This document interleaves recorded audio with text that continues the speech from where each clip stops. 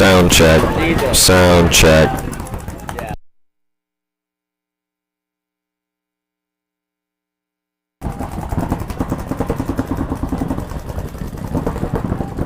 Testing.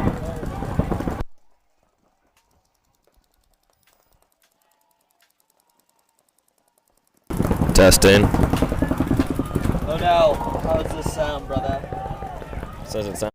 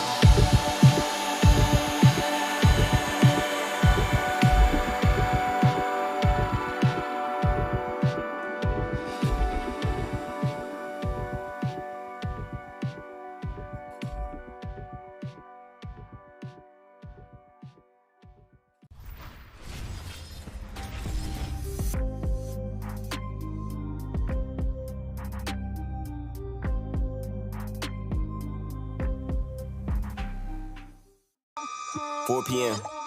Texas, Fort Worth. Top 5 iTunes, no promotion. And you know I had to do it big, no Samoan. Finna wig out, I ain't talking about a sew-in. Got a lot of pool, I ain't had to use both hands. Raw, no Trojans, still don't give a fuck. Whole crowd full of sluts, and they finna give it up. Hands on robbery, yeah, they finna.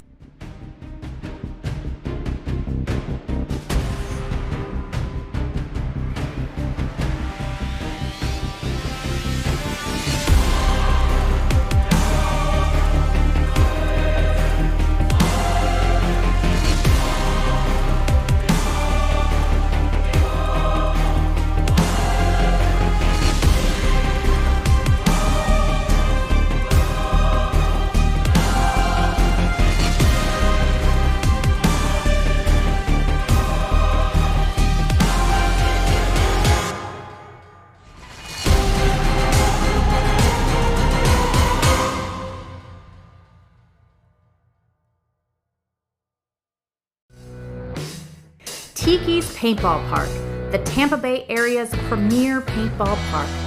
Enjoy lightning-fast check-in and all-new rental equipment, including dual thermal lenses to eliminate any mask fog.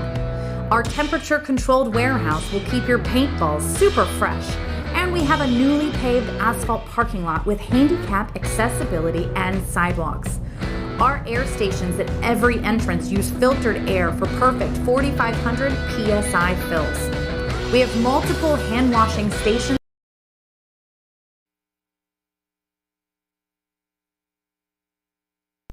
All right, and we're live here.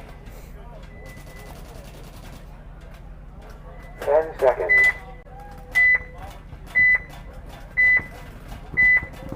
Can we get confirmation that you can hear the booth right now? Game on.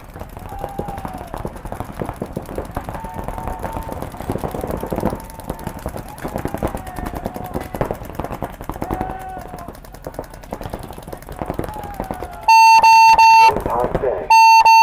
Game stopped. No point. Oh no, can you hear Chris and I in the booth? Hello. Yeah, we're good. All right. So, I got Chris Horn here from Damage in the booth this whole afternoon. Chris, why don't you introduce yourself? People already know who you are, but what's your experience with broadcasting, and what are you looking forward to seeing, say, as we watch the Division III X-Ball here at 30 MVPS? seconds. What did you see yesterday? Give us the rundown. It was playing. It seemed like a lot of teams who really won the breakout were going to win the point. 20 seconds. Both sides being a Dorito side, if you got out wide, you're able to fly down it pretty well. If you can wrap and go, work with your ones and twos well. The middle could surprise people too. Like many points where they would sneak in the middle, come through, and people just weren't checking them off and just getting caught on the bump. So it's an exciting field. I like it. Slows down sometimes, but it's a good overall field. Yeah, as we're in our first match of the morning here, we'll probably see some, these teams just trying to figure out the field. Obviously, they've been practicing it for these last couple of weeks, but, come tournament time, you might learn some new things and see what other teams are doing. So we had our first match of the day. It was Broward boys versus Damage Control. Damage Control able to wrap it up 2-1 with just a nick of time left. And now we got Deep Impact and Tiki Wookiees. And so far from your scoreboard, you can see Tiki Wookiees is kind of putting a beat down on Deep Impact. It looks like they're going to wrap up this final point pretty handily. And Chris, are you familiar with any of these teams we've seen so far today? Are you familiar with any ones we got playing in the Division III? You got any favorites coming in? Their Damage Control plays at Legacy, so I'm familiar with them. They're a solid team. I see them play all the time. They got great players, good coach, good organization. Broward boys, I know some of those guys. They're solid. Dynamic is a team that plays always at Legacy, always out there. I know they won the last one. They got some great players there, great coaching. So from my experience, those guys are kind of more so the teams that I'm more familiar with. But there's still, I've heard and seen a lot of these guys out here for a long time. Bunch of talented players out here just coming up. So it should be a really exciting day. Yeah, and you mentioned Dynamic. They were able to sweep all the X-Ball series last event, which is I've never seen that happen. So shout out to Dreads for that. They're definitely going to be a contender coming in. They got Jet on their roster, as well as Nest and some of the other guys that came up in that camp. Yep. And next, in these next 5 minutes, we got Invasive and Headbangers reloading coming in. We saw Invasive taking second place in D4 yesterday. And then after that, we got Livewire and Rampage. Livewire, I believe, is coming from ML Kids. Yeah. Yeah, so that you'll see some younger players on there. And as we wait for these matches to start, we'll kick it off to our sponsors. We wouldn't be out here this morning in this event without them. Ruthless Paintball, DLX Lux, GI Sports, Tiki Paintballs, Dye Paintball, Living Waters, Kinetic Paintball, Carbon Paintball. So we'll kick it off to them, and we'll see you here for this Invasive versus Headbangers Reloaded match. Tiki's Paintball Park, the Tampa Bay area's premier paintball park. Enjoy lightning fast check-in and all new rental equipment, including dual thermal lenses to eliminate any mask fog. Our temperature-controlled warehouse will keep your paintballs super fresh, and we have a newly paved asphalt parking lot with handicap accessibility and sidewalks. Our air stations at every entrance use filtered air for perfect 4,500 PSI fills. We have multiple hand washing stations for all customers and family-friendly, low-impact paintball to tie it all together. With our 5 fields to choose from, we have traditional speedball, close quarters combat, city field, old school mounds, attack and defend on Bunker Hill. Relax in our tree-shaded 2-acre staging area with plenty of picnic tables and hammocks to choose from. Cheer for your friends and family with a perfect stadium view of all of our fields. Located at 210 Pruitt Road in Seffner, Florida. For more information, visit us online at tikispaintball.com or call us at 813-571-1300.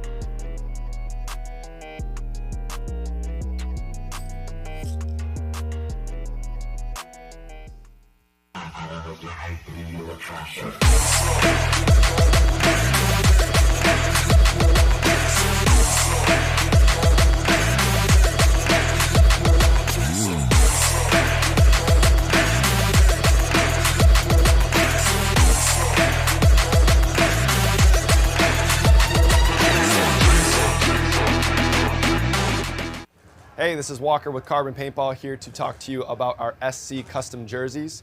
To start your team's design, head over to crbnpaintball.com, fill in some team information, including what colors, what template you want to base your jersey off of, upload your main team logo and any sponsors, enter your name and your number, and we're going to kick you back a 3D image of your jersey.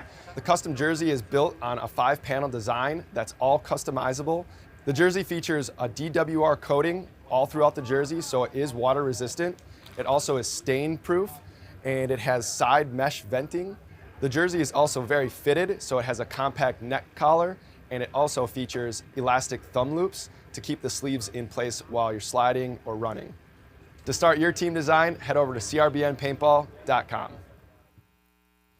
Walker here with Carbon Paintball to discuss the Zero goggle system with you guys. We have the Pro version and then the SLD. What you're going to notice first is the color options. On the Pro, it is a semi-translucent Airflex bottom. That's the mask region. And then with the Solid series, it is just a solid color. It's opaque.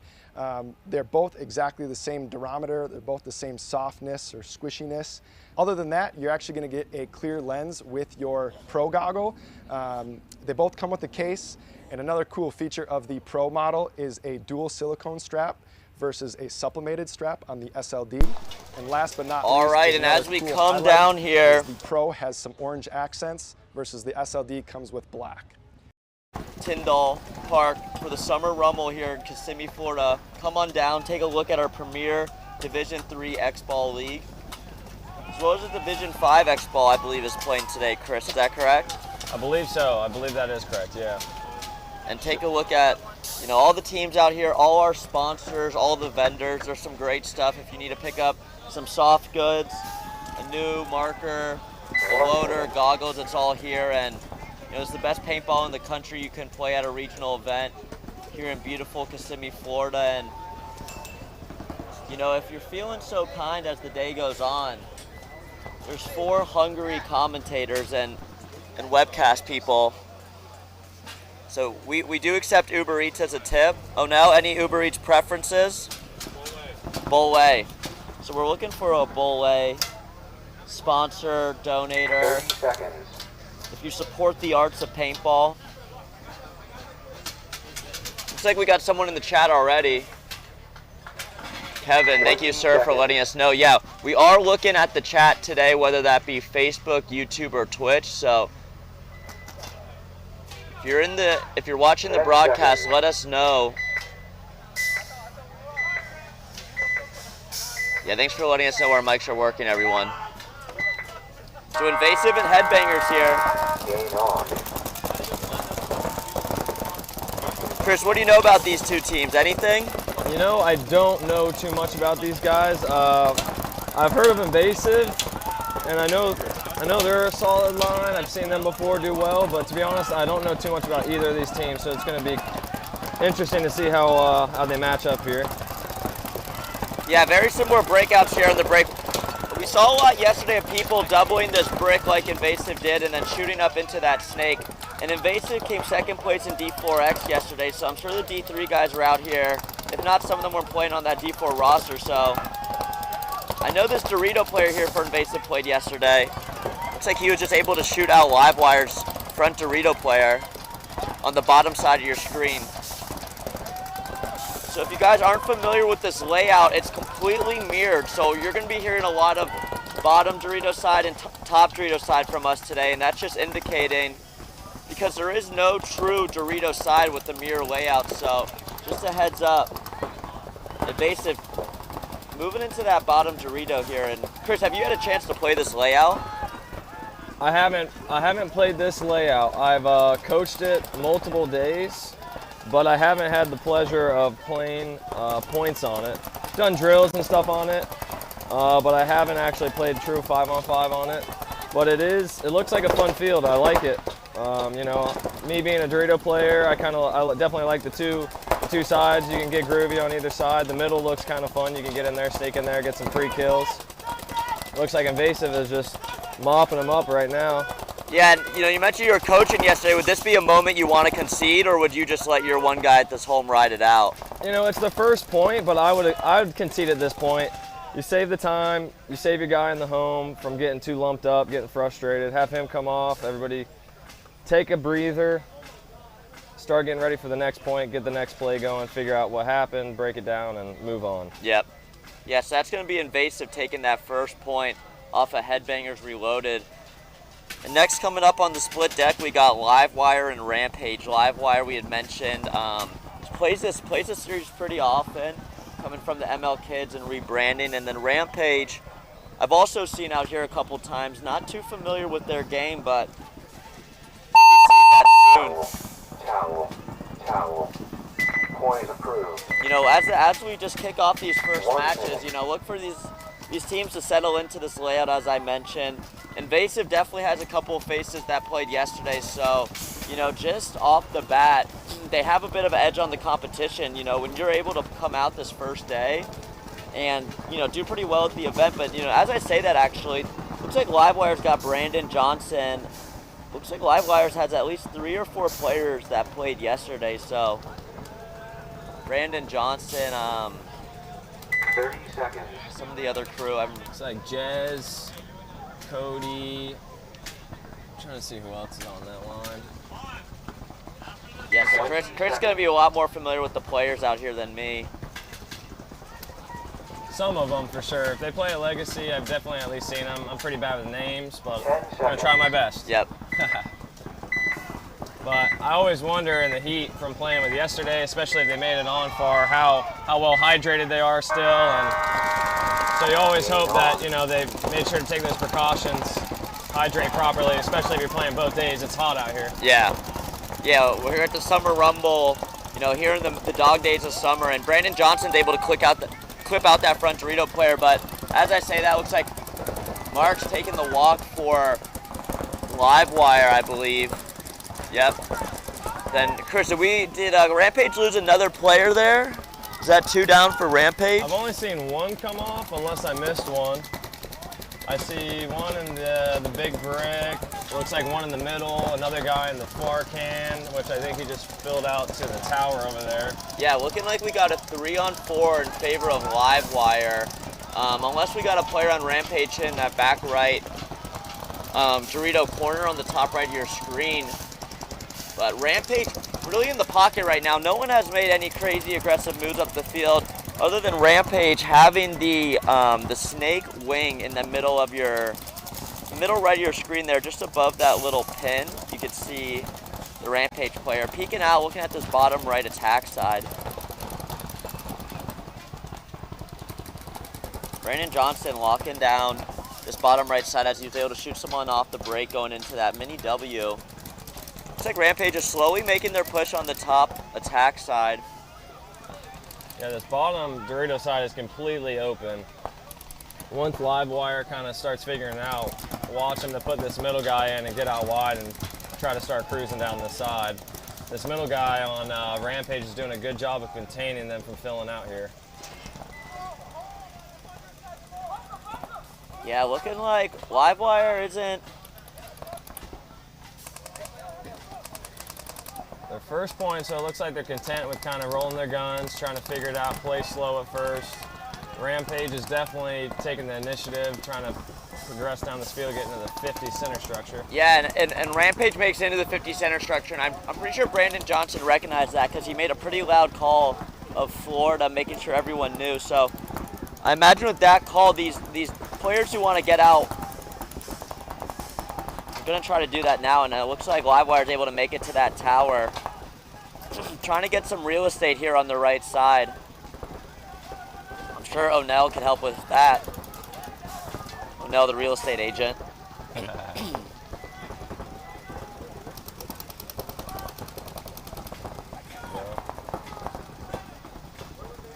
Looks like Livewire's player in the back's trying to say, hey, make that move. Yeah, absolutely. Jez is, I've watched him a good amount here at Legacy, and he had some great points at practice. I watched him win a 3 or 4 on 1. So he's a solid 2. He communicates, moves efficiently. They got a good team, so watch for him to really talk to his front guy to start trying to figure it out and work down this side of the field. Yeah, and Rampage has pretty great field advantage despite being down a body. Being in that 50 middle as well as that Dorito 1 on the top side, and then Rampage has their back player behind the Dorito 1 in the Dorito tower, so look for Rampage to try to pick off a body to even up the kill count.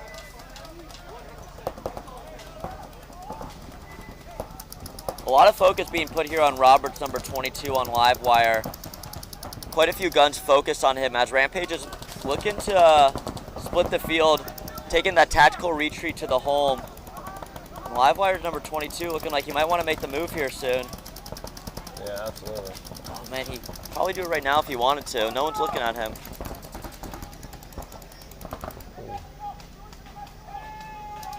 They catch the far Dorito side guy on the fill on Rampage. Rampage in the middle is getting checked. Yeah, looks like Rampage tried to make a move into that 50 Dorito. Here comes Brandon. Oh, and the home got shot. Towel. Yes. Towel. Rampage Towel. concedes. Point approved. Looks like we got a Livewire fan in the chat as they take this first point against Rampage. Slower point, but you know, well played by Rampage or by Livewire to pick off Rampage as they're trying to make their moves to make something happen. You know, we saw a lot of slow points on this layout yesterday. Just as I mentioned, as teams get adjusted, you know, we'll start to see quicker points. This is a versatile layout. Like, you could really have those slow points, but also have 19-second points as we saw yesterday. 30 seconds. Yeah, absolutely. They could go either way, either drawn out or definitely seen some fast points. Because the shots from the center brick are so good. If they go wide on either side, it's almost, if you have your lanes dialed, should be a free kill there. So, you know, I've seen multiple times, especially yesterday, where they're getting 2 kills off both sides, and that's huge. You know, 5-on-3 on the break is is quite the advantage. Let's see how this point goes down. So Invasive took the first point just under, just a little over 12 minutes against, or just over 2 minutes against Reloaded. So let's see if they come out here 20 seconds. with some fire on their feet as they lost that first point, and you know, plenty of time to take back the point, but Invasive looking really strong that last point. 10 seconds. It's looking now on Headbangers Reloaded. I see, it looks like Ian Helmer's out there, Chad Gonzalez. Trying to figure out who else is out there. Game on.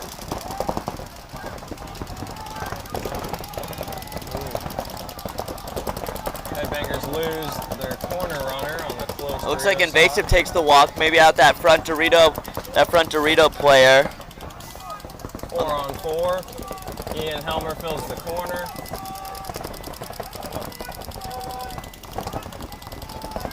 So Headbangers picking up that they were able to get a body off the break. Invasive shooting up the middle now, right into that 50 middle. And I don't think anyone on Headbangers was able to pick that up. It's like Invasive is watching the far Dorito side, cutting down that side, making sure nobody fills out.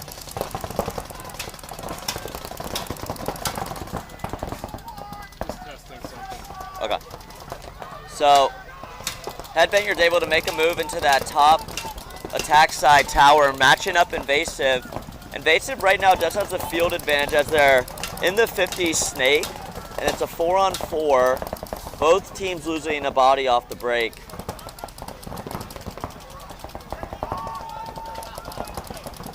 Does it look like Headbangers want to make a push here, Chris? Are you thinking this player on the top tower, or you might want to move soon, or you know, what would you do here as this game starts to develop? You know, it looks like he's getting a lot of pressure. So I think for here, his two behind him need to start working out with him and maybe have Chad switch or vice versa.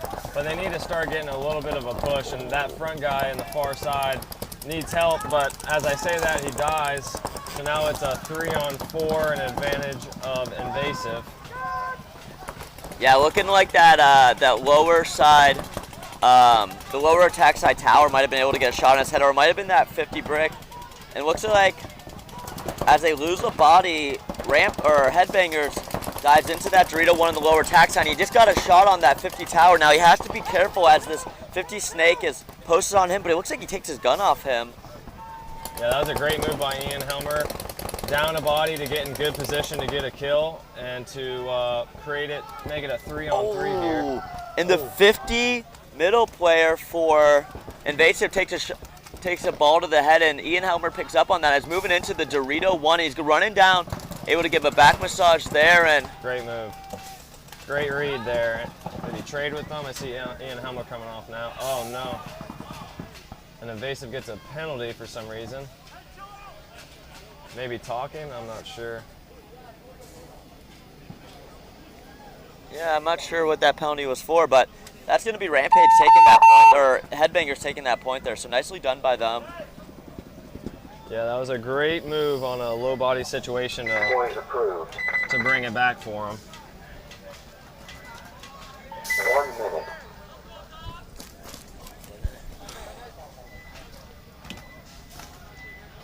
So if you're in the chat right now, let us hear who you're cheering for in this matchup, and you know who you want to see take the event here. We have a lot of fans coming from all over the country. You know, I see a lot of Damage Control fans usually. Looks like we have a Livewire fan. A lot of the teams with younger players, we get a lot of fans in the Facebook and the YouTube and the Twitch. So make sure to subscribe and throw us a follow on any platform you might be viewing us on. So let's take a look at the MVPS Maximum Velocity Paintball Series on any social media platform. We got YouTube, Instagram, Facebook, and join the Facebook group as well. 10 seconds. Next we got here Livewire back off Rampage. Livewire was able to go up 1 point early. Let's see if they can hold the lead. Game on. Pocket play here for Livewire. Our Aztec player Jez getting a check now. Looks like he's clean. Ooh, and Rampage makes it into that 50 snake again early. Yeah, that's huge, especially if they don't catch him going in there. That guy can get some free kills if they're playing a little loose. Looking like Livewire kind of breaking out into the pocket again. No crazy moves off the break here. Just playing pretty conservative. They got the back 5 bunkers with the 2 cans on the attack side, the 50, or the middle brick. And oh, looks like the middle brick might just got clipped as he takes the walk out. That's gonna give Rampage the option to maybe start pushing one of these outside attack lanes, getting out of this can. And they were able to go wide off the break, which is, you know, always an advantage. And yep, looks like this player from the corner is able to move into Dorito 1 on Rampage. Great move. Used a little mini W to kind of shadow out those positions on the opposite side of the field to get right past it into that Dorito. He's looking cross now. His 2's heads up, watching over him. Let's see if number 23 here on Rampage looks to start wrapping and seeing if he can start moving here. Mama, Damage Control took the first point. We weren't live for it, or took the match. But it was a great match, 2-1 with squeaking out the last point with 13 seconds left to play, and Max Rooney was able to do some damage. Right now we're watching Livewire Rampage. As Rampage has pretty obvious field advantage. Kind of starting to pinch Livewire in, as this bunker's feeling small for this bottom side tower player right now. He doesn't even have his gun up, he just has to squeeze in. As he's getting looked at from not only the 50 middle, but also this Dorito 1 player. Ooh. Tower on Livewire shoots the Dorito guy. It's a good shot. Yeah, great shot by the Livewire player, able to free up some space for him to get some work done. So nicely done by that player. Got a 4-on-4 now. Still field advantage to Rampage. Yeah, look for Livewire to try to start to take some real estate on the field, as they're perfectly mirrored up on both attack side towers as well as the 2 home bunkers.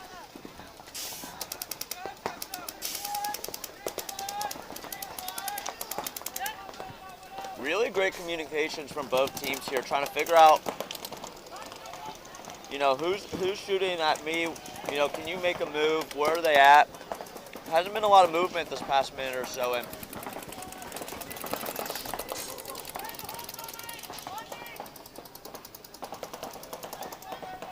yeah, when you get up in the divisions here at MVPS, you'll really start to hear, you know, very specific communications like, hey, the home's on me, the home's looking the other side.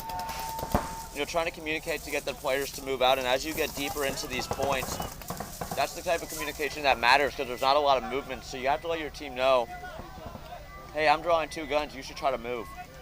Yeah, absolutely. Once you get to this division, like you're saying, Sam, is when that, what they like to call the small ball communication comes into hand on exactly how your 2 or even across the field can help you, whether that's switching jobs or putting somebody in for you so you can move. So that's kind of, you know, at this level, that's the teams are really using that sort of communication to get down the field and work together to close points.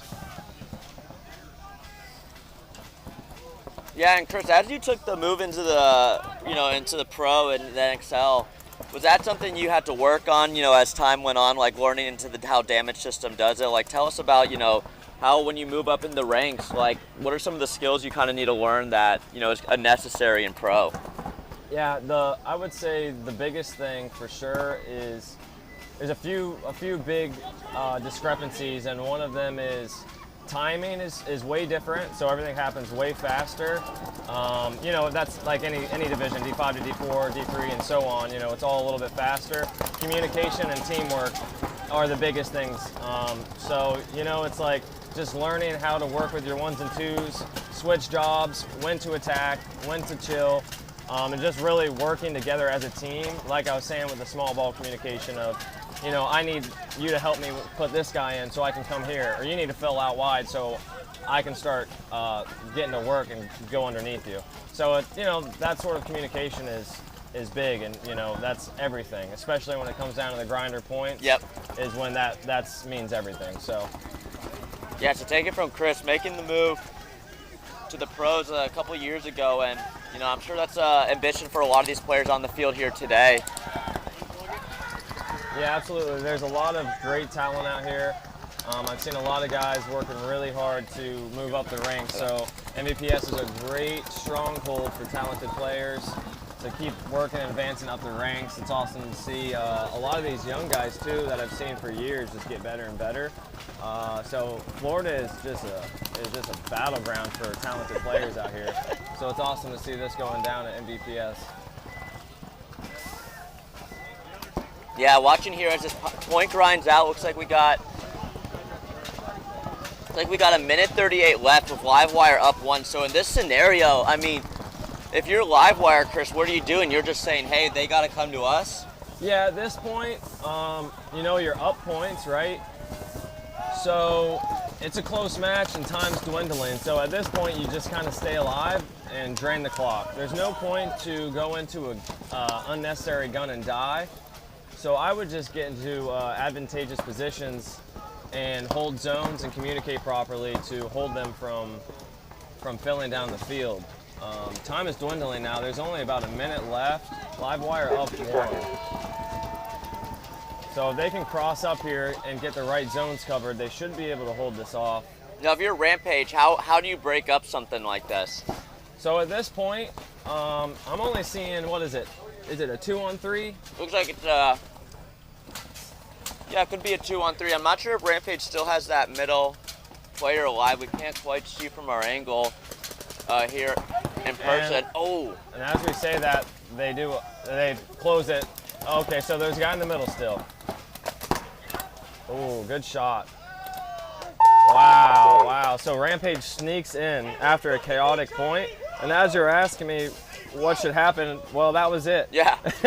You hit some shots and you get down the field. At that point, we didn't see the guy sneaking through the middle, so he did a great job. But the biggest thing there is a lot of times is causing chaos and then your players reacting properly off that chaos. Yep. And that's exactly what they did, is they moved together and they closed. So the Dorito guy wrapped, went forward, shot the middle guy. Off that kill, the guy in the middle and the other side launched to pinch out the last players there. Yeah, that was nicely done by Rampage, understanding we don't have a lot of time left and we just have our opportunity, and they took it. So that's going to be a 1-1 Livewire and Rampage with 24 seconds left. And remember, folks, in these preliminary matches of the MVPS, there is no overtime. So with only 24 seconds for one of those teams to get a point, we might see a tie here from our second set. But now we got Invasive taking on Headbangers. There's a pretty good match we got here. It's a slugger. They're throwing headshots and throwing punches. But let's see who stays alive as we go into the breakout here.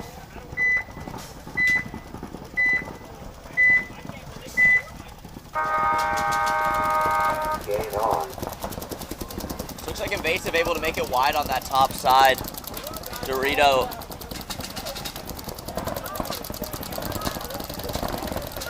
But they lose a body on the bottom side attack, and that was the player who played Division 4 Expo yesterday and was able to take a second place, so that's going to be a big loss for them here. Oh, and then Invasive loses another body out of the bottom side home, so look for this bottom side attack as he makes into the 50 Dorito, and that's really good awareness by number 55 Young, understanding they just lost both players on that side.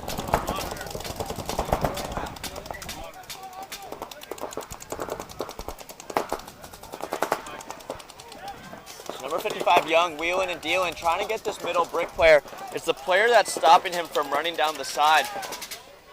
And Young didn't catch this, but looks like that middle brick player moved to the home bunker on the lower attack side. But a lot of great communication coming from Rampage here. And yeah, he has no clue he went to that home, but he just caught it now. The home player kind of missed his shot there as Young kind of got tricked. But really nice fill here from the Invasive player to go from that middle brick into that left attack side, or that right attack side can.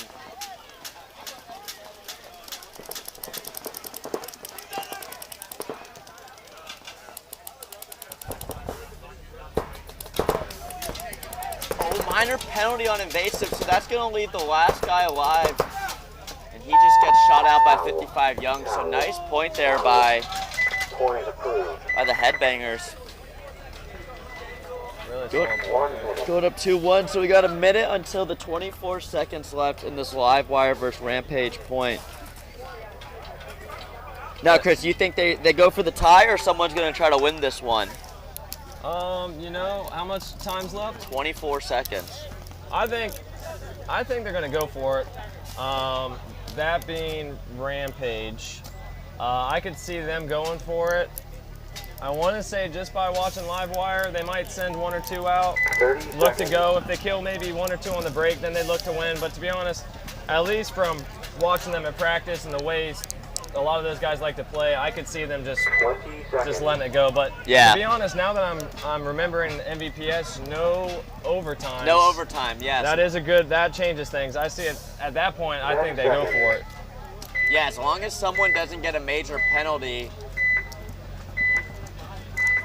Yeah, that is the big no-no here. Yep. So yeah, as you say, Livewire's going for it here, big time.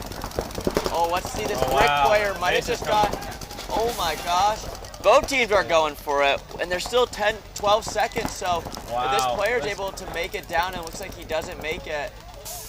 So that's gonna be pretty much the point here, so man. Looks like each team said, hey, let's hold. Game time finished. Game stop. No points. No points. Game finished. Here we go, a no point 1 here. minute. Probably works.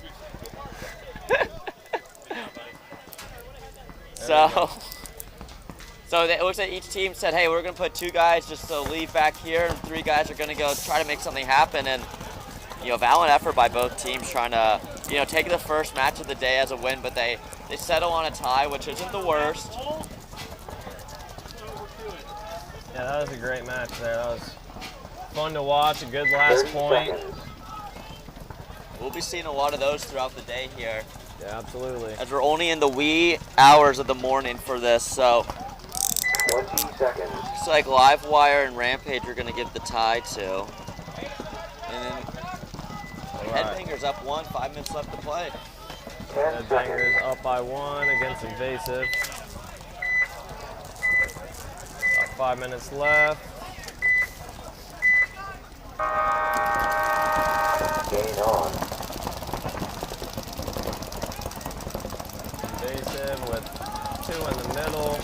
Invasive launches up the middle, dies going forward. Looks like it's now a 4-on-4.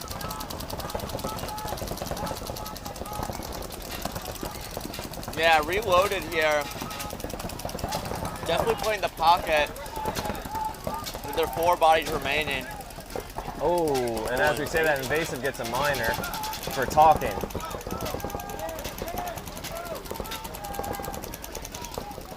So man, Invasive shooting themselves in their foot right now. And he's still talking, man.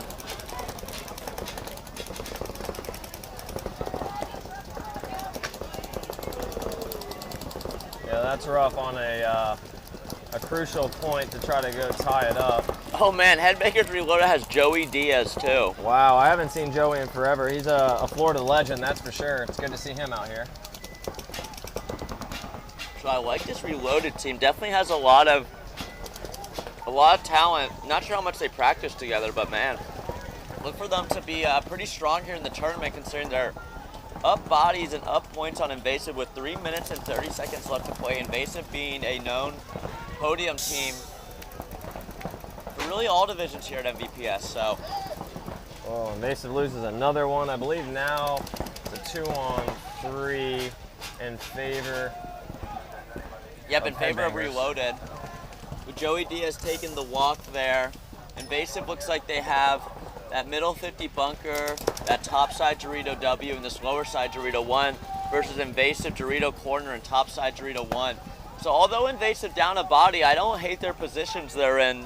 Yeah, being exactly. wide. Yeah, Invasive made a good fill out to this corner. Right now, watch him. He might start going forward. Look to go forward here. Yeah, this Invasive player made the right move going out to this corner, but being down 1, this isn't time to sit. Oh, and this top Dorito player is eliminated, trying to wheel and deal his way out there. You know, it's a 3-on-1 and you're down a point. If you're Invasive, do you look to concede here? Yep, looks like they have to say that. I hear the towel. There we go. Point approved. Yeah, in those situations it's tough because, you know, you want to have faith in your team, but at the same time you want to also remember the clock is so important. So a lot of times, whether, you know, a team might immediately concede it or they might just see if they can give their player a few seconds to see if he can do some work. Like earlier in the first match with damage control, it came down to a 3-on-1 and Max Rooney was able to pull it off. So, you know, at times, sometimes just letting your guy work is important. But, you know, just clock control out here is so important. Yeah, especially on this layout, because you could really grind down a point. So look, we got Headbangers going up 3-1 against Invasive early here on their first match. Look for Invasive to try to cover those 2 points with only 2 minutes and 25 seconds left to play. And now we're in X-Ball format, so if you are watching, you're unfamiliar with that, is we normally play a split deck, so there'll be 4 teams playing consecutively. But because Livewire and Rampage tied out a little earlier here than Invasive and Reloaded match, we're now going to X-Ball format, so I believe they have, is it 2 minutes between points? I believe so. Yeah, it's either 2 minutes or 1 minute 30 seconds, but a very short amount of time when you have to get into your pits, get air, get paint, get cleaned up, and get back out there. So, you know, this is going to be a lot of who's got the better pit crew as we see they come out. With 30 seconds, there's no one on the board, so we might see a timeout. Yep, timeout coming from Invasive. 20 seconds. Timeout.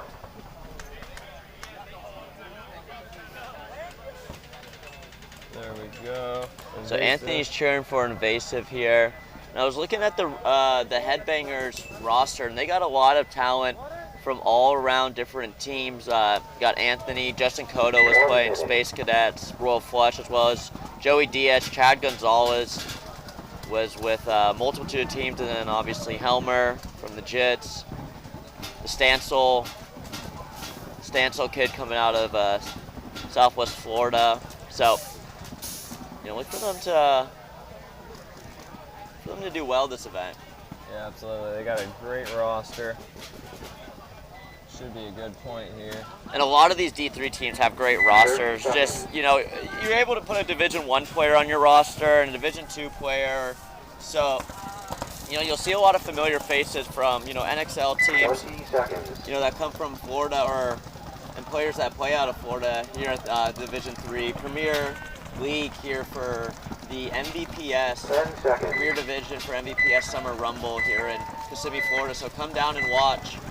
This is the best paintball being played by far this weekend anywhere in the country.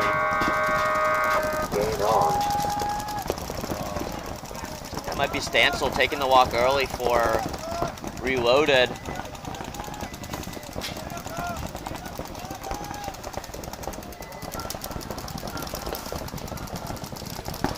Invasive, the 5 against 4 bodies.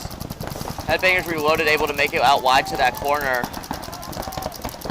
That was a good fill to stop the bleeding over here. There we go. Invasive with a good fill out wide to start looking to attack. We got, looks like Chad Gonzalez and the big brick for Headbangers to lock down the side, but then Invasive dies out of the Aztec in the back, which evens up the count. And number 42 on Invasive is pretty upset he just got pulled out of that home right now. He's, I think, the same player that pulled that minor penalty for talking, and he was still talking to the ref. But Invasive now making the push in the middle, which is what they need to do when they're down. When they're tied bodies 4-on-4. And I don't believe anybody saw that move either, so now he fills further into the 50, which is a good move here. Let's see if he can pick somebody up sleeping. Yeah, 1 minute left, and they need to get 2 points, so someone needs to make a move. I think shooting out this brick player for Headbangers Reloaded will give them that opportunity to react off of chaos, but looks like he's taking no heat. With 45 seconds left. Invasive loses another one though from the far Dorito side. But then he shoots the Headbangers player. Yeah, and this Invasive player takes advantage of that, moving up into the middle 40. So wow, good shot down the Yeah, it looks like this Invasive player is able to take out this Dorito making the move. Let's see if he could. He knows there's going to be a middle player there. Oh, he might have just missed him. Oh! Great move. Wow, nice awesome. move there by Invasive player. That's the play of the day so far that we've seen, I would say. Yeah, that was a great move to make that read through the middle, cut the seam, check off, and get at least 2, maybe even 3. So that's number 21 for Invasive there, JC. So really nice move to give Invasive just 1 point down, 20 seconds. It's enough time we've seen out here to get a point. See if they can make that happen. And again, we are an X ball, so they only have 1 minute and 30 seconds to get onto the field and get ready, and Invasive already used that timeout. It's gonna be a quick point here.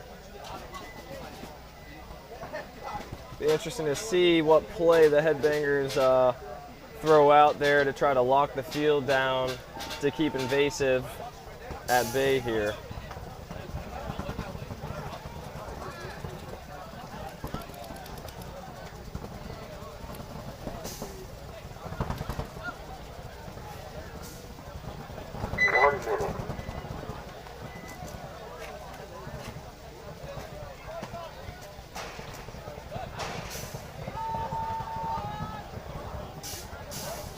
Alright, looks like Invasive walking out now. Let's see who they're putting out.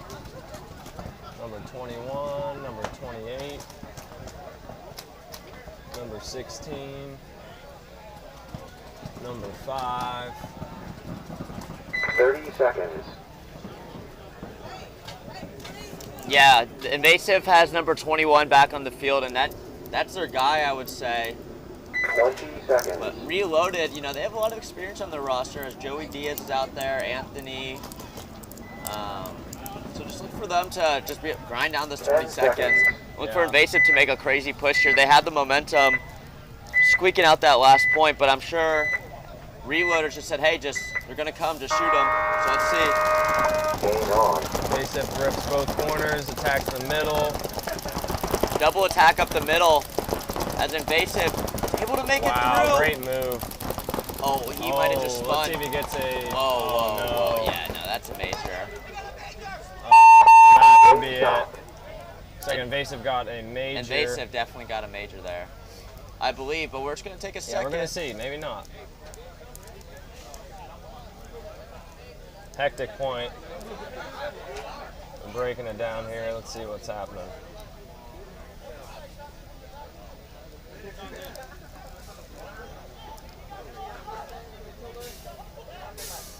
Got some arguing going on. So Invasive was able to make a little run down the middle. Reverse point. Game finished. Yeah, so Headbangers gets that point. Invasive got the major. I would say well-called major. Yeah, it looks like he got one clean, and then he went forward and got shot and kept playing on. Well, and then he hung the buzzer dirty, right? Then he still hung it. So I think he still had enough time to maybe get one and let his boys catch up to him and to maybe get the point. But, you know, at times when you're flying down the field and he just, I guess, just tunnel visioned up, yep, wanted to get the win. So unfortunately for them, picked up that major. It's going to be a 4-2 loss for them.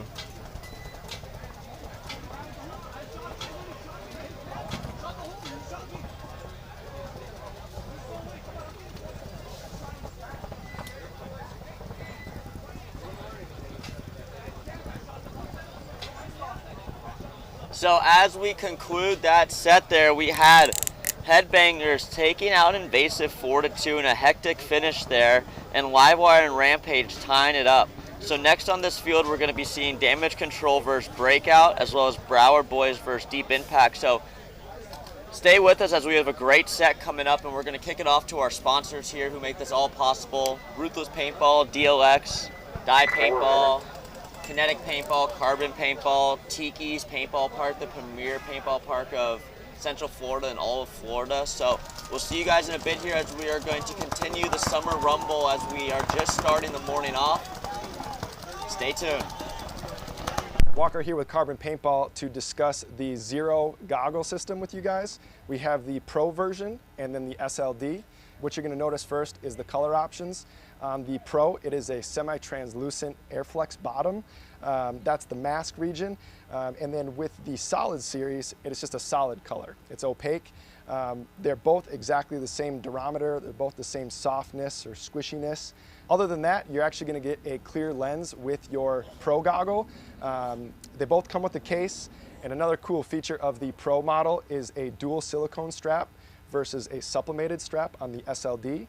And last but not least is another cool highlight is the Pro has some orange accents versus the SLD comes with black.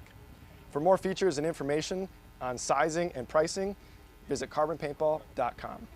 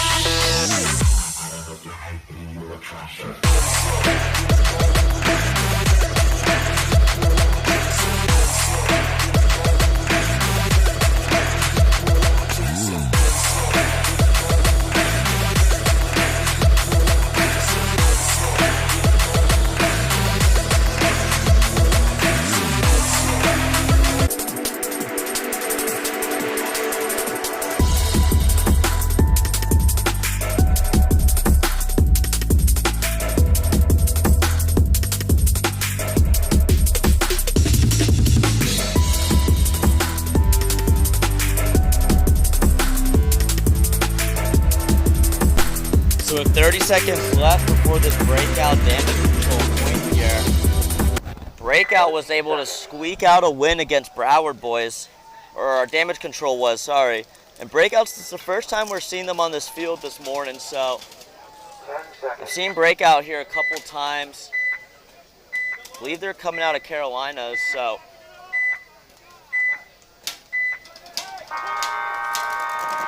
Game on. It's going to be a big match for damage control as they were able to take the first one, but you know, going up 2-0 this early in the tournament in your matches is going to be huge. So yeah, Breakout coming out of the Carolinas of Matt Sosman, who used to play for Vicious back in the day. Good to see him out here at the MVPS. So looks like damage control taking the walk early out of that top attack side. And Breakout, you can see, is capitalizing on it by going out to that top little W. Breakout also filling the bottom attack side, mirroring up on this tall tower.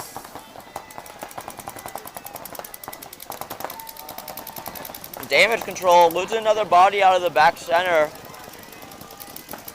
So 3-on-5 body advantage to breakout, or to breakout here, as damage control looks to control the damage. That breakout, it looks like they're able to do just that, as this bottom player, number 27, is able to shoot out his mirror.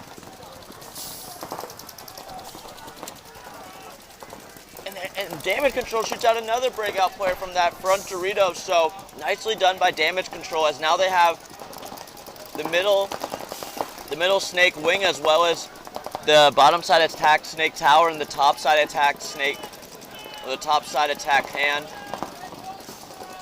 Filling out to the tower. And breakout has the lesser of the field advantage here, because they're kind of stuck in this pocket where damage control is able to start spreading out the field and looking inside to pinch them.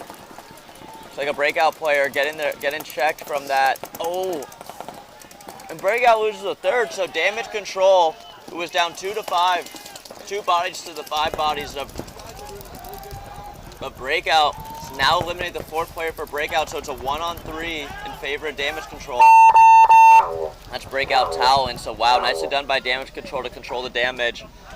Number 27, I believe that's Max Rooney, as well as Bubba in the middle. 1 minute.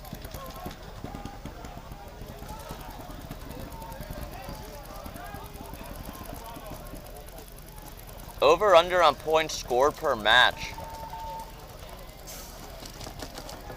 I don't know, I feel like yesterday we saw a lot of points max out, a lot of matches.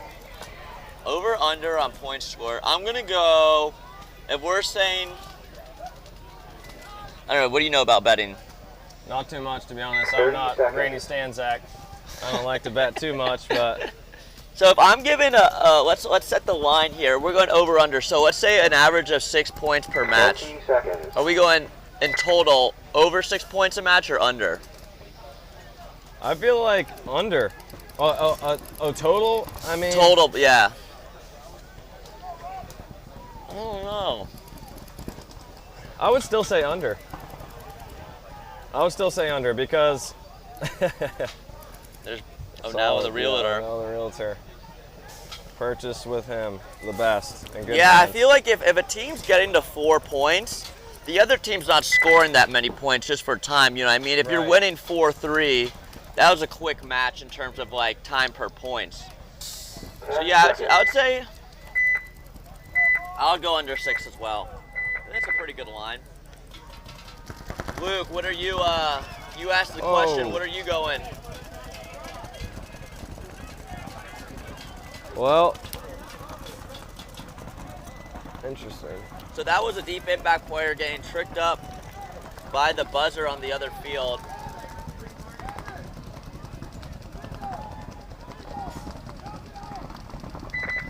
All right, Stevie, yeah, that's a good point. All right, 5.5 over under. If it's 5.5, then I'm going over because I'm going for that 6. Game on. There we go. Deep impact, kind of playing the pocket here, but launches up the middle. Yeah, deep impact. That player kind of showed what he was going to do early. Deep impact Broward boys. The first time we're seeing, we've seen both these players or both these teams on the field this afternoon. Both teams took a loss in their first match. Yeah, this is a big match for both here. Looks like Broward boys are taking the initiative. Looks like Broward boys. I thought his headband was on his top of his head, but looks like he's got like a fishing mask, but he doesn't pull it up to his forehead. I haven't seen that type of headgear before. You know, that's new. A trendsetter, perhaps, I'm not quite sure, but he's rocking it out with confidence out here, so you got to respect that. It's Broward boys with the early field advantage, as they have that top side Dorito 1, and you look at the top right of your scheme, you have O'Neill on the deep impact side. Looks like O'Neill's their 6th player. They're eyeing the sky, their UAV, their EMG, or whatever it is, that takes out electricity in Call of Duty. Yeah, Broward boys definitely with the real estate here. Looks like Deep Impact is trying to figure it out. Looks like Matt is a Deep Impact fan in the chat here, cheering on his boys as he got a little bit of disadvantage when it comes to the real estate sponsored by O'Neill of the field, because Broward boys is slowly, having a cohesive push, as we might see this bottom W player looking to make a move into the Dorito 1. You can see him kind of inching out, trying to understand what's on him. Looks like he crawls back in, taking a look at the inside. I don't hear Broward boys, or I don't hear Deep Impact shooting their gun a lot here. Yeah, they're definitely not. They need to be rolling their guns a little bit more. If they're not communicating. Yeah, that's a Deep Impact on your screen. Looks like they got a player being checked out in that cannon. This player is holding on for dear life, as well as the stakes are holding on for dear life as he pushes that cannon, trying to stay tight as Broward boys begins to squeeze him out. And you can also see Deep Impact player here. Yeah. As they pan over to the Broward boys side, this is that Dorito W player who I believe is going to try to make a move right now. Yeah, he's just trying to wrap and get this Snake player out for Deep Impact, and right here you got the Broward boys side. Good fill over here from Deep Impact to the corner to widen the field here. So 0-0, Chris. We're coming down into just over 4 minutes into this point, or just about 4 minutes. What do you want to see from these teams to close it out here? I can't totally see on the far side, but I think Deep Impact has 3, or do they have 4? I can't tell if there's one far over there in the corner. Deep Impact has 4. Okay, so it's a 4-on-4, but the can just dies. Oh. So they were in definitely bad position compared to Broward boys over here pushing down the field. So Broward boys kind of had the ball for sure to start moving. It took him a little while. He's kind of focusing on the inside. Right now he could start rapping and really getting down the field. But for Deep Impact, they just kind of have to hit a shot at this point. Yeah. Either catch somebody on the move or hit a nice good snapshot.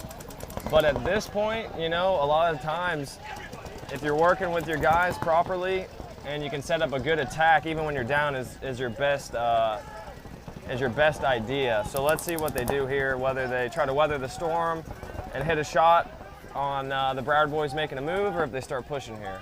Oh, and Broward boys takes a walk off the top Dorito side. Looks like now they're front attack player. And as I want to give Broward boys prop for making a steady push, and they are doing just that.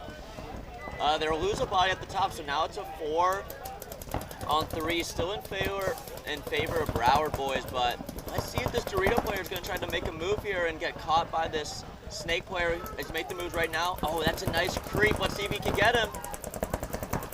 Wow, very nice. Nice move by Broward boys here as he trades out at the middle, but they're able to get that 50 Dorito. Let's see if he can get this. Oh, wow. Looks like he gets the brick player, and all that's left here for Deep Impact is that corner player. I'm not sure what this 50 Dorito player is trying to say here. The player's walking off. He was trying to get a penalty because he was saying the guy in the brick was playing on because he shot him in the pack. So he was screaming for it, didn't get it. His own player shot him when he went to get the bunker. But nicely done by Broward boys, being able to pinch out Deep Impact, who has the fan favorite here. They got Cody and Matt in the Facebook chat. Looks like we got Laz for the breakout boy, or for the Broward boys. So, nice first point to Broward boys, a long point, but being just under 6 minutes.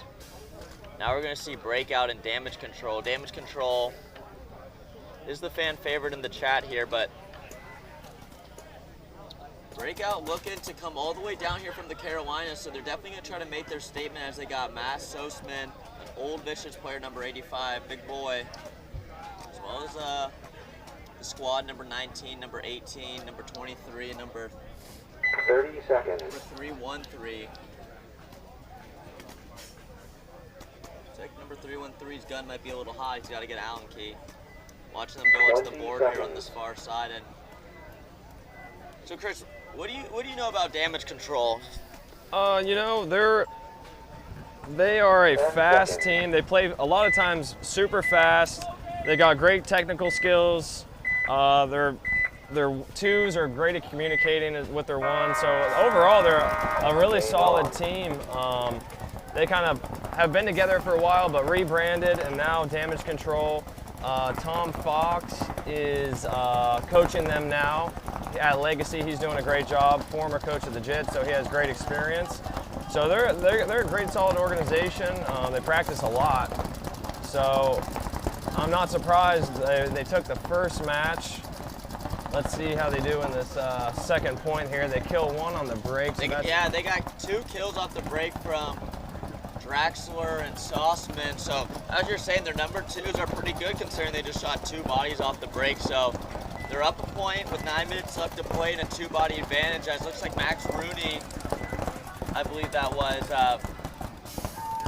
launches into the snake for Damage Control and is looking to lock down that bottom attack side as Damage Control also starts to push the damage onto the top attack side, getting to that middle W.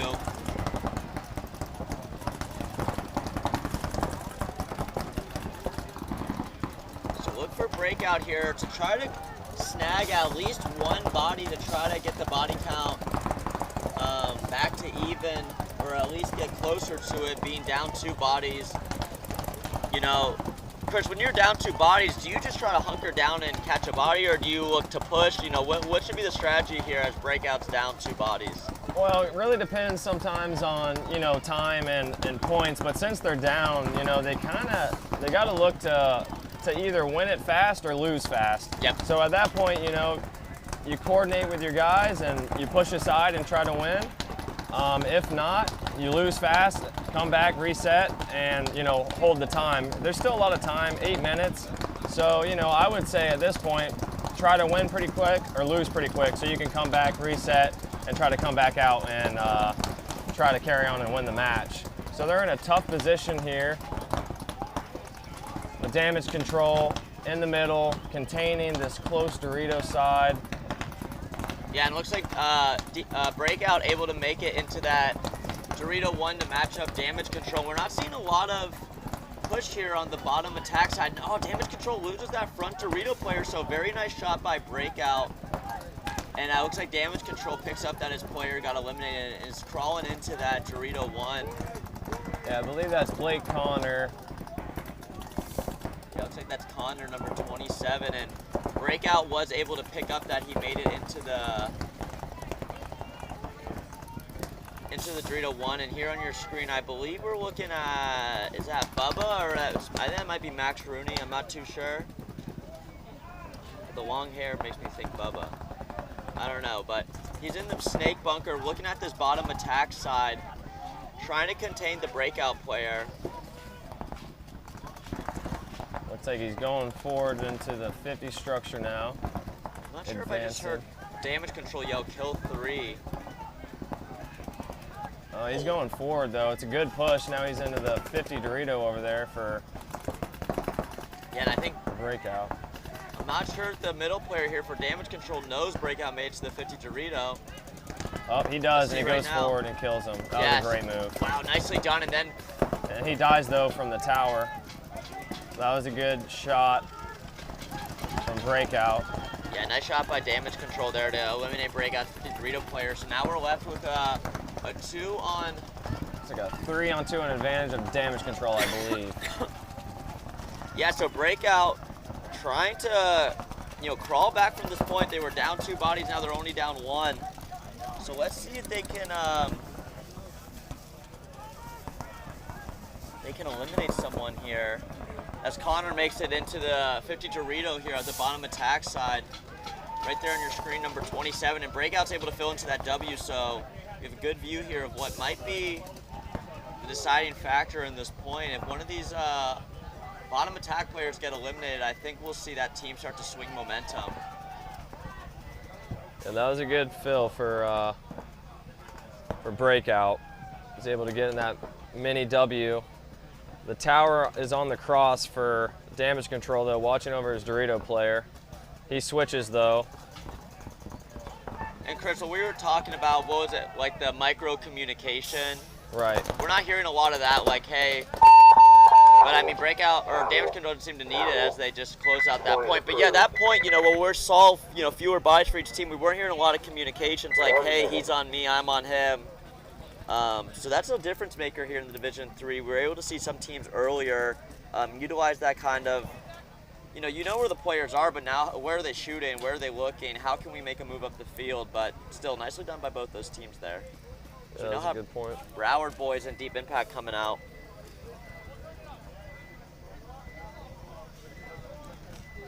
Broward boys up 1 with 6:35 on the clock. So first point was a long point. Let's see if Deep Impact here can come back to tie it up.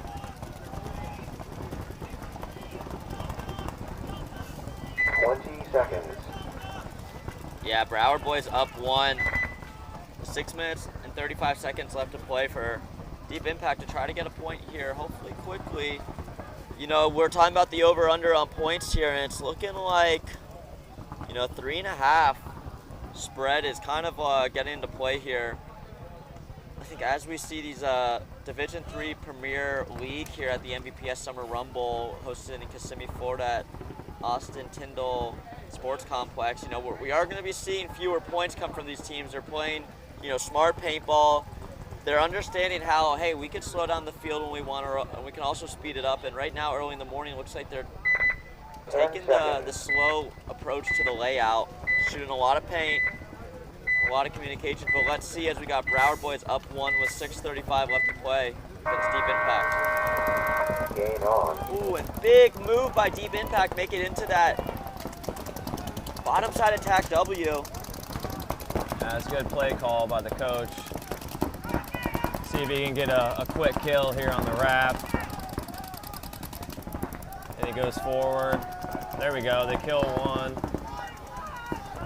Yeah, that's the kill Impact needs there. They're gonna, clean up a point here quick. Now, the ball is on this Dorito player for Deep Impact. He's in the Dorito 1 very early on. Let's see if he can get someone. Let's see if this corner player is able to make it. It looks like he does. Yeah, see, that's unfortunate for Deep Impact. If that 2 was holding the zone properly, they wouldn't have been able to fill there, and their front Dorito player would have been able to wrap a little bit easier there. So that's the importance of rolling your gun out here, especially in these higher divisions, as teams make good fills out very quick. They still have great field advantage here with Deep Impact in the first Dorito. Pushes the 50, looks like he makes it clean. Let's see, he's getting checked, no, and he dies, wow. Good shot from the big brick in the middle there. I never understand why players de-air their guns after they get shot. Yeah. I'm not sure. Either way, it looks like Deep Impact loses 2 bodies off this lower attack side as they had complete control of it, and they kind of slipped up and lost both their players there. So look for Broward boys to make, up some room as they have a free side to make the push. Other than this mini W player, looks like he's taking some heat from the center brick player. Yeah, good fill back from the Broward boys. Fill back from the brick to support his front player here. They're both communicating, talking about the positions. They have this whole entire side of the field as they shoot another guy as he fills out. Deep Impact loses another one. Looks like it's a 1-on-4, I believe, in favor of Broward boys. Looks like Deep Impact made towel here. And they don't, and he gets bunkered. Now they towel it. Towel. Point approved. All right, Broward boys up. 1 minute. Up 2 with 4:03 on the clock. Damage control up 2-0 with 5 minutes on the clock. Still lots of time though. Still plenty of time for Breakout to make a comeback here. I mean, they came all the way from the Carolinas, so they're going to be one of the tougher teams to knock down. You don't travel all that way just to come here and get taken advantage of by the hometown team. But one of the hometown teams here at MVPS, but Damage Control is looking real solid and they're feeling confident on the board, giving up high fives. 20 seconds. You know, keeping their foot on the pedal. This breakout looks to make a breakout. Bring back 2 points to tie it 10 up. seconds. 30 seconds here. Let's see what this this breakout's gonna look like from both sides here. Game on. It's like Damage Control loses 1 from the far. Yeah, Damage Control taking the walk 2. early off that top attack side, losing both their players. That's huge, yeah. Breakout really needed that.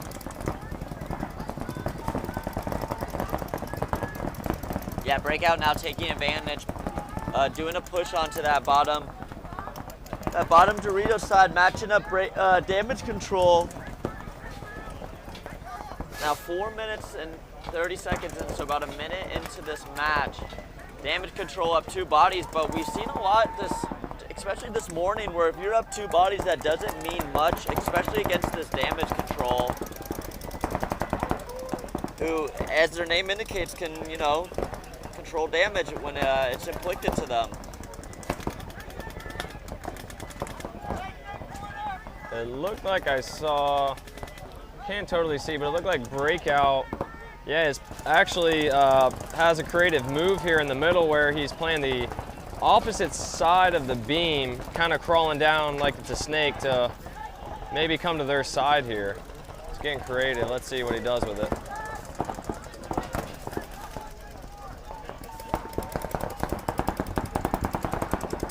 So Breakout needing to make something happen here with now 2 minutes into the point. They're still up 2 bodies, but hasn't gained much real estate here on the field. So there we go to Breakout, get into that Dorito 1, and Breakout's player is able to fill out behind him. Here on your screen you have the Breakout player. Let's see if he's able to get him out, and he does. Nicely done. Good shot. Sneaking into that Dorito 1 and shooting the Damage Control player.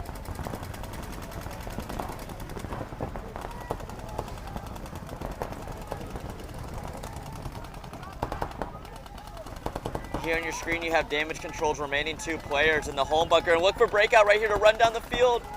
He gets 1, he gets 2.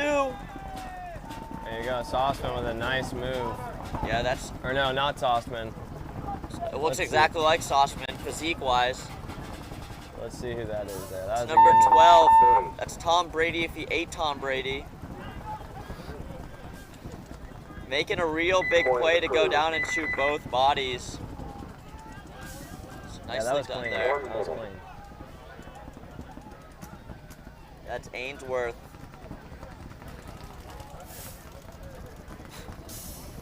Taking on the field here, we got Deep Impact. Looking at their pits here. Trying to figure out, his gun was de-aired. I really don't understand that when people get shot, they de-air their gun. I've never done that. Yeah, I don't know. Maybe just became a habit after a while. I'm not sure. I feel like if I did that, I would immediately forget, and Yeah. nothing would come out of the gun. So Deep Impact also shot his barrel cover off before getting into the field here, and you know, seeing these 20 seconds. these rookie mistakes as they enter the field, and the scoreboard's kind of indicating their body language as they get out of the pits into the field, just guns de-aired, barrel covers being shot off. But you know, it looks like they're gun happy, so let's see if they can push it to the Broward boys. They need 2 points in 4 minutes, so let's see if they can get at least a 2-minute point here. Game on. Got the split screen breakout. That's a beautiful breakout here. You got your home side, you got on the Broward boys. On your away side, you got Deep Impact. Yeah, Deep Impact's in both corners to get wide. 2 in the middle, trying to kill somebody off the break and hold zones. Looks like it's a 5-on-5. Deep Impact sending now 1 up the middle. Yeah, Deep Impact. Being able to send 1 up the middle, which gives him a bit of an advantage here as he looks to lock down this lower attack side. No one has made their way past past the can here, but they do have a back right corner for Broward boys. So, you know, as they're up 2 bodies, as they're up 2 points, do you think they're sending out wide, trying to say, hey, let's burn some time down as we're up 2? No, it looks like they just... He's going. Yeah, he's going. They both launch simultaneously on the far and the close side. And it looks like Deep Impact tries to launch to mirror them and get shot. So yeah, Broward boys have been doing the right thing of pushing the attack side all match here. This player on the bottom left of your screen has been doing this play pretty frequently here, where he gets to this mini W and kind of pushes off of it and wraps it a bit. And what he's trying to do here is he's trying to shoot that snake player, because he knows that snake player is going to be the one stopping him from making the move.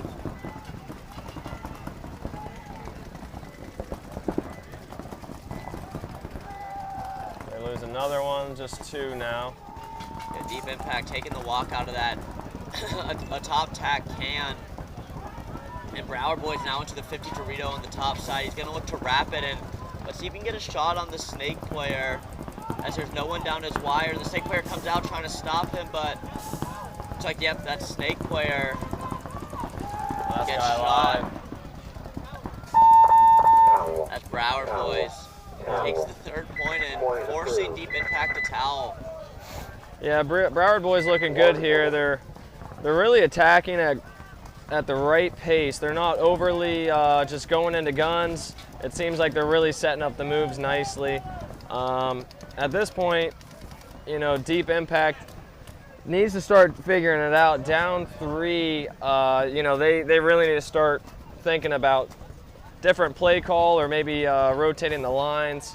But you know, at that point, you know, you just hope that your players aren't getting too flustered and discouraged. You know, you got to make sure that all your guys are still amped up and ready to go out there to try to take the win. So hopefully for them, they start piecing it together with only a measly 1 minute and 55 seconds to try to score 3. It's possible, so they just need to piece it together. Yeah. Yeah, I understand. I think when teams go down like this many points, it's a good idea to bring out some fresh bodies, especially this early on in the day. Get those guys some spins for when later in the day they do advance, their legs are warm. But now we got damage control, breakout, damage control up 1. Breakout was able to squeak in that last point, but looks like they lose a body off the break, which is not what they needed. They want to come back here with 2 minutes and 20 seconds left to play. Damage control is again just going to look to mitigate all the damage that Breakout tends to want to push on them. Damage control makes a dive into that mini W. Looks like he might have hurt his arm or something. The dive was rough. Yeah, hopefully not. Yeah, I think that's Nathan Russo. Hopefully he's all right in there. The guy on Breakout thought he shot him going in there.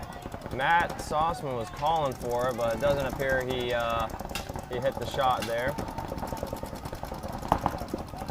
Matt Sauceman might be having flashbacks to when he played the PSP for Vicious, shooting people, and now he's kind of losing this one to a Division III team here. So Matt Sauceman coming out of retirement to play out here in the MVPS. Connor's making that move on the bottom left of your screen.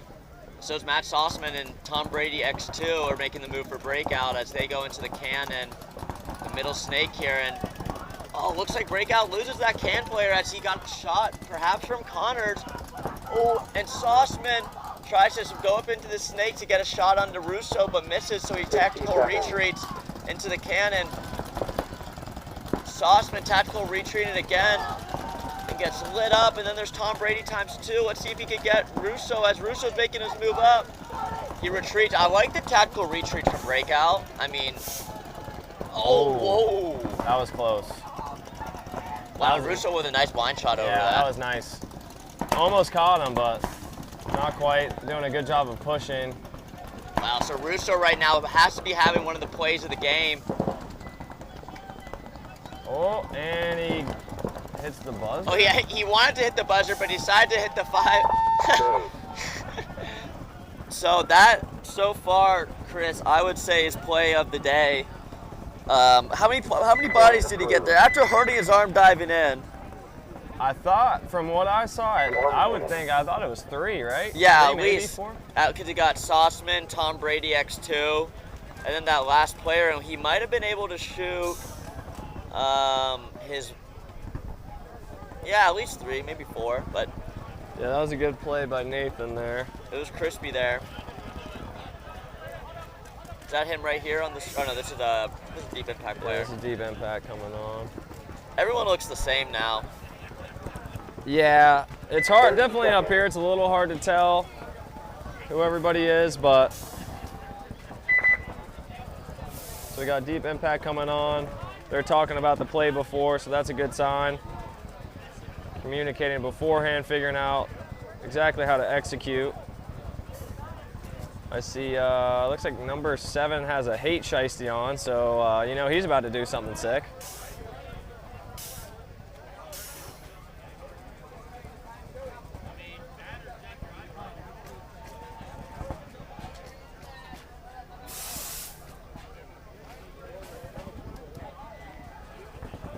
Yes, look at the pitch here, deep impact. They're obviously not too down on themselves, joking around.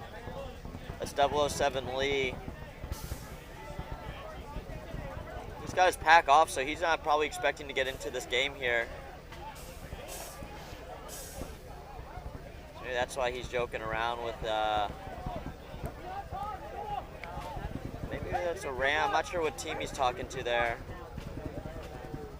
Broward boys screaming for more pods, so I'm assuming they're going to be probably holding some zones here, but the way they're playing, they're just kind of cruising through deep impact right now, the way they're playing. I wonder how number 116 got assigned to grab pods. Oh, it's for himself. I thought he was grabbing it for his teammates. Wow, he really... Let's see 116 on Broward boys. Let's see how many pods he shoots here. He needed 2 more to make like 8 of them, so hopefully he makes that jog worth it.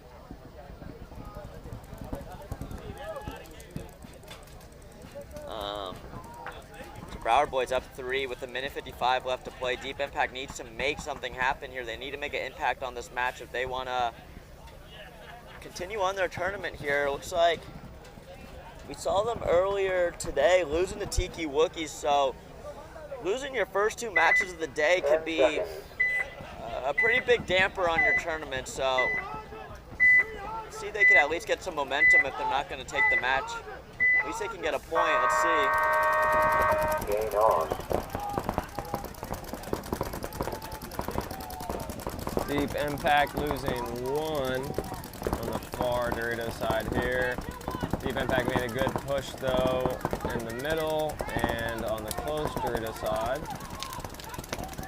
Looks like Broward boys loses 1 though, so 44. Yeah, this was 116 who grabbed all those pods, taking the walk early for Broward boys. So looks like he wasn't able to shoot those 2 pods he had to grab. Broward boys getting a check.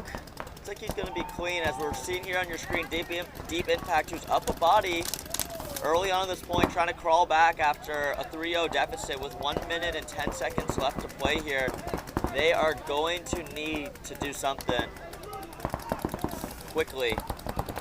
This Broward boy player loves that move, going into that corner, going on the inside low, 60 seconds. ghosting that tower, and then shooting over into the mini W. It seems to be working for him.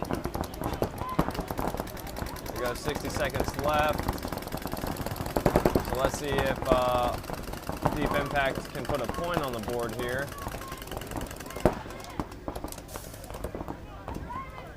Yeah, and they might not have enough time here. They definitely don't have enough time to win the match even. Let's see if they can even win a point. They don't really seem like they're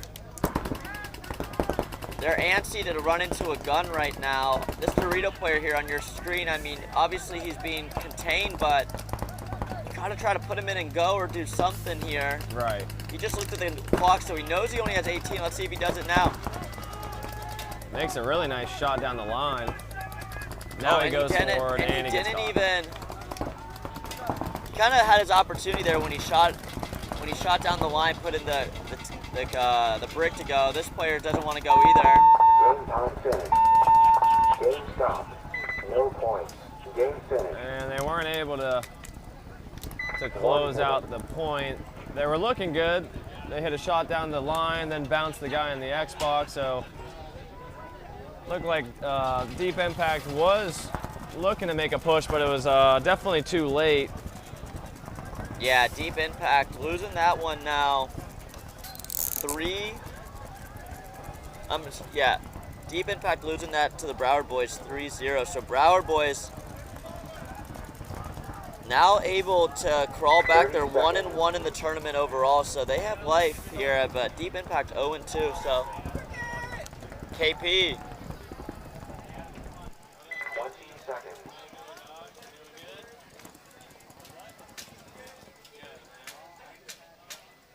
So damage control up 3-1 against Breakout.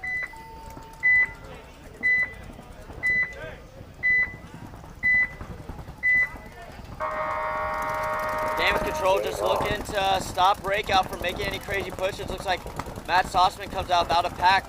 Only a pot in his pocket, but all he's doing is sitting in that brick. I hate to pick on him, but he's a familiar name.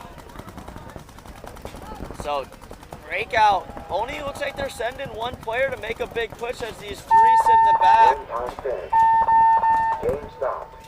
No points. Game finished. Yeah, and there we go. Damage control holds that one off. Breakout needed a little bit more of a unanimous push there. Yeah. Yeah, you can't just send one guy to try to win a point here when you're down 2, but that's Damage Control taking that match. So Damage Control heading to this tournament with a really strong start, 2-0 with a close one against Broward boys, and Broward boys taking down Deep Impact, able to make up some room as they lost the first one, as I mentioned, Damage Control. But as we kick it off here into our next set, we're going to hear some words from our sponsors. We're out here at beautiful Austin Tyndall Paintball Park, and just so you guys know, coming up soon, there's a 10-man tournament being hosted at Tiki's Paintball Park. The winner of each of these divisions, whether that be Division 4, Division 3, or Division 5 X-Ball, is getting free entry to that event. So if you're watching this tournament now, just know if you weren't able to play this weekend, we'll have the 10-man coming up here in August with sign-ups opening up soon.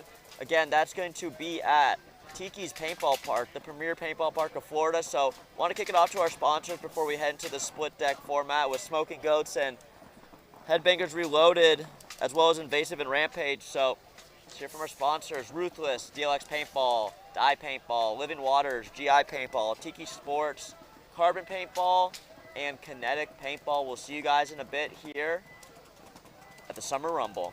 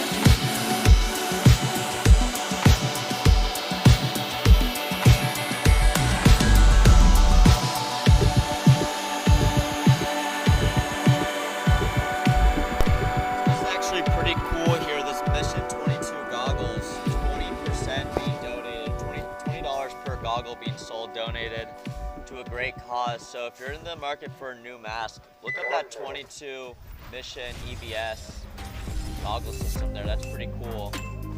So headed into this match now, we got Smoking Goats and Headbangers Reloaded. We've seen Headbangers. 4 p.m. Texas, Fort Worth. Top 5 iTunes, no promotion. And you know I had to do it big, no Samoan. Finna wig out, I ain't talking about a sew-in.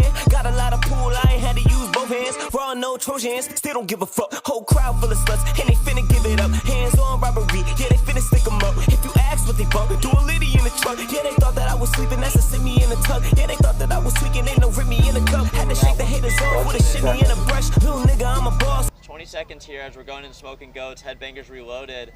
Do you know anything of Smoking Goats here, Chris? I don't. 10 seconds. I actually don't. I'll have to look at their roster and see who I know from there. Yeah, I've heard of them, but I just haven't seen much of them. Here's their roster right here. Game on. Yeah, not too familiar. Yeah, I'm not too familiar as well. But we have seen Rampage on, or Headbangers Reloaded on here that last split deck, and they were looking really solid. So haven't seen Smoking Goats on the field yet. Let's see what kind of energy they bring as they're losing one early. Oh, it looks like he gets a major penalty. Wow. Looks like he might have got shot in the pod. Didn't call himself out. The ref actually came over, grabbed his pod. Wow. Looks like they just called like every player out on the field for that major. That was interesting. So, quick one for Headbangers Reloaded there. Playing off the chaos caused by that major penalty. 1 minute. Pretty quick point there. Penalties definitely help speed up the process. Yeah, definitely. So quick one there for Headbangers. Now we got Invasive versus Rampage. Invasive did take the loss to Headbangers last point or last match. So let's see if they can stick it to Rampage, who took the tie with Livewire. So they're going to need a win if they want to have a chance to 30 advance. seconds. Both these teams need this win badly.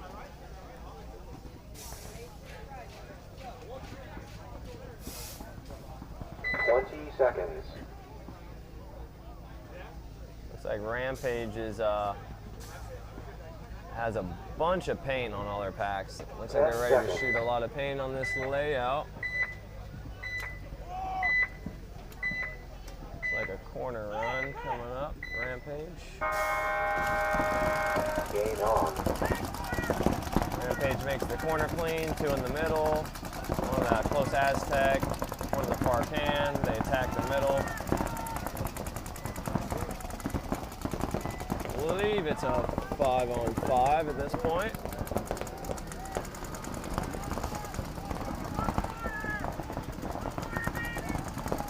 Both teams just communicating, shooting zones. So Invasive starting to make this push out to the bottom attack side as he's able to get into the tower after making 2 quick moves. It looks like Invasive also taking the push up to the top side can, while Rampage sneaks into the mini W into the Dorito 1. So nicely done by number 23 there, Vieira. Yeah, that was a great fill. Looks like his back player filled out to the corner, which doesn't look to be a fruitful move for him as he gets shot right in the chest. And I believe that's going to be coming from that Invasive Dorito player as he now makes his move into the mini W.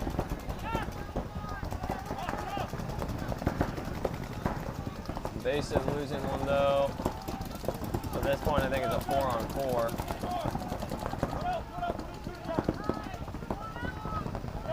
This Invasive player was looking for a move a second ago, but now he's looking inside, checking off the middle guy.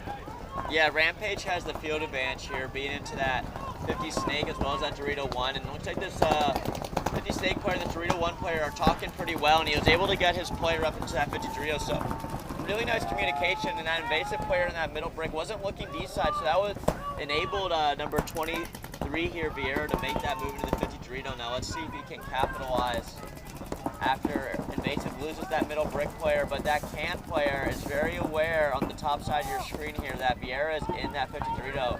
Vieira has to be careful as he backs up here. That can was looking his way, but not anymore. Now, Chris, what can Invasive do here to mitigate this damage as Rampage is pushing up? Only 2 alive. So I think in this, in the can on the far side, if he can get to that tower, it has great cross shots. So if he's able to get to that can to that tower, he can lock that down. So if he made that quick move, he might be able to catch Rampage on the next bump if he didn't check off on him. But then it looks like Rampage loses their guy in the middle. He goes to the tower, but he went, I was going to say a little late, but he's able to catch him getting sloppy. So that was a great move from the can to the tower to get that cross shot over. And then he just dies. Oh, he got shot by the 50, it looks like. And Invasive able to make that what? Towel. Point approved. Now that's interesting. I don't know if Invasive, I think it was a 2-on-1 at that point. Rampage called the towel there, which is interesting because I don't really know if Invasive knew the guy was there. Yeah. Looks like Spence is saying good morning. Good morning, Spence. Chat there.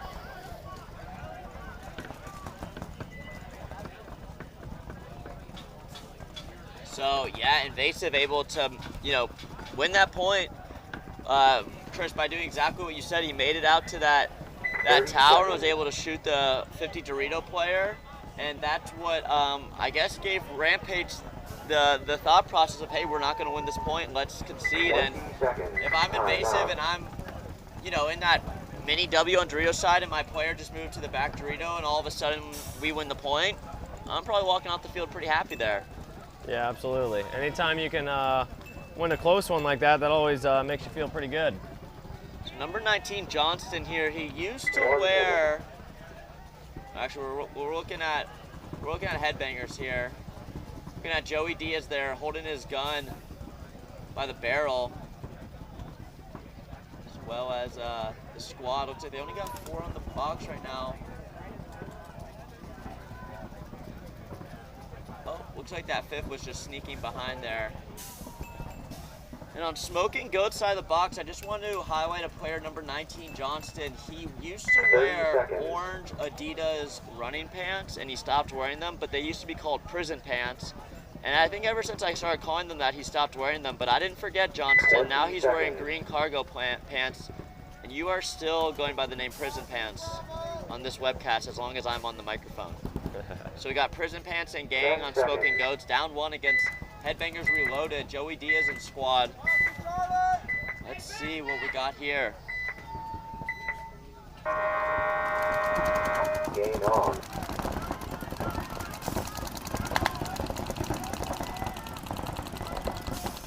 Pretty standard breakout by both teams here, looking pretty mirrored up. We got a player in the bottom side attack cans as well as the home side, one in the brick. Each team got a top side can, but Smoking Goats went wide, getting out to that top right corner. What are you seeing here, Chris? Well, now it looks like Smoking Goats attacking far on the far Dorito side, getting to the mini wedge or the mini W, so that's big. The big brick here in the middle is getting checked, and he got shot, so that's going to be a minor, pulling out another. So that's a minor on the brick player and pulling out Prison Pants, trying to get him back into the pits, aka the pen. So Smoking Goats, they're losing 2 as Headbangers now realize they're up 2 bodies, so they're going to start to make their push, and you can see a nice cohesive push getting into that Snake 2 with the little wing. The first Dorito on both sides of the attacking Dorito side. So nicely done here by Headbangers with the heads-up play. Looks like this bottom Dorito player on your screen is able to shoot out that tower on Smoking Goats, so it looks like there's just a few alive here on Smoking Goats. Yeah, they have the whole side to work with here, so. Yeah, you're seeing Justin Cotto here on your screen, number 27, used to be a Royal Flush and Space Cadets player. what you're seeing is he's blind shotting over the can to get into this corner, and he's going to eliminate him now right on your screen. So nicely done there by Justin on the webcast, waving him goodbye. Oh no. Oh no. What's happening? They just got a major penalty. Headbangers Reloaded just got a major, Game stop. it looks like. Let's see. Who got that major in the backfield? Somewhere on the Dorito side, I believe. It might have been, I don't know if it was the guy in the Miami Rage jersey or if it was Antonio. So I think Rampage, or Headbangers there had 5, so even with that major being pulled, they still have bodies alive, but we're just figuring that now in the field, and that major was sponsored by O'Neill Realtors, or Realty. Buy with confidence. For a real estate agent, call O'Neill Lee. Let his team and him help you buy or sell your home. Schedule your appointment to get a complimentary market evaluation. Give him a ring either if you're buying a home or just want to talk to O'Neill. That's his cell phone number on the screen. It's 786-877-4047. Again, that's his cell phone number. So if you're ever up at 1 a.m. and thinking about who you should call, maybe you had a couple beverages, O'Neill will happily talk to you. So that's his cell phone number. Make sure to give him a ring. And those are not veneers there, those are natural pearly whites. That says it all there. So that is who you want as your realtor there. So, taking a look here at the pits, looking like we got a Snapchat video being recorded right now.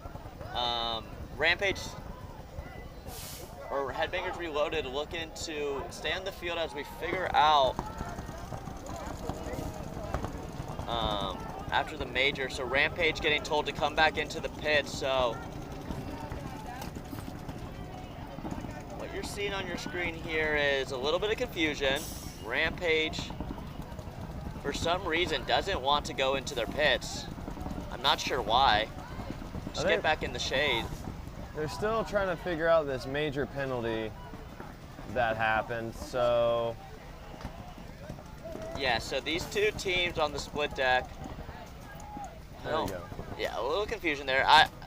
I'm gonna guess Headbangers Reloaded get this point. I don't see why they win. They're 5 alive, running down the Smoking Goats field. Obviously they pulled a major penalty, but that should still leave a body or 2 alive, 2 bodies alive.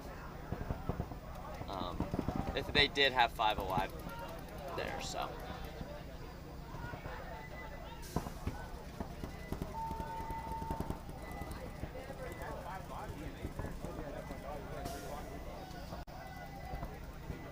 So waiting for a confirmation on that, but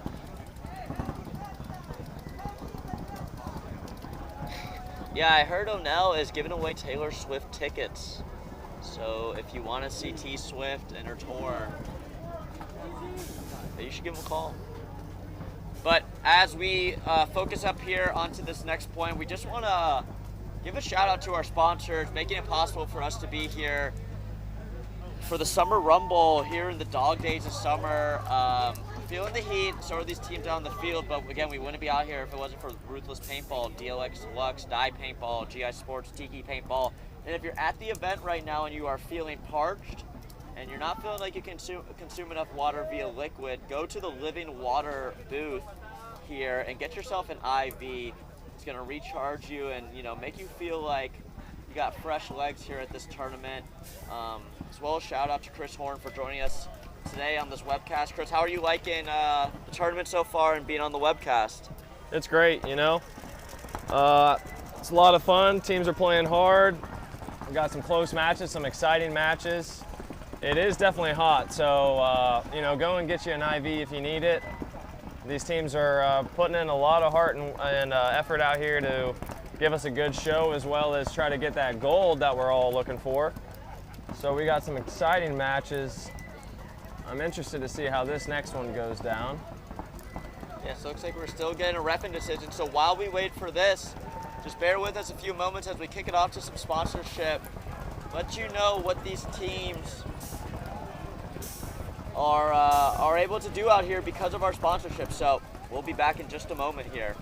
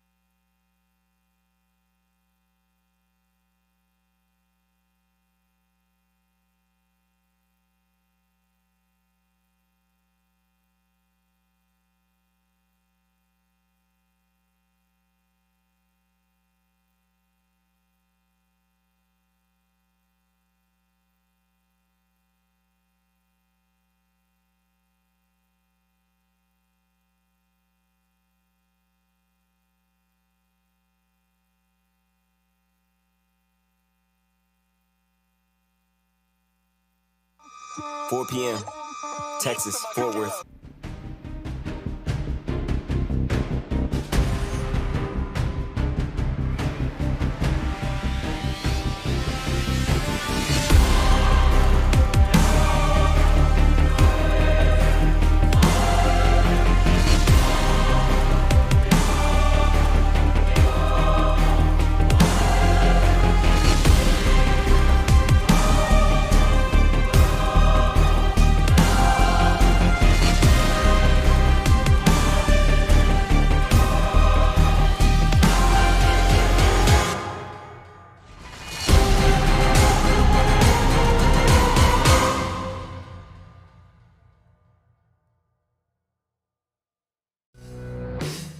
Tiki's Paintball Park, the Tampa Bay area's premier paintball park.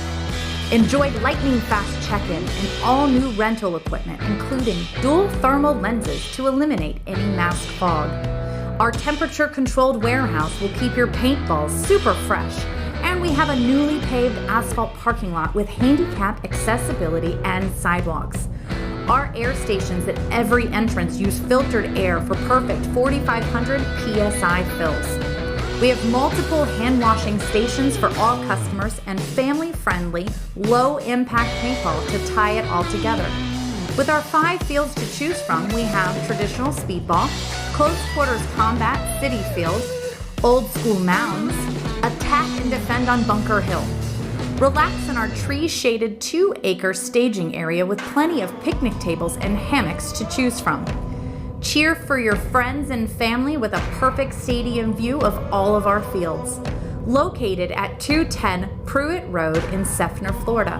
For more information, visit us online at tikispaintball.com or call us at 813-571-1300.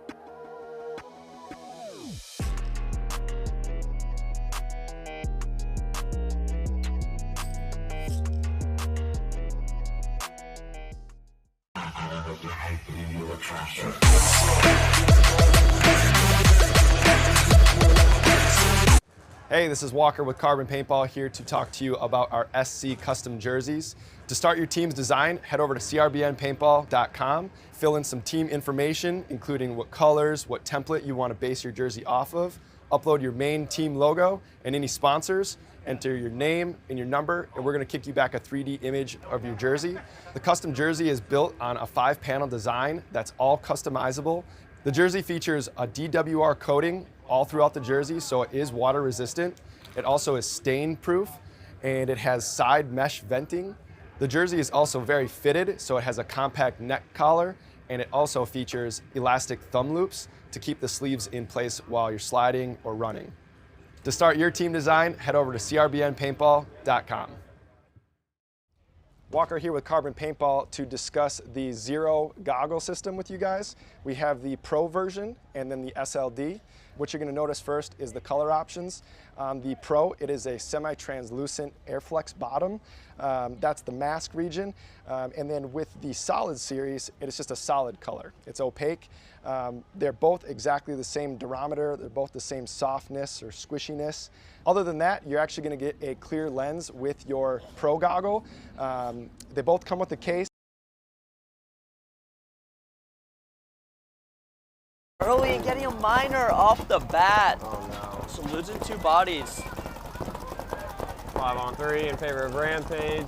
Good off the break shooting on their part. Invasive tournament has been plagued of penalties so far this morning. This is about I believe the 3rd one we've seen.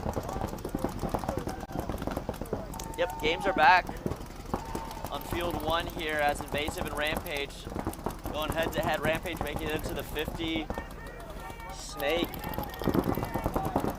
against Invasive's 3 players as they got that penalty early on off the break. Invasive with a 1-point lead with 8 minutes left, but they're down 2 players. I believe it's a 5-on-3. Rampage is communicating properly. There we go. Rampage makes their initial bump into the close Dorito side. Yeah, no, that's a great view of what we're seeing on your screen here. It's this Rampage player. What he's got on his wire here, and he has nothing. Although Invasive has a corner player, he's not looking down the wire, so look for this, yeah.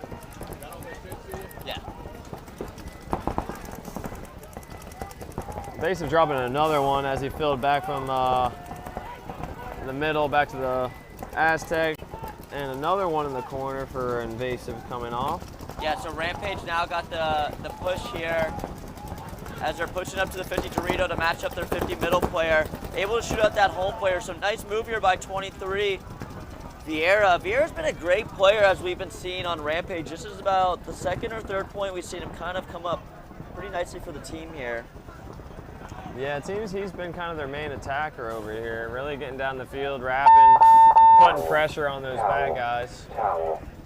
Point approved. So Invasive now 1 getting minute. tied up 1-1, and after that confusion here, we can see that Headbangers are up that point after being assessed the major, but with plenty of bodies left to hang the buzzer. So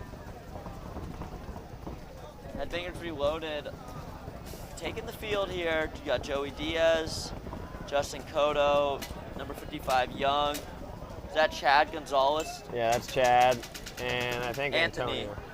Or Antonio. 30 seconds. Number 12, and walk on Smoking Goats, we got number 33. We got Prison Pants, number 19. 20 seconds.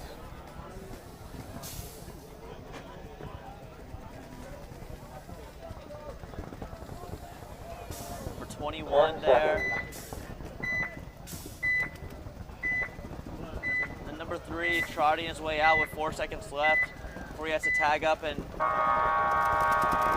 Game on. looks like Smoking Goats making that move right into the 50 Snake. Prison Pants making the move out to the bottom attack side into the can.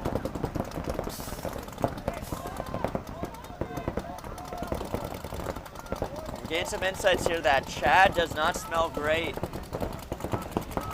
Chad Gonzalez for the Headbangers, coming from our Twitch chat. I wonder if a player on the box has their iPhone or smartphone and was able to send that as they were standing next to Chad in the trenches.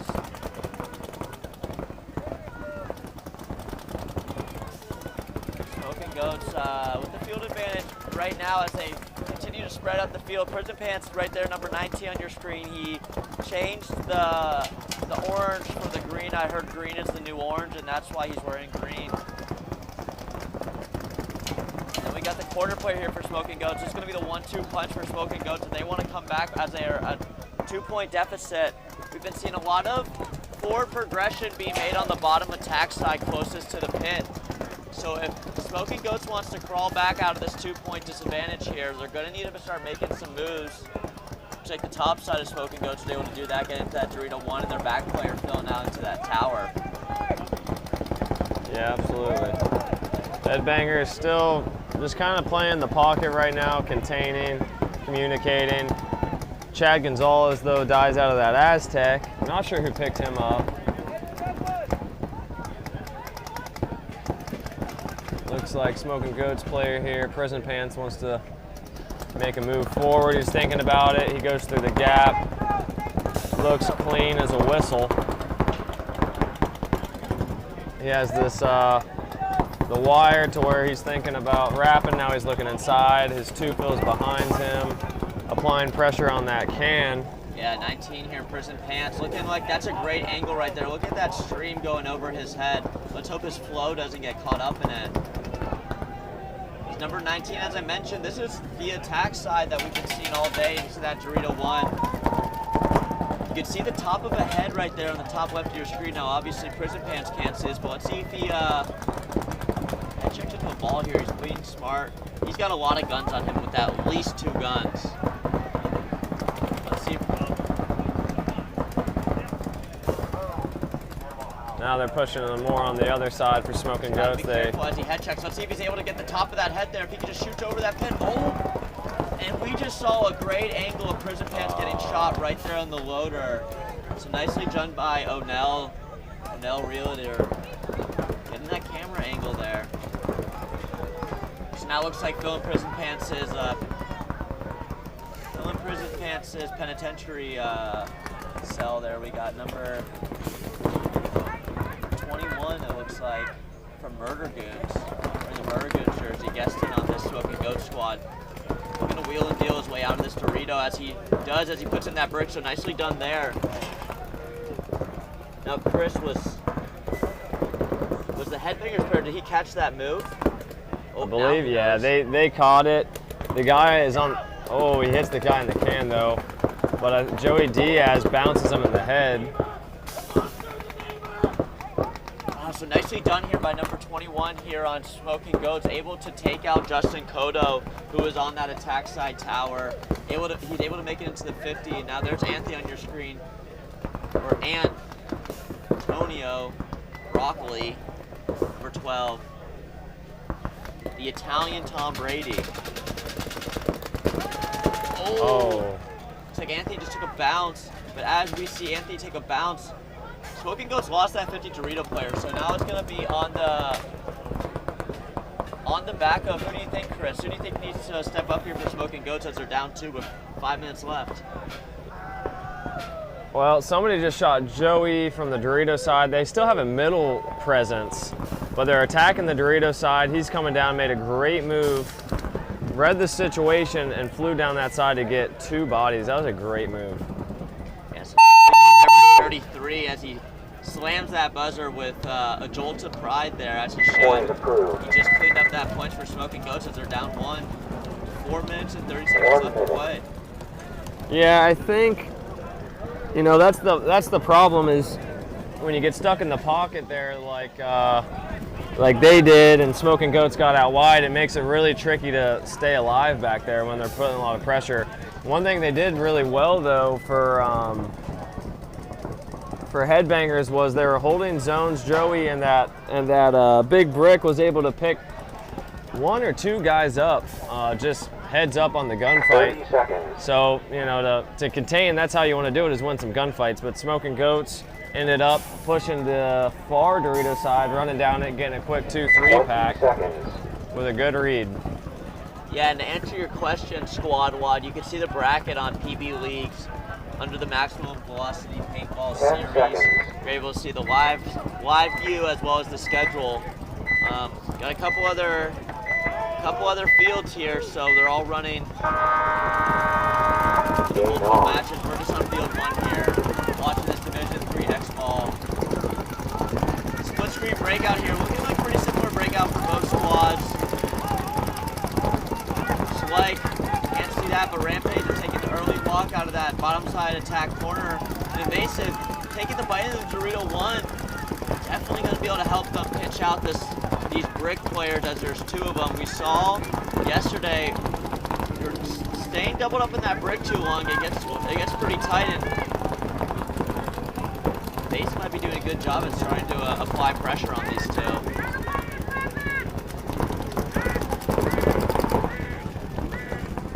Yeah, it looks like making the fill in that snake. And that brick player, as I say, gets shot right when his buddy leaves and he has a little more room to operate. There we go. Rampage makes a fill out of that can to the tower. Matched up in the towers here. It appears that Rampage has some further presence in the middle, locking down the close Dorito side. Looks like they kill one, another one for Invasive, coming off the far side.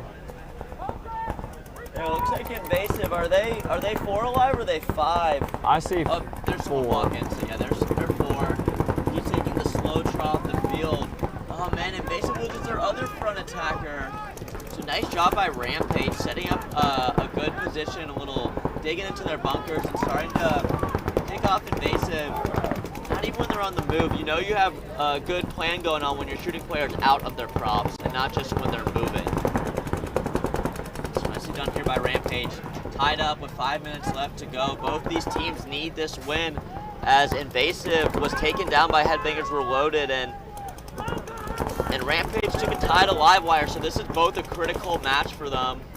As I say that, Rampage takes the walk out of that top attack side, so the only 2 left here on Rampage is going to be in the middle right of your screen. You can see just above that pin in the Snake 2 is going to be Rampage's first player, and their second player is going to be in the tall tower on the bottom attack side versus Invasive 3. So we could see on your top left of your screen, you have the tall tower, which is going to be the back player of the top attack side, as well as your front player who's going to be in that mini W.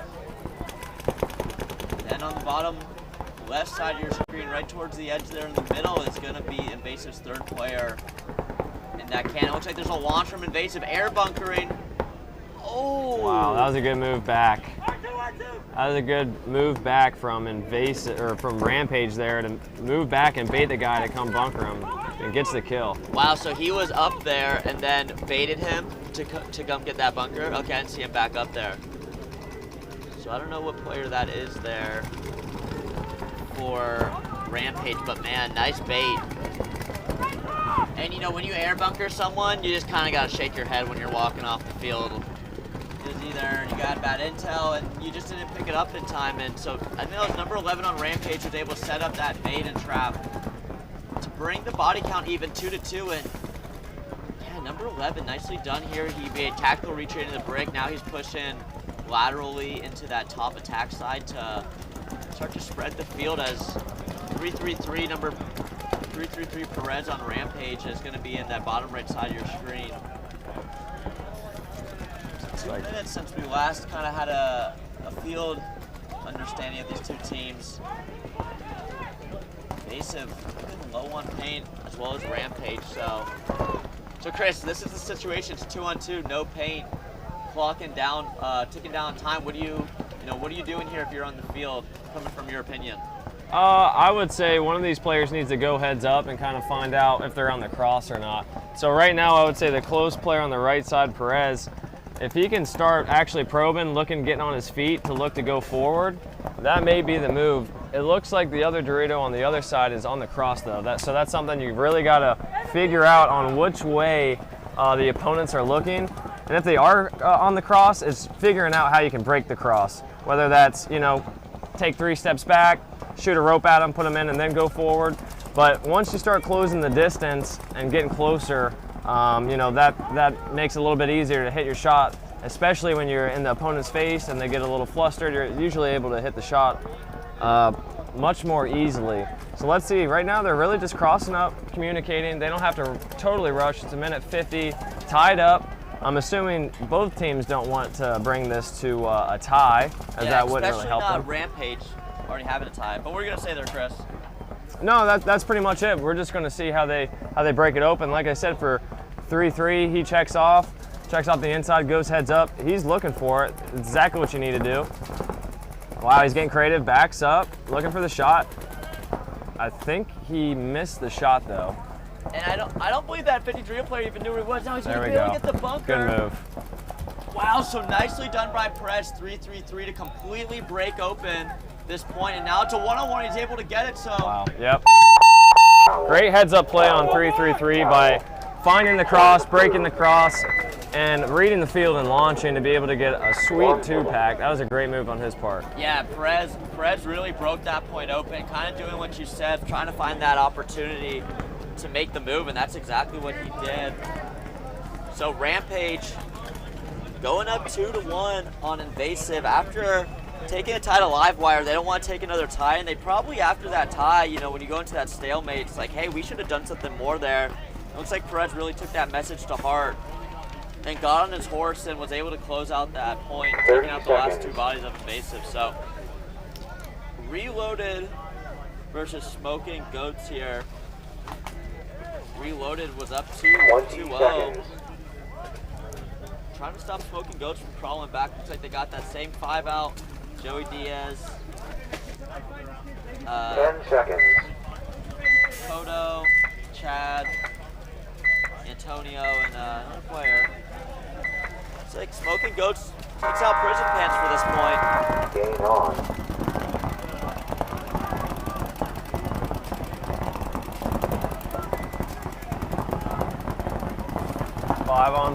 Nope. It's like 5 on 4, an advantage of Headbangers. Yeah, Smoking Goats taking the walk early. Looks like they're back top side Dorito player and shot off the break here. I have to say that Smoking Goats making a move into that first snake bunker, that little Dorito. Looking like he's gonna try to focus on the top side, closing it off, and that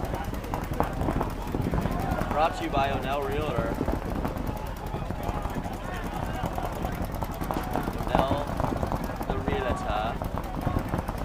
Headbangers has the point advantage. We're ticking down just under 4 minutes here to play left. All 5 bodies alive. Now, Chris, what are you doing if you're the Headbangers here? You're up 1 with only 3 minutes and 30 seconds left to play. You know, at this point, they're doing a good job of just holding the zones and just taking this time off. But the one thing they got to worry about is this guy in the middle. I don't think anybody's picked him up. So the fear is, right, you play a little sloppy, a little loose, and he catches you. And they also great fill out, so that's something you don't want if you're reloaded here. You want to hold those zones, make sure they don't get out wide, because once they get out wide and you're stuck in the pocket, it's going to be really hard to survive when they start wrapping and putting pressure on you. So let's see if they can themselves get a little bit out wide. That'll help maybe slow the attack from the other side.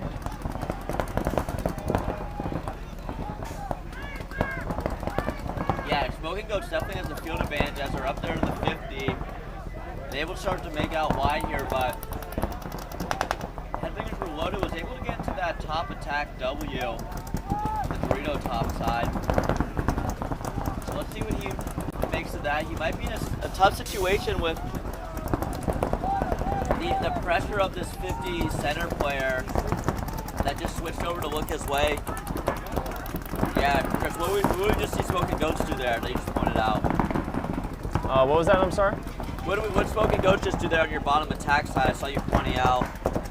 Like yeah, so he's making great fills over here. He's wrapping and going, getting down the field as he should. He might even get a kill on Chad if he doesn't pick it up. Chad ends up picking it up so he doesn't get a free kill on him.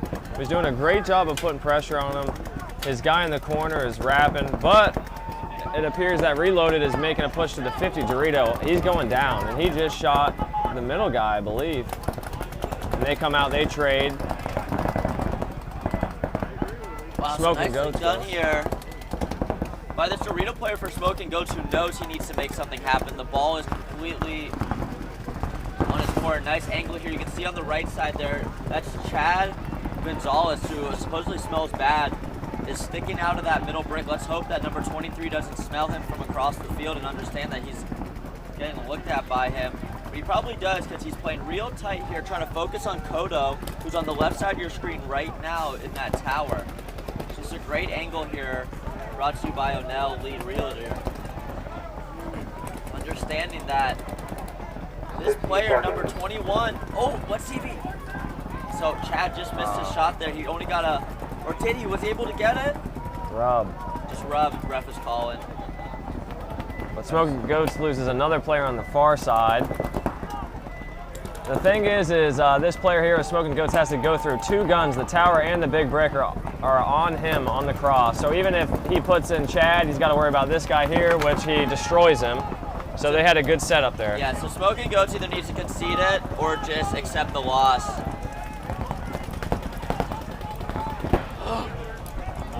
Uh-oh, major penalty.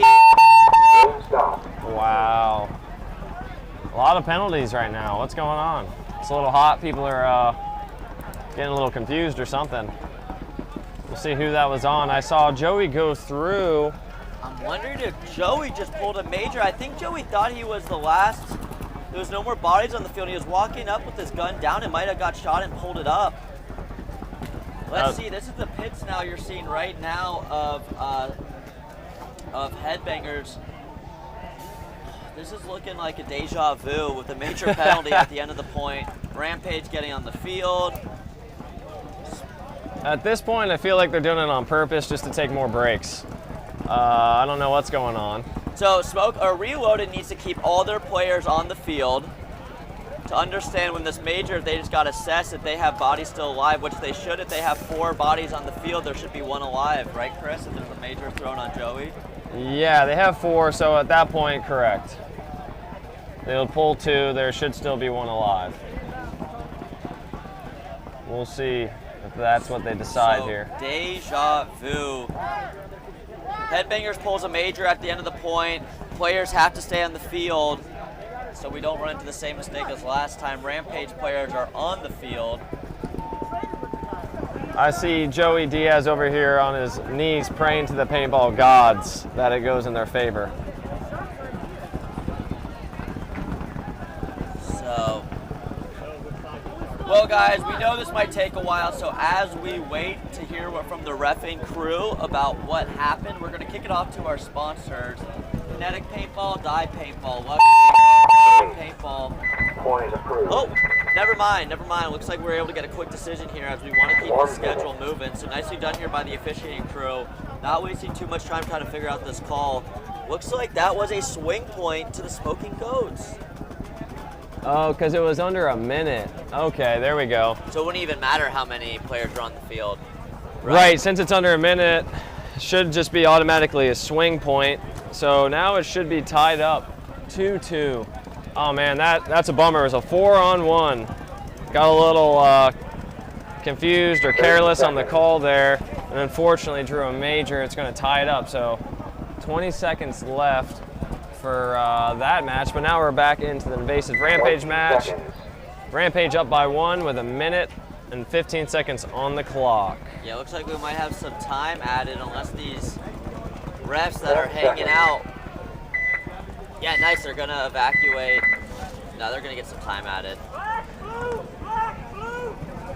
Let the refs get set up here. Gotta burp those bunkers and make sure they're not gonna fly to outer space. Yeah, they're probably just discussing there that major penalty. 10 seconds. Now we got Rampage and Invasive. Invasive needs to get a point here with 1 minute 15. Let's see if they do something. A little risky here and try to get field advantage off the break. Game on. Like a player forgot to turn on his gun for Invasive. Rampage drops 1 on the close side. 4-on-5 in favor of Rampage. Invasive making that push up now into the 50. Snake. I want to see Invasive, bottom side player here, start to make a move as he put his guy in. He needs to go. He's got a corner player behind him with 45 seconds left. 40 seconds, he's up, and he got bounced. So this looks very familiar to what happened last time to Invasive as they're now in the 40 Snake. Let's see if this player is able to not dirty hang it again. He gets 1, he gets 2, he gets dirty, don't hang it. Okay, nice, he doesn't hang it this time. So he learned, he gets a major, I Someone believe. gets major. I'm assuming it was the guy in the middle, but we shall see.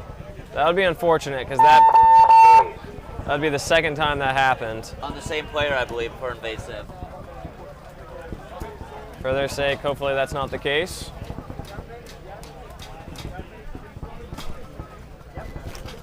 So that's going to be First point. Rampage going up 3-1, and we're just going to circle them for the win here. 1 minute. They're up 2 points with 17 seconds left to play, and now with 20 seconds left, again, guys, if you're just tuning in and aren't familiar with the MVPS rules, there is no overtime in these preliminary matches. So 20 seconds left, 2-2. Best case scenario is someone's able to get a quick point, or best case scenario is a team is able to draw a major penalty on the other team in order to get a swing point like what we just saw 30 seconds. on both of these last points. Invasive got a major penalty, so that was a swing point to Rampage. And Headbangers got a major penalty, and that was a point to Smoking Ghost. So 20 seconds. that's a bad mistake there by Headbangers there. So what do you think, Sam? Who's you think somebody's going to win this point, or it's going to go to a tie? I think it's going to go to a tie here. I don't know, the way this has been going, there might be a major here on Headbangers. They don't play Game smart. on. Doesn't look like any team's really looking to win this point. Uh-oh, running referee. Oh, now they're launching. Secondary. Wow, Smoking Goat's flying. Minor penalty looks like it's being assessed on Smoking Goats, so Game time finished. Wow. Game stopped. that's a tie. There we go. No points. No points. Game finished. Crazy points out here. 1 minute. Yeah, we're seeing a lot more ties today on this field than we did see yesterday.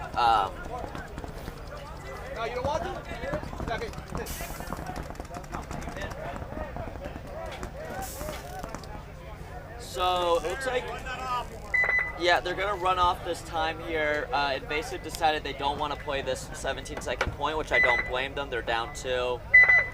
Might as well just save the paint. Yeah, Game time finished. Game at finished. that point, you know, you already got the loss, and you don't have too much in your favor, so you might as well just save the paint, save the energy for the next match. Try to reset. So nicely done there by Rampage, taking the win on that match, and then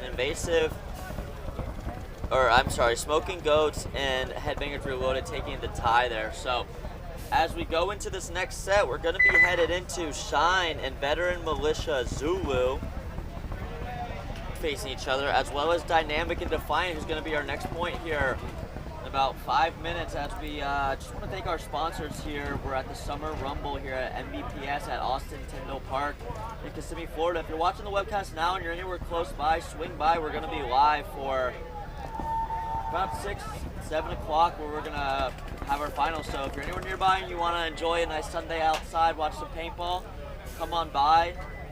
We're going to kick it off to our sponsors: Ruthless Paintball, Die Paintball, Kinetic Paintball, Living Waters, GI Sports, Tiki Paintball, Linnell Realtor, HowToPlayPaintball.com. Check out that YouTube. We had Greg up here in the webcast yesterday, and today we're happy to be accompanied by Chris Horn from Damage. So we'll catch you in a couple minutes here, and hear a word from our sponsors. Thank you very much.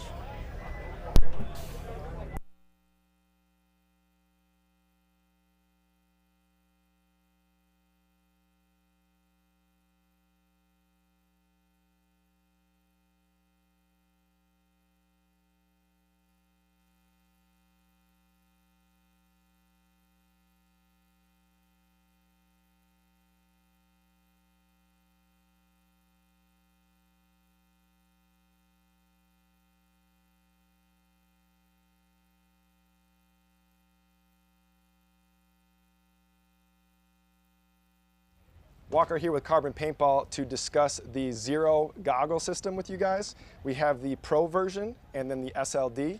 What you're going to notice first is the color options.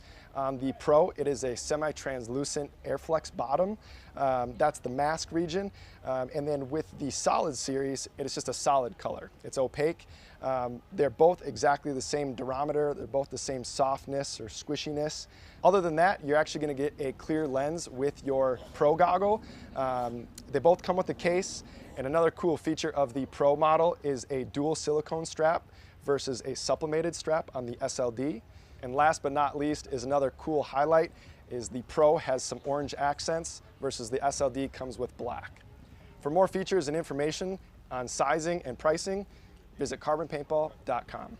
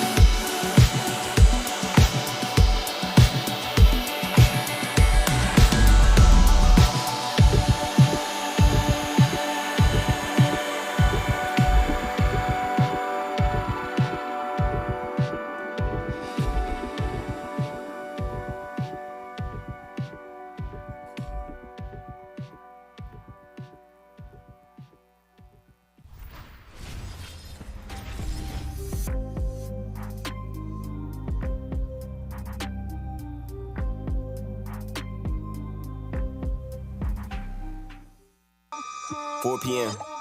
Texas, Fort Worth. Top 5 iTunes, no promotion. And you know I had to do it big, no Samoan. Finna wig out, I ain't talking about a sewing. Got a lot of pool, I ain't had to use both hands. Raw, no Trojans, still don't give a fuck. Whole crowd full of sluts, and they finna give it up. Hands on robbery, yeah, they finna stick 'em up. If you ask what they bought, do a litty in the truck. Yeah, they thought that I was sleeping, that's a simi in the tuck. Yeah, they thought that I was tweaking, ain't no Remy in the cup. Had to shake the haters off with a shimmy and a brush. Little nigga, I'm a boss, Oprah Winfrey with some nuts. Monthly listeners should be my verse price. Hot 97 every day, that's my word, right? On month 11, you heard go to word, right? Bring it back to New Jeru, that's a...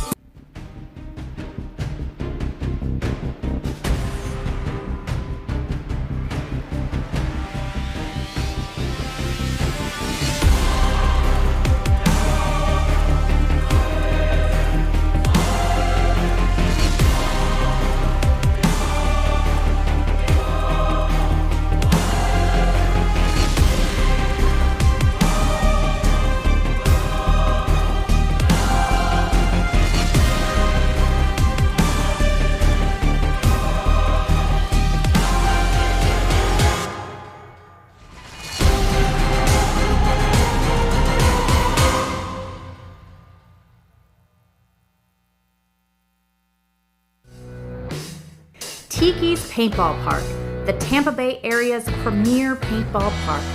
Enjoy lightning fast check-in and all new rental equipment, including dual thermal lenses to eliminate any mask fog. Our temperature-controlled warehouse will keep your paintballs super fresh, and we have a newly paved asphalt parking lot with handicap accessibility and sidewalks. Our air stations at every entrance use filtered air for perfect 4,500 PSI fills. We have multiple hand washing stations for all customers and family-friendly, low-impact paintball to tie it all together. With our 5 fields to choose from, we have traditional speedball, close quarters combat, city field, old school mounds, attack and defend on Bunker Hill. Relax in our tree-shaded 2-acre staging area with plenty of picnic tables and hammocks to choose from. Cheer for your friends and family with a perfect stadium view of all of our fields. Located at 210 Pruitt Road in Seffner, Florida. So for more information, visit us online at tikispaintball.com or call us at 813-571-1300. Neither of these teams on the field this morning.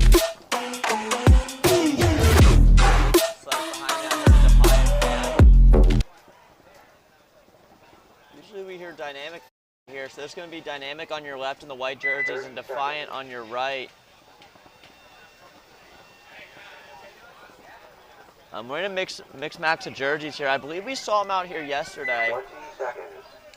Playing Division 4 X-Ball, but today we are watching Division 3 X-Ball. The previous winners of the event here. Dynamic on the left side of your screen. Let's see how they're doing on the day so far as they're facing Defiant. Game on.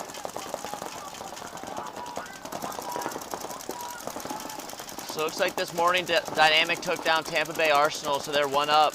And Defiant took down Veteran Militia 3-1. So both these teams coming into this match with the win, so both are probably feeling pretty confident about their game plan. Sure, Defiant saying in the pitch before this, hey, we're playing Dynamic day 1 last event. Dynamic, some of their star players right now being Jet Ski, as well as Nestor. Although Nestor seemed to be having some troubles on this layout yesterday, getting shot off the break when he was on this field. But right now looking like we're 5 up, Dynamic, Defiant. Neither of them taking a walk early here.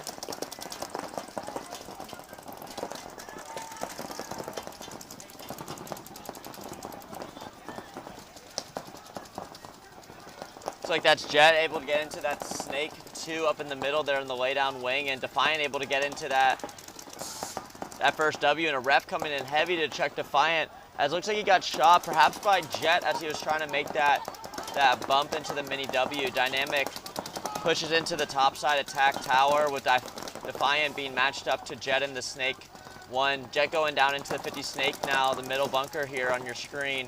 Jet in that white jersey. As Dynamic is sitting in the pocket of these back three bunkers as well as this tower on the top left of your screen, and Defiant seems to be in a pretty similar position right now as Defiant bumps up into the 50. Snake, let's see if he can get out Jet. Let's see who knows Jet's there, and he is able to shoot out Jet. So nicely done by Defiant now, matching up the body count to 4-4 as Defiant pushes out on the top of your screen to that attack can.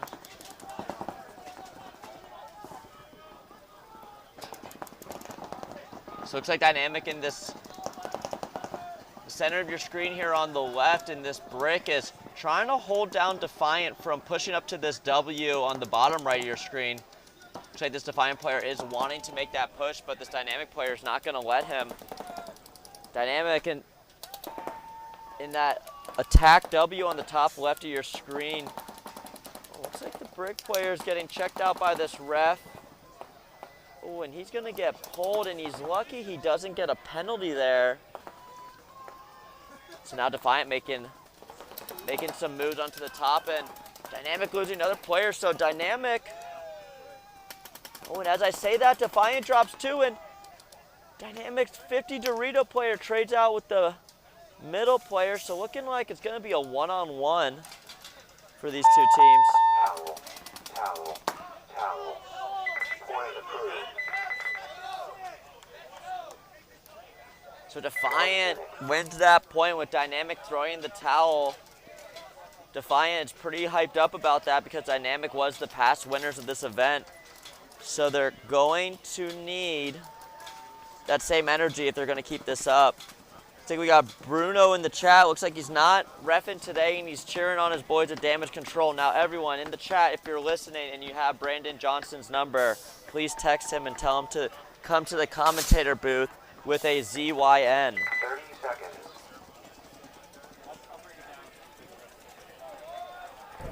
Again, that's Brandon Johnson to the commentator booth 20 seconds. with a ZYN. So Venom Militia Zulu coming in, taking their first match was a loss to Defiant, and then we got Shine coming in.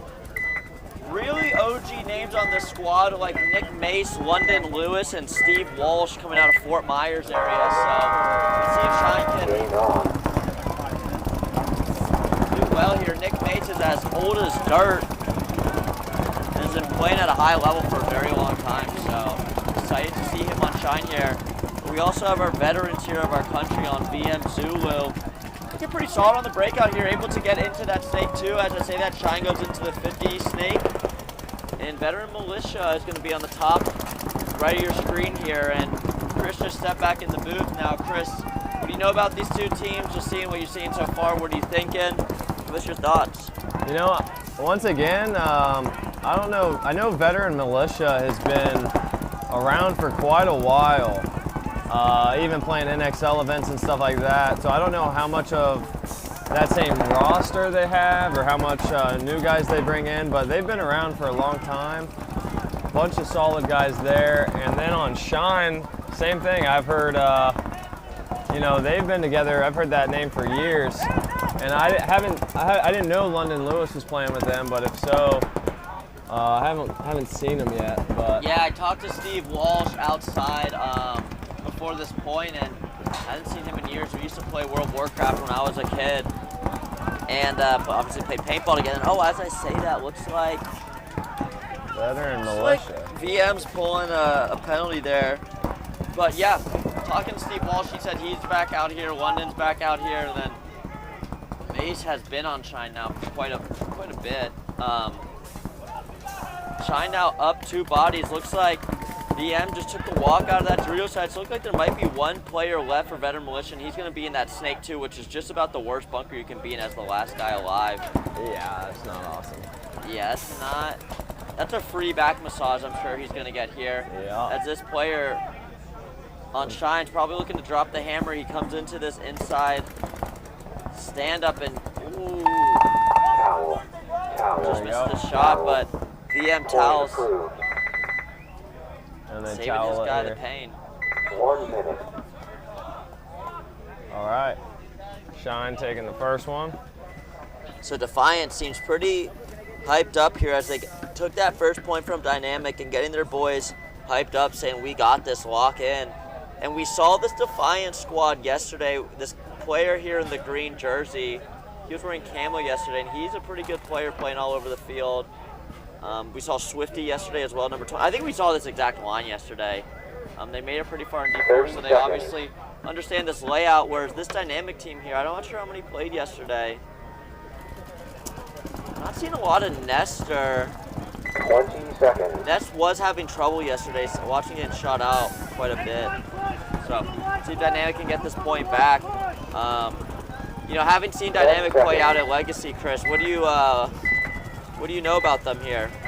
So they're overall just a great team. They got really good attackers, great twos. Their coach is super talented, good playmaker, and he really gets the most out of his guys.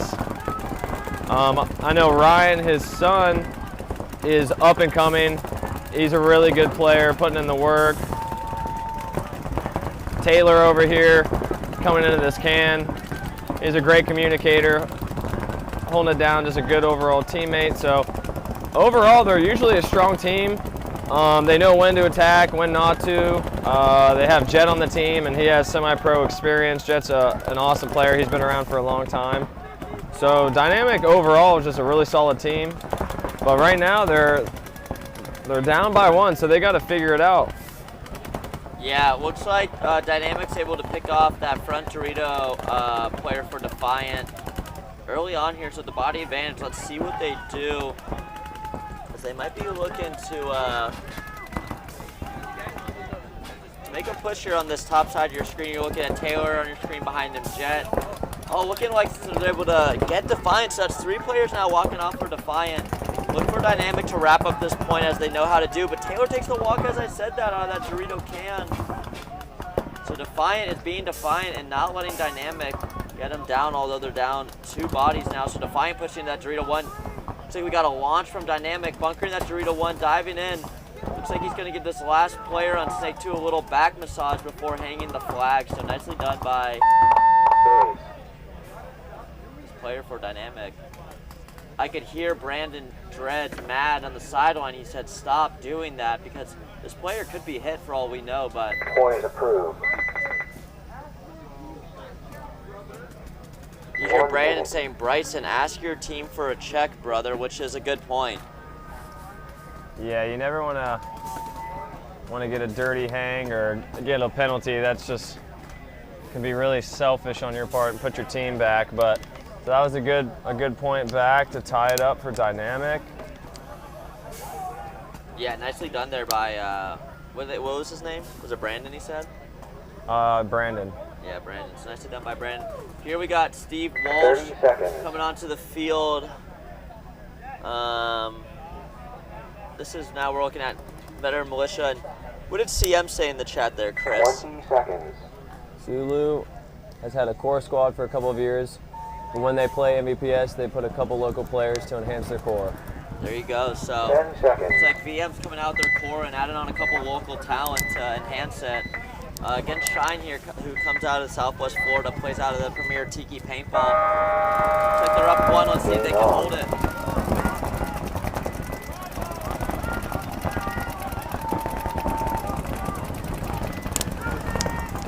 Looking kind of pocket for both teams. 5-on-5.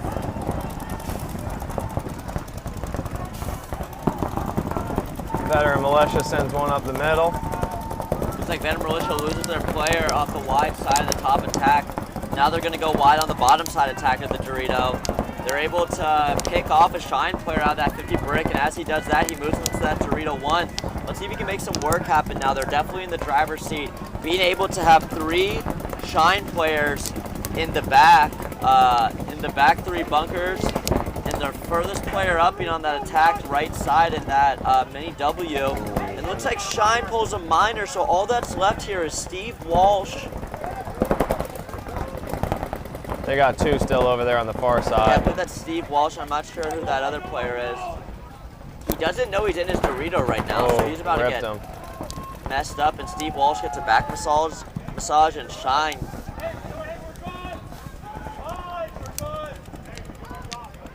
Shine loses that one to VM, so nicely done there by them. Yeah, that was a good point for them. Nice close overall. Looks like they have 4 alive, so that was a great point for veteran militia there.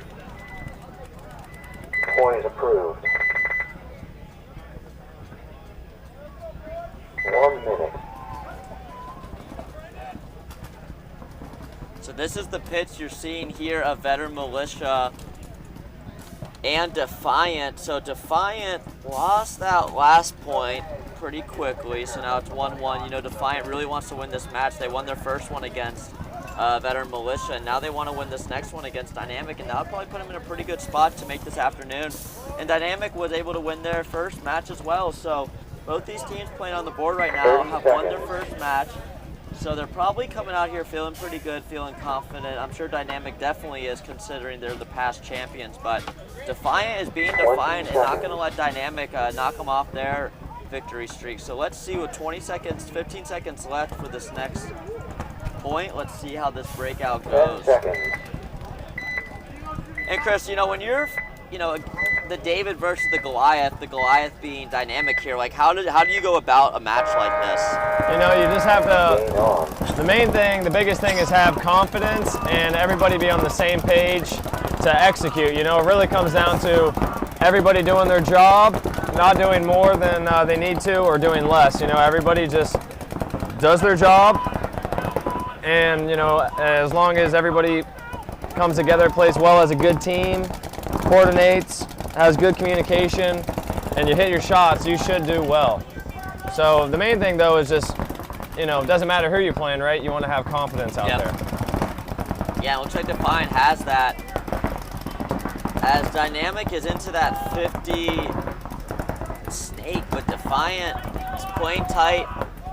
They're doubled up in that brick, which is, I want to see one of these Defiant players launch into the snake and match the 50 snake player. It looks like Jet was in the 50 snake last time for Dynamic, but now we just see him dive into that mini W on the lower left side of your screen. We're looking here at the Defiant side of the field.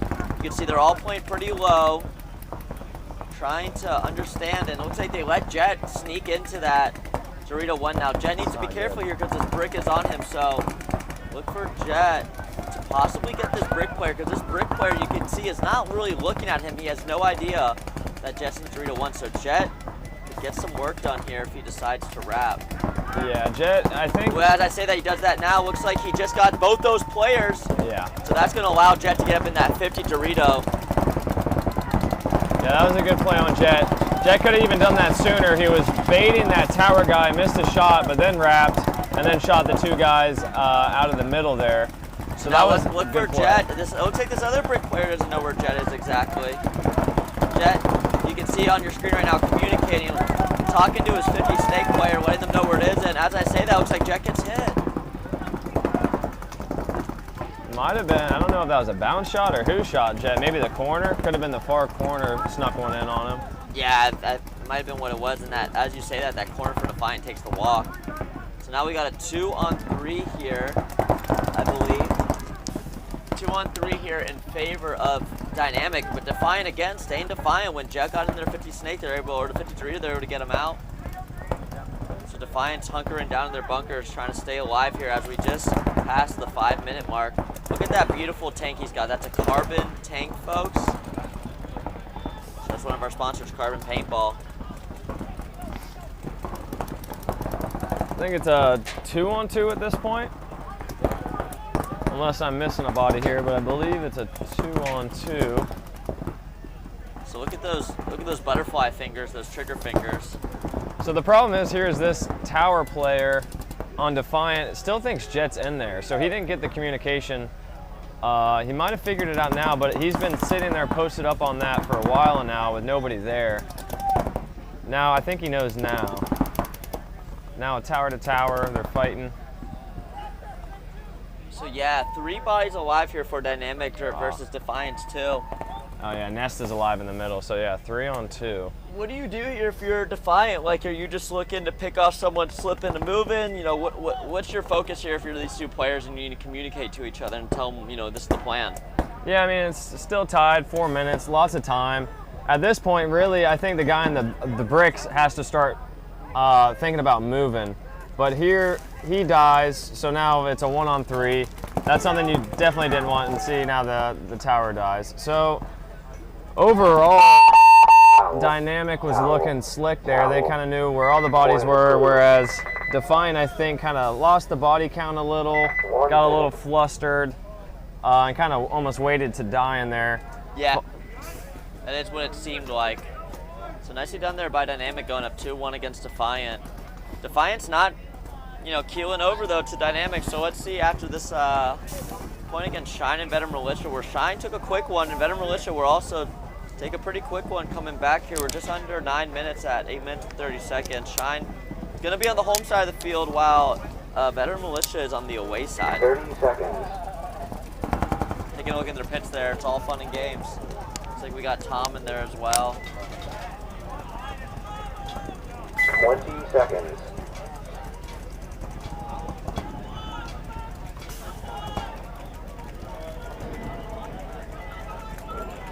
Seconds. 10 seconds left here before the start of this point. Shine and Veteran Militia. Let's see what these two teams do on the breakout. Plenty of time on the clock. Game on.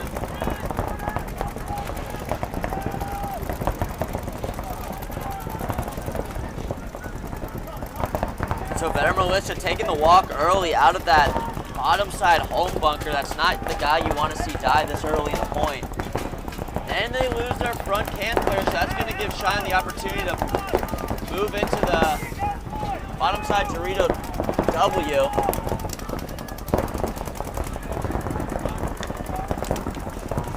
There you go, Veteran Militia with a fill forward with down bodies. Gets in the mini W. Let's see if you can catch somebody sleeping here. Guys, if you're watching, no matter if it's on Twitch, YouTube, or Facebook, make sure to give us a follow and show some love. You know, we do this webcast for you guys so you guys can enjoy this while at home. No, not everyone's not able to make it out here, whether that's playing or spectating, so this is for you guys. Show some love on the streams here. As we're taking a look at Shine, that's number 44. Looking in the inside, as you can see on your screen here, I'm not sure who that player is for Shine the 50, but that could be London Lewis. 100% sure there. So he's peppering the, who's he shooting at here, Chris? I think he's shooting at the corner. Ooh, let's see if Shine player. Yeah, so Shine just narrowly escapes that W player down the wire. You can see on the bottom of your screen here. And lets the center player know it. The center player looks like he's going to start making his move up as Veteran Militia loses their corner player, and Shine pushes the attack. Towel. Point approved. All right, Shine gets that one. Yeah, Shine wins that one. Or Veteran Militia saving number 77 over from a back massage by number 44 on Shine. So just want to remind people of two things. Number one, Nathaniel Combs, if you're here today, we owe you a shirt by Enemies of the State for having Play of the Day yesterday. And then the next thing I want to remind everyone, Brandon Johnson, I know he's around. If you are friends with him or have his number or Facebook, message him. 30 seconds. Tell him to come to the commentator booth for a chat. Tell him to bring a ZYN. 20 seconds. So Dynamic versus Defiant here. 15 seconds. Both teams are kind of leisurely walking to the box here. 10 seconds.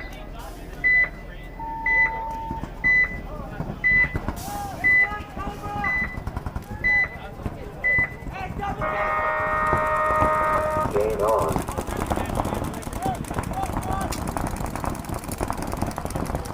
Defiant taking the move into the Snake 2 off the break here.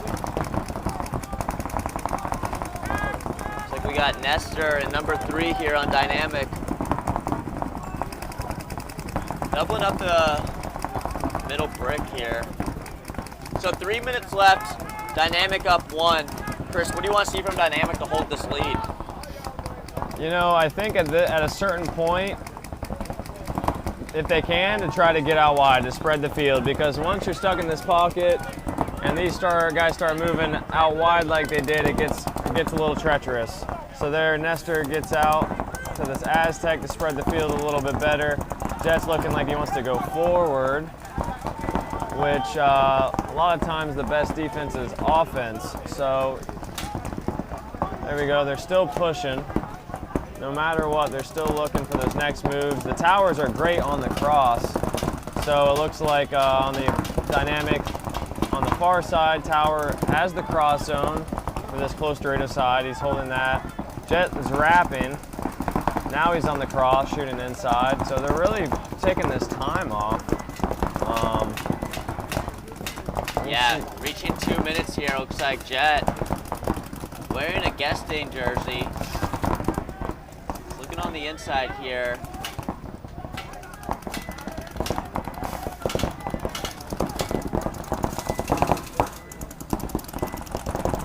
So yeah, we got Dynamic 5 up. Defiant Gate checked out.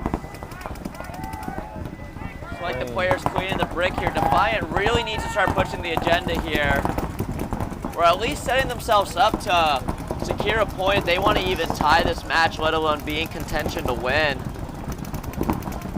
Yeah, absolutely. They need to start figuring it out and start pushing. Right now on this close side, they have to worry about that tower on the cross, and it looks like Nestor is heads up as well. So they got to try to figure out how they can break that cross. Yeah, let's see this Dorito player. Yep, he's going to move into that Dorito 1. It's just able to sneak in, although Nestor was looking down the wire here. So Nestor fills in at that tower. You can see on the top right, your can's moving a little. So this is a great field for Defiant. This brick player is looking on the top attack side. So 60 seconds. I don't know what Nestor's view is on him. I like what Jet's doing over here. He's actually backing off the bunker, shadowing it out, so he's hidden, but also watching the wire, baiting this Dorito guy to come out and hit the shot. Yeah, and what we say shadow, when Chris says that, if you're new to paintball or don't know that term, that means he's backed off the bunker, kind of, you know, being its shadow, using it for protection. You know, Jet.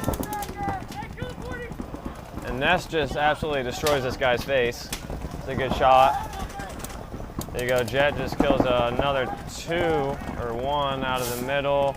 Dies though, Nestor fills out wide, looks inside to hold. Wow, all right. So that's Nestor putting in work right now, trying to secure this point for Dynamic. Dynamic's up 3-1 body count wise. Looking like they're going to close this match up 2-1. So nice win by Dynamic, and honestly nice job by Defiant. I mean, they were taking on the Goliath there, and they were able to keep this point spread pretty close and not get blown out.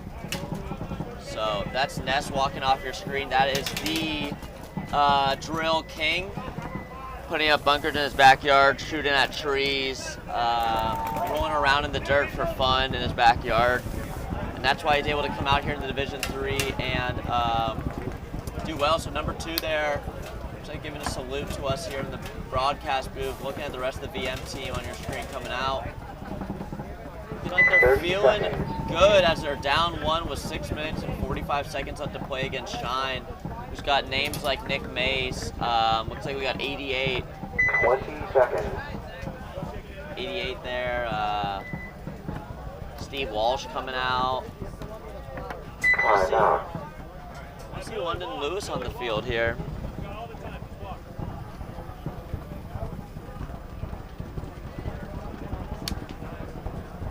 One minute.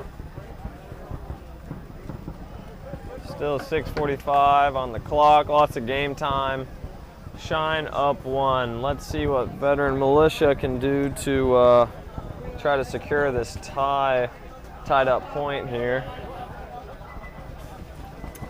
You know, last point Shine got a minor. They were looking solid at first, and then that minor really hurt them. So let's see if maybe they can tighten that up a little bit and see how that works out for them.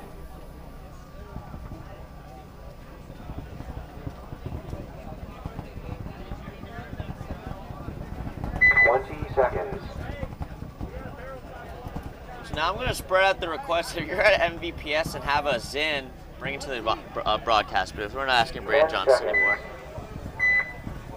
Because of the time crunch to get here on time, I didn't have time to come by Wawa. So, I guess London's out of the country, so I don't know. I guess Steve Walsh lied to me. Game on.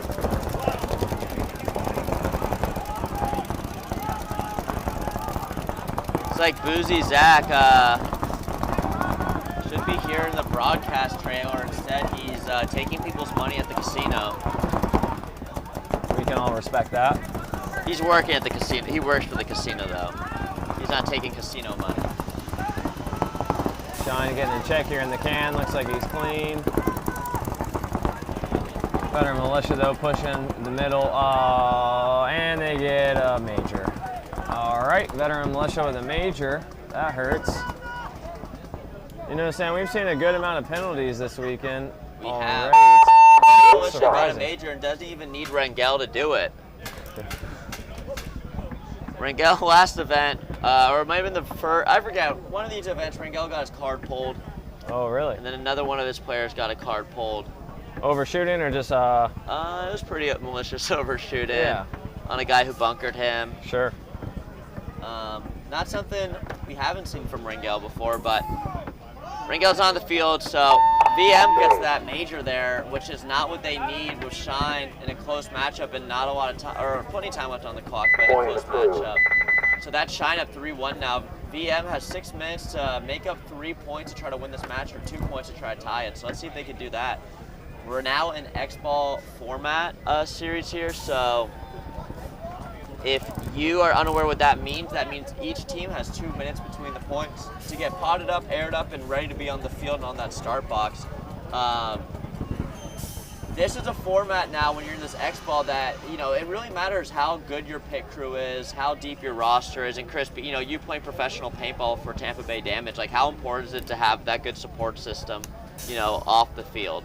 Yeah, you know, a pit crew is essential. It makes a big difference, and you can tell out here with teams that have a good pit crew and teams that don't, because I'm sure many players have been a part of teams where, you know, in the pits it's chaotic, and then that throws everything off from morale to game planning, because you're worried about a player running pods or getting wiped off, and it's very chaotic. And, you know, in the sport, all the little things matter. The little small percentages are the difference between winning and losing. So, you know, a good pit crew is essential out here.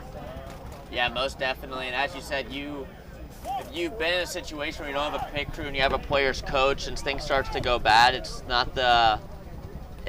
risky that, you know, you don't have enough people to pot up your boys, and now players are doing, or players are running pods, wasting energy. So as we get into this X-Ball type, you know, situation where 20 seconds. Shine and VM only have 2 minutes between each point, you know, they're going to need to keep that in mind. So if Veteran Militia is able to get a point back here, that would be big with 6 minutes left on the clock and to put it in between one. But let's see if they can do that now.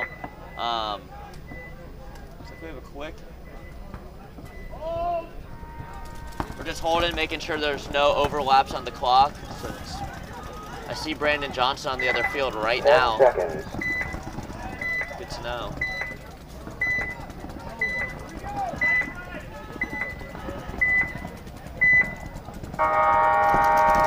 So this breakout view here, sponsored by Living Waters, O'Neill, Lee Realtor, Die Paintball, and Tiki's Paintball. I love this breakout view.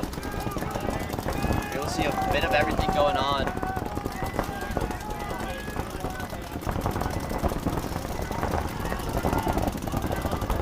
Veteran Militia not taking any big bumps, just keeping to their game. They're down 2 against Shine, trying to crawl back here.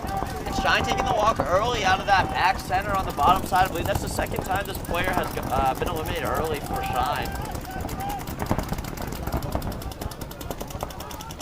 We go Veteran Militia making the corner.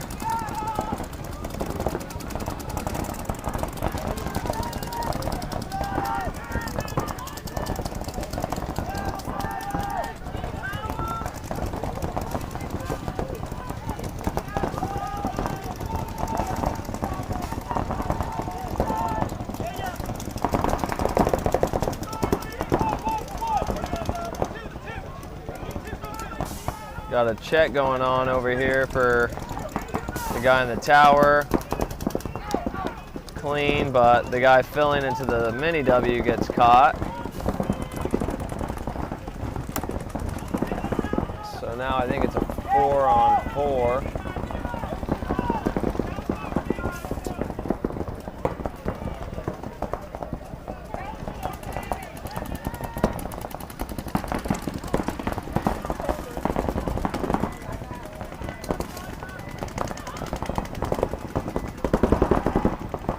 Veteran militia guy fills to the corner, trying to slow down that attack over here, but veteran militia loses another guy out of the middle, I believe. So now we just got this guy in the corner over here as an island. He has to survive.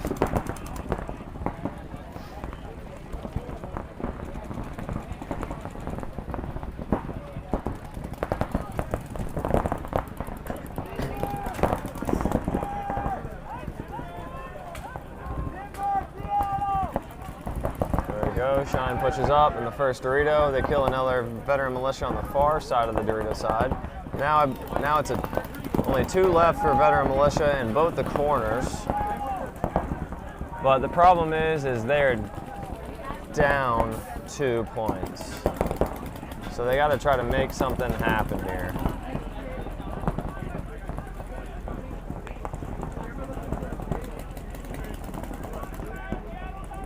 There we go. Good move from veteran militia guy. Great heads-up play. Wow. Great play from veteran militia to go and get himself a little 2-piece. That was a great read on his part from corner all the way down to bunker their Dorito there. I believe it's a 1-on-2 in favor of Shine. Shine makes a good fill out. Veteran militia runs down, bunkers him. Does he stay alive? Let's see. 1-on-1 possibly. They're calling him dead, so I believe they're dapping up. One love. All right, there we go. Shine. Last lone survivor. Point approved. Game finished. With an awesome pirate beard strolling in. Awesome. All right. That's a wrap there. So that wraps that up. The Shine taking the win there. Dynamic taking the win. We just want to give a big shout out to all our sponsors.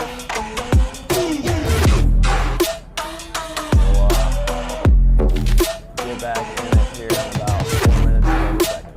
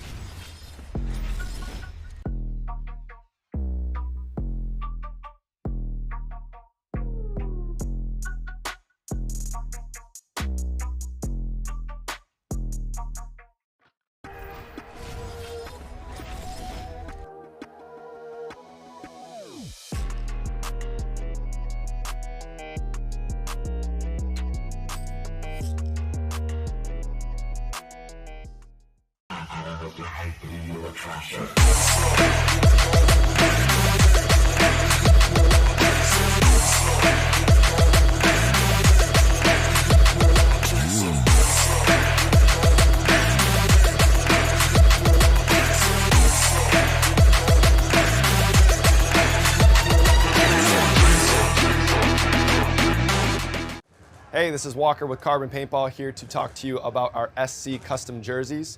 To start your team's design, head over to crbnpaintball.com, fill in some team information, including what colors, what template you want to base your jersey off of, upload your main team logo and any sponsors, enter your name and your number, and we're going to kick you back a 3D image of your jersey.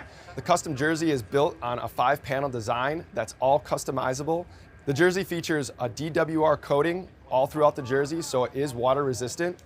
It also is stain proof, and it has side mesh venting.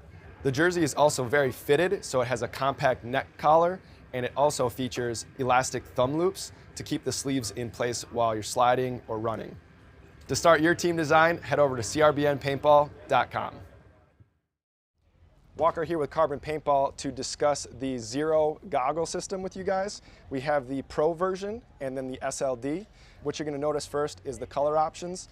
On the Pro, it is a semi-translucent Airflex bottom. That's the mask region. And then with the Solid series, it is just a solid color. It's opaque. They're both exactly the same durometer. They're both the same softness or squishiness. Other than that, you're actually going to get a clear lens with your Pro goggle. They both come with a case. And another cool feature of the Pro model is a dual silicone strap versus a sublimated strap on the SLD. And last but not least is another cool highlight is the Pro has some orange accents versus the SLD comes with black. For more features and information on sizing and pricing, visit carbonpaintball.com.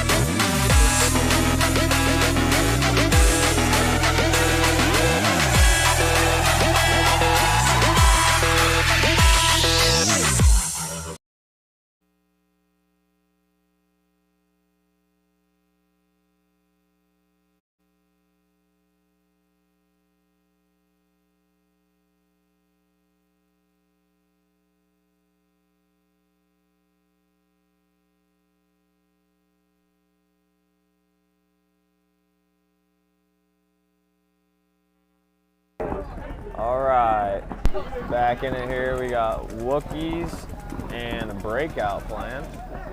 Yep, and I've stepped outside the booth. 20 I'm going to seconds. be on the mic for this match. Life of Onell the Realtor.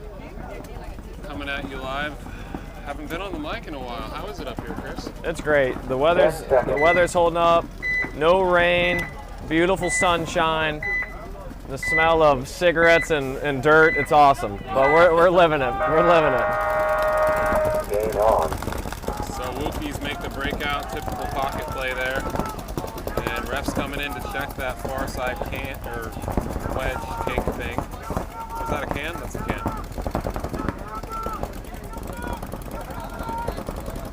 Breakout looking to come up in this 3-1. He's going to get on the wrap, shoot that center brick. Ooh, and the home bunker keeps him in. What have you been seeing so far today? You know, a lot of, from this close side, a lot of people really pushing this close Dorito side, wrapping, getting kills, moving fast. Seen a lot of penalties too, some good play up the middle. But it looks like breakout right now dropped one. Looks like we have Thompson up here, right side of your screen up in this Dorito. Wookiees lose a second body, I believe.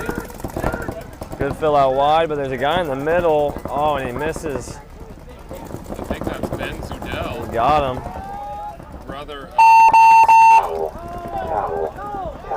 And Wookiees get a wake up call with D3X ball, going down 1-0. Thompson, number 18, had a good point there to shoot at least two guys.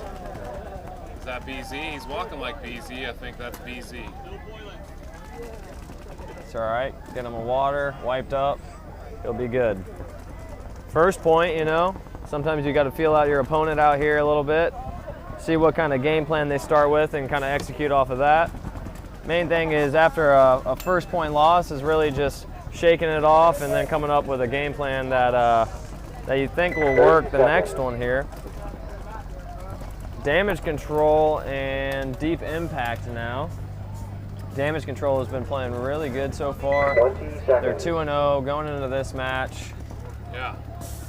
And for Sam, it's the gain on microphone 1. 10 seconds.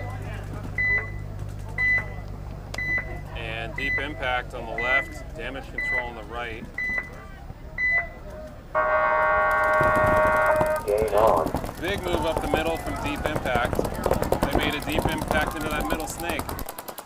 And right side of your screen, we're seeing damage control. Seeing damage control right there, and I'll let you know. Okay. Let's see, doubling up the brick. Have you been seeing that a lot, the doubling up the brick? A lot. Okay. Yeah, there's been quite a bit of that. Usually they, you know, because the brick is so good definitely off the break to get some quick kills filling out. But a lot of times they double the brick and then they have one guy go up the middle, even farther kind of into the 50. Has kind of been what I've seen, but a lot of people too will fill back from the brick into one of the Aztecs or the can. So it is a good position to hold zones and then either, you know, filter up or out from there. So a lot of teams really have been liking that. Damage control, you know, first few points they definitely have been kind of going with a standard play. Right, and damage control on your screen right now. See the tower player. Trying to get that wrap shot on its mirror, it looks like. And now he turns to communicate to his guys. He needs to keep his gun up on this side though to prevent the bump out to the wire. Deep impact.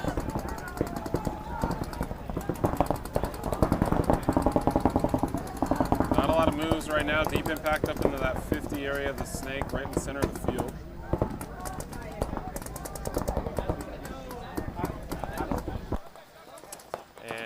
Try to see.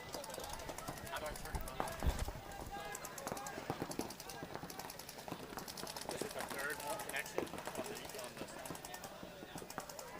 The first one.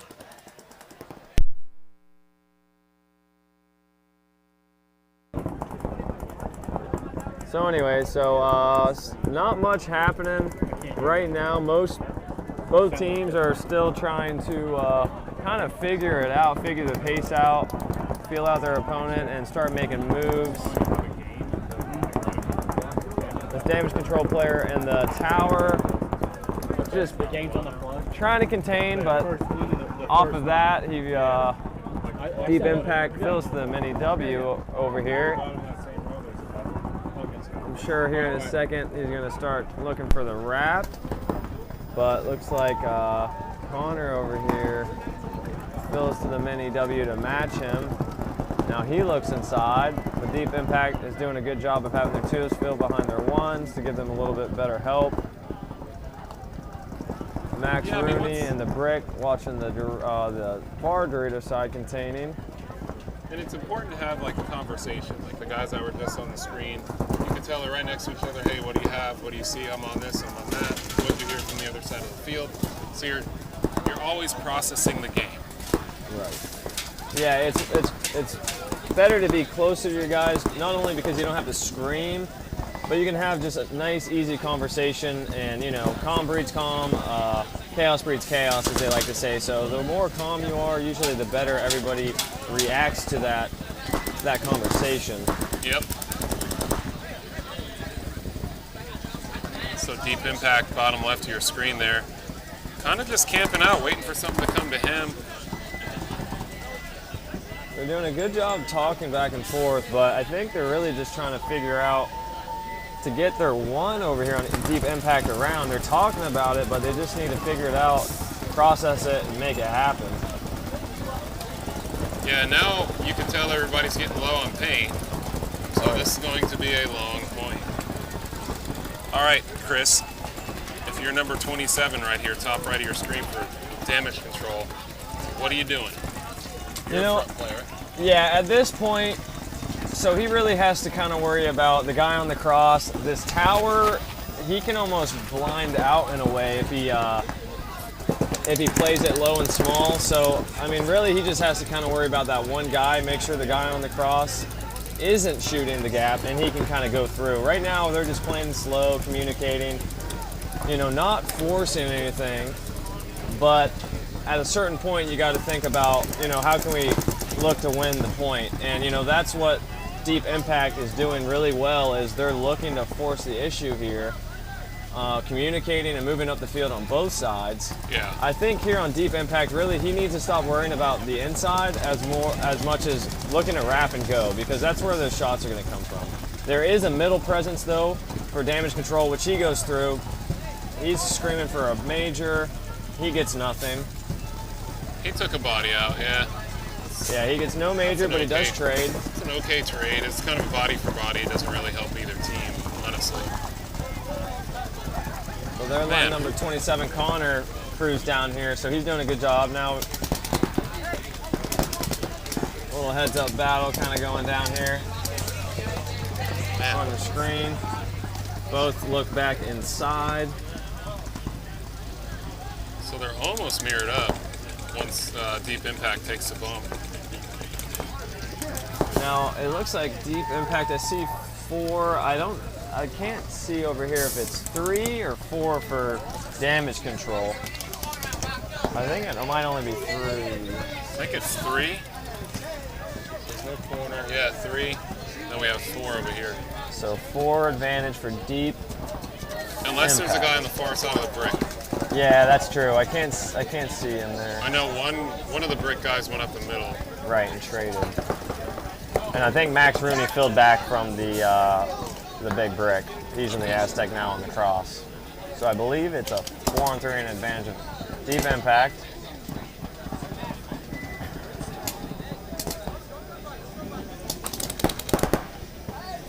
Blake's got to be careful of that tower watching over him. He switches inside. My aggressive side comes in. I'm snapping out once and going. Like, hey, you got your first ball better be on me. Yeah.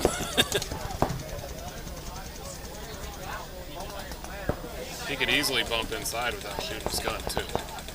Yeah. All right, now they're there you go. mirrored up at the 30s on both sides. And this is going to be a long one. Yeah. 4:42 left in the match. Oh, and he kills him. Good shot from Connor across the field on the Dorito over there. That was a good shot. They just killed another one, so now they've killed 2, so it should be a 3-on-2 in favor of damage control. They turn that around really quick. Now the far side damage control should be cruising down. Let's see if he splits the seam here to go stick him. Now he can, yeah. There we go. Punch him out. Last guy alive. Yep. Night. Yeah, that's rough. Deep Impact was definitely in control of that for a while, but they just happen to lose 2 quick bodies on that far Dorito side. You never want to see 2 come off at the same time. That means something's real bad. Is that your teammate right there? That's your buddy right there. That's Dark Mark. Marky Mark. Get him up here. Hey, Dark Mark! Dark Mark, part of damage. Let me go get him and get back in the... Drift out in hate gear. Looking clean. Turn him on when he comes up. So that was a good point from damage control. Really good effort from Deep Impact there. They had some shining moments, but just weren't able to close it out there. I think, you know, just got to tighten it up just a little bit to stay alive, you know? 20 seconds. Sometimes all you got to do is just stay alive. All right, now we're on to the next point, breakout and Wookiees. 10 seconds. Breakout with a point, Wookiees with nothing. 10:51 on the clock.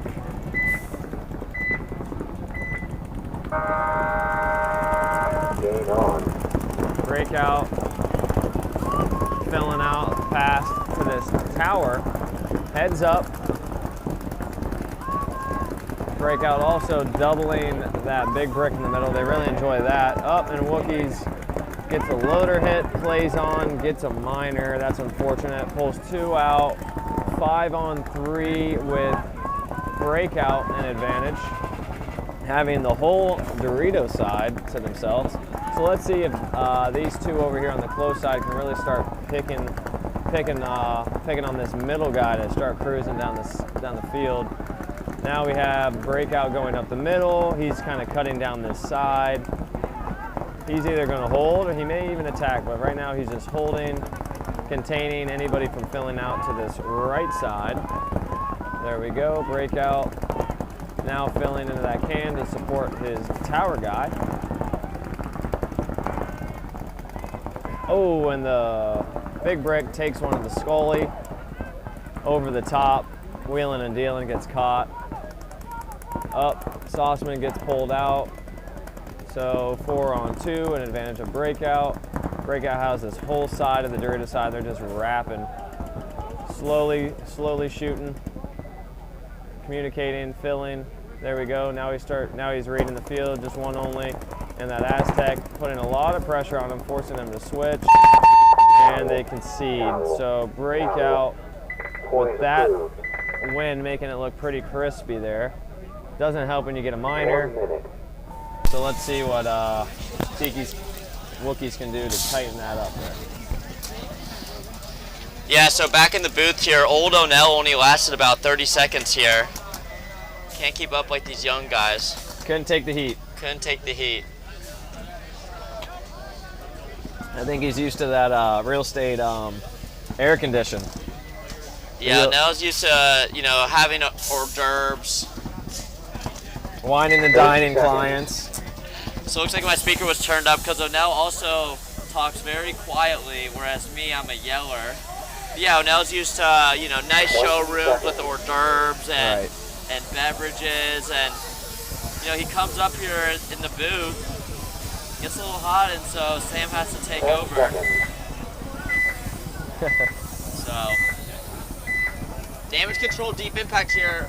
Chris, I was manning the cameras. What did we see from deep damage control to take this point? I know it was a grinder. Oh no, it doesn't look like deep impact got enough on the board. I can't even see how many they have. 2? So they, some sort of confusion. They just ran out, only 1 alive right now, and he gets smoked. Wow, that's really unfortunate for them. They were only were able to send out 2 or 3 players. I'm only seeing 2 right now. Damage control just lighting up confused. The bunkers. This guy walking off for deep impact is really not having a fun time. Yeah, he's upset, as you can imagine. Damage control confused as to why they sent out 2 only. So listening here with my left ear, that's pretty deaf. I can actually hear a damage or a deep impact player complaining that it was a chrono win issue. So I guess at least one player was having a chrono win issue, and Flores, number 155 for deep impact, is pretty upset that they were only able to get out 2 players, which, I mean, yeah, I would be upset. Yeah, that's really rough. I'm sure, a lot of players can relate to sometime in their paintball experience that, maybe somebody was late to the box or some sort of technical issue prevented all 5 players getting in the box, and that really hurts you. It hurts their morale because once you get to the box, everybody's scrambled trying to figure out what job is being done, what you need to do. So it definitely hurts the morale. Hopefully they're able to bounce back from that one.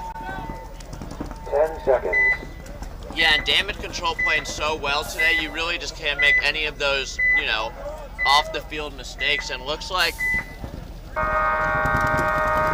it just happened to break out as well. They only got 5 on the board because of gun issues. And they weren't able to get Matt Sauceman off of the board, and he's upset. I mean, wow. We're just talking about it. So breakout up 2 and not able to get their 5th body on the board. So this is a blessing for Wookiees if they're able to play solid. But it looks like I think Wookiees takes a loss early out of that home side of the top bunker. You got Brad Odell on the middle of your screen making it to the Dorito 1. And is able to shoot out Tom Brady ×2, the Tom Brady that ate Tom Brady. And the Wookiees take another walk. So that's now 3-on-3. And when Wookiees were given the gift of Breakout only starting 4, they lose 2 to even it up, and it looks like Zach Daughtry makes it into that little W. And Breakout was able to catch his move, but they lose 1, and Daughtry's going to go into the Dorito 1. Let's see if he can get the foot of this tower player or this can player. Oh, Zach Daughtry with a nice shot on the can. So now Daughtry's going to push in and eliminate this brick player, and he does that, and Wookie's able to make a quick point with Breakout's mistake of only starting 4 on the box. And Chris, what do you think is going on in the pinch right now? As they just lost a point quickly. Yeah, there's definitely not having all 5 on the box really hurt them. Definitely with a gun like Matt Sauceman. So that hurt them. So I think now they're just probably a little flustered, unfortunately. Right now, I'm looking over at their pit. They don't look too riled up, so that's good. So hopefully they can just brush that one off and come back with some heat the next one. And these pin issues are brought to you by O'Neill Lee. Looking for a real estate agent? Let O'Neill's team and him help you buy and sell your home. Schedule an appointment to get a complimentary market evaluation at that cell phone number there. Or if you just want someone to talk to, contact O'Neill's cell phone, shoot him a text at that cell phone number. You know, you might have to go back later in the broadcast. Yep, 786-877-4047. Contact him about your home, or if you just need someone to talk to. O'Neill is a very sociable and really wants to talk to any random stranger who calls his cell phone, so give him a cold call. You know, he reminds me of Morgan & Morgan because he's for the people. You know, O'Neill is one of those guys who'll just talk to anybody, so give him a ring. 20 seconds. If you're ever feeling bored and lonely,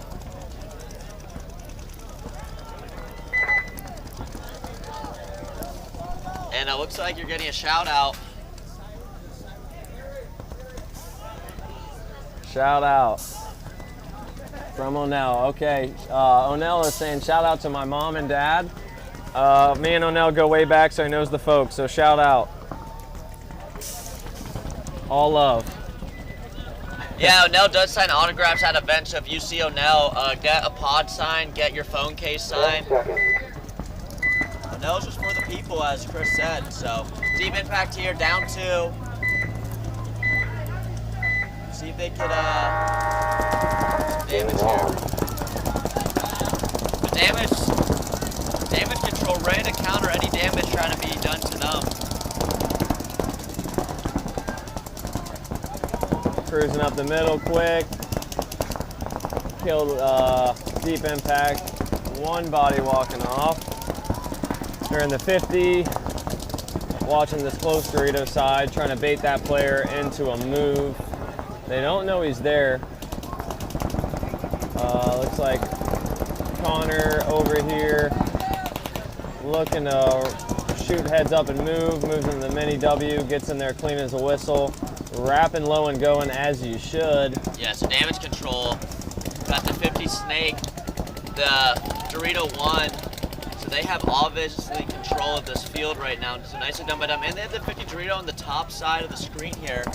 So they're now going to look to inflict some damage on the damage control, and they do just, or on the deep impact, and they do just that by shooting out that tall tower. Now shooting out the last player in the middle brick. So nicely done by damage control, going up 3-0. And Chris, we've seen these guys a couple times on this field now today. You thinking they're looking like a favorite to, make it on here and maybe taking a win? Yeah, they're looking really solid right now. We'll see. I think they're definitely one of the top contenders, one of the favorites as of right now. They've just been playing really fluid and just making it look like they've really been putting in the extra effort here. They got Coach Tom over there talking to them, making sure they're all on the same page for this next point to try to get a 4-0 victory. Yeah, they got great back house as well as players.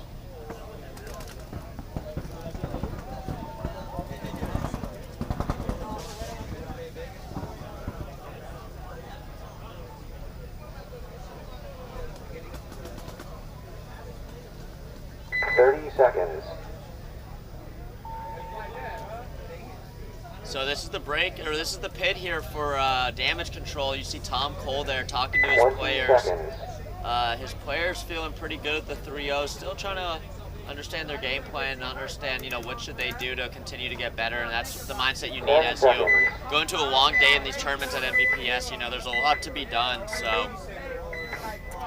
All right. Wookiees in breakout.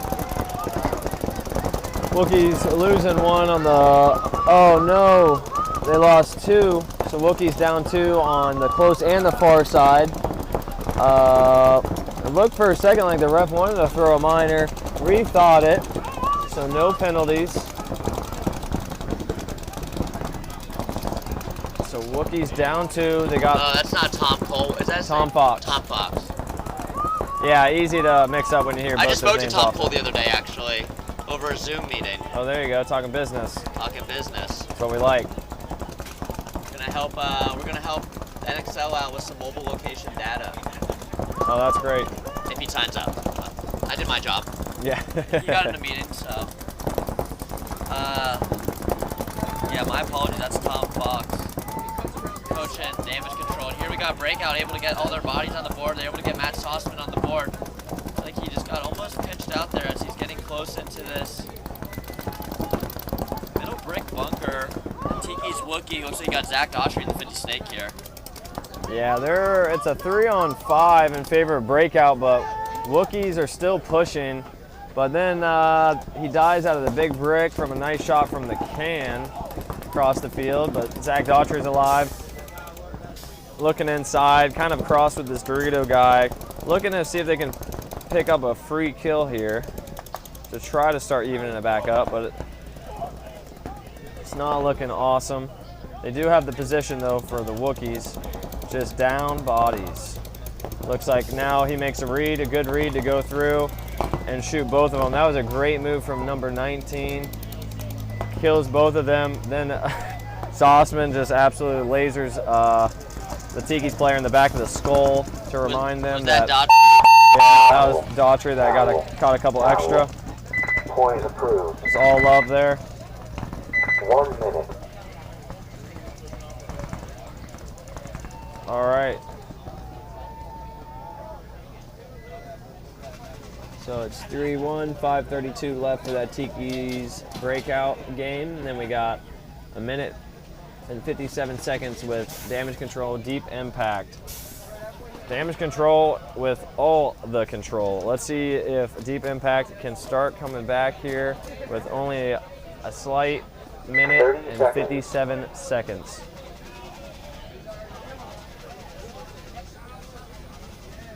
All right, we got 20 seconds. 20 seconds. And these guys are moseying out on the field. They are moving really slow.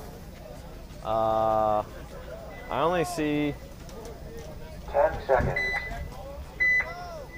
I only see 3 out there, and the next 2 are sprinting to the box with Oh my 3, gosh. 2, 1, get to the board, and they make it, I think. I see a running referee though. Oh, they lose 1, they lose 2, they lose 3. Gosh. Now it's a 5-on-2. That was a disastrous breakout. Yeah, Deep Impact is just having a tough time in the pits. Stevie said it earlier, it's just they're having pit issues. And it's like, I don't know if they don't have a timeout or what, but man, that's not how you have a confident start to a point if you're looking at your guys sprinting out. But damage control is looking real crispy as they dive into this Dorito 1, looking to push the agenda here as they're up. Yeah, it's a 5-on-2. They got him stuck in the pocket. I mean, at this point, they should just really apply the pressure and have their way here as they shoot out another player. 5-on-1. He just got shot in the knee. He's gone. Wow. Yeah, that hurts. All 5 alive. The problem is, with Deep Impact is they had that bad start and it might have flustered them. So they had to sprint to the box. You never want to see that. So yeah, maybe just some pit issues going on. And unfortunately, sometimes it spirals out of control. Yeah, Yeah, so Damage Control with a nice 4-0 win. yeah, Breakout up 3-1 now against Wookiees. The point they lost against Wookiees because they weren't able to get their star player Matt Sossman. So is it how do you say his last name? I think it's Sossman. Sossman, yeah, that's what I'm thinking too. Yeah, I think Matt Sossman wasn't able to get out on that point, and this is the pits here you're looking at for Breakout and Damage Control. Looks like they're giving high five there. Tom Fox giving a high five over to his players there as a good win. And 30 seconds. you know, I'm sure Damage Control is putting on a good performance here for Mama. Hope you're feeling better, Mama, if you're watching out in Ohio right now. So 20 after seconds. this match, we will be headed into the booth and grabbing some food. This is Chris Horn in the booth and Sam Sandstone. Chris, how are you enjoying 10 seconds. being in the booth today? It's awesome. You know, it's great to see all this talent out here. Everybody having a good time. A lot of laughs, a lot of smiles. People just having a great time playing paintball. Really trying to, bring home that gold. That's what's important. But everybody really having some fun out here. I see a lot of familiar faces, a lot of really long-time friends. So it's a great time out here at MVPS Summer Rumble. If you're close by, be sure to come check us out and stop by all the vendors and show some love.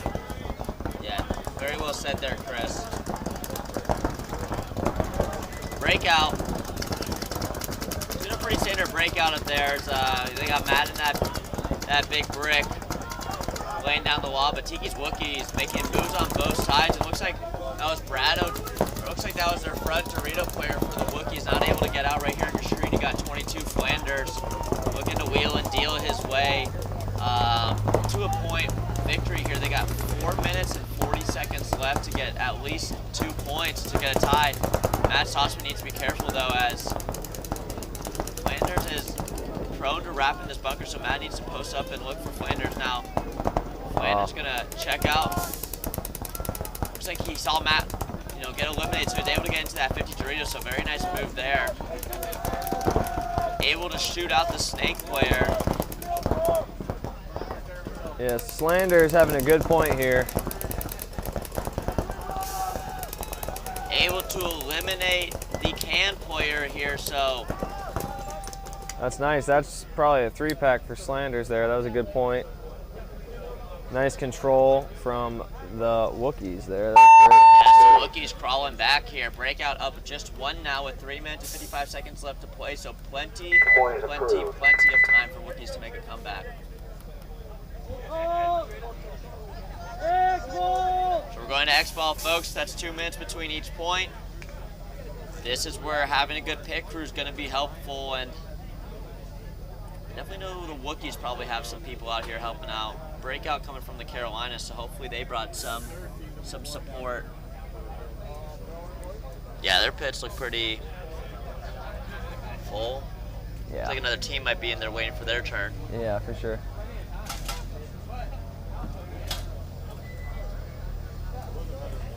Timeout. So yeah, timeout as these two teams head into their 6 points. So if you were betting over under on that 5.5 line there, looks like this match will be taking the over, but it looks like we saw a lot of unders as well.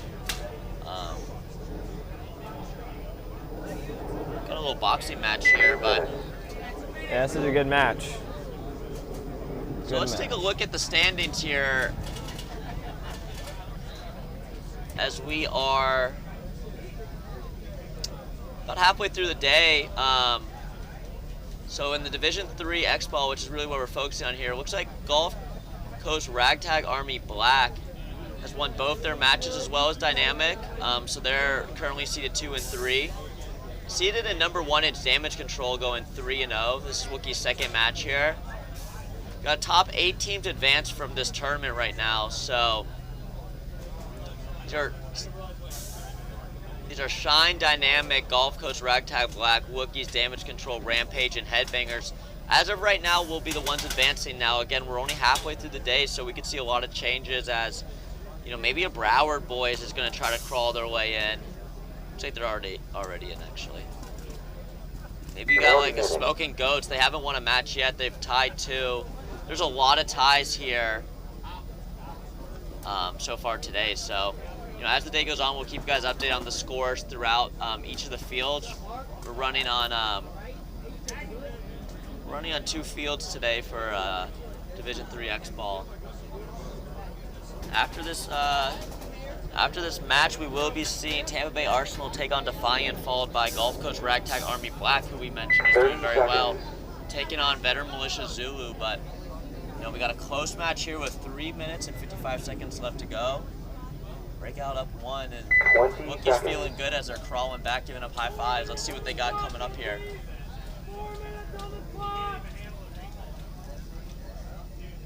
10 seconds.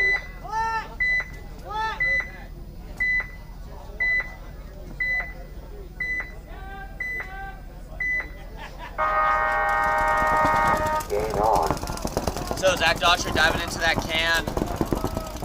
It's a pretty standard breakout for Wookiees. Ref coming in, checking out a player here. Oh, looks like he gets a minor. That's not what the Wookiees need as they're trying to make the comeback here. Yeah, that was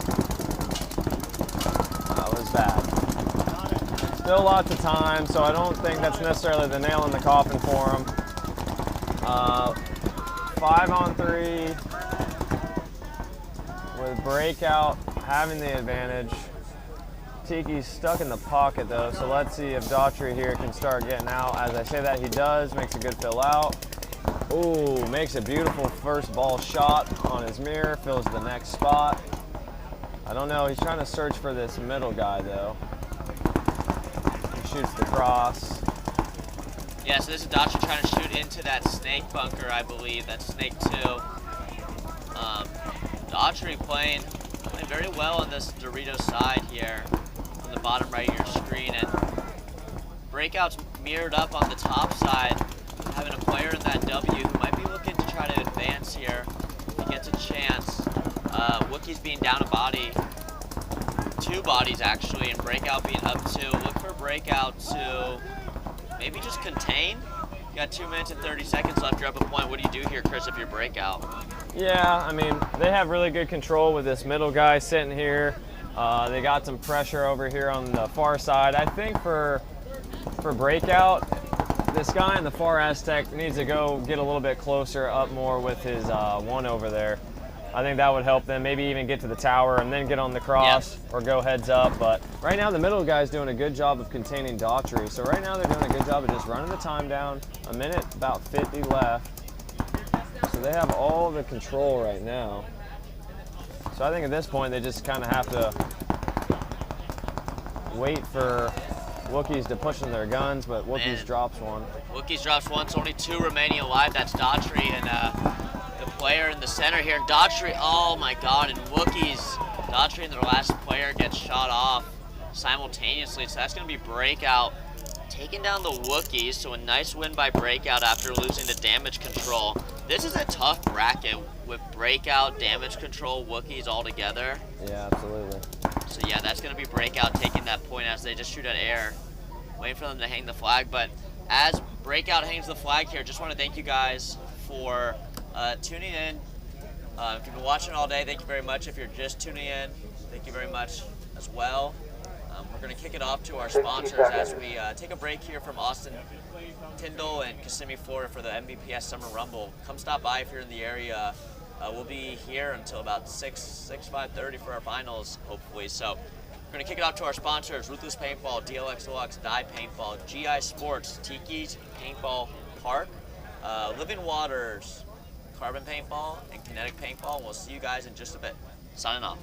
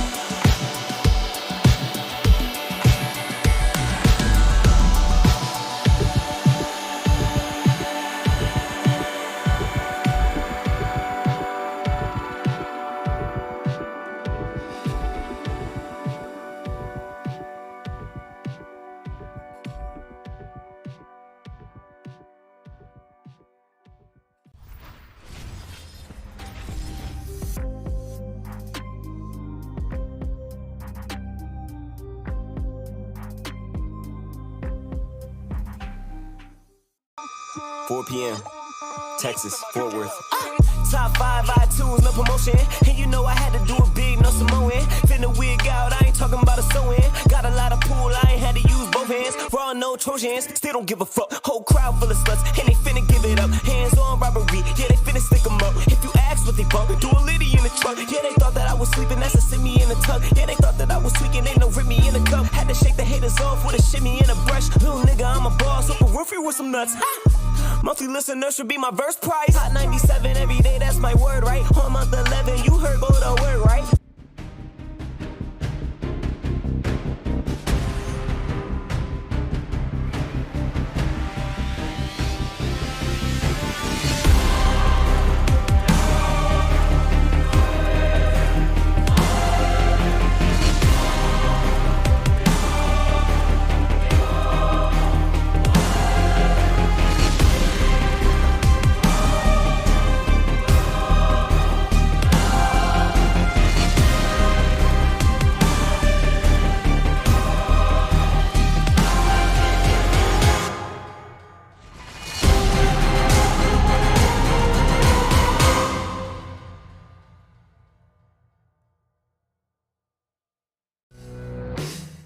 Tiki's Paintball Park, the Tampa Bay area's premier paintball park. Enjoy lightning-fast check-in and all-new rental equipment, including dual thermal lenses to eliminate any mask fog. Our temperature-controlled warehouse will keep your paintballs super fresh, and we have a newly paved asphalt parking lot with handicap accessibility and sidewalks. Our air stations at every entrance use filtered air for perfect 4,500 PSI fills. We have multiple hand washing stations for all customers and family-friendly, low-impact paintball to tie it all together. With our 5 fields to choose from, we have traditional speedball, close quarters combat, city field, old school mounds, attack and defend on Bunker Hill. Relax in our tree-shaded 2-acre staging area with plenty of picnic tables and hammocks to choose from. Cheer for your friends and family with a perfect stadium view of all of our fields. Located at 210 Pruitt Road in Seffner, Florida. For more information, visit us online at tikispaintball.com or call us at 813-571-1300.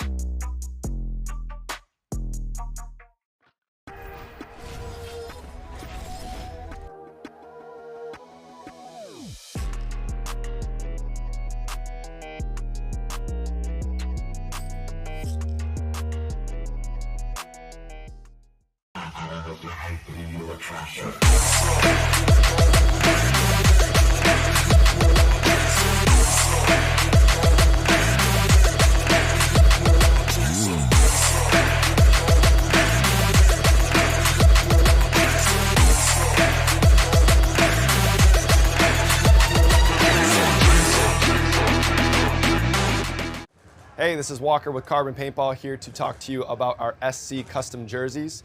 To start your team's design, head over to crbnpaintball.com, fill in some team information, including what colors, what template you want to base your jersey off of, upload your main team logo and any sponsors, enter your name and your number, and we're going to kick you back a 3D image of your jersey. The custom jersey is built on a 5-panel design that's all customizable. The jersey features a DWR coating all throughout the jersey, so it is water resistant. It also is stain proof, and it has side mesh venting. The jersey is also very fitted, so it has a compact neck collar, and it also features elastic thumb loops to keep the sleeves in place while you're sliding or running. To start your team design, head over to crbnpaintball.com. Walker here with Carbon Paintball to discuss the Zero goggle system with you guys. We have the Pro version and then the SLD. What you're going to notice first is the color options. On the Pro, it is a semi-translucent Airflex bottom. That's the mask region. And then with the Solid series, it is just a solid color. It's opaque. They're both exactly the same durometer. They're both the same softness or squishiness. Other than that, you're actually going to get a clear lens with your Pro goggle.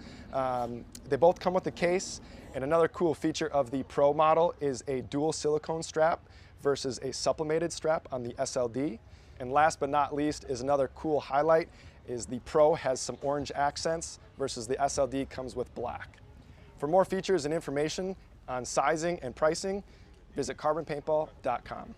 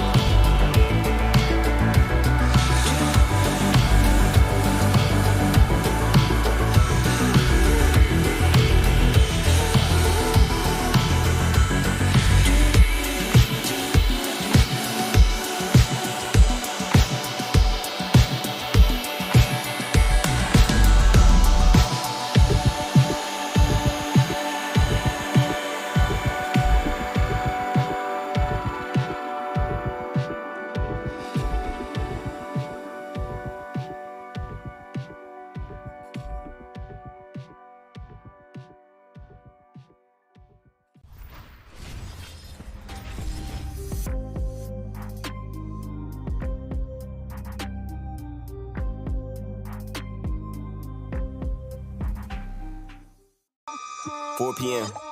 Texas, Fort Worth. Top 5 iTunes, no promotion. And you know I had to do it big, no Samoan. Finna wig out, I ain't talking about a sewing. Got a lot of pool, I ain't had to use both hands. Raw, no Trojans, still don't give a fuck. Whole crowd full of sluts, and they finna give it up. Hands on robbery, yeah, they finna stick 'em up. If you ask what they bump, do a litty in the truck. Yeah, they thought that I was sleeping, that's a send me in the tuck. Yeah, they thought that I was tweaking, ain't no rip me in the cup. Had to shake the haters off with a shimmy and a brush. Little nigga, I'm a boss, up a roofie with some nuts. Monthly listeners should be my verse price. Hot 97 every day, that's my word, right? On month 11, you heard go the word, right? Bring it back to New Jeru, that's a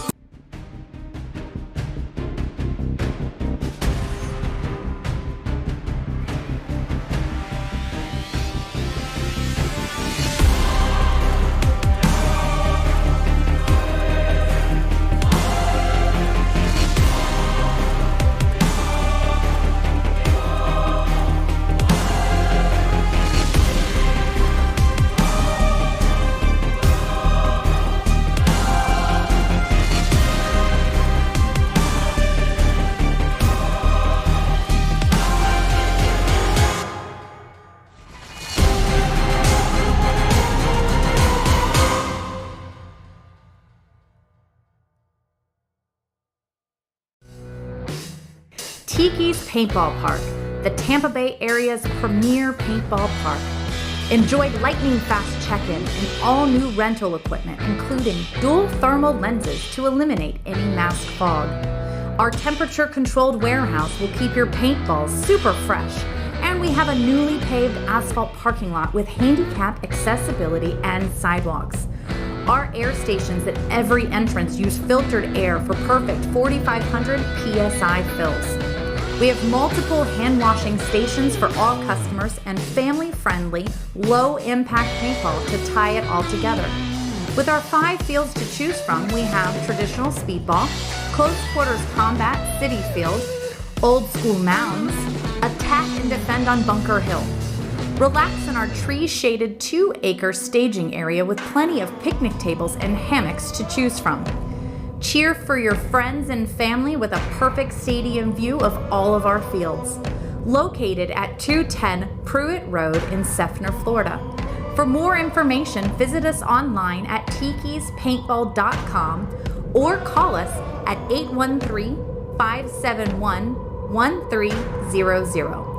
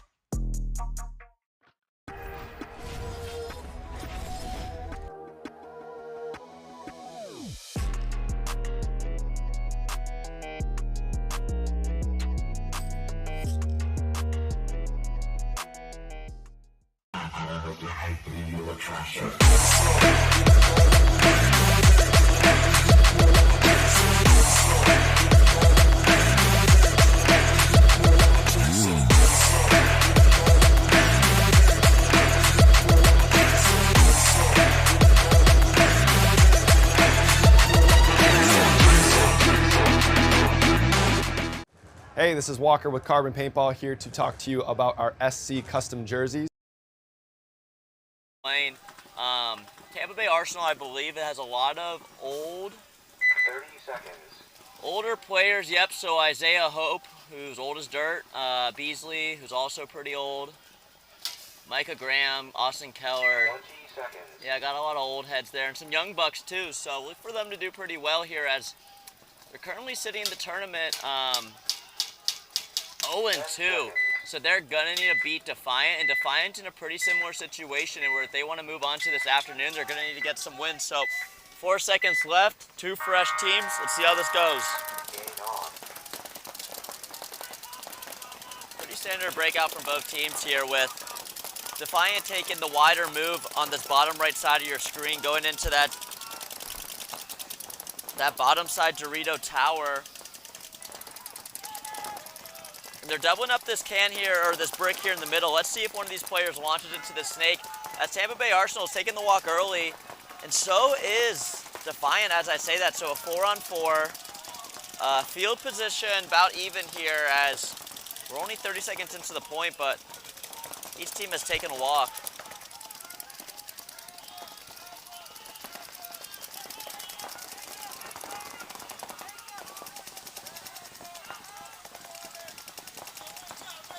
Great communications coming from the Defiant side of the field, really understanding where Arsenal is hunkering into the bunkers as he moves into the snake, as I mentioned. We see a lot of doubling up in the brick and then having someone launch into the snake. Tampa Bay Arsenal taking the walk from the home, so Defiant having a 4-against-3 body advantage, and Arsenal looking to go wide here. Defiant losing their snake player, so a 3-on-3 with Arsenal having field advantage, and that Dorito 1 player on your screen was able to take out the tower player. Makes into the 50 Dorito and is running down, streaking down the field, looking to close out this point as Tampa Bay Arsenal is currently 0-2 in the tournament, is putting this first point up against Defiant, trying to make a comeback if they want to make it onto this afternoon. So, nicely done there by Arsenal.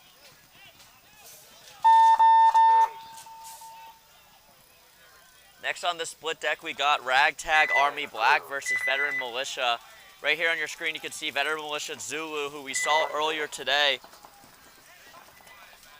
Let's see how they're sitting in the standings here. They're competing to make it onto this afternoon. I believe this is their third match.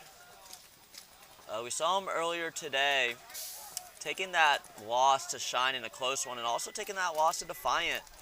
So, in a similar scenario as Tampa Bay Arsenal, they're going to need these next 2 matches are going to be critical if they want to move on to this afternoon in this competitive Division III X-Ball preliminary matches we're seeing here at Austin Tyndall Sports in Kissimmee, Florida. Brought to you by Living Waters, Dye Paintball, O'Neill Lee Realty, Realtor, the Realtor of Central Florida, and anywhere in Florida if you're looking to sell or buy a home. 10 seconds. Or maybe just Antiques Paintball Park. I think O'Neill helps people buy homes, but you're going to have to let O'Neill speak to that. Game on. Looking here on the top left of your screen, someone's wearing a hat playing. You don't see that too often, but when it's in the dog days of summer like we're currently in, it's not a bad idea when you got a clear lens like he has on his. Yes. So Brandon Johnson coming in like a superhero. Yes, sir. Who hit you up? Marcus Parker. So shout out. Nah, yeah, I'll just take 2. So Brandon Johnson. What was it, Brandon? Marcus who? Marcus Parker. Marcus Parker. Shout out Marcus Parker being the superhero of the day. If there's a play of the day given, awarded out, Brandon Johnson and Marcus Parker get it on a duo team, tag team, bringing me some much needed commentator supplies to keep me going this afternoon. So looks like Marcus Parker let Brandon know what was needed in the booth. So I got a fresh Red Bull and some superpowers to commentate this. Veteran Militia Zulu matching up Ragtag Army Black in this Dorito 1 on the bottom side of your screen, as Ragtag Army Black made it in there first, and we got Chris joining us back in the booth. Chris, we saw Zulu Militia, Veteran Militia Zulu earlier. We haven't seen Ragtag yet. What are we hoping to see from this match here? You know, I always want some excitement. So we'll see. Seems like a lot of that's been delivering so far. Ragtag making a good move down the line. He was looking for a read on the inside or out to bunker him, but he didn't need to as they shot him out heads up. Only 1 player left alive in the corner. They're picking on him now. Oh, try to come back on the inside, shot him, bounced him. Nope, and he comes out. Yeah, it looks like he got bounced. Towel. Towel. Towel. Interesting headgear Approved. from number right here on your screen. 1 minute. Yeah. The hat and the sandana. Wow. Yeah, he's looking like he's ready to do some yard work. Well, Pretty- this grass is looking a little long. Maybe we could get him to get a lawnmower out here, do some some landscaping. I was gonna say real estate scaping, but that's O'Neill Lee's job. Man, I feel like it's getting hotter. every second we're up here, and I can't imagine what Tampa Bay Arsenal wearing the red jerseys just feel, or the black jerseys feel like. And Yeah. streaking across my screen here, just want to give a quick shout out to Christian Rivera Media. Christian, back up, show off the jersey. There he is. There he is on your screen. They're wearing the UCF shirt. Follow him at Christian Rivera Media. Absolute legend. Absolute legend. So Tampa Bay Arsenal here on the right side, and Defiant. Defiant looking to get a point back as they drop the first one.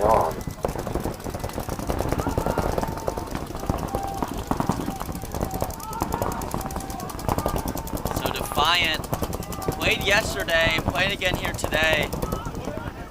Let's see how they're feeling. This is a hot, hot weekend, and you gotta have fresh legs when you come out here. We'll take a look at Arsenal's roster. Yeah. I was just saying that there's some old heads on there.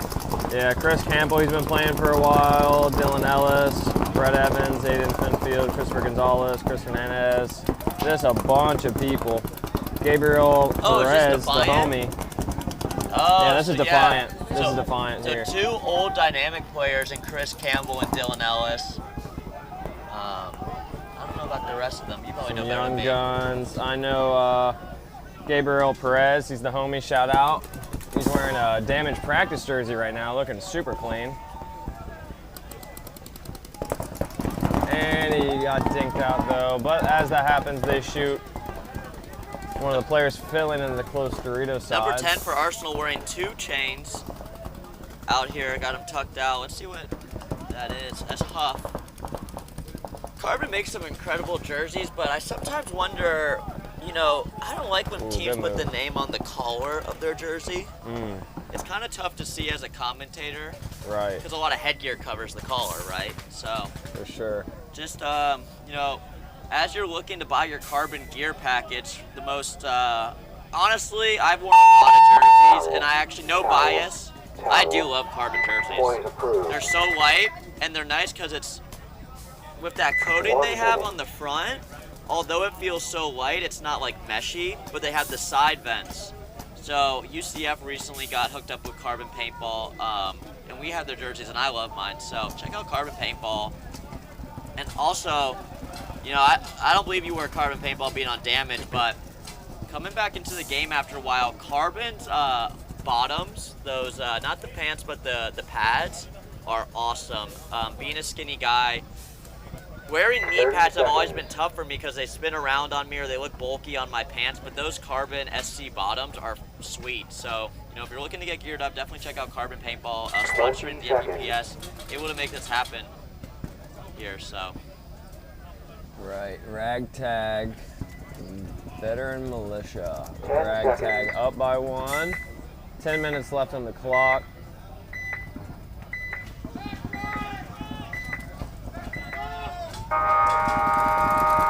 Game on. Ragtag with a nice breakout, fill the corners, immediately up the middle, kill 1, kill 2, very fast. Oh, and that Wow. Militia player getting some paint through his pro flexes there as he's walking off the field. Man, and Ragtag Army, so this is Ragtag Army Black. This is Alexis's team. He played yesterday with Red, who did pretty well. Ragtag really built up a camp this last season, I believe. Oh yeah. They got like 4 lines out here. So nicely done by Veteran Militia, taking out some players. As they lost a couple off the break. Ooh. Veteran Militia making a play while they're down. I like it. I think there's still a corner over there on the far side in this mini W. Ragtag repositions in the middle to try to set up a trap, but he switches. Looks to the other side. This is Combs number 41. All right, we need to give this man his play of the game shirt from yesterday. This Veteran Militia player, though, snuck into this Dorito, so he might hit Combs heads up here if he's not careful. They're racing down the field, though. Oh, they know now. There we go, and they concede. Point approved. Combs, come up here after this match. 1 minute. So letting Combs know that he needs to get his play of the game shirt from yesterday, brought to you by Enemies of the State. yes, Enemies of the State was generous enough to donate 2 of their pretty great merch to give out. Combs got Player of the Day yesterday. Let's see if he can do it again today. And Chris, I know I mentioned Player of the Days earlier. Do you remember what players or? You know, if I saw them again, I would know. The names, I'm not too sure. They might have been off of. Well, I mean, we're so early in the day. We'll keep looking up for plays. If we have to, we'll look back in the footage and find them. 20 seconds. We'll make sure it goes to deserving play. Yeah, deserving hands. A lot of great plays out here. 10 seconds. Really, what we consider when we think of good plays, it's not only how many bodies they kill, but what situation they're in. Right, how crucial it is. Game on.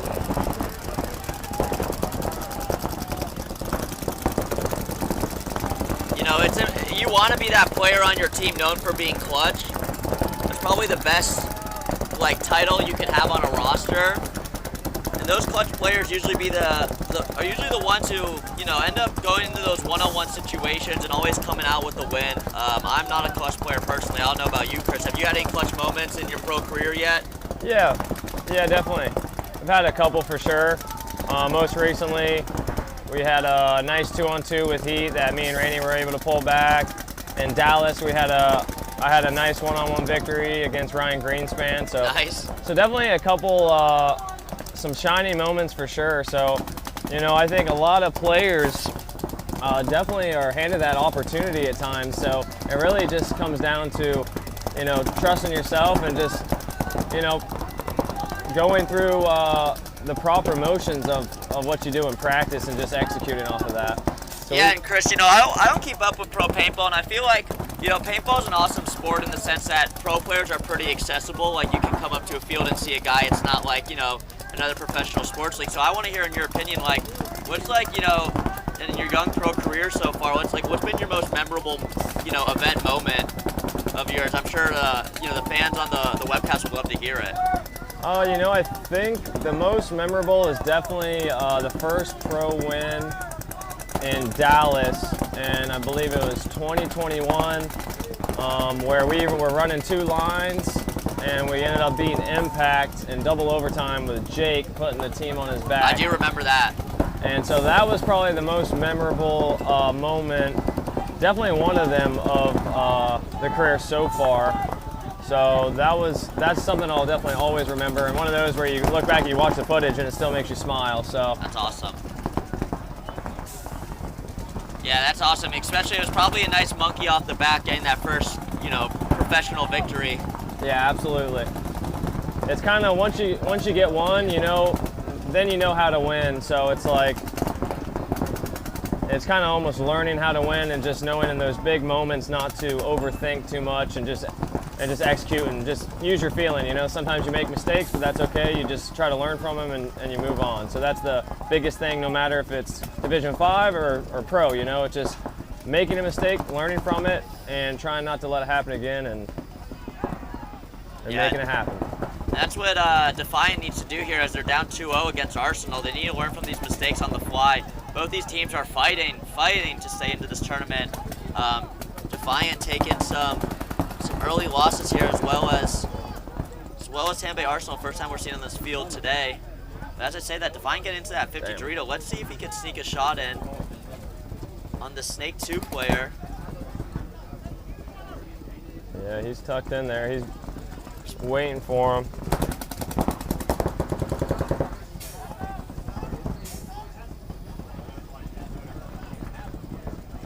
You can tell he's a little nervous about his wire. Yeah, absolutely. So he should. Well, now. What were you saying, Chris? No, I was just saying that the opposing player just filled up to the 50 center structure there, matching that other player, but he goes through and gets caught by him. So that was a good little bait play, but then the counter comes through and trades. That might have been the last player on the field for Defiant there. I believe it was. So Tampa Bay Arsenal putting up 3-0. Nice towel by Defiant, saving some time.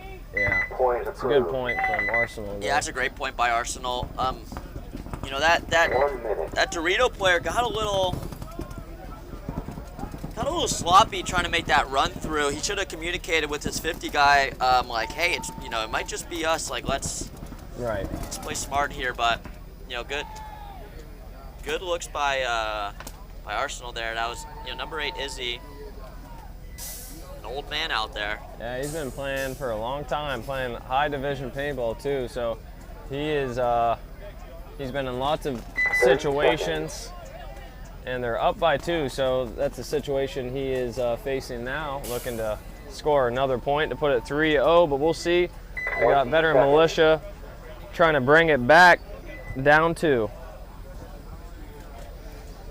So, yeah, these two teams right here, Ragtag Army Black is doing pretty well this event. Got Combs on their team who won play of the event yesterday, the Division 4 X-Ball. Again, we're watching Division 3 X-Ball, the premier league, or the premier division here at the Premier League of the country. We're talking regionals, so looking to put the 3rd point up for here. I'm gonna go grab that shirt. I'm gonna go grab both of them. Jared, you come over right here real quick. All right, veteran militia pushing up into this mini W. They lose one from the far side. Oh, lose another one out of that Aztec, catches one. Now he's gonna move forward, but gets blown up from down the line. Unfortunately, now he comes to their side, shoots the big brick. The can switches and catches him on a fill, but then immediately gets shot. Oh wow, he bounced him. Okay, so the can bounced that guy filling. Stays alive, and that's it. But wait, but they get a minor. Point approved. Interesting. All right, well I believe they still won that. So Ragtag, I believe, scoring that point even after a interesting minor there, but still get that one.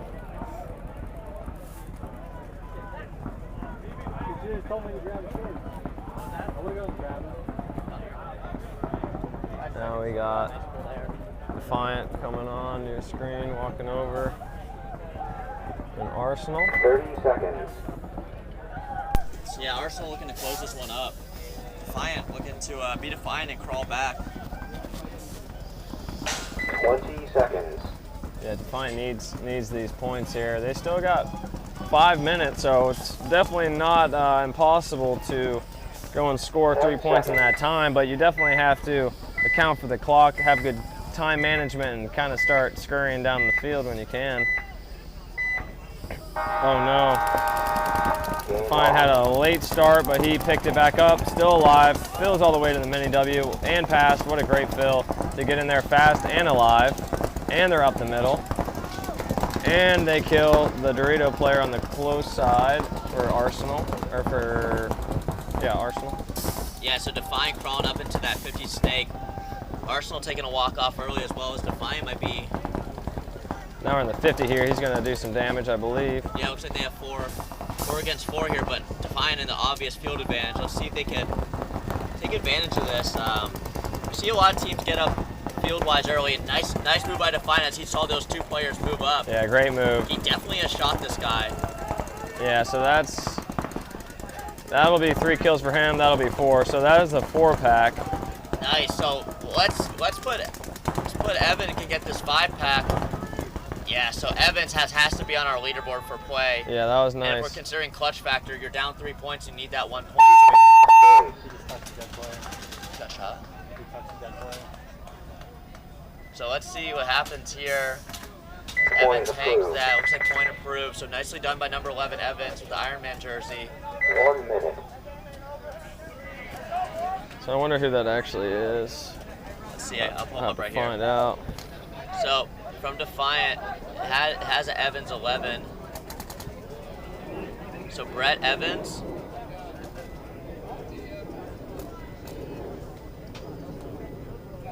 Looks like Brett Evans does play for Los Angeles Damage. Or Los Angeles Ironman, sorry about that. So that is a pro player here on the Division III field. That just goes to show how much talent gets pulled out to these events. So very nice play there by Brett Evans. He's probably on the leaderboard here for play of the day that we can remember. You know, that just goes to show how competitive it is. You have a pro player on your roster and you're still down 3 points. 10 seconds. But nicely done by Evans to crawl back there, get in that point. So we'll keep him in mind. I'll even write down his name. Game on. That's Defiant. There you go, Ragtag. Flying up the middle. 2 up the middle. Both at the 50.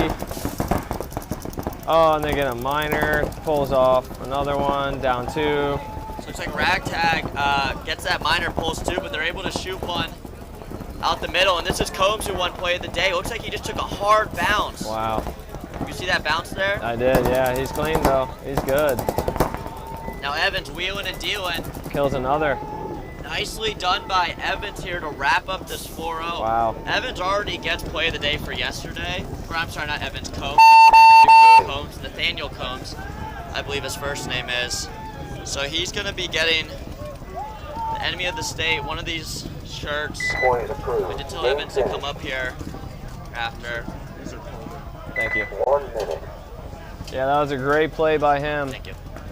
Flew down the field, recognized that he had to attack, went on attack mode, and ended up picking up some bodies when they were really in a down body situation. So that was a great read on his part. He hit his shots and made it happen, so that was a great play. Now back in it, Tampa Bay Arsenal 3, Defiant 1, 3:52 on the clock. Will Defiant keep coming back, keep fighting. So hopefully we'll be seeing Combs up here soon to claim his shirt, and maybe we'll get some quick words from him, let him know how he's feeling after yesterday and today. Check in on him. So right now we got that Defiant Arsenal where Evans was able to really carry Defiant on their back and make a really nice play down the Dorito side. See if we can do that again. Defiant really needs him to come up strong here when they're down 2. About 4 minutes left to play. 1 minute.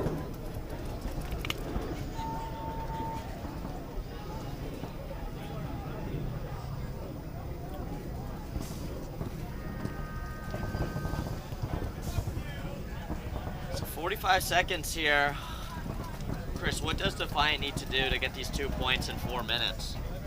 You know, really they have to attack. I mean, there's no other way to say it except that. They do have 4 minutes on the clock to at least get 2 to tie it. 30 seconds. So realistically, they have time to kind of piece it together so they don't have to fly down the field and make stupid moves, but they definitely have to be a little bit more urgent than 20 seconds. maybe normal. So hopefully they can do this now, piece it together, work with their 2s, talk to their 1s, and get them down the field. So we got Nathaniel Combs joining us. He won play of the day yesterday. So Nathaniel, you got Public Enemy or Enemy of the State donated 2 shirts, and if they're not your size, you can go find the guy.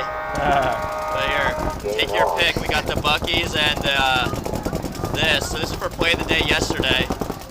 Okay. Which one do you want? I'll take the book. So here you go. And Appreciate you, man. yeah, and Combs, real quick, you know, you played yesterday, you played today, you guys are doing well. You know, how are you gonna, continue the day off? How are you feeling after yesterday? Give us some words. Yesterday was definitely a fun learning experience. I drew 2 majors, which was very, very unlike of me, so that sucked. So we're trying to keep that down. But we have a fully stacked line. We have 2 lines that we switch through evenly, so we're well rested for the most part.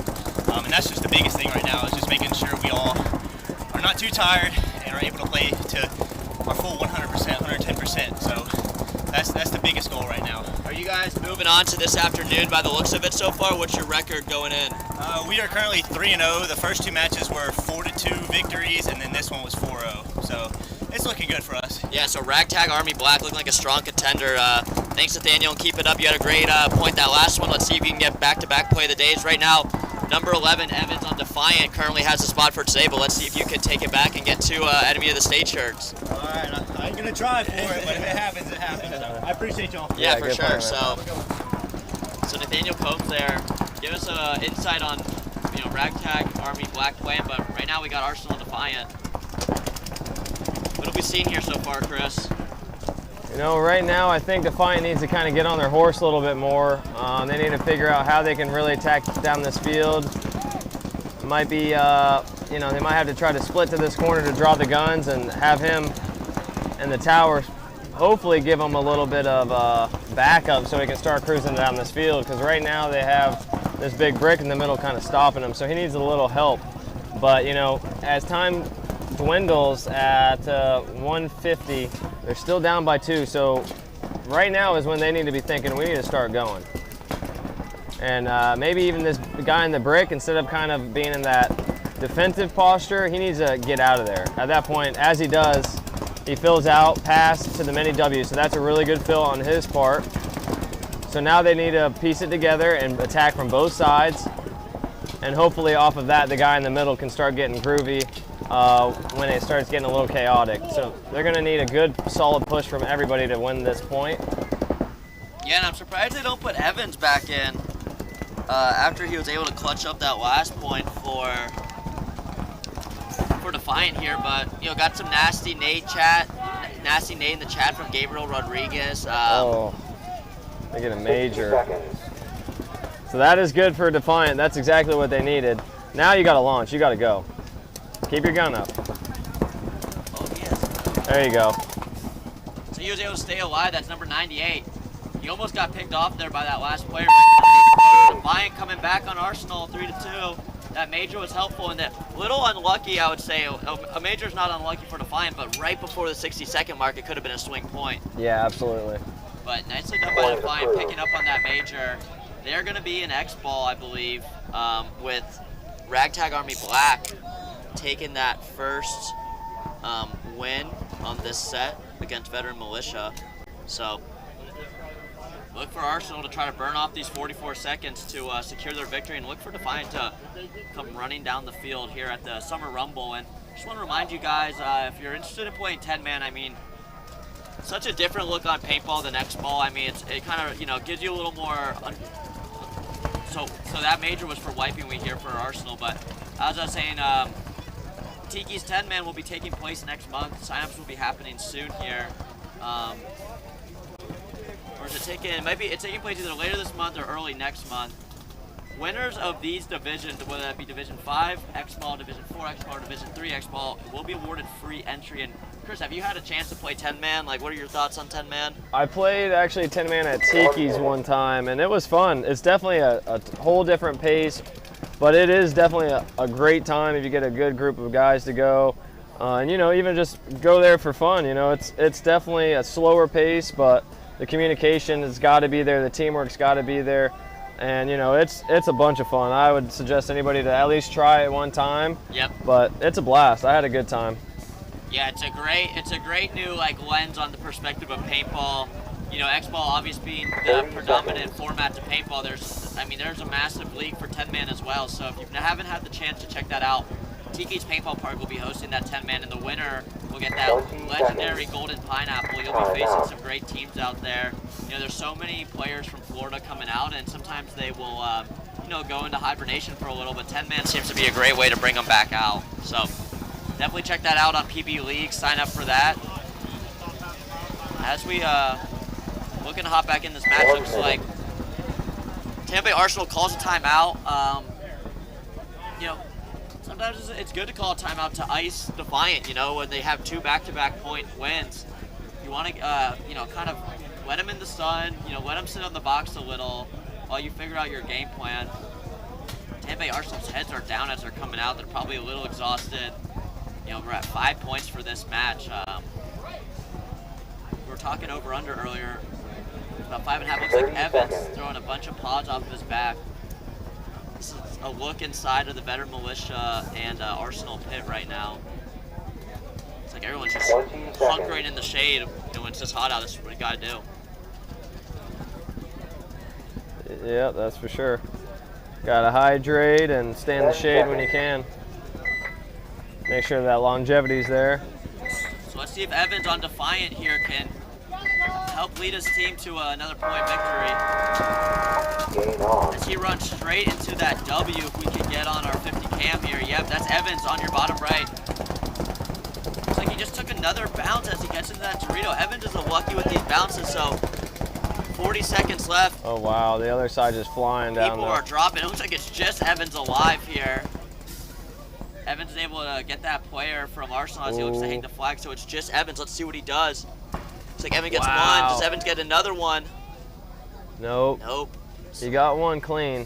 So that's going to be Tampa Bay Arsenal taking this match 3-2 unless this player decides he's not going to be able to get that 4th point. So nicely done by Arsenal to take that victory against Defiant. And Defiant, Game time finished. I like their strategy. They came out Game swinging. stop. Yeah, No absolutely. points. Game finished. So we just saw Ragtag Army Black there take the win against Veteran Militia Zulu. And Arsenal taking the win against Defiant. So, you know, as we've been saying all afternoon, all morning, we wouldn't be here if it wasn't for our sponsors. So shout out to them. Shout out to everyone watching the broadcast. If you're watching, you know, make sure to throw some love to the MVPS channels, whether that be through Twitch, YouTube, or Facebook. Make sure to show our sponsors some love as well. Ruthless Paintball, DLX Paintball, GI Sports, Tiki's Paintball Park, Die Paintball, Living Waters is out here keeping our players fresh and hydrated. Really big shout out to them. Probably saving some lives, getting a little refresh on these players who have been, you know, sweating all day, playing double days. You know, it's hot out here in the dog days of summer at the Summer Rumble event at Austin Tyndall Paintball Park. So if you're in the area, Kissimmee, Florida, make sure to come out. Kick it off to our sponsors now to have a word: Kinetic Paintball, Carbon Paintball, and the ones I mentioned previously. So we'll be back to watch Invasive take on Smoking Goats, as well as Livewire taking on Headbangers Reloaded. A couple teams we've been seeing out here all morning, so we'll catch you guys in a bit.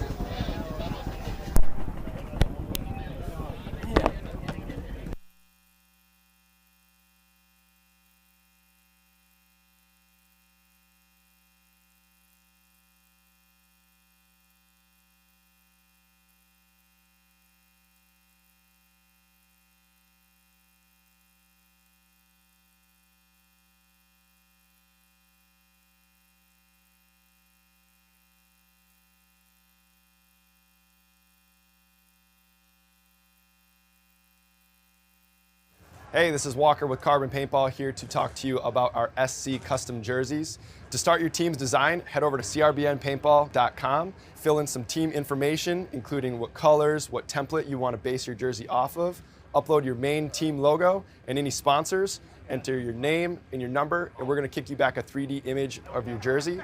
The custom jersey is built on a 5-panel design that's all customizable. The jersey features a DWR coating all throughout the jersey, so it is water resistant. It also is stain proof, and it has side mesh venting. The jersey is also very fitted, so it has a compact neck collar, and it also features elastic thumb loops to keep the sleeves in place while you're sliding or running. To start your team design, head over to crbnpaintball.com. Walker here with Carbon Paintball to discuss the Zero goggle system with you guys. We have the Pro version and then the SLD. What you're going to notice first is the color options. On the Pro, it is a semi-translucent Airflex bottom.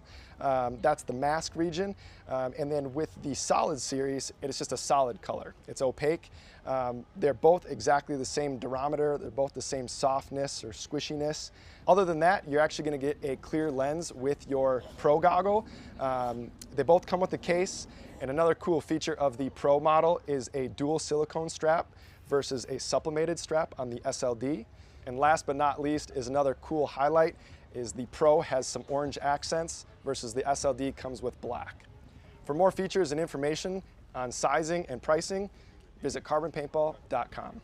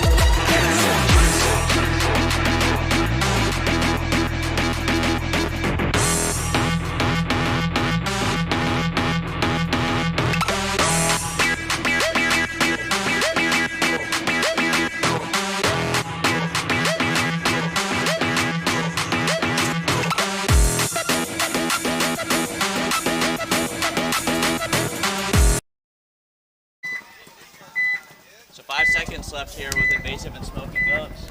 Both these teams are out of South Florida, so they're probably very well aware of each other. Got Prison Pants on the board for Smoking Goats as well as Invasive. We spun a lot of these guys from yesterday. They're playing Division 4 X ball, so they're probably feeling this this heat that we're all feeling out here. And Smoking Goats takes that early push to the 50 snake.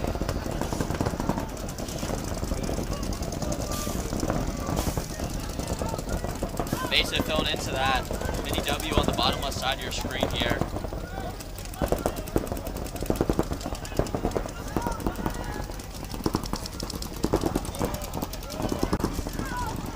Yeah, Smoking Goats, it's a nice shot on an Invasive player in the mini W, so that was a good shot. Calling this kill, and they kill an Invasive player on the far side of the field. Invasive fills the mini W though. We'll see if he gets caught from this middle guy, just like his teammate did a second ago. Smoking Goats make a good fill to the corner. He's rapping, looks like he wants to go, and he launches into the mini W to match up.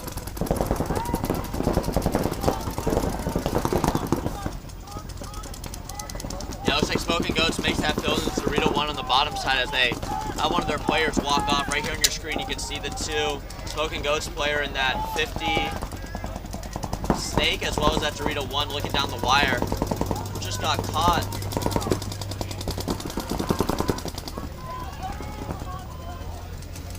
Invasive player taking another walk, but this is a really good angle of 4 players on your screen here.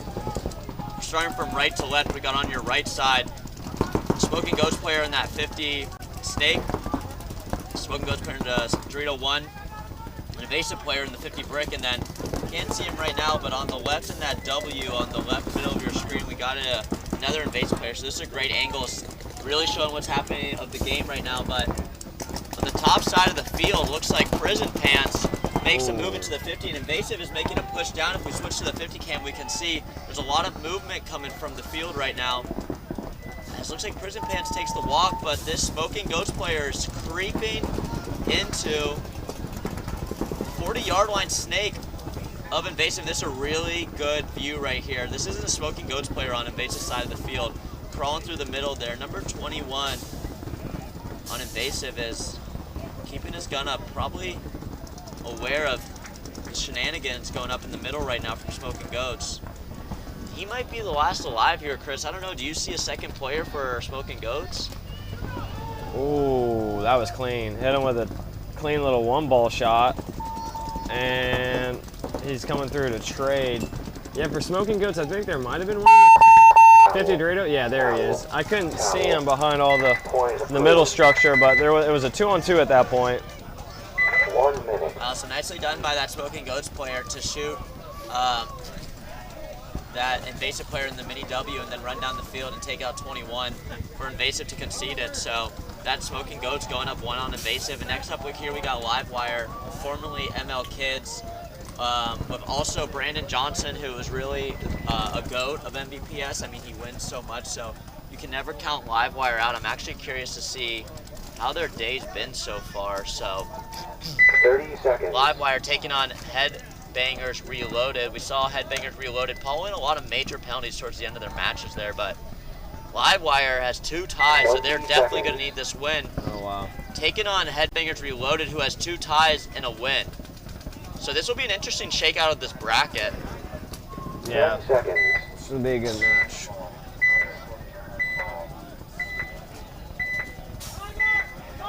Brandon Johnson in with Marky Mark, and looks like we got Jez as well.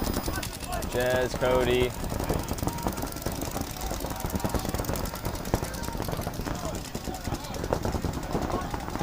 Yeah, Livewire looking pretty strong here on the breakout, able to get all 5 alive. Oh, they And dropped as I one. say that, is his name Cody, or I mean Mark? The tall guy coming off? Yeah. Almost positive. Oh, that's the wrong roster. Should be Mark. Yeah, almost positive that's Mark taking the walk early. Yet that's Mark. Marcus, he's on here a lot. Cody, Brandon, Jez, Eli, Emil, Warren, Barker, Joel Carpenter. So solid team here for Livewire. Absolutely. All right. So 4 on 5. We got going down here. Chad Gonzalez in the brick, holding down this close Dorito side.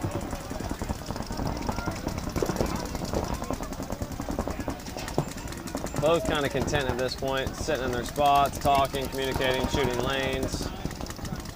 We'll see who makes the first bite. Yeah, with Livewire losing a player off the break. Did Headbangers also lose a player here? I definitely see 4 players. There's 2 in the big brick. Okay, so it looks like they got 5 alive. They got for 5 Headbangers. alive, yeah, so player advantage to Headbangers. This is going to be their last match of the preliminary bracket, so they're definitely looking to get a win here, as they have 1 win, 2 ties, versus Livewire's 2 ties, so they're definitely hungry for a win. Yeah, absolutely. Ian Helmer here in the middle, in the snake slash middle, shooting the right side containing. He's just holding that zone, making sure they don't go through there, switches hands. Now checking off the close side here of the Dorito side. Yeah, both teams just trying to still communicate, shoot their guns. Oh, and Livewire player gets shot from Chad Gonzalez out of the can. So that was a good shot from Chad there to kill that wide player for Livewire. Now they're kind of stuck in the pocket here, which is never good. It's up, and Brandon dies, popping the top. So now it's 2 on, and there we go, 2 on 5. Well, so that's a good seed by Livewire. 2 players left alive. Shout out Ian with the dark jersey. 1 minute. Dark making history in paintball with an all-black team, winning the Division III X-Ball. Was that last season or was that this season? That was last season, I believe. Last season, I believe that was first event of last season. So shout out Ian, rocking his jersey there. Yeah, those are sick jerseys. Now we got Invasive coming on the field against Smoking Goats. Smoking Goats up 1. Invasive, man, I mean, 30 seconds. they're a solid team, but they've been getting bad breaks this event. Looking like they have a loss to Headbangers and a loss to Rampage, so they're at least 0-2 heading into the Smoking Goats match. They're fighting for their lives to make it into this afternoon. And Smoking Goats, 10 seconds. did Prison Pants change his pants again? Just so many pants. Pant options for him. He's a really big pant guy. I think he might have.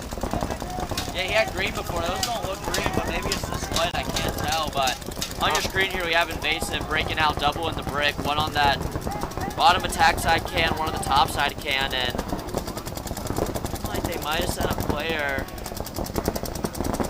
to a corner, maybe. I'm not sure.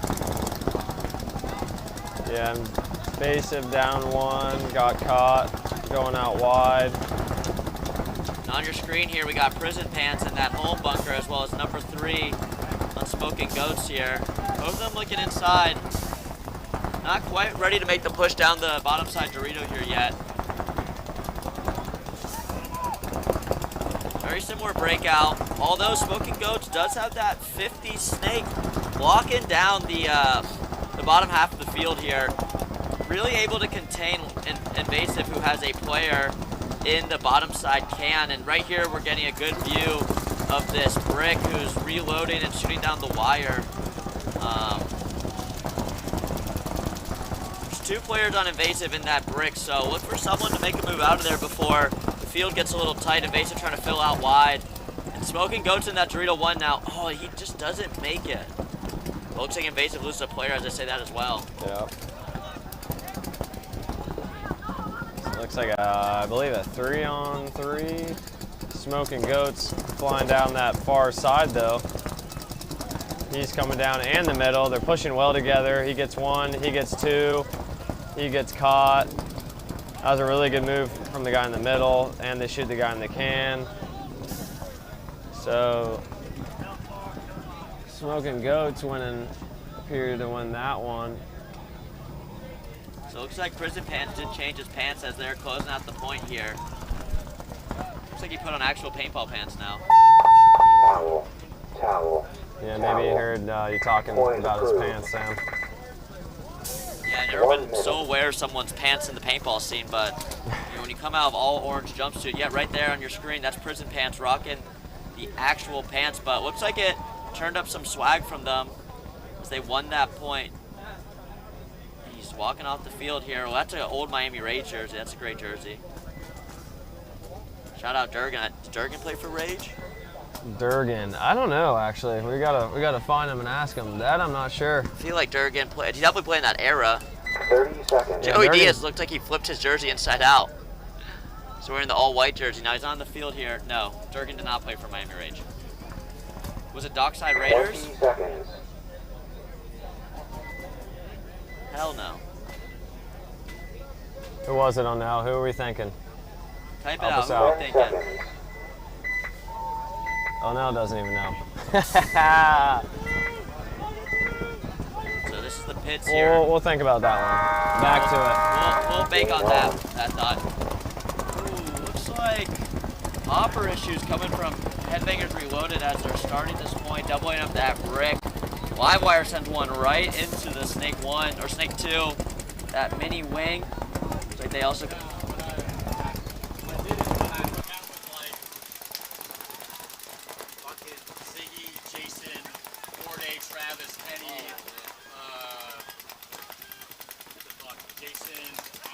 Basically their whole team. Who did you play with? When they were playing, I was playing with Jags. Jacksonville Warriors? Yeah. Okay, so Jacksonville Warriors, and guys, just to remind you, Ruthless Paintball, a wonderful sponsor of the MVPS, is giving away $250 gift card to the winner. $150 to second place. They did this yesterday as well. So shout out Eric and Ruthless, always supporting the MVPS, and really a big support of a lot of paintball teams out here in Florida. See the ref jersey there on the bottom, that is Ruthless. So making some great gear, custom jerseys. Now we're here, Livewire having great field advantage. They got 2 in the Snake, 1 in that top side Dorito wing, 1 in the bottom side Dorito tower, as well as that Dorito can. Looks like they're able to pick off a reloaded player out of that center cake. So Livewire fighting for their tournament here, and they're looking pretty good. Yeah, so it looks like below paintball _gaming dad said Durgan played for Jax Warriors and he thinks Miami Effect. Now Durgan confirmed. Is Miami Effect? So Miami yep, Effect. Below average paintball dad knows Durgan's history well. And Strange, right? And Strange. There we go. Strange B, he says.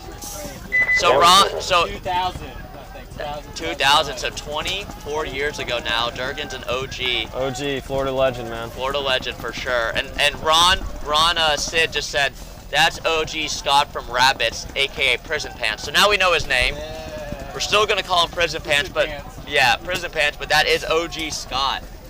He's playing pretty awesome out here. He always plays good at these events, so I'm happy to see him out here every event playing on Miami or on Smoking Goats. And then Spence says can confirm for Durgan. So yeah, you know when you got people in the chat confirming someone else's history, they're a legend. So shout out Durgan, helping out the broadcast team today. Always here at the MVPS events. If you see him, say what's up. He's got short hair now though, so know that. 10 seconds. All right, Smoking Goats up 2-0. 6 minutes, 50 seconds on the clock. About to go down. Game on. There you go, Smoking Goats pushing the far side. Mini W. Filtering over there fast with prison pants. They're attacking front player on the close side. Dies going forward. And looks like Goats lose their front player on this bottom attack side, but their top attack side is getting checked out by the rest. You don't want to lose your 2 front players in the beginning here. Let's see if he's going to be clean. Yep, he's going to be clean. So, Smoking Goats loses one early. What do we got on Invasive side? I see 4 players. It looks like they got all 5. They were able to make it out wide here on both sides of the field. So nicely done by Invasive.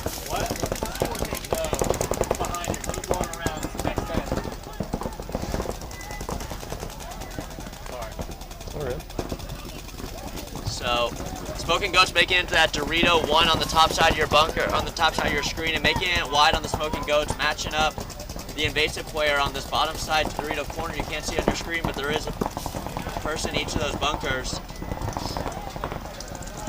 And Durgan, Mama says, say hello to Durgan, please. He also played for Strange. Yep, confirmed. Mama? Yeah, Mama right there. Tell her I hope she's doing good. Yeah, Mama, Durgan says, hope you're doing well. Everyone here hopes you're doing well. We miss your face out here, but we know we'll see you out here soon. And your boy's doing great on damage control. They're 3-0 right now. Definitely looking to make it on. They look really solid, so. That John Pope hair magic. What was that? That John Pope hair magic. John Pope what? Hair magic. John Pope air magic. So, got Smoking Goats here holding their 2-0 lead against Invasive as they're making push up the field. Prison Pant, aka OG Scott from the Rabbits, just made it into the W, and Invasive gets that minor. What was that for there, Chris? I'm not sure, to be honest. Maybe, I think he got caught in the pack and played on. Is what it looked like the ref was signaling. So what sparked the whole conversation with Durgan was this Miami Rage jersey, and he's wheeling and dealing over here. He just hit a nice shot down the line. Gets another one. Good shot. Yeah, is able to snipe out that Dorito 1 player. So nicely done by this player. Oh. He doesn't realize there's a corner, but he realizes it quick and gets his 3-pack here. Oh, actually he doesn't. Let's see. This is crazy that this corner player is still alive. I want to see some push off the Smoking Goats side. Looks like he's going to get. Towel. That was a good play by him. Point approved. In the Rage jersey there. 1 minute. So Wheeling and dealing. There's some conversations going on in the field from the Smoking Goats saying something about his jersey. A lot of conversations around this jersey right now. Yeah. Yeah. And he de-airs his gun too. I just don't understand that. Maybe I'm missing something. I don't know. So look for this next play from Smoking Goats and Invasive to have some heated blood in the water right now, as a lot of talking was going on. Marcus, I did. You're the man. I appreciate you reaching out to Brandon for me. 20 seconds. We actually see him on the field right now, so shout out Marcus. Helping the commentator booth out here from afar. So, you know, guys, just know you guys are the difference makers for us up here. So whenever you're in the chat and you got something to say, let us know. We're reading all chats, whether that be through Twitch, YouTube, or Facebook. Livewire Headbangers here. What are you thinking here, Chris? Game on. Well, right now it looks like Livewire took a bounce as he was going up the center. He looks like he's cruising up there, but then again, it also looks like Headbangers make it out wide over here on the close side and the tower there. He's looking cross, which is a great position to watch the cross, and a tied up ball game here with 7 minutes dwindling. Yeah, both these teams fighting for their lives in this tournament right now. Yeah, this is huge for both of them. I'm sure they've calculated it. So at this point, they're thinking about how they need to win. Chad Gonzalez filling up to this can. Looking to possibly be this one if his corner doesn't look to get in. Yes, Livewire made it out wide here on the bottom side of your screen. Looks like they also have that Snake 2 little wing, that middle brick, and both the home bunkers back there. So pretty standard breakout by both teams here. Not too much real estate being taken yet. Shout out Onell Lee, who's on the top right of your screen now. Onell, if you're at the broadcast, let's place your headshot on which side you think is going to win this point. Right now you're in the top right. Feel free to move it either direction so we know you're in the booth, what you're thinking, Love to hear Onell's input, another paintball legend. Onell. Wow. Onell's saying Livewire here. Brandon Johnson and squad. He's going to place his head right back to that spot. So just, what a beautiful headshot there. But yeah, he's picking Livewire here. Now, I like Livewire's game so far. Two juggernauts right now of 2 teams. Yeah, they're both playing really disciplined, well controlled. That's Livewire's definitely, that's kind of their style out at Legacy. They really like to play that kind of slow, controlled type of paintball, but they definitely know when and how to attack.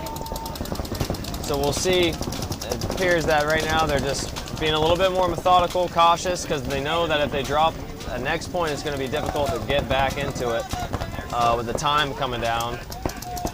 So Jez makes it out to the can. He's looking cross. Brandon's heads up, protecting this side from Chad filling forward. Cody and the other Aztec kind of shooting back up the gut. Switches now looking left. Now he's right inside. Brandon Johnson, let's see if he was able to get the shot on Chad as he moved in. This ref doesn't think so, but... Yeah, they missed the shot, and what's interesting is they're kind of both doing the same job. There we go, they switch. They had Brandon and the other Livewire player in the middle, both looking at that zone. So little lapse of jobs doing it there, but now the other Livewire player, 89, I believe, switches inside, so he's doing a different job, so that's good. Brandon's heads up. And guys, as we creep into the afternoon, I know I mentioned this yesterday if you're on the broadcast, but as these games really start to matter for these teams, and as we get later on in the afternoon, look for teams to really slow down the play and start to play, into their advantages or into their strengths of communication. As these higher divisions go later in the afternoon, no one wants to make that mistake because every point matters, every match matters, and both these teams are fighting for their lives to move on. So look for each of these teams to try to get someone out of their bunker or catch someone moving. And really breaking down to what Chris mentioned earlier this afternoon or this morning, those, the small parts of paintball, the communications. What would you call it, Chris? What was that? The small ball communication is kind of what we like to call it, but it's a good name for it. So Chad Gonzalez here on your screen on the left or on the right. Livewire's player looking to possibly make a bump into the 50 as he's crawling in. Yep. Crawling into that 50, and that could really lock down a side, whatever side he chooses to look at. This is Chad Gonzalez on your screen, as well as Justin Cotto. And looking like that's Joey Diaz. He flipped his jersey inside out because it's so hot out here, but we are getting some shade as we are getting later on in the afternoon here. I guess early afternoon. So Chad kind of just camping out, taking his time, getting his breath, trying to digest what's going on. Oh, Livewire loses one out of the middle. I don't know if they traded. I don't see anybody else coming off, so it looks like Livewire dropping one in the middle, which hurts them. Yeah, that's a tough loss for Livewire here.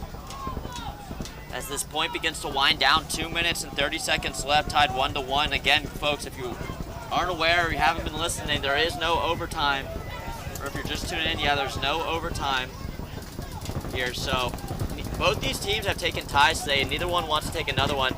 Joey Diaz makes it into the 50, a ref coming in to check him. Joey pulled a major that last point, or that last match. Let's see if he's good. Yeah, he's good. He knows better. Joey's another OG of paintball and Florida paintball, so he's smart. Almost sounds like Chad's gun is low. I don't know how much air he has in that tank. Oh man, Jez dies, blows this whole side now. So they might want to think about conceding here in a second. There they go. All right. Man, that's a big, big point for Headbangers to win there, as Justin Cotto Point approved. 1 minute. making that move up the middle. That's Joey Diaz there in the white jersey. Looks like he switched masks too. He was wearing the Dye i3. Shout out to Dye, one of our sponsors here. I believe they're doing a sponsorship for a series winner here. Not sure what division. I know it's a big giveaway. Dye being super helpful coming on this year as a premier sponsor of the league. So shout out to Dye. Shout out Joey Diaz. Shout out the reffing squad here wearing the Ruthless jersey. Just takes the 30 walk seconds. off. And Smoking Goats up 3-0 against Invasive. And as I mentioned, there was some chatter going on in the field between these two teams. Let's see if Invasive is able to follow up on all that talk. As they're down 3, they got a lot to make up. What do you think they should do here, Chris?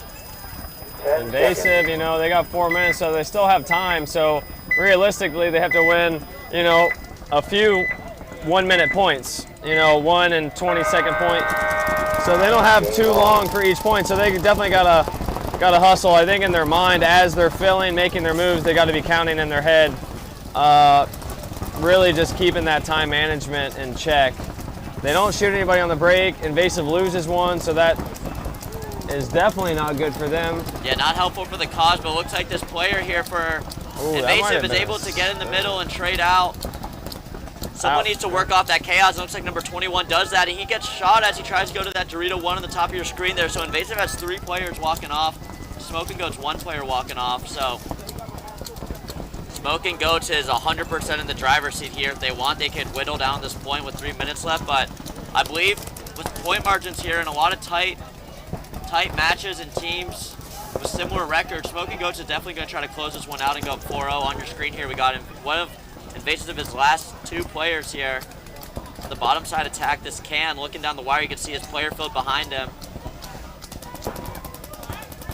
Yeah, it's not looking good for them. Yeah, not looking good for Invasive right now. You're down 3. Of course, brother. So that's Brandon coming up. Yes, sir. Brandon coming up, grabbing a Zen. He's the man. So he's on Livewire. They're down a point. Let's see if the Zen's going to be a game changer for him. Right. Try to get the mental aspect dialed in, maybe wake them up a little. But, you know, shout out Dog Factory. They put in a lot of work, have some cool merch. Check them out. Shout out the boys. See if they can get that one back. But in this match, dwindling time, still 2 minutes, about 10 seconds. They're closing in on Invasive, getting all the field. This guy here just needs to go forward and shoot this other guy in the He doesn't back. know that there's a can There in we front of go. him. They're going to trade. Good trade. Now let your boys clean it up. It's a 3-on-1, I believe, with 1:50 left. So it looks like they're probably going to get this last point to go 4-0 against them, unless the guy in the corner pulls it off. But no, he catches one. So that's going to be it. Smoking Goats looking good here to win 4-0 against Invasive. So Smoking Goats saying goodbye Point approved. to Invasive. I guess Smoking Goats might not be from South Florida, but I thought they were. 1 I minute. don't know. I think some of them are from around this area, I thought, but Yeah, not sure. I remember the Rabbits. I don't know where anyone's from, to be honest, at this point. right. Yeah, a lot of moving around, different teams flipping. You know, it happens every season, really. So sometimes it's hard to keep track of, but So Livewire, looks like Brandon Johnson loaded in a cheat code in between these. So he's 30 gonna seconds. be off this point actually, which is interesting call. interesting. Maybe he was spinning from the Zen. I don't know. 20 seconds. Had to take a seat on the bench there, but shout out him. We got a good solid 5 for both lines here coming out. Joey Diaz coming out in sparkling white. Yeah, Headbangers up 1. 1 minute 45 seconds left to play, so Livewire needs to make something happen if they're gonna they're going to come out with a winner. I mean, man, they have 2 ties already, so I'm sure they don't want another tie, but the way this bracket has been shaken out today, you just don't know who's going to move on with 8 teams advancing. I mean, so far Livewire is not seeded to move on, but they could squeak out a win. Headbangers seeded to move on, as well as Rampage. Damage Control seeded to move on here, holding the number 2 spot. Tiki Wookie is looking to move on. Broward Boys, Dynamic, Golf Coast Ragtag, and Shine all seeded to move on right now. Let's see if the day shakes out. We're only about halfway through here.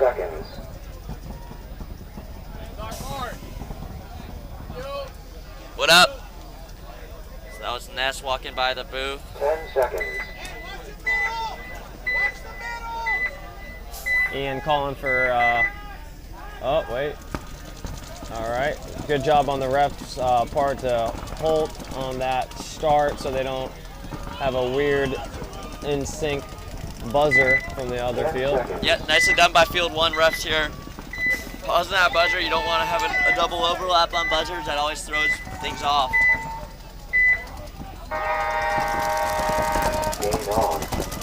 Livewire making the move into the snake 2 off the break, trying to make a big bite on the top, but it gets shot. Thrown into that mini W. Livewire into the 50 snake. Able to get one of Headbangers players off the break, but Livewire lost one too, so it's a 4-on-4. Livewire moving in to the Dorito 1 on the top of your screen, and looks like the 50 snake player just took a bounce off the head, or it looks like... Looked like a bounce, but I guess it broke. But they're peeling them off. Wow, great play call here by Livewire. Looks like they'll snipe the last one, and number 22 is going to be looking to hang the flag here with 1 minute left to play. Nicely done by Livewire with a 40-second point. Yeah, great push by 22, Chez and Cody over there. That was a great push on both sides and the middle to tie it up. That's exactly what they needed to keep it close. We're going to X-Ball now, so it'll be a quick spin to the next point. Justin Cotto and wearing their Space Cadet jerseys here, I believe. Yep, got Chad Gonzalez, Joey Diaz. So those 3 players on the field there for Headbangers that were formerly Space Cadets players, so I played with all 3 of them. As Headbangers lost that point, Livewire tied up with 1 minute, 6 seconds left to go. Let's see what they game plan on this break. And you know Livewire with the 2 ties and they need this win, you know. Think they're just going to try to run that same play? I honestly don't think so. I think Livewire, since it's tied up, I think Livewire will probably, you know, risk maybe 1, but I don't think they're going to do a crazy push like they did last time just because it is such a risk. It worked out for them last time, but it seems like Livewire does rely on, you know, the off the break shooting and then slowly filtering out.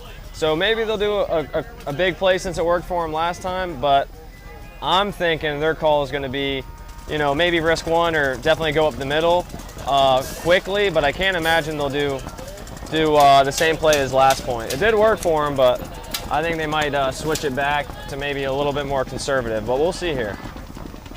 Yeah, Livewire really needing this win, and Headbangers are seated number 1 in their bracket right now, looking to move on with ease, but they're going to need to hold off Livewire's push here. Headbangers, they don't want to tie, but I think they can afford it to move in. Not 100% sure, don't quote me there. We got fans of both teams in the chat. Marcus, Don cheering for Livewire here, and looks like we got Cade 10 seconds. cheering for Headbangers, so.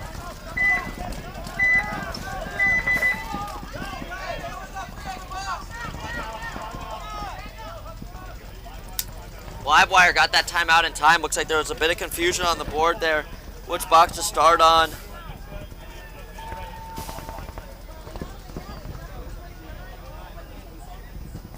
Yeah, that's lucky for them to get that timeout in time. That would not have been good for It's like Matt Sampson shouting out Livewire as well. So Livewire has 2 fans that are vocal in the chat coming from the Facebook group. Another fan, Chad, in the Facebook group. So Livewire's gonna want to get a win here. Looks like Matt Matt Sampson's anniversary follower, so shout out Matt.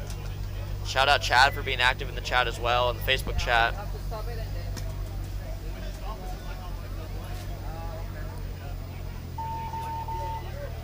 So, 45 seconds here on this timeout.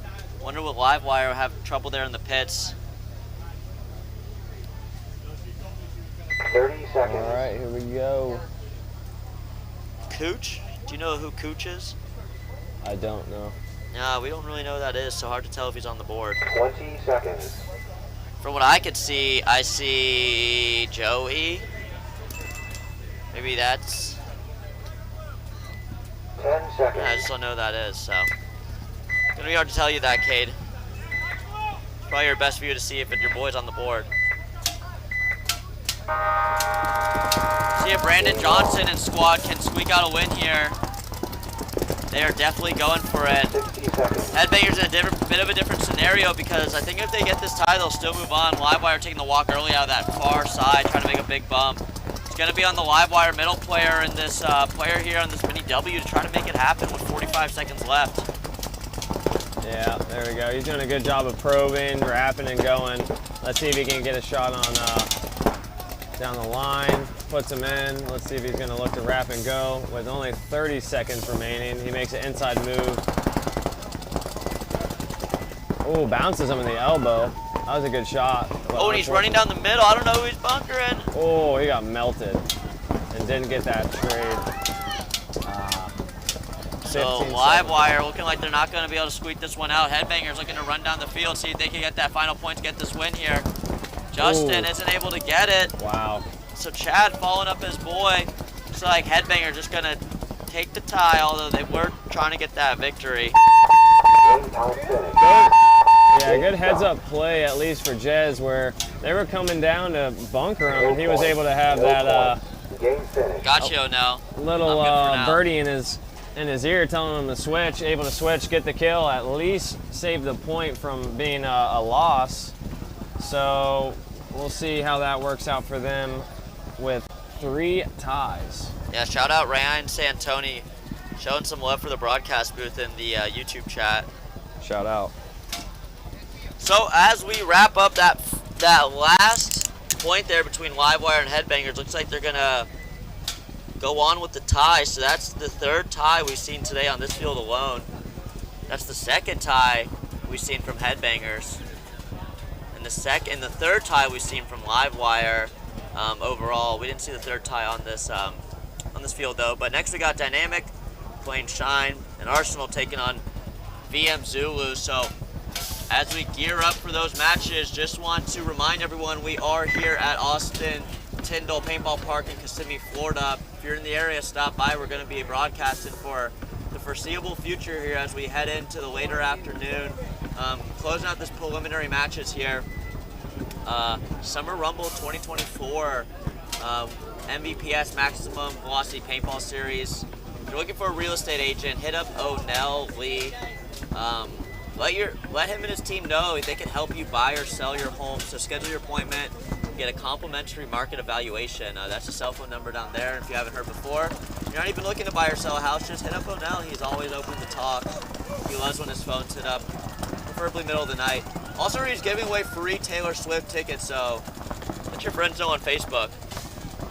Now, with that being said, we want to thank all our sponsors: Ruthless Paintball, DLX Paintball, GI Sports, Tiki Paintball, Dye Paintball, Carbon Paintball, Kinetic, Living Waters, 4 minutes. And we are going to kick it off for a break here. We just got under 4 minutes between we go into this Dynamic and Shine match, so we'll see you all soon. Let's hear from our sponsors now.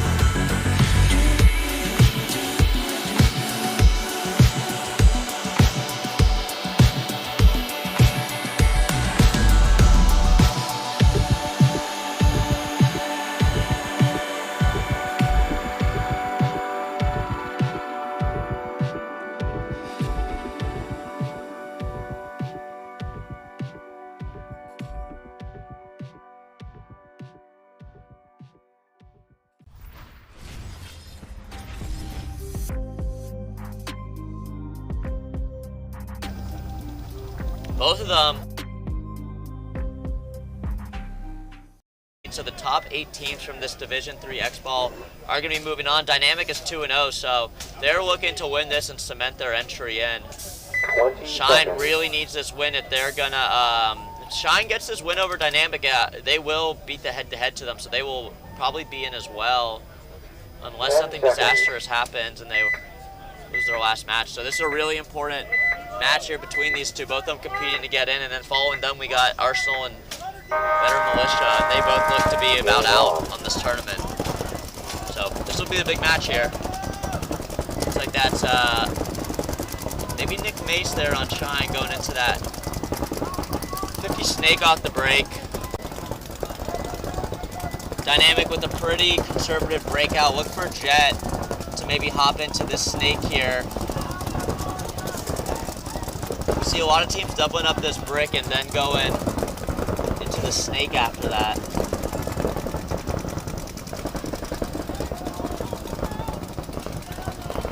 Shine with a pretty conservative breakout other than sending their player up to 50 there.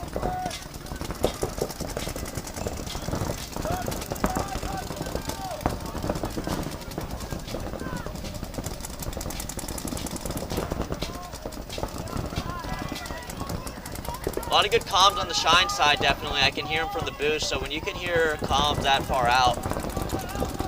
Yeah, absolutely. They're doing a good job talking, communicating.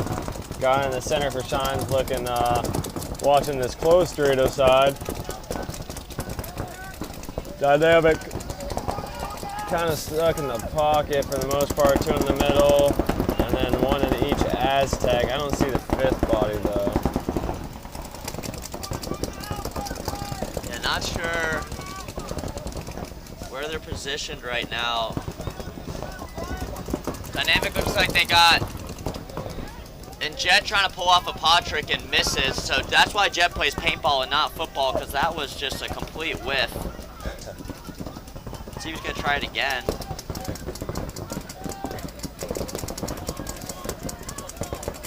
Jeff, hear him screaming over to his topside cam player adjacent to him, letting him know what's going on. They're pretty aware that there's a 50 middle guy. Right. And the reason I know that, because I don't hear him, but if Jet's going to try to throw a pod there, you know he thinks there's someone there. Jet always tries to do the pod trick. I've actually yet to see it work for him live. Right. You ever see it happen on the pro field and work? Yeah, a few times. It doesn't happen a ton, but depending on the layout. But yeah, even last event, people are trying it. Looks like Ryan fills out, Ryan Crothers all the way out to the corner here. Makes it alive. Looks like a Dynamic player taking the walk. I believe there I saw in the corner of my eye. Jet's making a backfill, yeah, so there's definitely a Dynamic player who took a walk with Jet filling out. Jet lost another pod, so now Jet has wasted 2 pods. 1 thrown out of bunker and 1 slid out of his pack as he made that tactical retreat. Jet letting his players know where everyone's at. You can see 3 of the 4 Dynamic players on your screen here. Shine hasn't made a move yet since they're off the break here. Neither has really Dynamic other than filling out to that corner and Jet taking the tactical retreat. But as I say, that Shine pushes one into that top side W. There we go, Shine. And both W's now. Yeah, Shine makes that push up there. Jet slowly is making his way into the Dorito side there.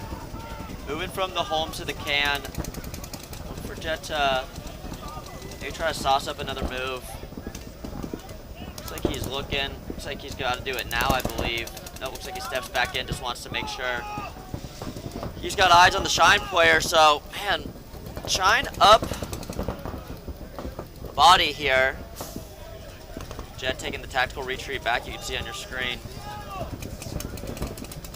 Yeah, Shine with the real estate right now. Let's see if they can do something with it. Yeah, Shine has the body and field advantage. They really want to get this win against Dynamic. That would be really big to help them move on to the afternoon here as the sun begins to get behind the clouds and get a light breeze. These teams might be feeling a new whiff of energy knowing that it's not scorching out, it's getting a little better. As they sit in these bunkers, you know, it's nice when the shade comes in and you're just kind of chilling. I find it usually makes me a little more tired when all of a sudden it turns shady and I'm, you know, 5 minutes into a point here in the bunker just chilling. But let's see who's going to get this first point. It's going to be a massive point for whatever team gets it. As we're clicking down the time here, no one seems to be shedding a body other than Dynamic losing that body early. So Dreads making a move back into the brick. Let's see. Ooh. Wow. Jet with a creative move. Went to the middle, shot at the middle player, and then ran back. Missed his shot, though. Oh, made a great shot on the mini W player, though. So Jet able to snap out that mini W bunker, and he called his shot. So nicely done by Jet. Creeping up forward, trying to get a shot in the middle, tactical reach shooting and getting that brick. This is where you want to see Dynamic capitalize on that. See if they can push some bodies out right here. I don't know, it might be Nick Mace, I'm not sure. Is in this 50 snake, locking down Jet's side of the field here as Shine makes a push into the top side Dorito 1 and then looking like they filled out from that home into the Dorito can. So. Yeah. Let's see what we got. This player, yeah, that is Nick Mace on Shine. Another player who's old as dirt. Trying to lock down the young and hungry Dynamic squad as Shine has the field advantage, but equal bodies layout. We're now 6 minutes into the point. No one wants to lose this point, and Shine advances into the tower. We're seeing Shine make a lot more moves. Yeah. Yeah, they're definitely taking a little bit more initiative, but then Jet fills up to this can. He's protecting himself, getting into this tower. He's got to worry about the middle guy and the tower on the cross, but he's aware, he's checking them off. Curious to know, Jess is in the chat watching Nick Mace. So, Dynamic now with Jet moving into that tall tower. Dynamic still has a player wide on behind Jet. This is your view now of Shine. This is Jet's mirror bunker right here. Look for a little battle between the two.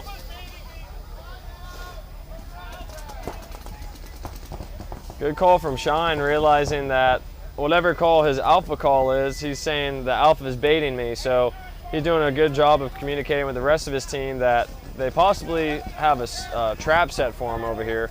So, yeah, that's that small ball communication you mentioned earlier. Yeah, they're doing a good job of talking. Looks like Shine now comes over to the closer side of the snake slash center to post up on Jet, but they pick him up, shoot at him. Jet fills over. Looks like Jet might try getting a bounce shot in Nick Mason. Nick Mason was aware of that, so he switched over to the top side tower. This is really good paintball we're watching here. Really smart plays, really smart communication. Jet making into the snake, or into the Dorito 1 on the bottom side. Let's see what Jet does here. He's now making into the 50 Dorito. No one has picked up this move. Oh, missed a shot. He's low on paint and missed a shot on the tower across the field. Interesting move back. Jet is playing every bunker on this field at least twice.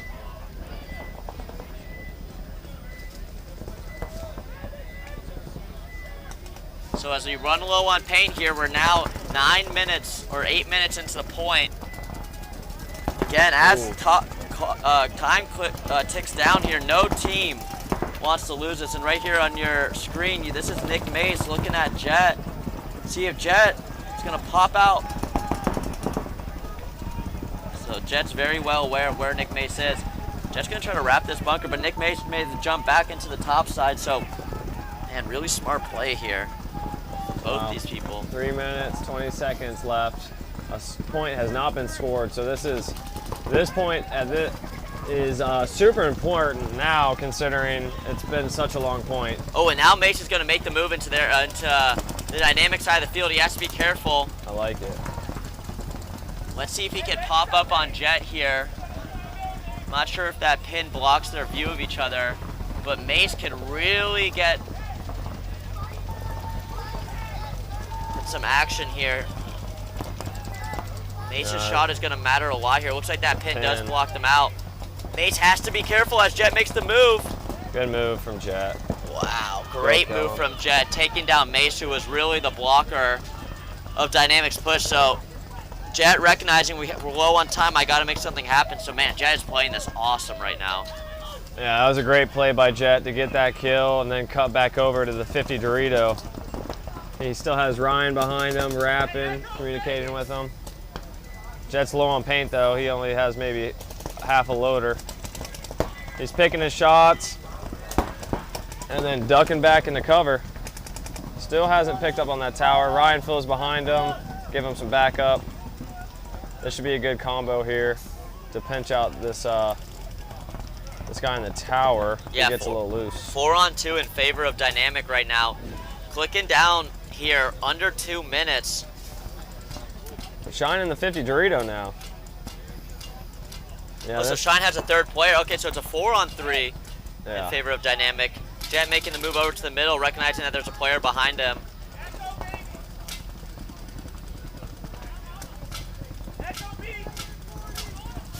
Everyone low on paint. Yeah. Wow, Jet is just playing every angle here. Minute 25. Yeah, Jet's really working to find a kill here. He's getting creative. So Dynamic looking to get another player off of Shine before they make that cohesive push to close it out. Jet just taking a look at the clock here. Get ready for the 60-second call coming from the ref. They're going to signal by putting almost like a triangle above their head. 60 seconds. There we go, and they kill the 50 Dorito. That's huge. Now it's a 4-on-2. So at this point, if Ryan can make maybe the inside or Jet makes the inside to go trade with the tower, really open that up. Now, looks like Jet's creeping. if you're in these towers, do you just cross up and watch each other's backs while you're trying to pick someone off? What's your mindset here? I think, I mean, it's a 4-on-2, so really, I mean, they could try to cross it because the gaps are so big, so that probably would be their best bet. But then again, they're definitely not doing that now. They're both looking to the far side, so nobody's even looking. So if Ryan wanted to, he could come down and get a two-piece easy. Same with Jet. They're making the read. Jet comes to the pin. Wow, Ryan gets a shot and Jet gets it simultaneously, and Jet runs in with 15 seconds left to score this point and probably... Wow, great point by Dynamic. That was a really, really cohesive push there at the end. Yeah, that was a great point overall for them. Jet's okay. It looks like he's still behind there. Yeah, hopefully. But yeah, wow, nicely done by Jet. And who was that, Cody, you said? That was Ryan Carruthers. That's Matt Carruthers is the coach, and that's his son Ryan.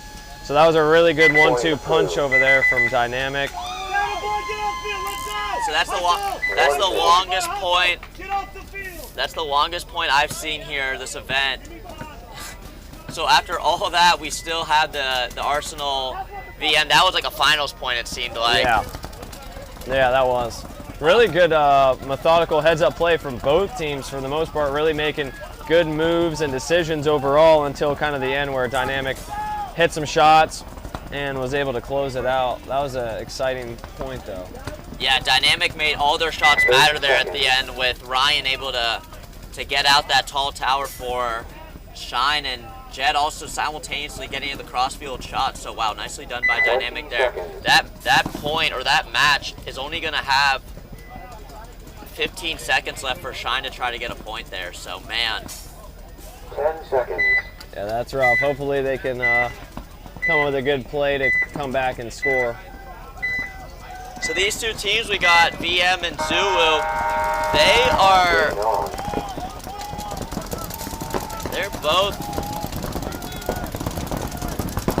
not looking too great in the standings. Veteran Militia is for sure out. This is their last match of the day, so they're hoping to take home at least one win as they've lost their 3 matches. But Arsenal is 1-2, so if they could get a win here, they might still be in the hunt to make it onto this afternoon. Now, Veteran Militia losing the first body off the break.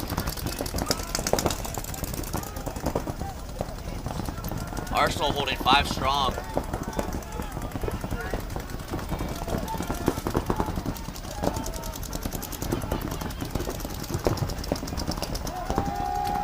Looks like Arsenal taking the walk, 4-on-4 now.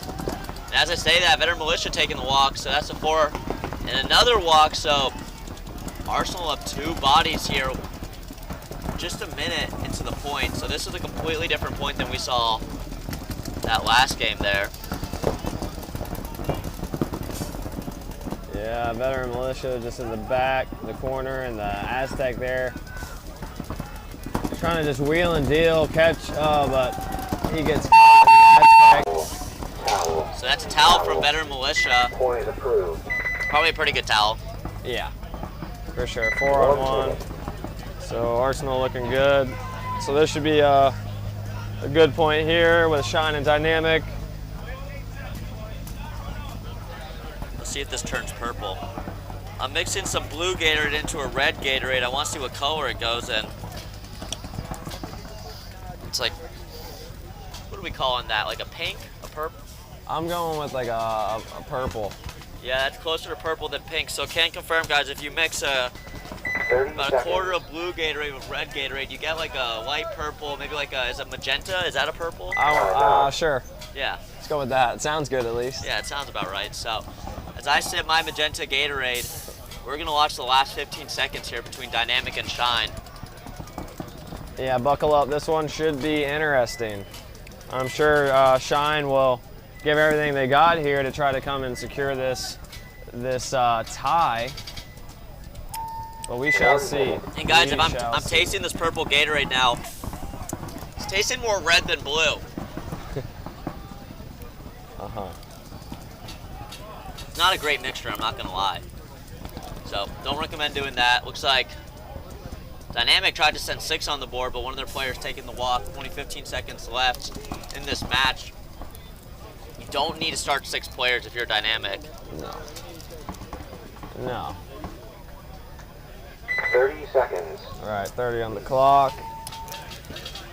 I see Nest. I see Taylor out there for Dynamic. Who else we got? 20 seconds. What about Shine? I see Shine's on her screen. Yeah, looking like Shine. Shine's gonna need to make something happen quick. I really just want to see one player not running up the field for Shine off the break here. They need everyone they can get. They need each guy to do their job and someone to get at least 2 kills. So let's see what happens here. 15 seconds.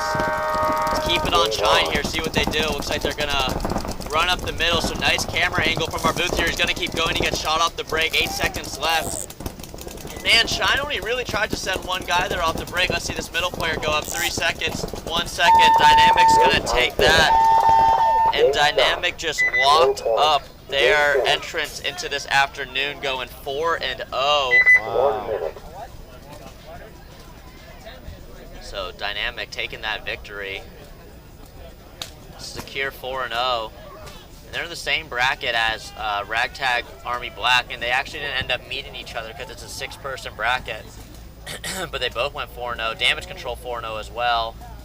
And then looking here, Headbangers is going to get into the afternoon going 1-3-0. 30 seconds. So as that match concedes, you'd think that would be the end of the set, but it really only the beginning, because Arsenal was able to get a 1 minute and 20 and 16 second point 20 seconds. against veteran militia, who doesn't want to leave this tournament without a win. So look for them to try to creep one out. 10 seconds.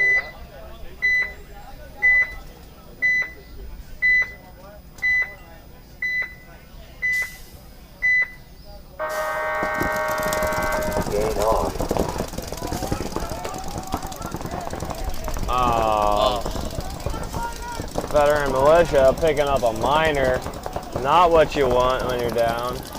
They might have lost a body off the break here as well, Chris. Looks like I got 1 walking off, 2 walking off. No, it looks like it was just the 2. Yeah, they filled wide on the top side. It's easy to lose that guy in our view here. We can't see that top corner, but veteran militia with the 3 alives got the center brick, the top corner, and the top tower. But Arsenal, 5 alive, getting right into that 50 center, making some plays off the chaos of the minor, as well as being in that top brick mirrored up with veteran militia. Looks like veteran militia is going to come through, drop the hammer on a guy who's dead, and then get shot. So now there's 2 alive. And they shoot everybody, I believe. Yeah, that's everyone off the field here for veteran militia. And they're sprinting to clear the field. Might want to conserve your energy a little.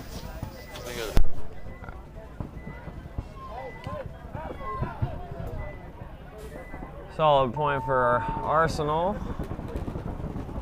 Didn't help that veteran militia picked up that minor. But now for them, it's going into the X-Ball.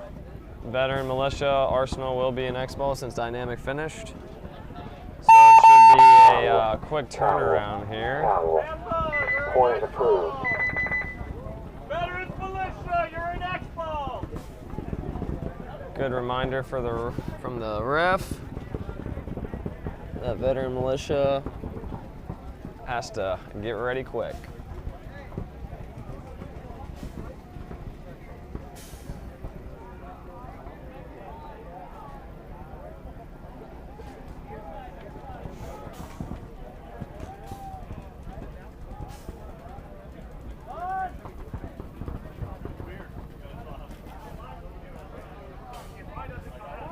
So far, a beautiful day out here at Maximum Velocity Paintball Series. Hasn't rained, knock on wood. You know, with these summer months, it's gets a little wet out here usually, but thankfully, so far, it's just blistering hot. But to be honest, I would rather that than rain. I'm sure some people would agree, some people wouldn't.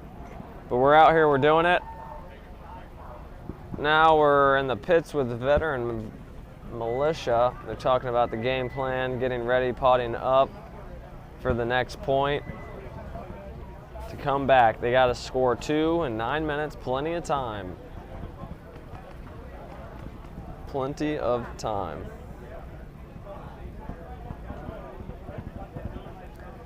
30 seconds.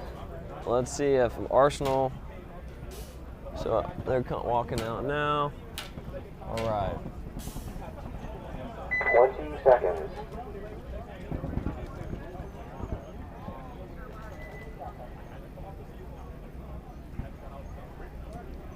Seconds.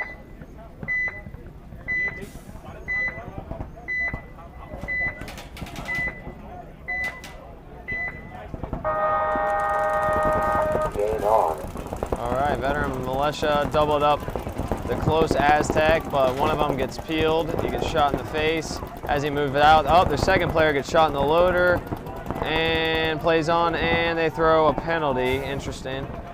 On the loader hit, he did play on, so there you go, a minor there, one person alive, and looks like a 5-on-1 situation with number 72 being in the middle. Looks like he's about to get bunkered here. Let's see what happens. And he misses him. Wow, number 72 rips him, but then they hit the towel, him being the last one alive.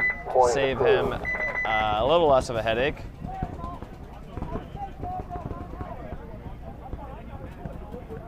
Yeah, that's rough. Another penalty. They seem to be picking up some penalties here.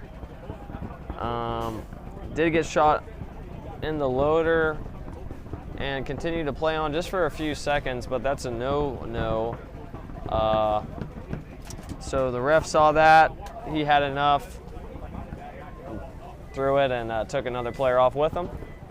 So now veteran militia's got to come back to score at least 3 in 8 minutes and 36 seconds. Plenty of time. They just got to shake it off, maybe come up with a little different game plan here. And all agree not to get any penalties.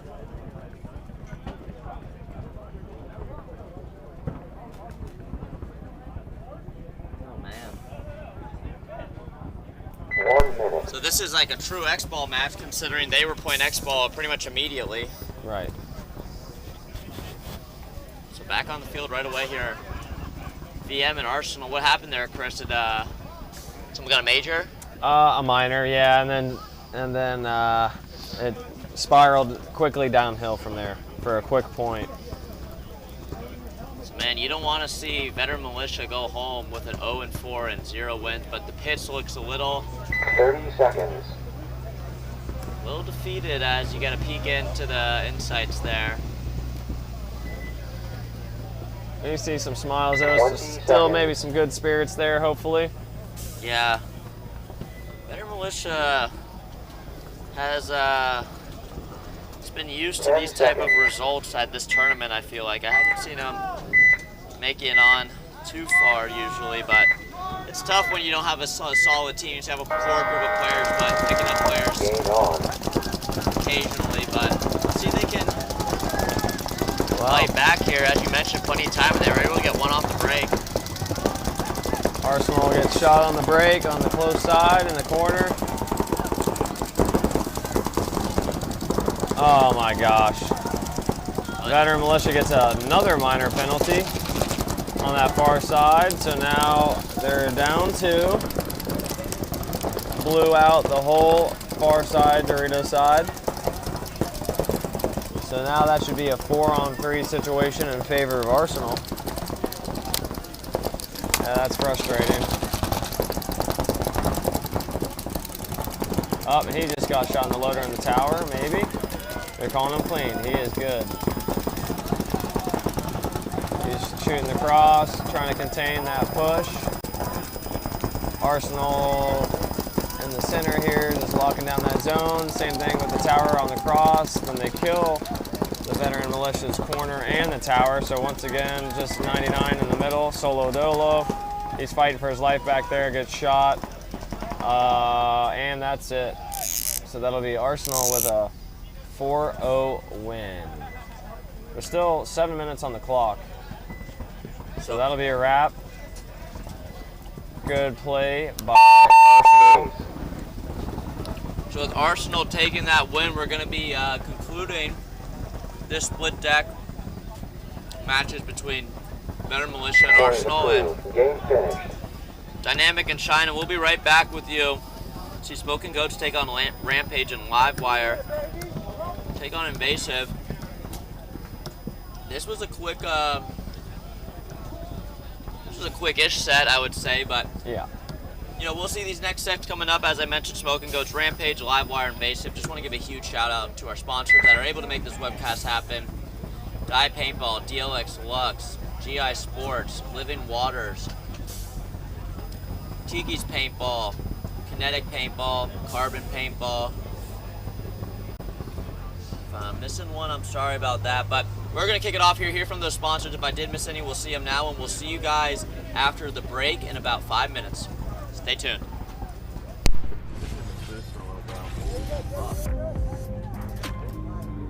Man, this shit crazy.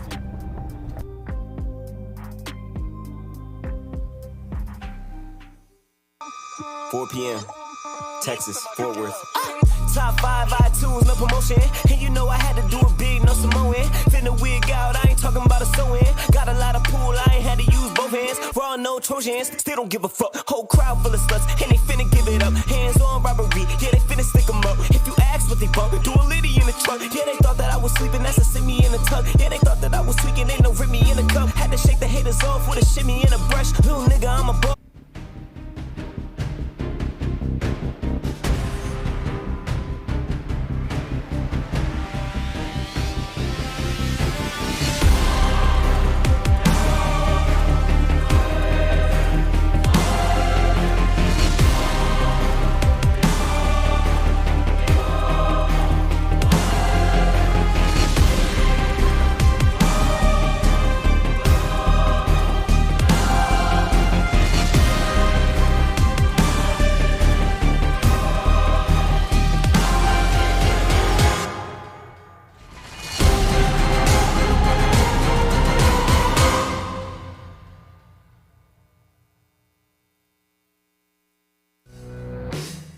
Tiki's Paintball Park, the Tampa Bay area's premier paintball park. Enjoy lightning-fast check-in and all-new rental equipment, including dual thermal lenses to eliminate any mask fog. Our temperature-controlled warehouse will keep your paintballs super fresh, and we have a newly paved asphalt parking lot with handicap accessibility and sidewalks. Our air stations at every entrance use filtered air for perfect 4,500 PSI fills. We have multiple hand washing stations for all customers and family-friendly, low-impact paintball to tie it all together. With our 5 fields to choose from, we have traditional speedball, close quarters combat, city field, old school mounds, a attack and defend on Bunker Hill. Relax in our tree-shaded 2-acre staging area with plenty of picnic tables and hammocks to choose from. Cheer for your friends and family with a perfect stadium view of all of our fields. Located at 210 Pruitt Road in Seffner, Florida. For more information, visit us online at tikispaintball.com or call us at 813-571-1300.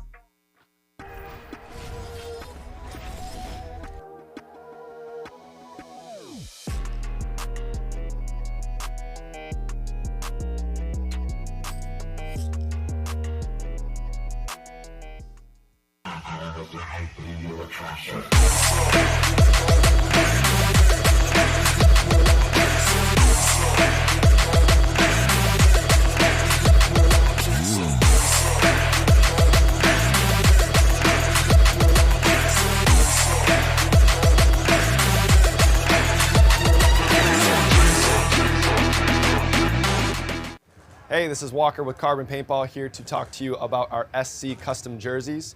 To start your team's design, head over to crbnpaintball.com, fill in some team information, including what colors, what template you want to base your jersey off of, upload your main team logo and any sponsors, enter your name and your number, and we're going to kick you back a 3D image of your jersey.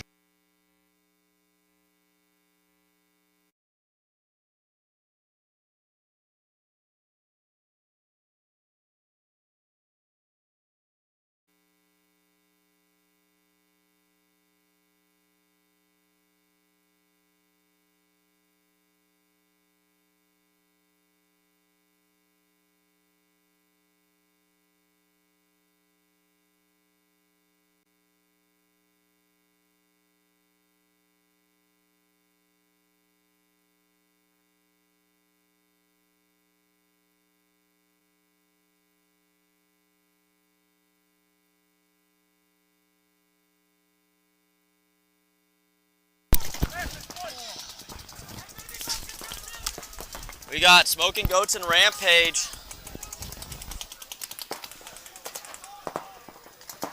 Yeah, win or go home for these two teams, as Spen said, no pressure.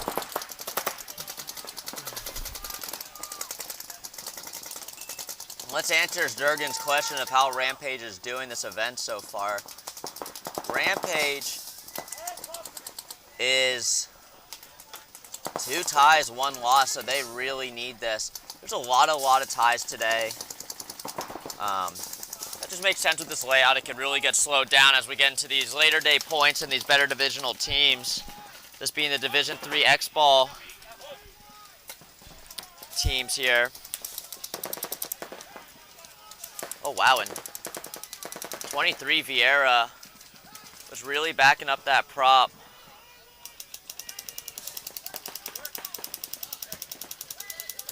It looks like he took a bounce or something, but stayed alive and almost took another shot, but got back into his bunker. So Rampage, another Smoking Goats player walking up. So Rampage looking to close out this point with the remaining player looking like he's just in that W on the top side of your screen there, and Vieira's going to try to get him out.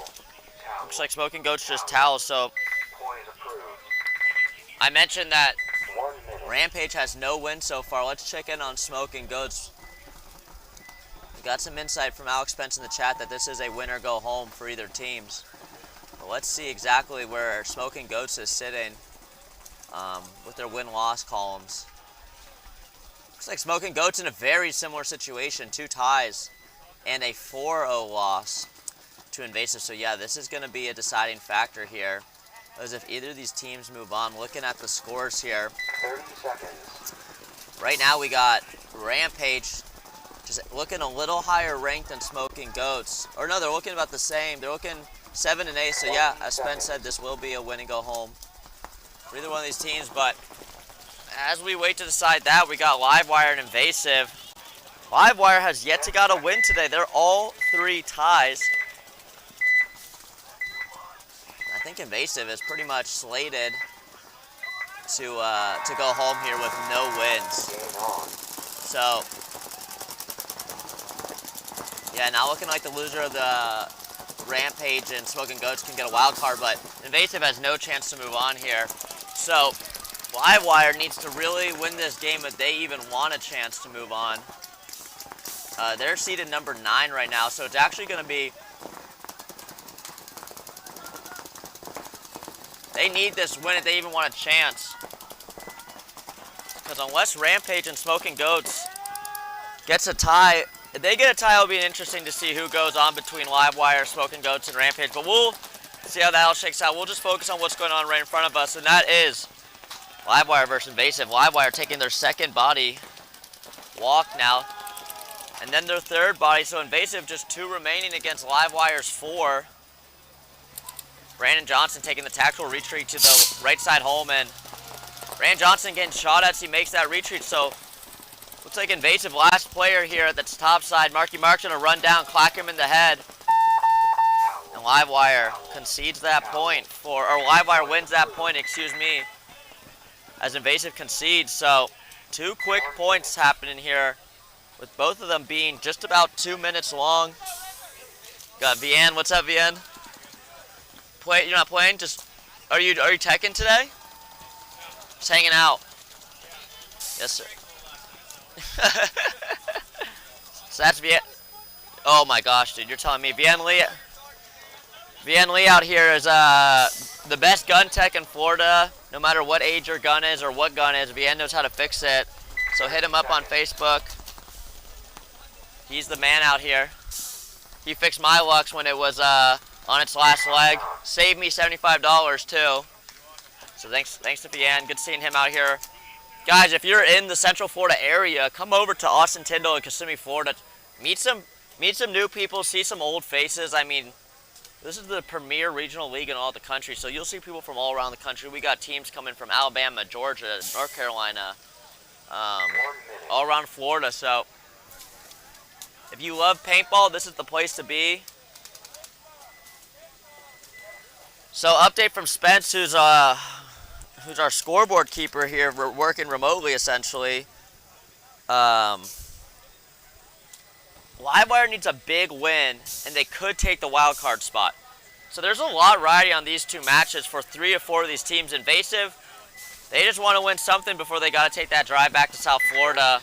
Rampage and Smoking Goats, they're fighting to creep into the tournament here. So let's see what happens as Rampage is up 1 on about a 2-minute point win over Smoking Goats.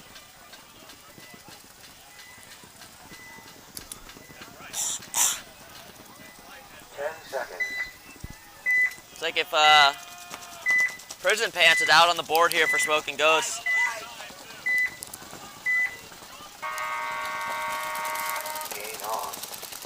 Yeah, that's Prison Pants in squad. Taking on Rampage. Rampage loses their front push, who's been playing the front side a lot for the snake side, but he loses that body early out of the brick as they try to double it up, and it looks like 23 Vieira on Rampage gets into that Dorito 1. And there's no one in the brick for Smoking Goats, which is, we do not see often on this layout. That brick is really crucial, as Chris could attest if he was up here, at holding down a side. So not sure if Smoking Goats was able to get into the snake too.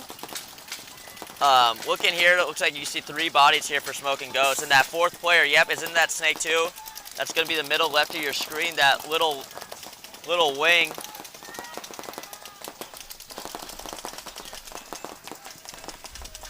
Now this is Vieira, the front Dorito player for Rampage, who's put a lot of this team on his back throughout this event.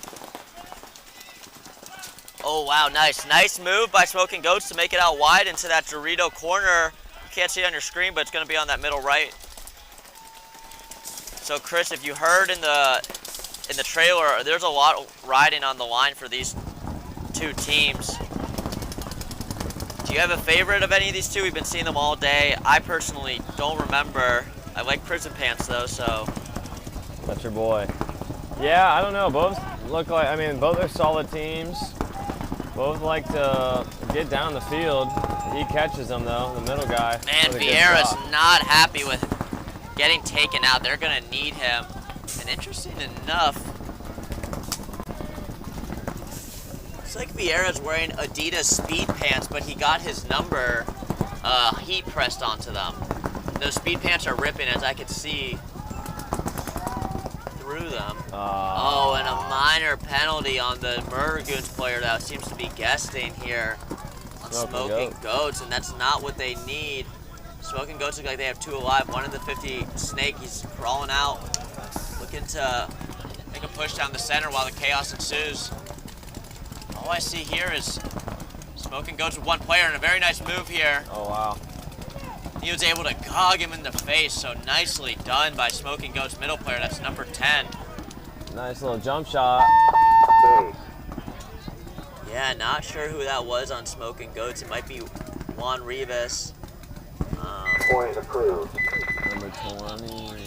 Yeah, it's number 10. Not sure who that is. 1 minute. Yeah. I think that might be. Yeah, I really don't know, but nicely done by him to secure that point there. That was pretty impressive that he jumped over it. His gun bounced up on the bunker, but was still able to shoot him in the head. That's the advantage of being tall sometimes in paintball.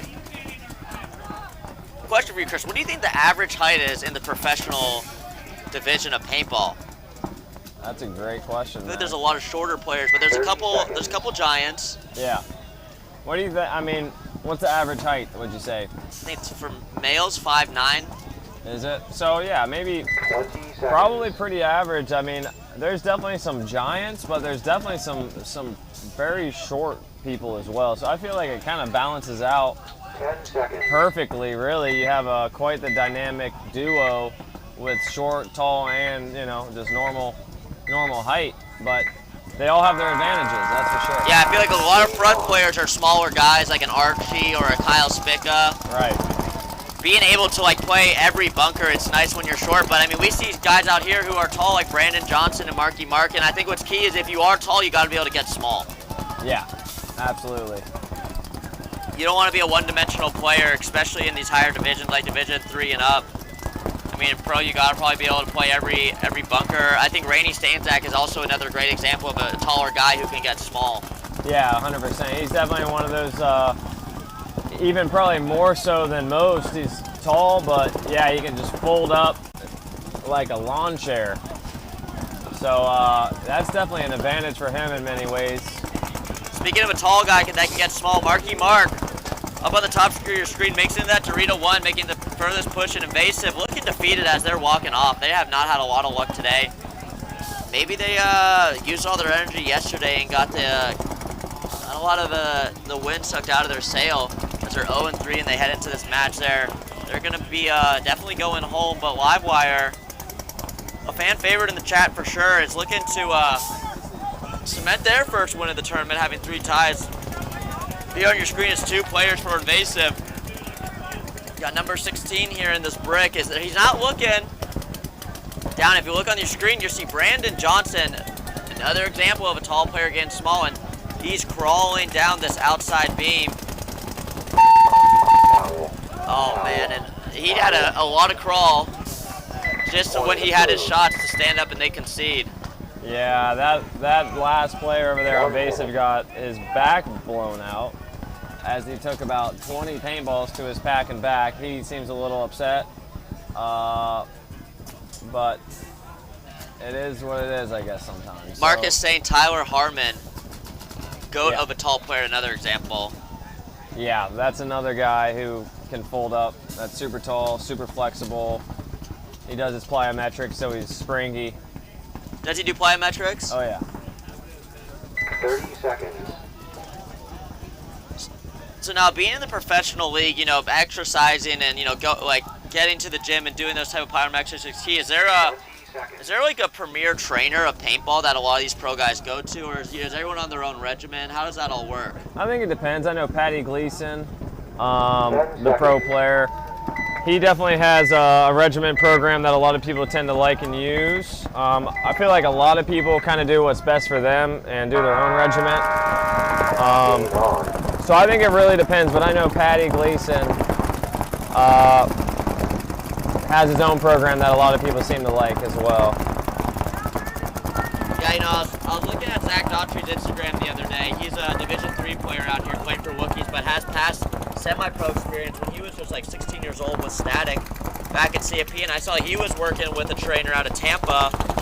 This guy has, you know, divisional paintball experience, nothing crazy, but he was doing some interesting workouts with Daughtry. And it's pretty cool to see as, like, you know, I'll go to the gym every once in a while just lifting weights, but, you know, as technology advances and we understand a little more about the sport, it's interesting to see how different workout tactics are being adopted. Probably keeping your knees strong in paintball is pretty important, and hamstrings, a lot of injuries come out through that, you know, through the legs. Yeah, I mean, it's important to definitely do that prehab, but, you know, just making sure you're strong, have a strong base is crucial, but at the same time, it's like, you know, you don't necessarily need to be, for paintball wise, if you're just training to be paintball strong, you don't need to be squatting 500 pounds, you know, it's mostly just training for the sport that you play is really the most beneficial exercise you can do if you're looking to maximize your productivity for training for your sport. But yeah, a lot of people just like to have their own, kind of do what works for them, but now, like you said, technology is so good, there's a lot of different options you can utilize to become a better player out here.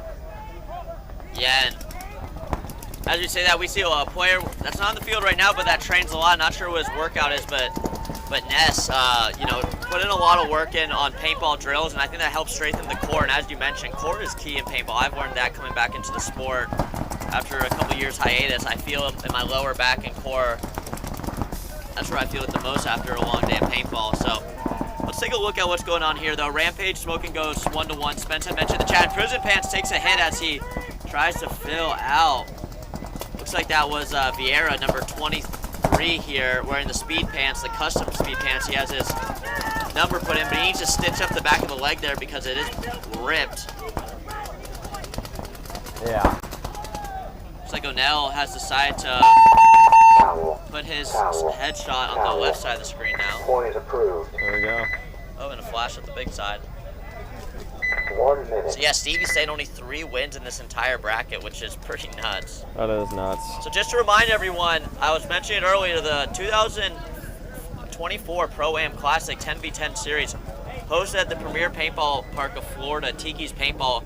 Registration opens July 25th, and just to remind you, the winners of these X-Ball divisions, whether that be D5, D4, or D3 X-Ball, will have free entry. We have 3 events this season. First event happened earlier. Second event's going to happen in August 23rd to the 25th, so really in the dog days of summer. But sign up coming up here next week. Registration's going to be open, so get your friends, hit up some of your buddies who hasn't played paintball in a while. July 25th. Next week on Wednesday, I believe that is, or Monday, Tuesday, Thursday. It's going to be the registration open, so you want to get your spot. Bring your buddies out, have a good time, play a different style of paintball. Minute left here before this point starts. Livewire up 2-0. They really need a 4-0 victory if they want to even be considered going into this afternoon with 3 ties. Yeah, that's crazy. 3 ties. That is different. Looks like Livewire having to kick all the pods out of Smoking Goat's field there. Looks like they don't got a pod guy running out to get their pods. That's unfortunate. Hopefully they can get somebody out there to grab those. If not, they may get snagged. Yeah, I'm sure Livewire's pod runner is going to be pretty happy when he comes out and finds 30 new pods. I never like when a team leaves their pods in front of bunkers I want to go to. I feel like that's just a rolled ankle waiting to happen. Yeah, you definitely don't want that to happen.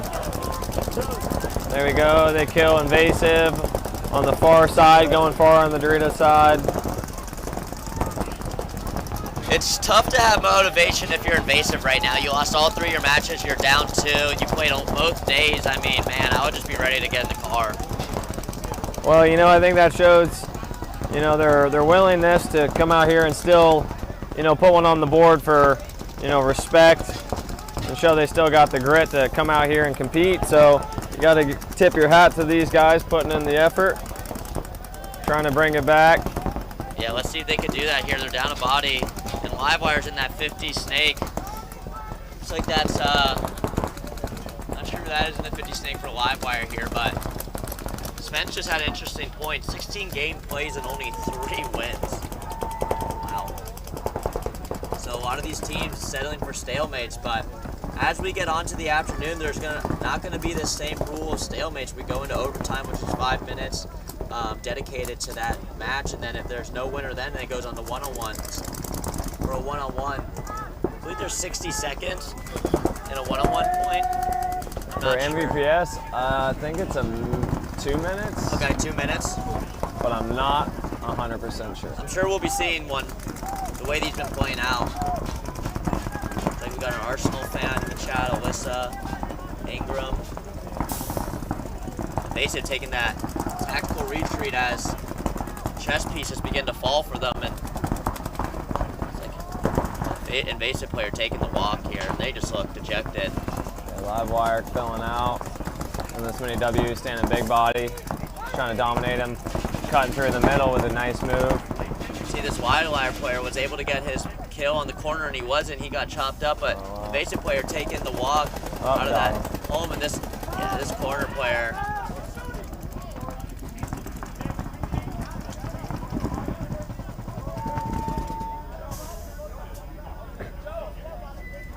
So Invasive now is arguing something. I'm not sure what. They just got pretty worked. I think he's a little upset, calling for maybe an overshooting penalty. I didn't quite see if that was the case, but that's what it looked like it was.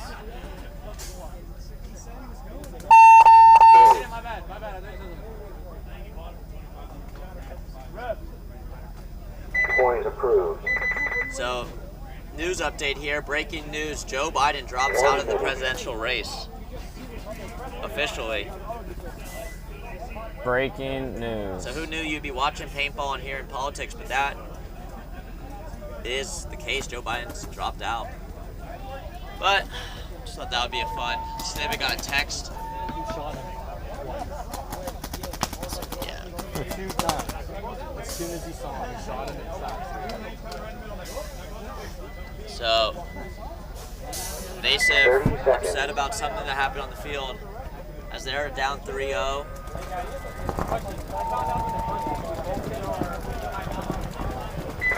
Seconds.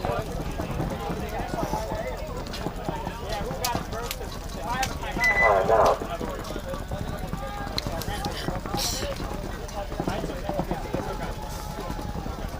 This looks like that's an Invasive coach confirming they still have a timeout left.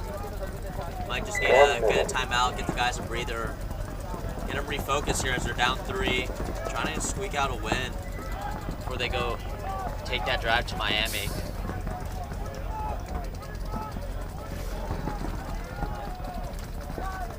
And that's the moderator, Spence, in our Twitch chat. No politics in the chat. I was just saying what happened. Luckily, Spence can't mute me.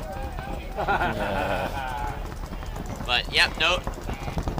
Let's not have a political argument in the chat. Spence is moderated. But Rampage up 2-1. Feel free to argue about your teams here. I mean, are you cheering for Rampage? Are you cheering for Smoking Goats? One of these teams need to win this to move on here. So this is for all the marbles right now. 10 seconds.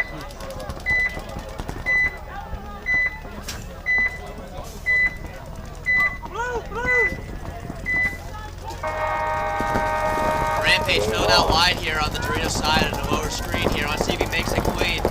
Looks like he doesn't make it clean. It's not the person you want. That's Vieira, number 23 on Rampage, taking the walk early. Yeah, that's not good. Oh, it comes through the middle for Smoking Goats. Gets into the 50 as they shoot a Rampage player. So this guy for Smoking Goats in the middle is trying to chop down the left side. Now he switches, but he switches back, heads up. Smoking Goats making some good fills out here. Got about 4:30 on the clock to make it happen.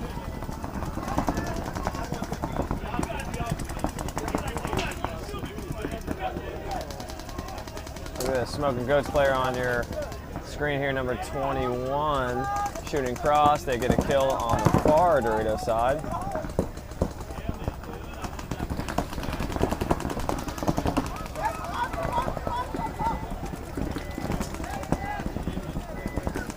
Quite a few Rampage guys walking off. Smoking Goats trying to close it down. Oh, hits the shot on the middle guy, which is a great shot. Then he gets caught, but then they towel it. As there was, I believe, a 3-on-1 at that point. Oh, 4-on-1. 1 minute. So good point for Smoking Goats there. Yeah, Smoking Goats tying that up 2-2 with Rampage. Now we got Livewire really wanting this 4-0 victory in order to try to clinch the wild card if they can. It's going to come down to just point margins, but Livewire trying to secure their own destiny, and they're doing the best they can. If they're up 3-0, Brandon Johnson walking out for water. Not a bad move. Staying hydrated out here. Every last sip 20 seconds. is imperative. There It's you like go. Brandon Johnson sharing his water, number 22. Brandon Johnson is a generous guy. Wow. Helping out the opponents by water. That was really nice. Good guy, Brandon Johnson. Good guy. All right. They set up. Game on. So Invasive Losing one. taking the walk early out of that corner bunker. That corner seems to be getting a bit of a depth trap on this far left side for these teams. That's the second point we've seen a player trying to get there out the break and couldn't make it.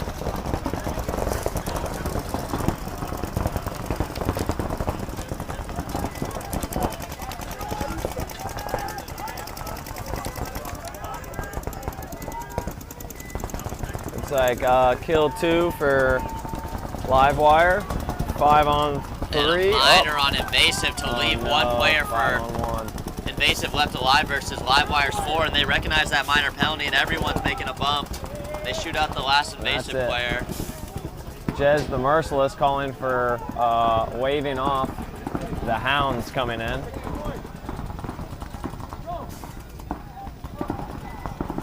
Invasive upset. Whoa. Major penalty on Livewire. What was that about? I guess an overshooting. I don't know what's that about, but they still have one alive. Really? Well, I think. I mean, there's 4 people in the box, so. Yeah, there should be. Was it overshooting? I'm curious on who they overshot. So, even though Invasive was able to pull a major, really didn't seem like overshooting. It looks like they just got an extra ball after they were complaining about being overshot, but Number 17 is upset with Livewire player here, Cody, for some reason. I can't quite hear what they're talking about. I think Livewire's just upset.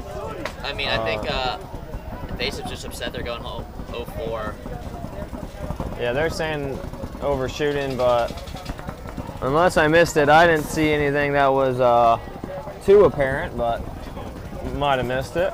Yeah, well, nice job by Livewire going 4-0 in this match to help them hopefully get a wild card spot, as they had no losses saved, but 3 ties, 1 win.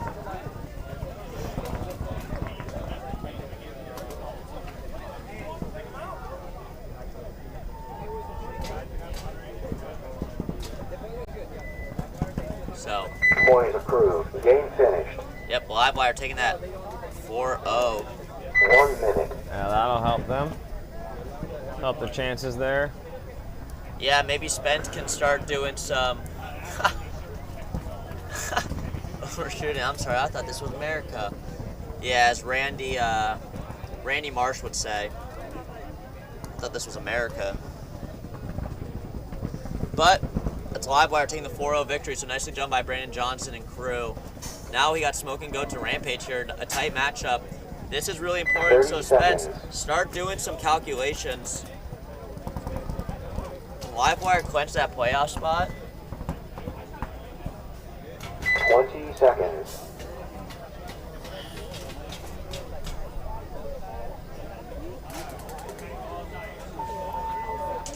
10 seconds.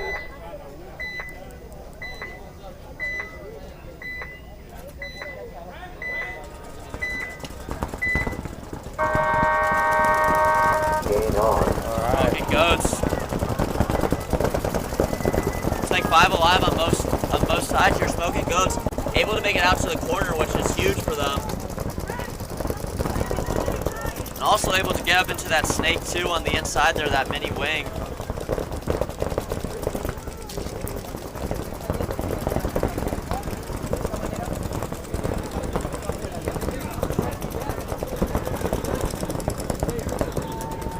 Yeah, so a little bit more ground here for, I believe, Smoking Goats, yeah. And the mini W in the corner and up the center. We got a running referee calling out the center player for Rampage, so they lose 1. Yeah, we've been seeing that a lot this afternoon. If you double up that brick and you're in there too long, someone's going to take the walk there. Luckily it wasn't just 2, or it wasn't 2, it was just 1, but Smoking Goats now pushing up the field into that, both of the Dorito wings and the 50 snake, so Smoking Goats definitely having the field advantage here over Rampage.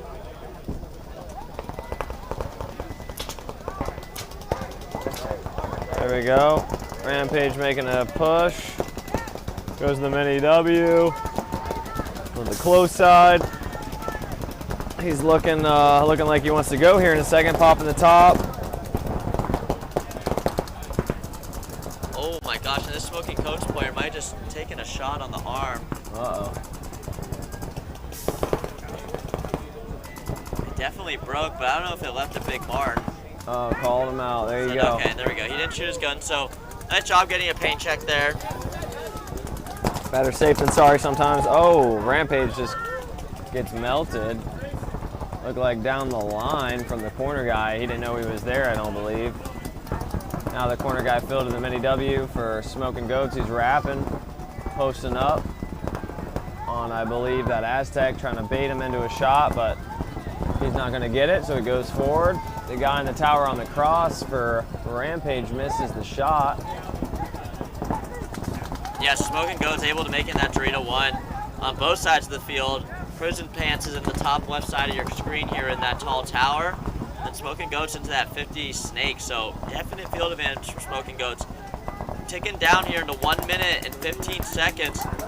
One of these teams need a win here. This could be interesting if it's a tie.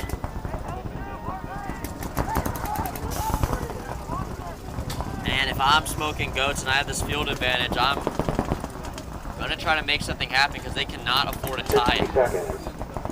They now know. Look for this cohesive push now as everyone's pushing up the field. Looks like Smoking Goats loses that Dorito player on the bottom side here, but they're able to get that tower player. In the middle, that was a good move in the middle. Watch out, this player might get shot here. You can't spin. Wow. This Rampage player. Wow, good move. I think he got it. Wow. He called him clean over there. Let's see. That was a great move to go win. Get the point. Still 34 seconds though of game time regardless. So Rampage gets that point. Incredible move by 3-3-3 there.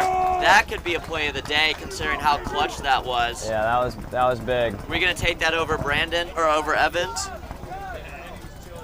I think we might have to. It was close. I mean, considering the time and the points and the margin. And what it means for that point for them. So yeah, that 3-3-3 here, Perez is definitely going to get play of the day here so far.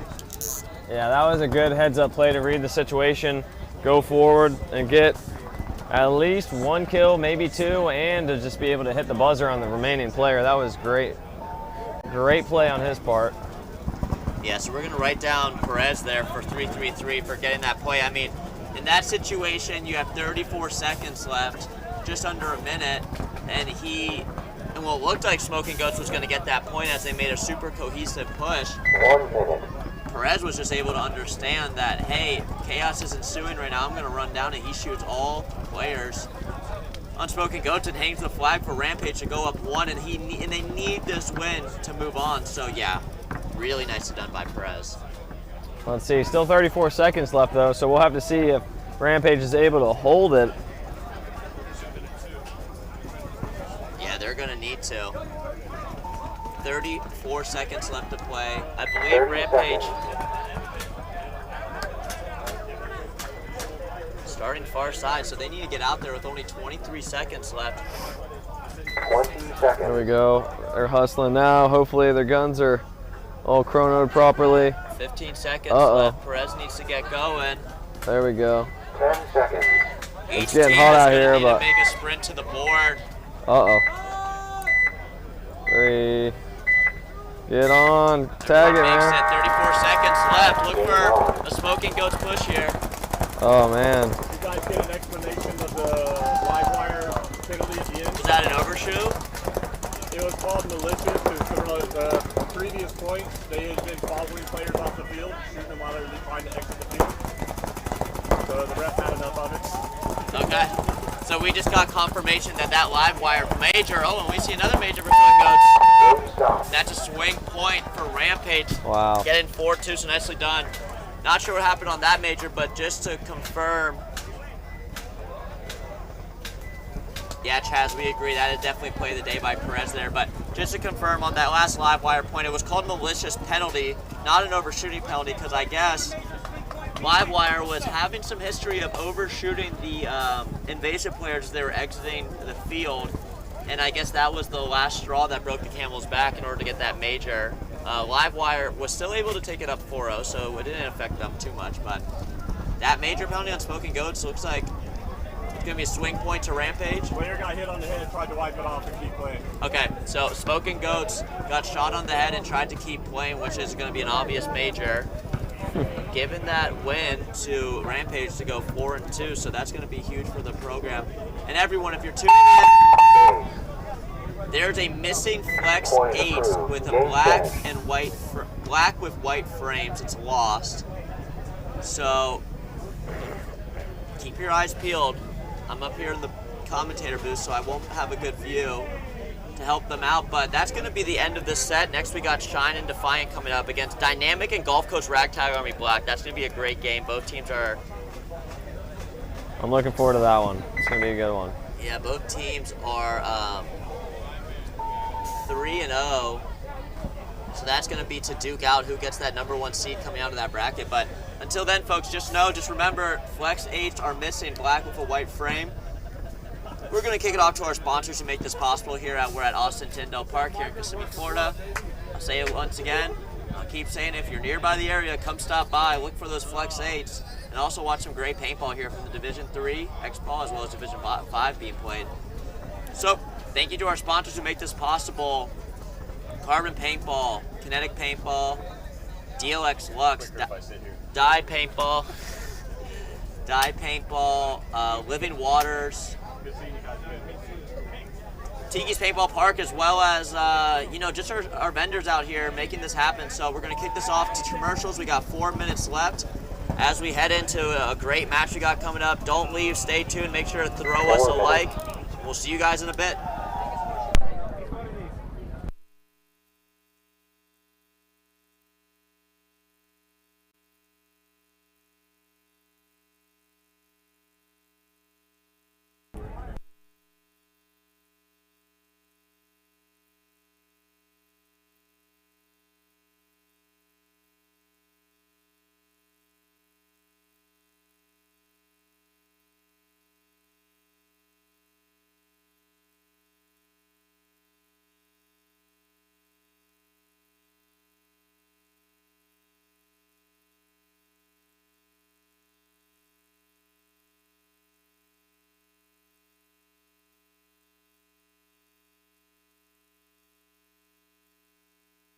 Hey, this is Walker with Carbon Paintball here to talk to you about our SC custom jerseys. To start your team's design, head over to crbnpaintball.com, fill in some team information, including what colors, what template you want to base your jersey off of, upload your main team logo and any sponsors, enter your name and your number, and we're going to kick you back a 3D image of your jersey. The custom jersey is built on a 5-panel design that's all customizable. The jersey features a DWR coating all throughout the jersey, so it is water resistant. It also is stain proof, and it has side mesh venting. The jersey is also very fitted, so it has a compact neck collar, and it also features elastic thumb loops to keep the sleeves in place while you're sliding or running. To start your team design, head over to crbnpaintball.com. Walker here with Carbon Paintball to discuss the Zero goggle system with you guys. We have the Pro version and then the SLD. What you're going to notice first is the color options. The Pro, it is a semi-translucent Airflex bottom. That's the mask region. And then with the Solid series, it is just a solid color. It's opaque. They're both exactly the same durometer. They're both the same softness or squishiness. Other than that, you're actually going to get a clear lens with your Pro goggle. They both come with a case. And another cool feature of the Pro model is a dual silicone strap versus a sublimated strap on the SLD. And last but not least is another cool highlight is the Pro has some orange accents versus the SLD comes with black. For more features and information on sizing and pricing, visit carbonpaintball.com.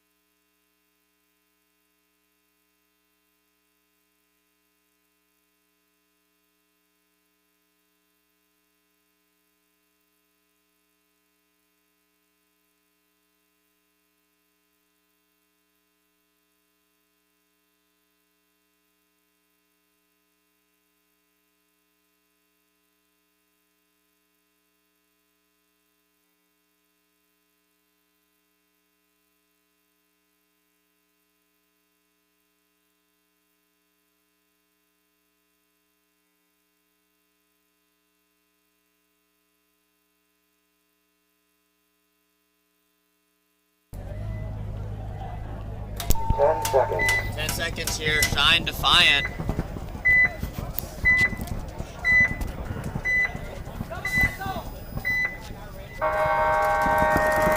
Game on.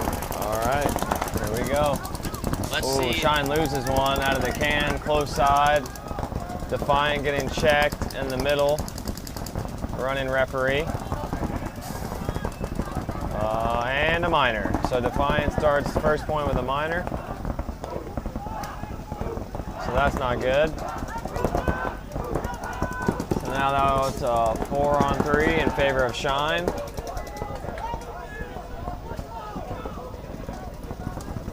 Yeah, Shine and Defiant are both sitting 1 and 2, so they're not going to want to take a tie here. So each team coming out swinging, trying to win this point here. Shine in the 50 snake as well as the middle brick, the back left corner and the Dorito side tower now against, who do we got here on Defiant? Chris has Shine Loose one. So Defiant has somebody in the far corner, in the tower, in the far tower, and in the big brick in the middle here. So they got nobody on this close Dorito side, whereas Shine has somebody in the close corner here, so they have better field advantage. Yeah, this is Shine on your screen here in that back left corner. Shine might have just got shot in the loader. Yep, so the far tower just got shot in the loader, so now it's a 2-on-3 advantage in favor of Defiant.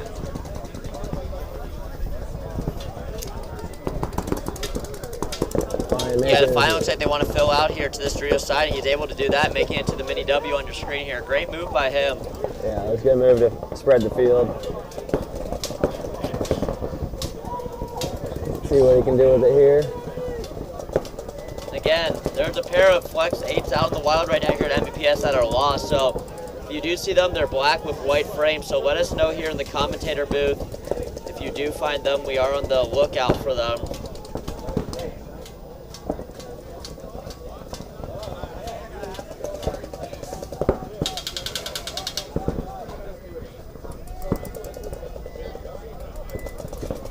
There we go. Defiant shoots another player on Shine on the far end.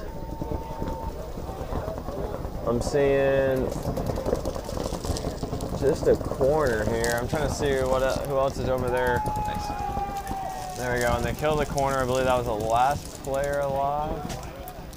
Yeah, there we go. So Defiant is closing the field and they towel.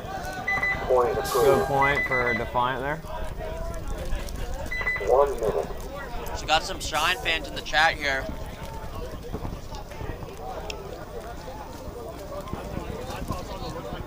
So Rampage and Livewire moving on.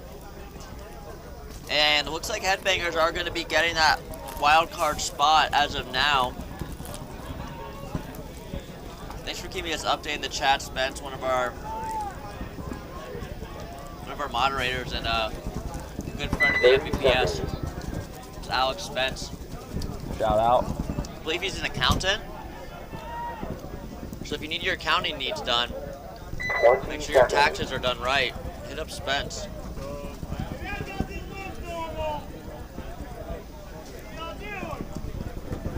10 seconds.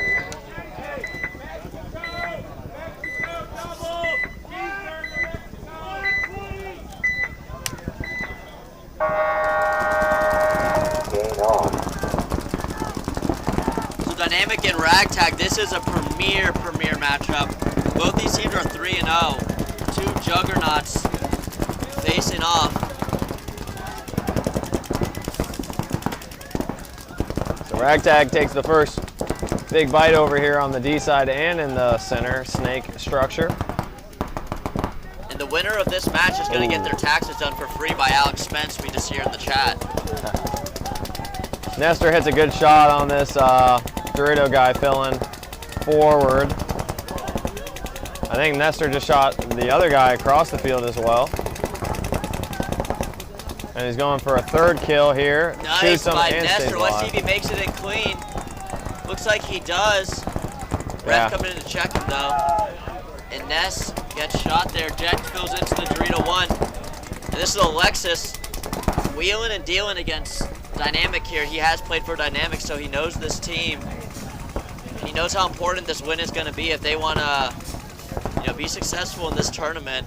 They already are slated to move on, but this would be a big win for either of these teams. Jet making a good move up. But A-Rod switches over. Jet knows where he is now. He could launch if he wanted to. Let's see what A-Rod, catches A-Rod sleeping. Comes over and that was it. So there's a 3-on-1. That's a tricky situation there, but good overall teamwork by Dynamic. With Nest going through the middle, making a nice play, shooting a few bodies. Yeah, Dynamic showing up to take that first point. Some good amount of time left on the clock here, so nicely done by Dynamic. That wasn't anything like their last point against Shine. That was 11 minutes and 30 seconds. This was only a 1 minute and 30 second point, so just 10 minutes less. So nicely done by Dynamic there to take that first point against Ragtag Army Black. Defiant up 1 against Shine. 30 seconds.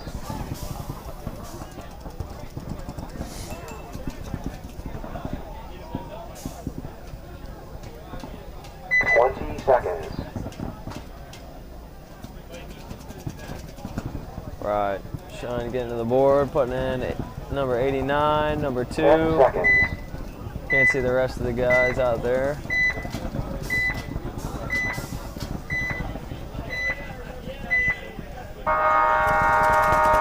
Game on. Looks like a clean break for both teams.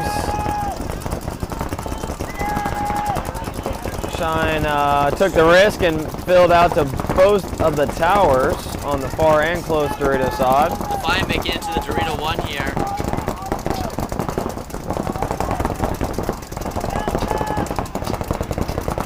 Yeah, Shine going out wide here early with these Dorito towers, so nicely done by them. Taking 2 big bites off the break. Got 2 players in the back center, and Shine fills into that top W on your screen here.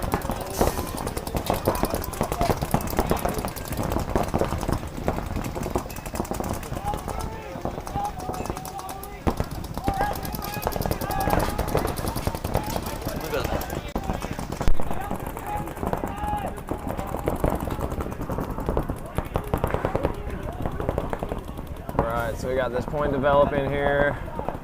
Defiant and this first Dorito here wrapping. See if he can get a kill. There we go. Appears that the guy on Defiant behind in the tower was able to shoot his mirror heads up, which is a nice shot. Ooh, the Dorito 1 from Defiant looked like he might have put a ball on the guy, and the mini W across the field. He's getting a check now.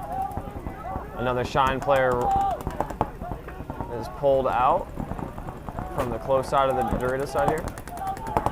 Up, and they're calling out the mini W on the far side now, so only 2 left for Shine.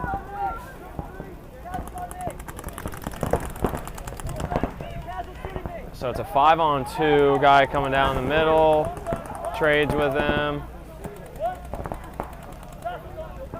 Now it's a 1-on-4, and he gets shot. So that's going to be the end of the point here when they figure it out. Clearing the field.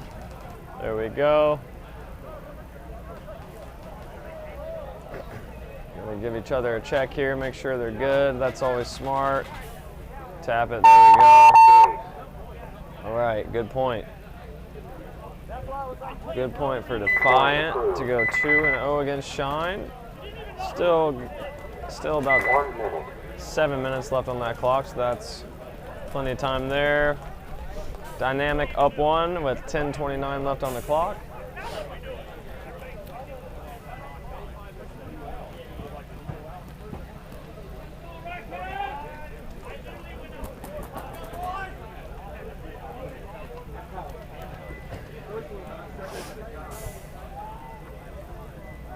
Ragtag sending out number 7, number 5, looks like number 1, 30 seconds. number 7 and number 10. Dynamic with number 7, number 12. 20 seconds. Another number 7, Jet, Nest. Both sending out 2 solid lines here.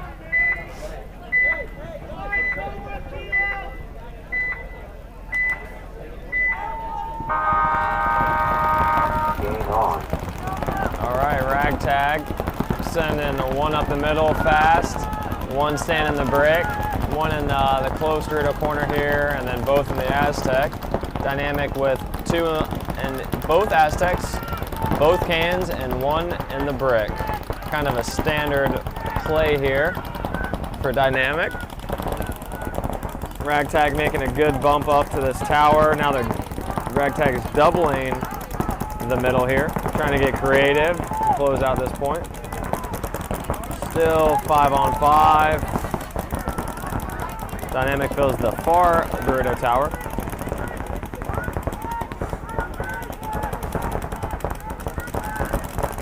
Good communication from both teams. Oh, number 7 on Ragtag gets picked up. I'm not sure who shot him. I think it might have been the Dynamic player in the brick. Put a good shot on him. Dynamic's filling out wide to the mini W on the far side. Nest filling out. Looking cross. Jed's playing heads up, talking with Ness, telling him he can maybe start looking to go here in a second when he backs him up.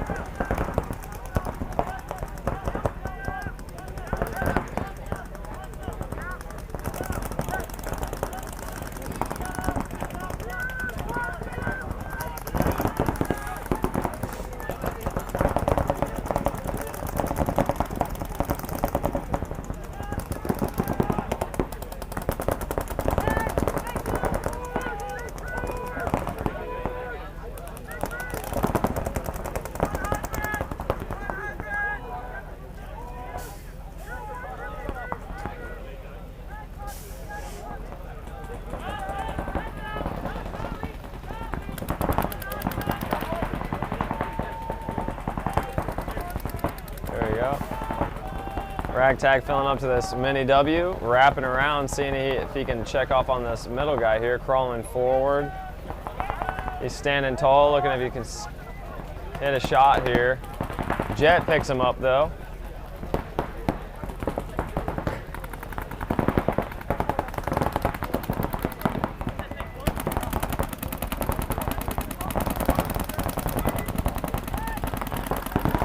Ness wrapping around, checking off the middle. Looks like he wants to go to the next spot.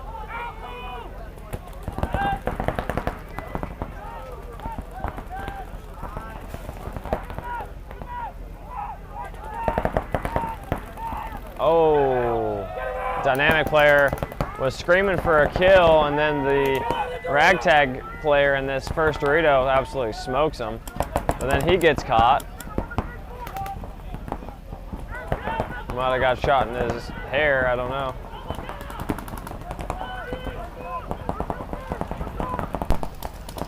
Here we go, it's a 4 on, I believe, 1, maybe a 4 on 2? 4 on 2. 2 players for Ragtag for sure. This is a bad position for these last 2 to be in. Yeah, both stuck in the middle there. Not where you want to be, but running referee coming over here, checking out the Dynamic guy. He's clean. Let's see if Ragtag can pull something off here. A run down through the middle to get one of these players out for a Ragtag might be a good idea. Yep. They're not able to go wide, and man, looks like Dynamic takes the walk out of that can. Yeah, that's a tough death there. In a body situation, they're only stuck there in the middle, but one of the Ragtag makes a good retreat back to the big brick. They need to do that. Oh. I think Nest or Jet killed the guy in the middle. Nest killed the guy in the middle there. Nestor shot Alexis and then shot the last guy as the towel went. Yeah, that was a good point. Number 2. 1 minute. Good point there. I'm looking in the pits over here for Dynamic. I see Marky Ireland, aka we only call him Dark Mark. So if you ever see him, address him as Dark Mark. He is helping the Dynamic boys in the pit, getting them there, wiping them off, whispering sweet nothings into their ear about how they need to execute. So that was a good second point. 30 seconds. So Defiant up 2-0 against Shine, trying to go 2-2 to finish out the tournament. 20 seconds. Looks like Spence is giving us the rundown. Top 6, Rampage, Livewire, Damage Control, Breakout, Dynamic, and Ragtag. 10 seconds.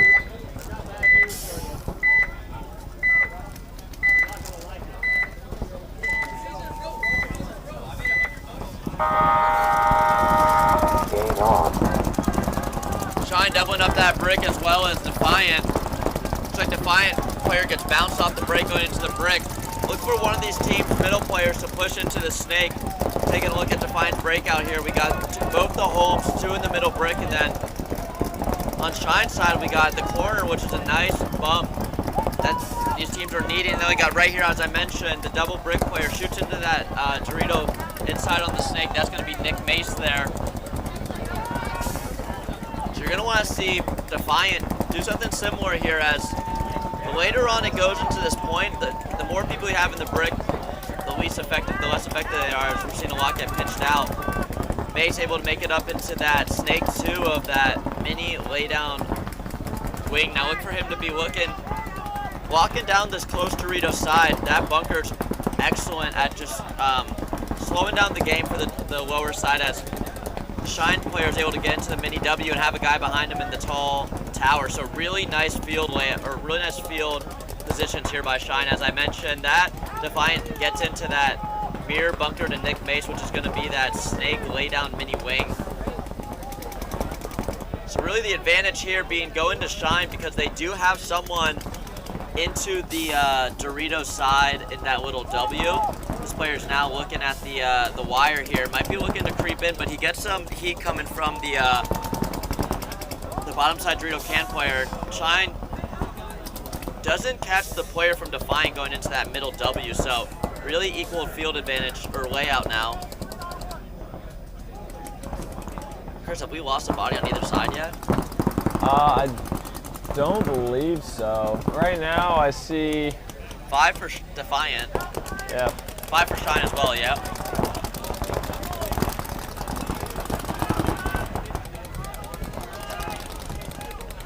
You know, what does Shine need to do here in order to, you know, come back now that we're under 5 minutes and they're down 2? What would you be doing here, Chris, if you were on the field? What would you tell your boys? Yeah, I mean, so they're pushing on the opposite side now, which is good, but Shine right here in this Dorito side need to start looking to think about going right now. So this guy in the mini W needs to check off, go forward, just like he does. That's great. Yeah, nice call there, Chris. So he needs to wrap around here and see if he can get a quick kill here on this center brick, and that should open things up for him. Right now he's looking inside, he's standing tall. He might be able to shoot the mini race on the opposite side he's kind of looking for. He's looking for it, he hasn't got the shot yet.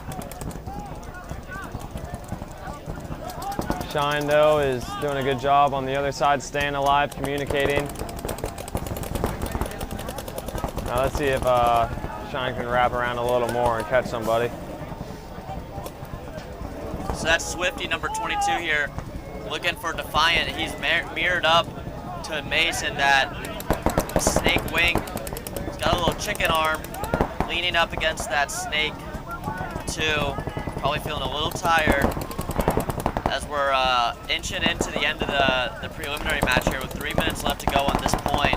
Defiant up 2, so he's just gonna camp there and try to stop the run through of Mace. It seems like it's inevitably gonna happen at some point here if they wanna make something happen. Shine fills into the top Dorito, so they're mirrored up there. So Shine, obvious field advantage. They just need to eliminate someone, and they do that just as I say it from that top side home. Let's see if this player here in the Dorito 1 wants to wrap and go, put in that brick. What interesting play here by Shine, we often see this Snake 2 player looking down the wire or looking at the outside into the lower Doritos, stopping the push.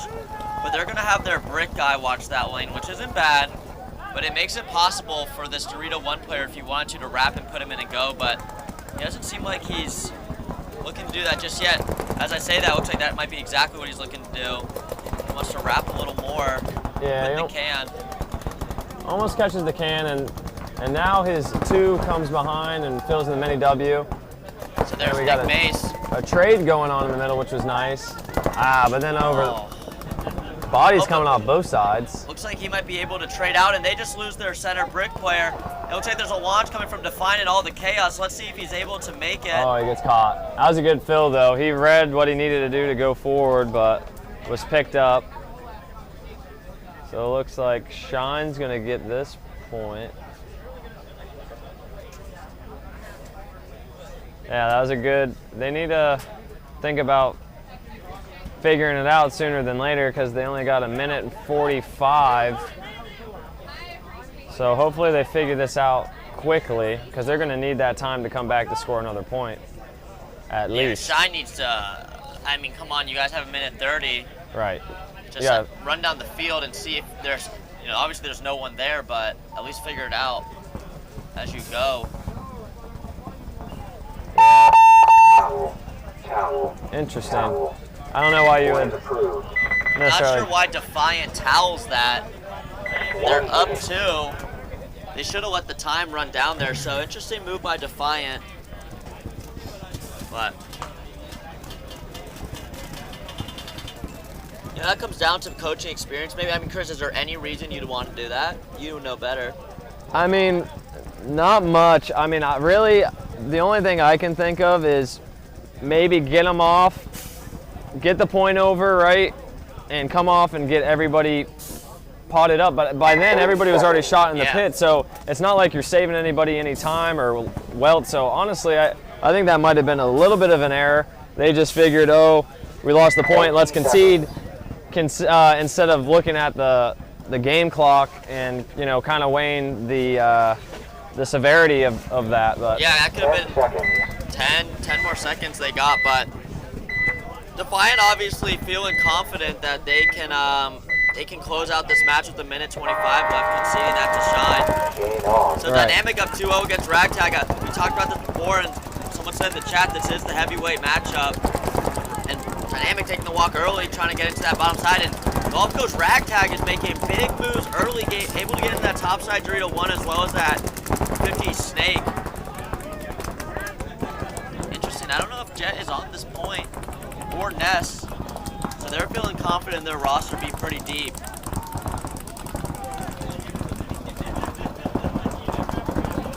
Yeah, there we go. Can on Dynamic fills out to the tower here, spread the field. Yeah, I believe that's Alexander, who's a UCF alumni, if I remember correctly. He's in that tower for Dynamic. He's a big boy, so he's going to need to stay tight in there when they have this 50 snake. But this 50 snake's looking top side. So look for a push on Golf Coast's top attack side with the 50 snake focusing over there, as well as having that Dorito 1.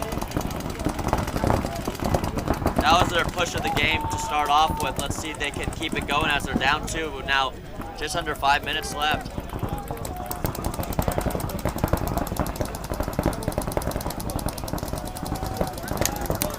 So Dynamic down 1 body, field advantage, obviously to Gulf Coast Ragtag. As a center player is getting a check. Let's see if he's going to end up clean. Looks like he is clean for Dynamic. You're going to need to keep that guy alive to hold down this push from Ragtag. I'm sure when they get the opportunity, they're going to shoot down into that 50 Dorito. As he now has a player starting to creep over and back him up, coming from the topside cannon to the topside tower. Yeah, this middle guy on Ragtag kind of seems like he's trying to pick a side on which side to watch, because they have both towers in that position. So he's kind of got to pick a side to commit to.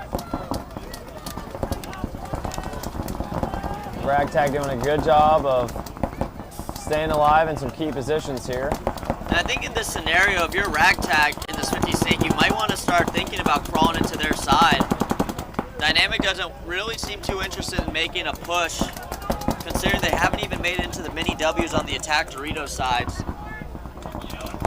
They're just content being up 2, trying to wind down the clock here. And I'm sure this is something they are very aware of, being the past champions of this division from last event, the Spring Skirmish. Here at the Summer Rumble here at Austin Tyndall, looking at 2 great teams that we're gonna for sure see make it onto the afternoon. There we go. Now he launches to their side, which let's see if the tower from Dynamic on the far side picks him up. And he missed his shot. So this Ragtag guy is still alive in their side, which is great, which should allow this close Dorito side player for Ragtag to start cruising down the field, since everybody is really worried about that guy. Yeah, wow, makes a good shot too. Ragtag shoots the tower player out, but then goes forward and dies. Yeah, so that should give The ragtag player on the Dorito side, opportunity to move up. There's literally no one looking at him, but he's looking inside. He's got to understand you're down 2 of 240 left. There's still no one looking at him. Let's see if he wants to make this bump from this first Dorito here on the bottom side of your screen to the Dorito 2. And he's able to shoot both the home and the tower player. He definitely shoots the home. Let's see if he... That home was able to... survive. To get into the bunker and make some paint disappear. But nice shot here by this 3-1. He needs to play off this. Someone needs to make the move here on ragtag, whether that be the top Dorito side or somewhere up the middle. Looks like we got a 2-on. 2-on-3, is it? Yeah, unless there's someone that 50 Dorito, Chris, but I don't think so. Now it's a 1-on-3. Yeah, 1-on-3. They're gonna make ragtag here come and close. So this is Alexander here. See if he can pull something off. Last one alive. And at the very least, he just needs to burn some time off the clock. Right. He definitely doesn't know what's happening. There we go. Oh, so there was 3 alive. So that was a good job at least draining the clock even more to keep that 1-point lead with 1:35 for Dynamic. Gulf Coast had a good solid push from every side. Yeah, Bruce, I don't think they called it to try to get a better margin spread. We're talking about the Shine and Defiant match. I just think Defiant made a mental error and called that. I don't know if there's any advantage there. But they're coming on the field here. Let's see if Defiant can close this out and go 2-2 in this tournament. 125 left. Plenty of time for Shine to get a point on the board and try to tie this up, or maybe even able to take it. Got Jet on the field grabbing pods. Or no, he's on the field just to grab his barrel cover. He probably loaned his gun to someone. I don't blame him. I have a special barrel cover that I've had since 2009 that I won't let anyone take with them onto the field. Wow. So if someone's using my gun, I'm saying, hey, give me that barrel cover. Smart. 10 seconds. Yeah, look for Shine to really want to make a push here to win this point. But Defiant, with the 1:25 left, just looking to hold him on. Looks like we got Evan from the Ironman on the field for Defiant. He's going to make a big run on the Dorito side, making it into that W. Able to clip 1 body off, 2 bodies off on this side. So nice job by Evans now, reading that 2 bodies are walking off. And let's see if he makes a push, and he does right into that 50 Dorito right away. So Defiant is just looking to win this. He shoots 1, he shoots 2. Man, Evans is a killer. Let's see if Evans reads this. There's 4 bodies walking off, just 1 left into that mirror. And Evan might have just shot 4 players there if he just shot this guy. Looks like he hasn't shot him yet. He should let his guys know, hey, that's the last guy alive. Yeah. That other guy's filling, but he makes a good read to just try to go and hit the buzzer. Wow, Shine player is going for it, but he... Oh! Whoa! The Shine player launches into the stratosphere trying to hit the button. Is he clean? That was actually insane. I've never seen a steak fly that high in the sky. Let alone a human. I don't know. He was gone. But I'm glad he's okay. Doesn't look like he's hurt. Yeah, he looks plenty fine. And wow, he gets and the he point. Got that. Wow. Nice job by Shine. So now they have 30 seconds left to try to tie this up. And Spence just put a paragraph into the chat like an angry ex is texting you. Let me read this. All right, looks like Spence put a copy and paste, but I'll read it all. In the event of a tie in a non-head-to-head round, ties will be broken in order by number of match points, greatest time remaining in games versus matches, so total time remaining in each match of the winner, and then least time remaining. So this is, and then see in the tournament. So this is all determining these, these ties we've had. We had a lot of similar records as we try to determine who the, the people going into this next round. We have our top 8 teams advancing, so it's gonna be top 2 from each bracket and 2 wild cards. So thanks for Spence there, sending that paragraph. Had some flashbacks from arguments.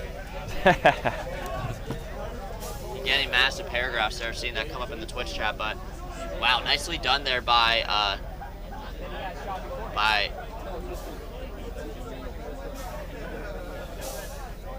Defiant to go up 3-1.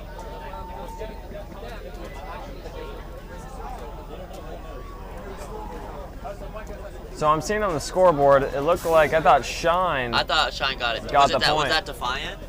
I thought it that was Shine. That was Shine that hit the buzzer, flew into the stratosphere. Maybe they didn't give it to him. Maybe they're still figuring it out. I don't know. We'll see. But I don't know. He almost deserved that one. But maybe he got shot before. That's why the refs are here. So they're arguing that he didn't hit the button. He just hit the start box and flew over it. So Tiki's Paintball Park, the Tampa Bay area's premier paintball park. Enjoy lightning-fast check-in and all-new rental equipment, including dual thermal lenses to eliminate any mask fog. Our temperature-controlled warehouse will keep your paintballs super fresh, and we have a newly paved asphalt parking lot with handicap accessibility and sidewalks. Our air stations at every entrance use filtered air for perfect 4,500 PSI fills. We have multiple hand washing stations for all customers and family-friendly, low-impact paintball to tie it all together. With our 5 fields to choose from, we have traditional speedball, close quarters combat, city field, old school mounds, attack and defend on Bunker Hill. Relax in our tree-shaded 2-acre staging area with plenty of picnic tables and hammocks to choose from. Cheer for your friends and family with a perfect stadium view of all of our fields. Located at 210 Pruitt Road in Seffner, Florida. For more information, visit us online at tikispaintball.com or call us at 813-571-1300.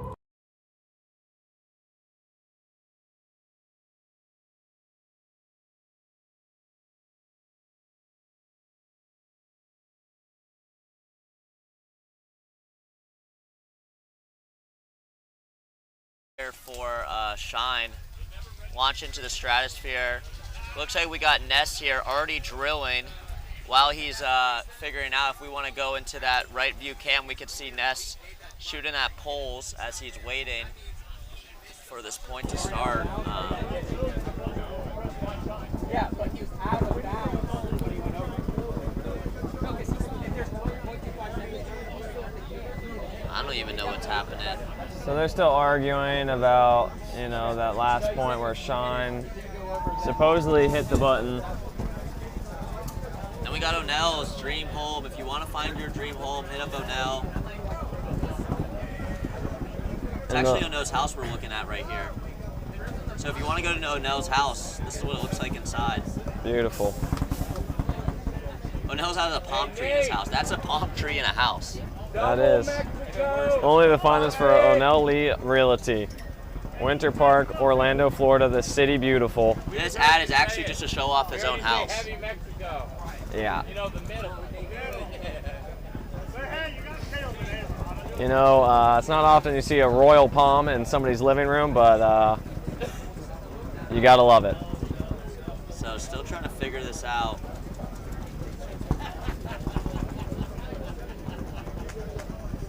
look at them more than us, then it's probably us, right? These guys, but I mean, yeah. You know what it probably means?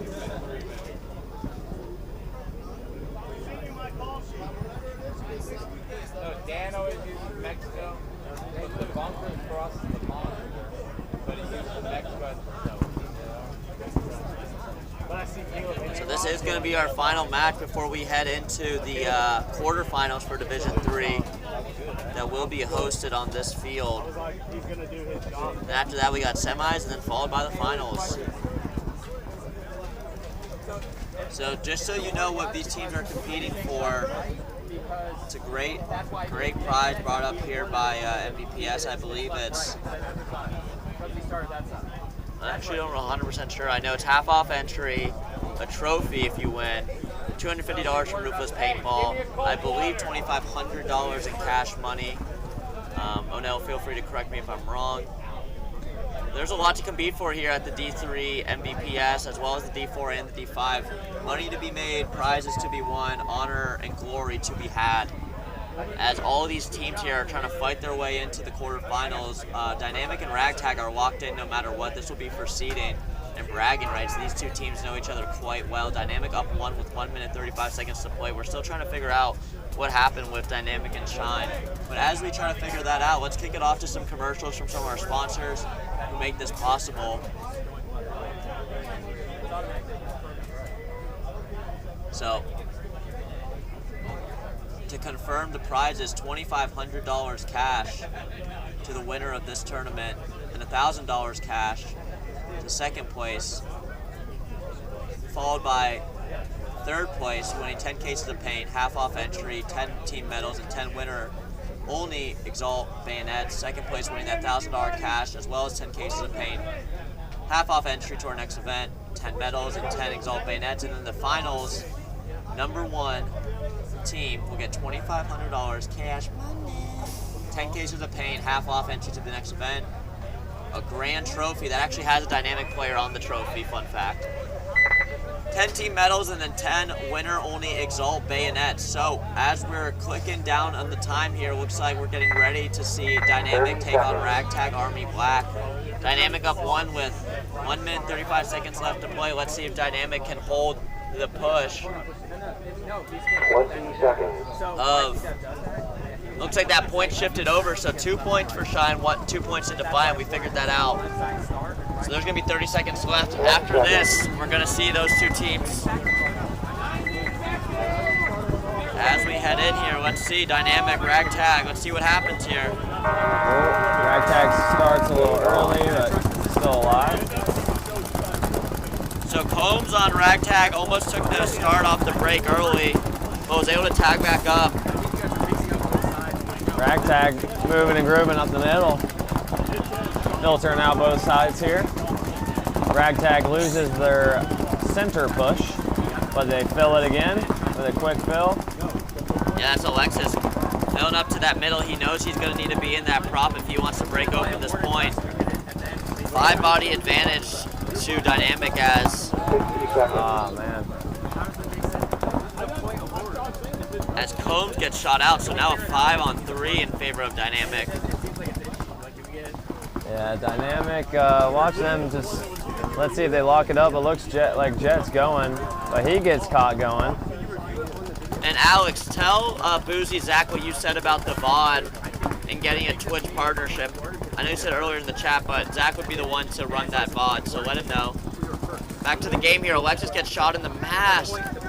I like his move. He was trying to get creative and pick that guy up, and the Xbox was able to get picked up. Now it's a 1-on, I think 2 possibly. Only 1 player left though for Ragtag. Yeah, not enough time for Ragtag to get this point unless something major happens here. A major penalty on Dynamic could be what they need, but Dynamic's playing smart and clean as we tick down to 5 seconds. Looks like Dynamic is going to take this point to go 4-0 and have the #1 seed headed into the quarterfinals here. Game stopped. No points. Game finished. Good match there from... Yeah, good match there between Dynamic and Ragtag. Ragtag is still moving on, guys, so we're not going to see the last of them.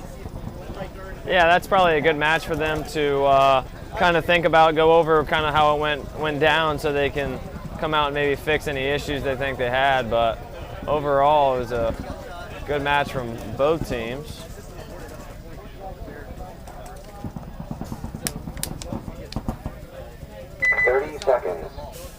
So, 30 seconds left here before the start of this point from Defiant and Shine. Shine able to squeak out that last point in a crazy... Oh wow, they gave it to him. There you go. Yeah, in a crazy turn of events. Nicely done by that player. Shit. Thank you. So 30 seconds left. Let's see if one of these teams are going to try to close out this match. They need the win. They don't want a tie. It's going to be a vibe kill for both of them. They get a tie.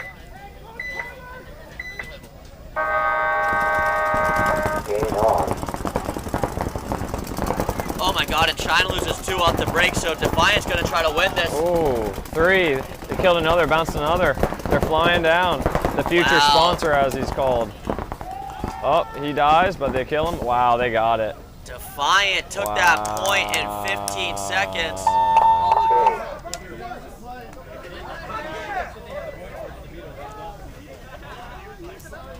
Wow, great point from Defiant there. They had some really good off-the-break shooting and then immediately filtered up and were able to close it out. That was a really slick point from Defiant. 15 there. seconds left and we're into X-Ball, folks. So wow, nicely done there by Defiant to take up 2 points very quickly to Shine. Shine's probably not very happy in the pitch right now. But yeah, as you said, Chris, able to get those off-the-break kills and make that push is what gave Defiant the opportunity to put another point on the board. Now to go up 3-2.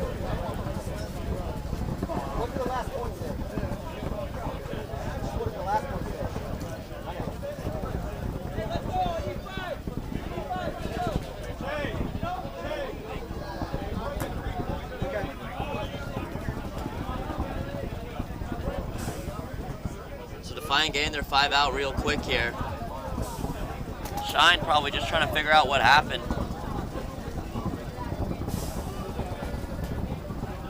Yeah. So Defiant figuring out what 5 they want to come out. They're cruising out. Only 15 seconds. No reason to carry 10 pods on your back. There we go, rearrange in that order. That's probably smart. There we go, Shine now.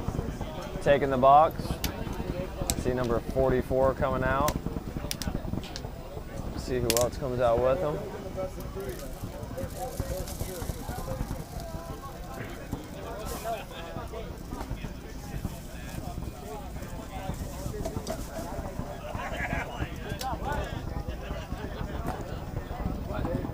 Got number 2, number 36.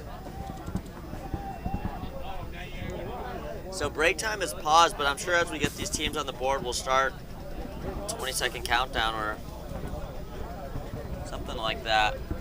These teams are ready to play this last point. Bless you.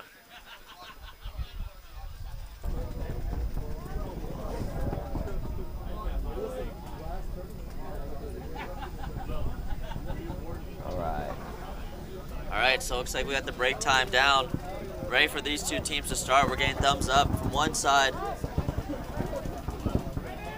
There we go. So Shine looks like they're ready. 10 seconds.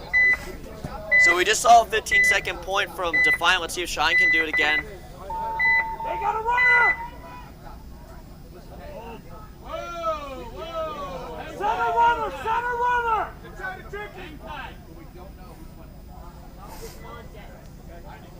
All right, so a little stoppage here. Maybe trying to time it properly.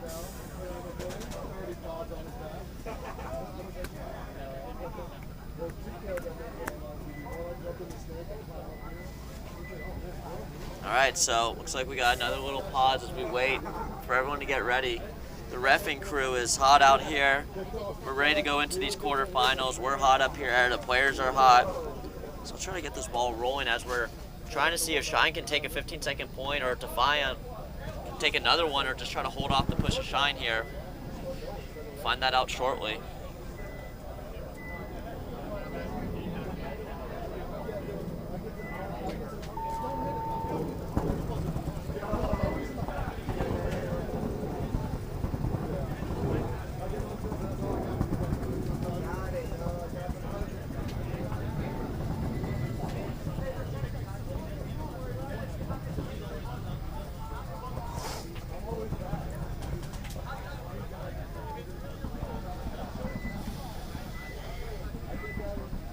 Guys, let's hear as we're, inching into this quarterfinals. Who do we got? Where's the fandom in the chat? Our Twitch chat's quite active right now. Let's see some love in the Facebook and the YouTube chat. Make sure to follow us on all of our platforms to keep up with all the great stuff happening. Announcements, events, sponsorship updates. All the good stuff can be found on our YouTube, Facebook, and Instagram, Maximum Velocity Paintball Series. So we do this for you guys, we do this for the players, we do it for the love of the game, and our sponsors are here to do just that. We've got Ruthless, DLX, GI Sports, Tiki's, Carbon Paintball, Kinetic Paintball, Living Water, who has a $5 deal here at the event for a liquid IV plus a water bottle. So if you need a liquid IV to put into your water bottle, it's only $5 at the Living Water tent. Shout out to all our vendors as well. We were talking about Gun Roller earlier, Chris, weren't we? We were. Yeah, Gun Roller's out here. He has a bunch of great merch. Go check him out. He's got awesome hats, tees, really great microfibers. So if you need anything like that, soft goods, go check them out. The Hate booth is out here with Jason Edwards, so you can get your damage merch, your Hate merch over there. So check them out as well. Bunch of great booths out here to come check out.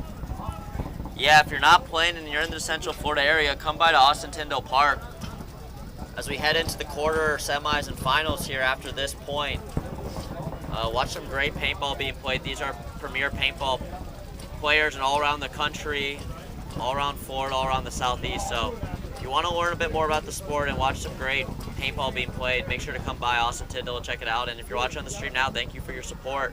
Make sure, as I mentioned, to throw us some love, whether that be through with follow or like or whatever it may be. And as we're trying to figure this out, let's hear from some of our sponsors here. It's looking like we're not progressing here. We'll be back in just a moment, and we will be back to watch the next 15 seconds of this point. So thank you, and we'll see you in a bit.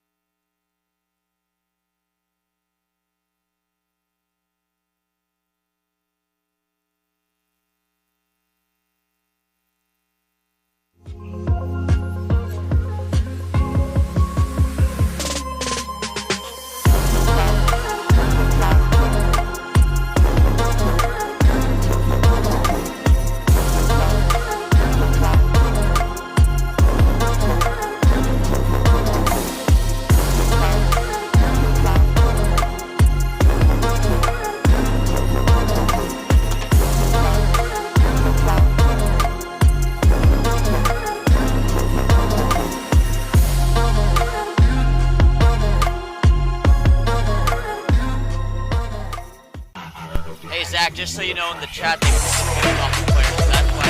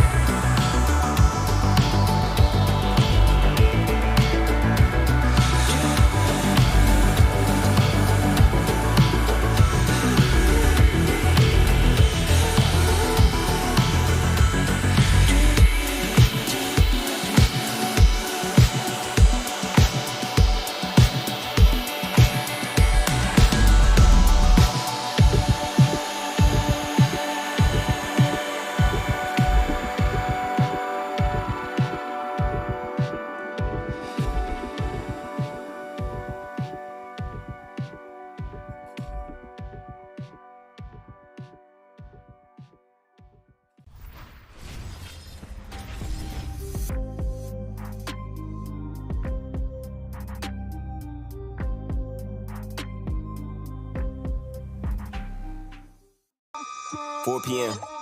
Texas, Fort Worth. Top 5 iTunes, no promotion. And you know I had to do it big, no Samoan. Finna wig out, I ain't talking about a sewing. Got a lot of pool, I ain't had to use both hands. Raw, no Trojans, still don't give a fuck. Whole crowd full of sluts, and they finna give it up. Hands on robbery, yeah, they finna stick them up. If you ask what they bump, do a litty in the truck. Yeah, they thought that I was sleeping, that's a send me in the tub. Yeah, they thought that I was tweaking, ain't no rip me in the cup. Had to shake the haters off with a shimmy and a brush. Little nigga, I'm a boss, Oprah Winfrey with some nuts. Monthly listener should be my verse price. Hot 97 every day, that's my word, right? On month 11, you heard go to work, right? Bring it back to New Jeru, that's a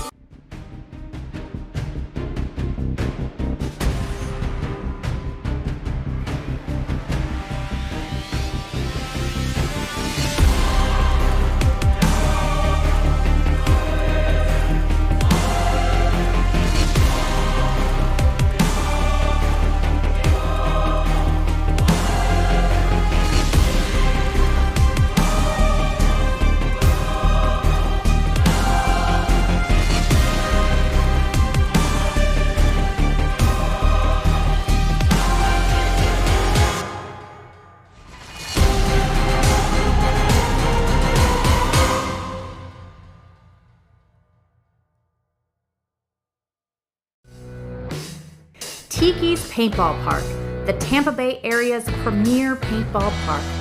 Enjoy lightning-fast check-in and all-new rental equipment, including dual thermal lenses to eliminate any mask fog.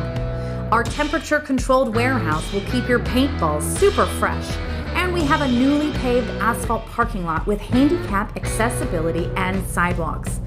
Our air stations at every entrance use filtered air for perfect 4,500 PSI fills.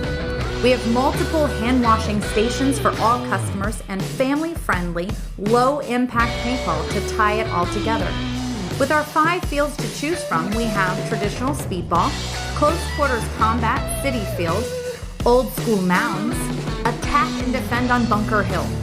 Relax in our tree-shaded 2-acre staging area with plenty of picnic tables and hammocks to choose from.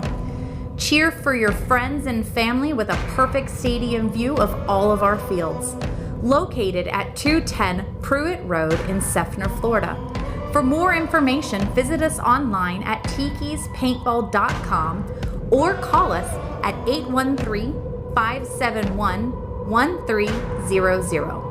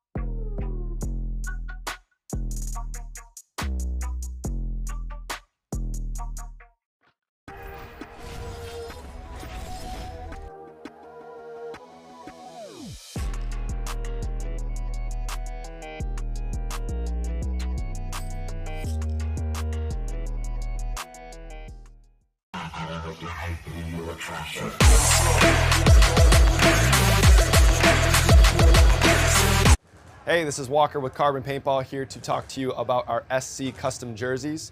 To start your team's design, head over to crbnpaintball.com, fill in some team information, including what colors, what template you want to base your jersey off of, upload your main team logo and any sponsors, enter your name and your number, and we're going to kick you back a 3D image of your jersey. The custom jersey is built on a 5-panel design that's all customizable. The jersey features a DWR coating all throughout the jersey, so it is water resistant. It also is stain proof, and it has side mesh venting. The jersey is also very fitted, so it has a compact neck collar, and it also features elastic thumb loops to keep the sleeves in place while you're sliding or running. To start your team design, head over to crbnpaintball.com. Walker here with Carbon Paintball to discuss the Zero goggle system with you guys. We have the Pro version and then the SLD. What you're going to notice first is the color options. The Pro, it is a semi-translucent Airflex bottom. That's the mask region. And then with the Solid series, it is just a solid color. It's opaque. They're both exactly the same durometer. They're both the same softness or squishiness. Other than that, you're actually going to get a clear lens with your Pro goggle. They both come with a case. And another cool feature of the Pro model is a dual silicone strap versus a sublimated strap on the SLD. And last but not least is another cool highlight is the Pro has some orange accents versus the SLD comes with black. For more features and information on sizing and pricing, visit carbonpaintball.com.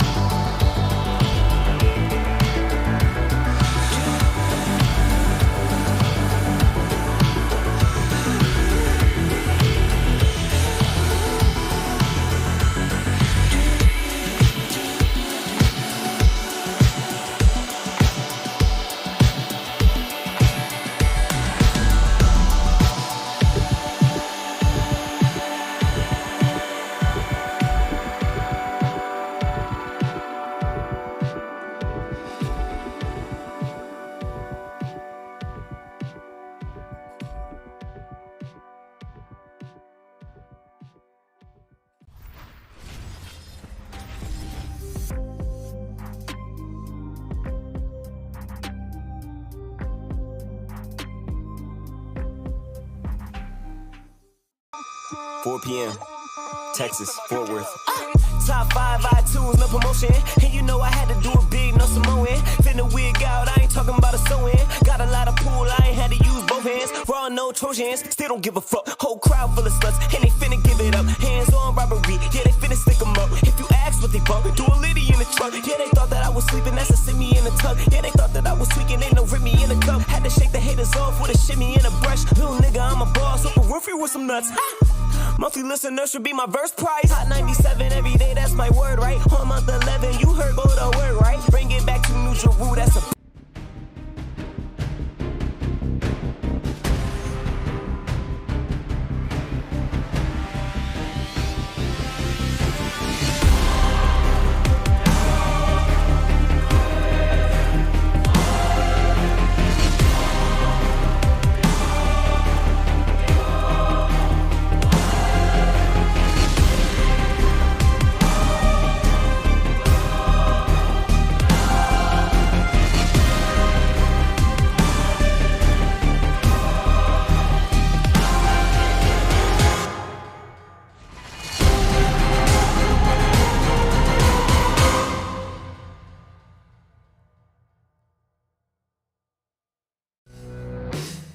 Tiki's Paintball Park, the Tampa Bay area's premier paintball park. Enjoy lightning-fast check-in and all-new rental equipment, including dual thermal lenses to eliminate any mask fog. Our temperature-controlled warehouse will keep your paintballs super fresh, and we have a newly paved asphalt parking lot with handicap accessibility and sidewalks. Our air stations at every entrance use filtered air for perfect 4,500 PSI fills. We have multiple hand washing stations for all customers and family-friendly, low-impact paintball to tie it all together.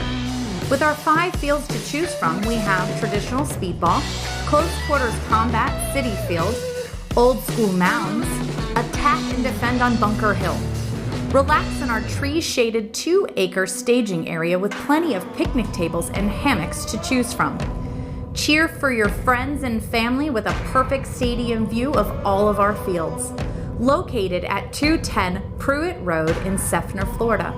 For more information, visit us online at tikispaintball.com or call us at 813-571-1300.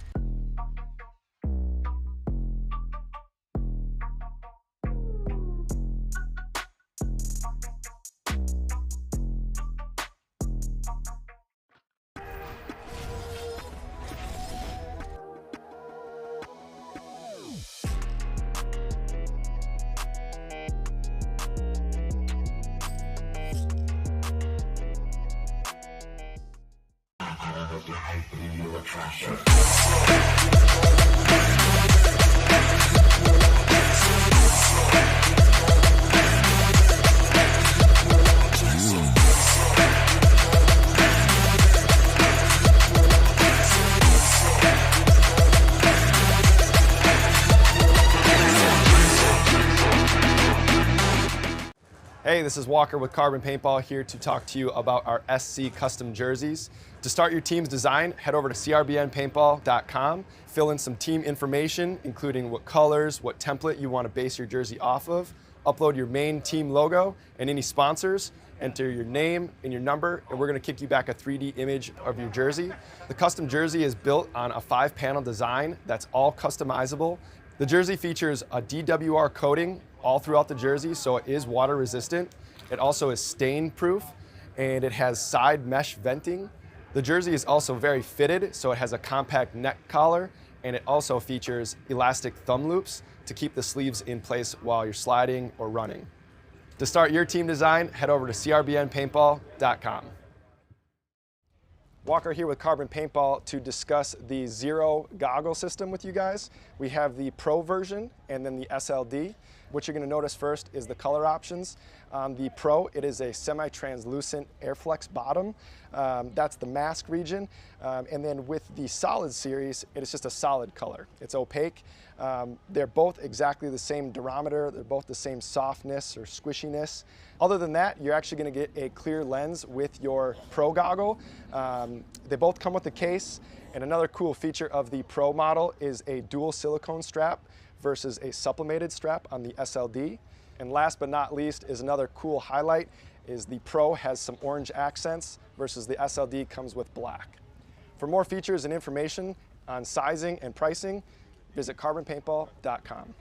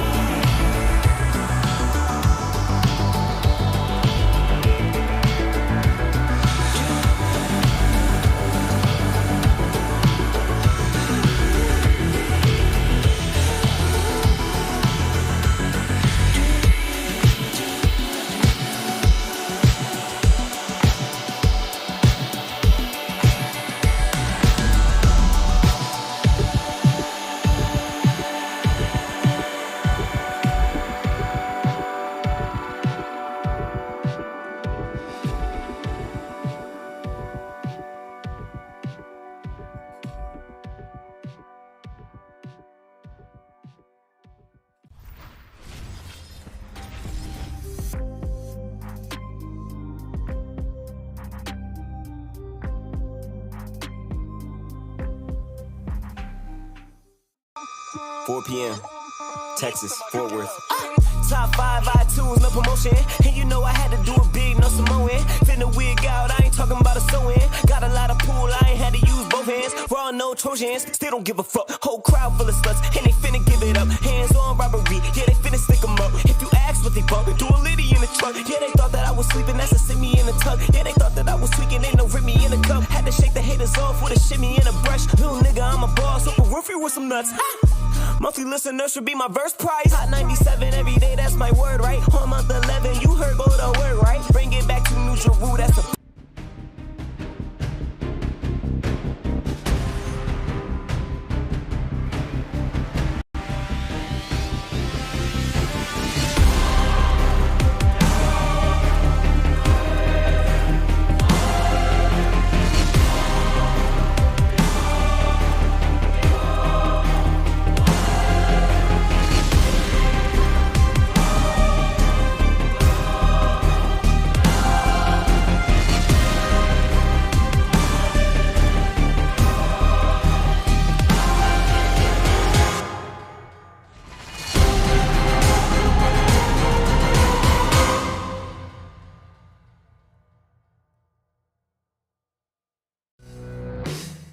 Tiki's Paintball Park, the Tampa Bay area's premier paintball park.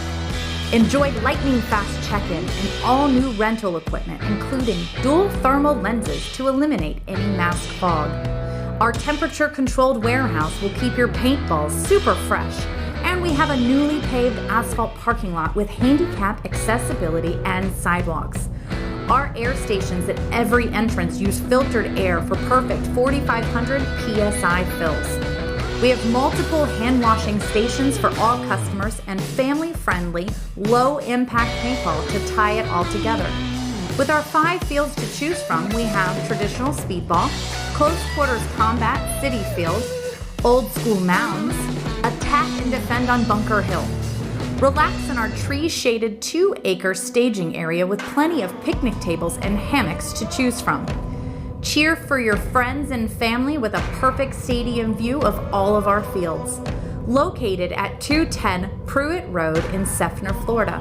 For more information, visit us online at tikispaintball.com or call us at 813-571-1300.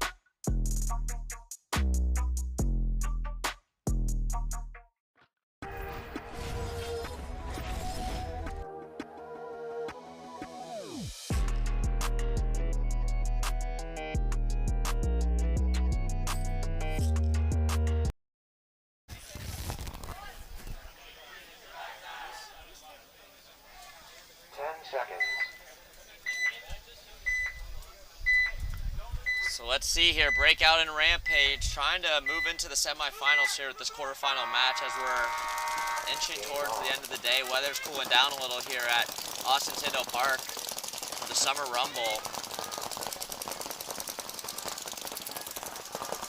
Looking like pretty standard breakouts for both squads here. Rampage able to take both those towers though and get wide on the field here early on, where you see on Rampage they're able to get wide here on the Dorito side closest to the sideline. It looks like that corner player, Vieira, number 23, one of their better players, taking the walk early for Rampage. Breakout able to stay 5 alive as Rampage makes that bump into the Snake 2. Look for the Snake 2 player to lock down one of these sides. He's usually going to be choosing this side that we're looking on right here of this breakout player. Breakout made the trip from the Carolinas, so they're definitely fighting for maybe just a little more here as they're, have a long drive home. So they want to come back with some hardware here in the quarterfinals, but don't count out Rampage. They've grinded their way into this quarterfinals and are going to show that here as we see Breakout going into that Dorito 1. Rampage loses a player out of that home bunker. Yeah, first body to drop, I believe. 44, I'm hearing. Sauceman standing over the top, dumping paint, rolling his gun. Yeah, it looks like they might have been able to shoot that Snake player. Let's see here now as the referee checks him out here on your screen. I like the creative move here from Sauceman. Oh, and Sauceman just missed. Oh, just got his shot in the tower. Now he's going to run down, shoot there, and Sauceman able to get a 3-pack. Oh, let's see. Is he shot in the arm? So either that's a trade or a major. So, all right, there you go. So that's a major on Rampage, apparently. Nice pull there by Sauceman to get a major penalty pulled on Rampage. Looks like they might be starting down 2 bodies now in this next point if that last player got that major. You can see number 18 on Rampage. Doing a help, picking up pods for the pod guy. That's number 18, Thompson. Got Sauceman over there, 85. Number 12. So, nice job there. 18, not only a good player, but a good guy. Helping the crew there get the pods. Yeah, so that is confirmed. Rampage getting that major penalty there at the end of the match. So I believe that's going to be 2 down for them, which is not what you want as you head into that first point of the quarterfinals. But next up, we got Ragtag Army Black versus Livewire. Livewire was able to sneak in here 4-0 in that last point. Brandon Johnson, Marky Mark, Cody. They're going to look to stick it to Ragtag Army Black, who's only lost 1 match this afternoon versus Dynamic in a really, really close one. So, Livewire crawled and scratched in order to get in, only winning their last match 4-0 and having 3 ties. So they haven't lost today. So there's definitely no loser's mentality on this squad. 10 seconds. But Rampage is used to winning today, so let's see if Livewire during their break was able to understand a game plan and really digest Ragtag here. Game on. So break on your screen, Brandon Johnson going to that center brick. Ooh, 2 kills off the break for Ragtag. That's not good. Two now in the middle, 1 in the Aztec close. Yeah, when you lose 2 bodies off the break, you don't want both your guys in the center. I really don't think that's the plan here. So maybe look for them as they understand the kill count. Maybe one of them tries to back out, as Livewire doing exactly what they need to do, going wide on both these sides. Wow, really nice kills off the break there for Livewire. That's going to give them a lot of cushion as they ease into this point. We're now just 30 seconds in, or 40 seconds in.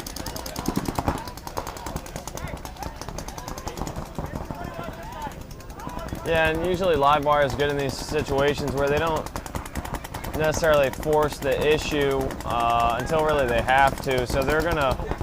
Ooh, Jez takes a yeah, it looks like this player there on your screen here was able to eliminate Jez from Livewire. And Livewire takes another walk, so now that's evened up. I believe Alexis got that kill there. So both these center players, as I said, this might not be the move. It actually is turning out to be pretty paying off its dividends, considering both these players in the middle was able to eliminate a body, tying it up 3-3. Yeah, it was a 5-on-3 to a 3-on-3.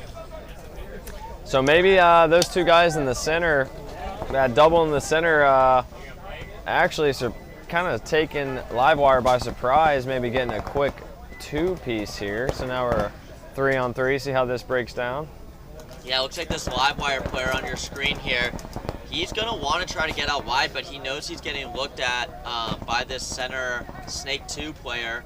He's checking him off. Let's hope he's not getting baited. The Snake 2 player is actually not looking. Let's see if he was able to battle it out with them.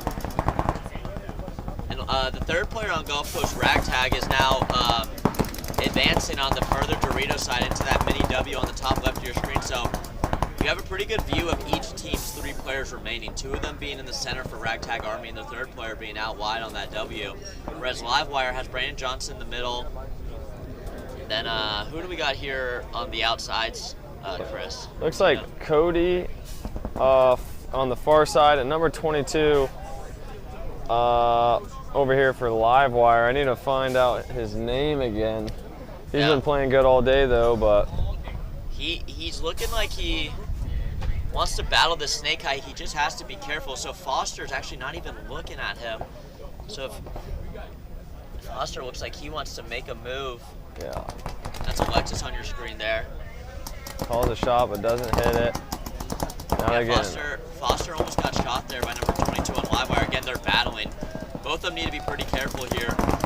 Whoever drops this next body is definitely going to take a dip in the live bets. Right now we're looking pretty even if we're talking a minus 100, plus 100 type situation or just a flip. But whoever drops this next body is definitely going to be taken out of the driver's seat. So you just got to be careful. Looks like Brandon's recognizing that there's 2 people in the center as he's creeping up there. Oh, and Gold Coast Ragtag loses Alexis and their wider player immediately. So look for Brandon Johnson. Yeah, just to chop up that middle player. Nicely done by Livewire, taking down Gold Coast Ragtag Army in that first point. It was about a 4-minute point there, so nicely done. Yeah, that was a great point for them. 1 minute. Oh, yeah. I'm fine with. So going out to this next point, Breakout versus Rampage. Let's see how many bodies Rampage started with when they pulled that major penalty there at the end. They're only going to have 3 players walking out, so you got number 11, number 23 Vieira, and number 333. They got another one. Number 22 as well. Looks like they're coming out with 4. Okay. 30 seconds. Looks like we lost our scorecard. That's fine. But I know Perez, number 333 on Rampage, currently has play of the game. 20 seconds. Or play of the day, I should say. Oh, wow, so this is interesting. I believe they're on the wrong side. I think since it's a major, it's kind of similar maybe to a no point where they stay on the same side. Game on. I guess so. But either way, the refs let them roll. Well, looks like Rampage didn't start down that one body. Oh, they were on the right side. I'm sorry, their jerseys just look so familiar. Or look so similar. But it looks like Rampage loses their corner player here, and that's Vieira, number 23, and that's not a good loss for Rampage, as they're now down 2 to... 53 now for 5-on-3 in favor of Breakout. Yeah, Breakout's, you know, a very common collective team here.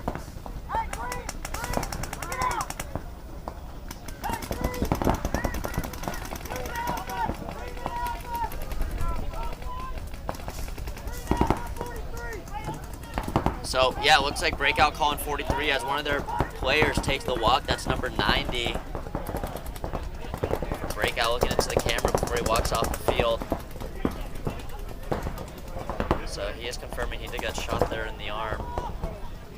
Let's see what Rampage does as they get this kill. They make it into that 50 snake. So Breakout players getting checked out of the home. That's Sauceman.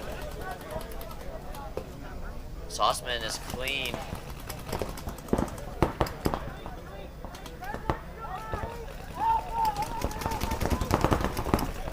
So Rampage, again, coming from the Carolinas, really want to win this event with that long drive here.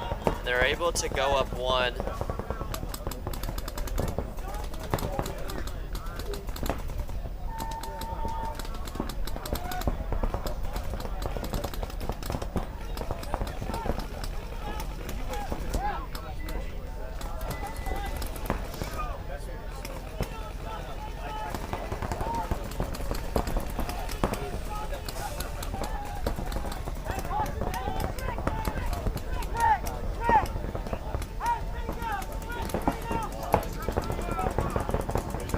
So yeah, it looks like it's kind of just stagnant here. as Rampage is in that middle snake 50. So having the field advantage, but not being very wide on either side here.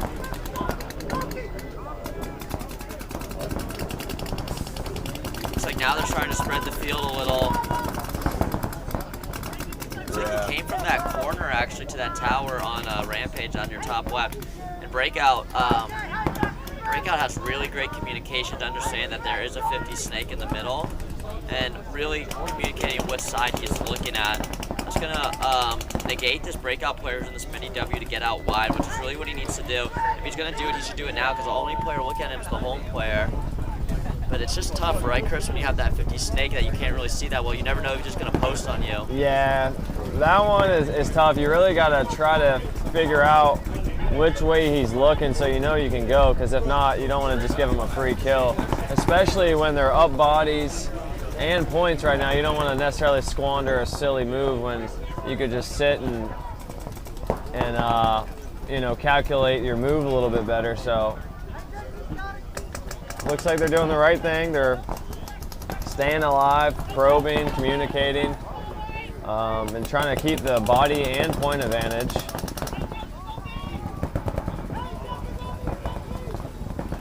Yeah, very stalemate here. Clock running down here as we reach the halfway point of the match. Breakout up the 1. They're also up 1 body. Wow. 18 hit a good shot on that guy. Yeah, Thompson was able to take out Perez, who's is one of the key player here for Rampage, having the best play of the day so far in our Bucks. Now Breakout has this whole close Dorito side to work with. They just have to still worry about this middle guy. So somebody needs to go here and trade out with him. Looks like they're thinking about it here. There we go. And there he goes. Still got him, even though he... There we go. Towel for Rampage for Breakout to go up 2-0 with 5 minutes and 18 seconds left to play. 1 minute.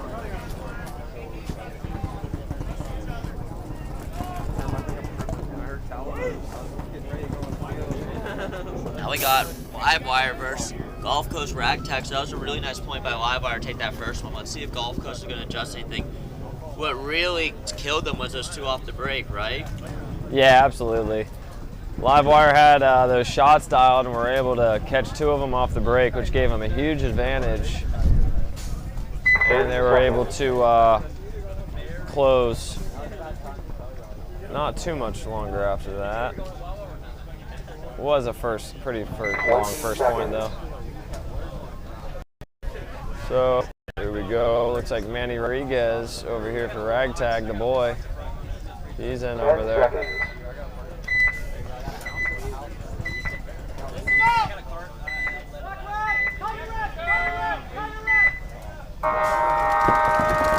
Oh.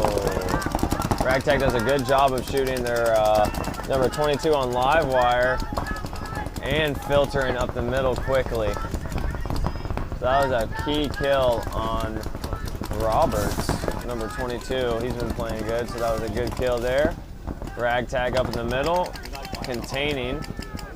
Now he switches sides. Now he's on the right side. Ragtag out wide on both sides, which is good field advantage, body and field advantage for them.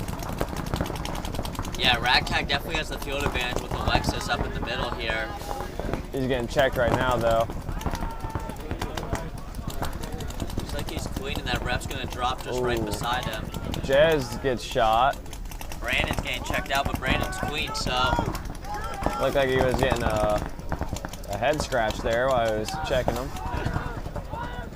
5-on-3 in favor of Ragtag, trying to make up that point they lost quickly as they start to go wide on both sides of the field.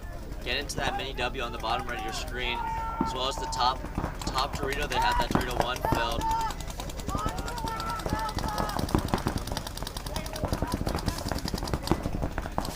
Both teams communicating, filling. There we go. 5 alive still for Ragtag. So I believe it's a 5-on-3. Yeah, Ragtag having a pretty crispy point here, able to take 2 off. Looks like a rest coming in to check this top can mark. Looks like that's just rub, so. You know, that is the one thing. Livewire is usually pretty good in these situations to where they can pick off another guy, hold the zone, catch another, and bring it back. But right now, it looks like Ragtag's doing a great job of staying alive. Oh, we got a running ref. Let's see. So it looks like the Ragtag player in the Will W just called the timeout on the clock, understanding how important it is for them to close out a point here. Oh, and Ragtag loses one out of that tower. Playing a little big in there and then dies in the middle. So as I was saying, they bring it back to a 3-on-3. Manny does a tactical retreat to the tower. Try to get a shot in on that can. Marky Marcus really getting pinched out in this can right now. Probably should do a tactical retreat similar. And he dies out of there. Wow. So not just Brandon Johnson and then Cody here, I believe. Yeah, really back and forth point. Yeah, looks like there's 3 alive here for Ragtag in the 50 Dorito top center of your screen. The first Dorito behind him. We got a little leapfrog over here. Wow, that was not the move. That guy over there leapfrogged this boy and got chopped up, so now it's a 2-on-2. So Cody and Brandon need to communicate here because this Dorito player is running down and Brandon. Wow, I think Brandon hit the shot and he gets a minor. Brandon got the shot on him and the minor penalty, so wow, nicely done by Brandon to bring back Livewire and the boys, and it's going to be Cody running to hang the buzzer. Yeah, Cody and Brandon pulled that one out. Wow, that was huge. That was huge. That was a really clutch play. Towel. Point approved. So Cody looks like he's about to go into the wrong pits. Yeah, he was excited. Oh, yeah. Oh, no, Brandon's right feeling pits. good after that point. Yeah, Brandon's feeling good. Yeah. He really, I mean, that minor was crucial to pull on them. And Brandon had really just great, like, cat-like instincts. He really turned around right when he needed to, because if he didn't, that would have been bad news bears for Livewire. So nicely done by Brandon, bringing them up 2-0 with 5 minutes left to play. We got 5 minutes and 15 seconds left on this match. Similar score, 2-0 to breakout. It's a roller coaster of these points here. 20 seconds. Yeah, see Kyle Berry in there with Livewire, giving them the rundown, breaking down the points, so that's always good to see. 10 seconds. Even when you lose the point, win or lose, especially when you, well, either way, but they won the point, so he's still giving them good comms, breaking it down. All right, breakout, Rampage. Breakout getting shot, going wide on the close Dorito side here. Rampage 5 alive. Yeah, they're keeping Vieira alive, which is going to be critical, as well as Perez, if they want to come back from this 2-0 deficit with 5 minutes left to play. But Breakout's probably pretty comfortable burning time down there. They got a lot of bigger guys on their team that, you know, I don't think they're like the big, fast, or they're not like the aggressive type team out here. They're really living behind their guns. As we see, it's pretty important that your gun's like your biggest bunker in front of you.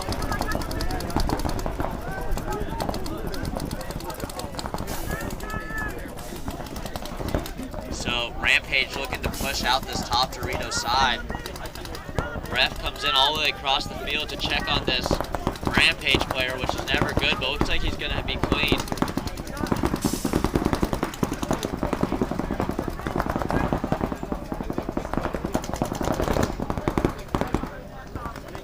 So Rampage now making it into the Snake 2 as they're slowly chopping up field advantage here.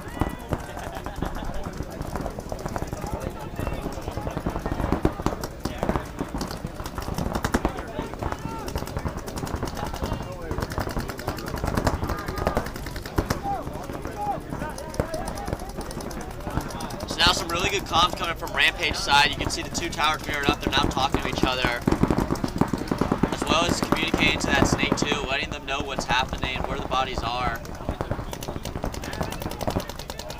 Yeah, Rampage has to kind of get on their horse here a little bit more if they want to try to be able to win this match with they'll need about 3 points to do so. So they need to start rolling as it's about 3 minutes now on the clock. Yeah, and Rampage loses Vieira out that front Dorito, who's not the guy they want to lose as they're trying to push here to get at least a point back with now just 3 minutes remaining. Down 2, Rampage really needs to make something happen. And Chris, Breakout are in some good bunkers to hold them down, aren't they? Yeah.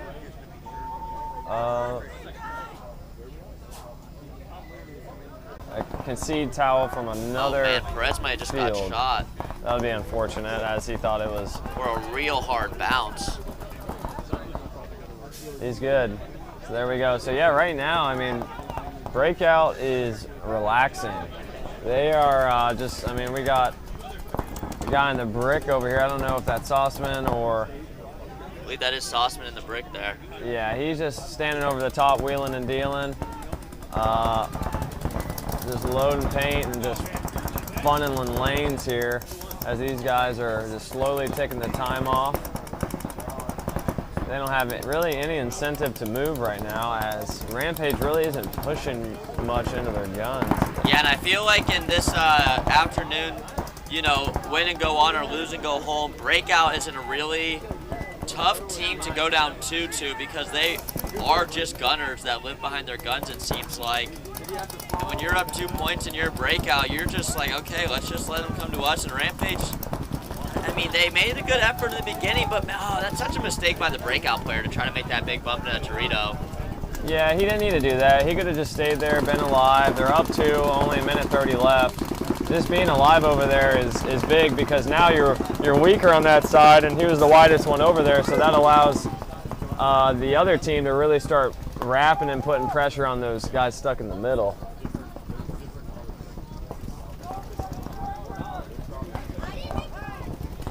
Well, they're still in this tower over here. He's on the cross. That's a good cross shot position. Yeah, now 60 seconds remaining in the point. Rampage yelling out 60 seconds, and now they're starting to make their move. They really probably should have made a move after they eliminated that body. It's just tough. Like Rampage is in. It's a tough bunker. It's just a tough field to make this push on when you got someone like Breakout. Oh, but Sauceman gets clapped. Dotted. For Breakout. Rampage has 30 seconds to put a point on the board. So this player here, Perez, needs to do something. Yeah, they got to launch right now. They just got to absolutely go. So, yeah, number 333 over here is calling the time, so that's smart, but at this point, that's a wrap, regardless if they get the point or not.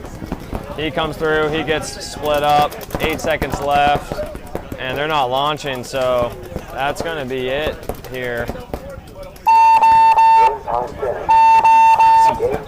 So Breakout wins that one, 2-0, knocking Rampage out. So yeah, Breakout winning that 2-0. Rampage too little too late to try to make that comeback, and it's going to be Rampage going home as Carolina Breakout advances into the semifinals here at the Summer Rumble of MVPS. And this is like the same thing we just watched here. Livewire, the same scenario, up 2-0 with 5 minutes to play, just 25 seconds less than Breakout had to play. And 30 seconds. there's a team I like to see come back. I mean, I think they could do it. It's Gulf Coast Ragtide. They got such a solid roster. Absolutely. And experience in this situation. 20 seconds. Flash O'Neill on the screen there. And yeah, guys, just remember to sign up. Registration opens the 28th to enter the 2024 Pro-Am Classic, or July 25th it opens for the August event. Get your friends, get your buddies, and play for that golden pineapple. Game on. I just don't recommend you put that pineapple on your front door of your house. It might indicate something about you and your significant other. And Livewire shoots 2 and a minor. Wow, pulls out another. It's going to be a 5-on-2 at this point. Maybe just concede, unless if this goes on another minute and they don't get a body. Yeah, I mean, it's not looking good. They gotta definitely be thinking about it at this point, unless you can have a heroic point here. But you got Brandon just waiting for him on the cross. Misses a shot though. Yeah, Clem's a solid player, winning our player of the day. Oh, and he just clips out Marky. Oh, and then he just you got to concede it right here. Yeah.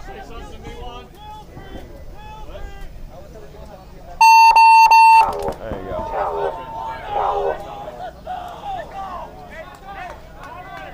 Yeah, they're hyped up. Point approved. Yeah, that minor did not help them. That did not help them one bit, so they're gonna have to come back 3 points in about 4 minutes. We're in the X-Ball now, so we'll see if Ragtag can put something together here to put some points on the board. But right now, it's all Livewire.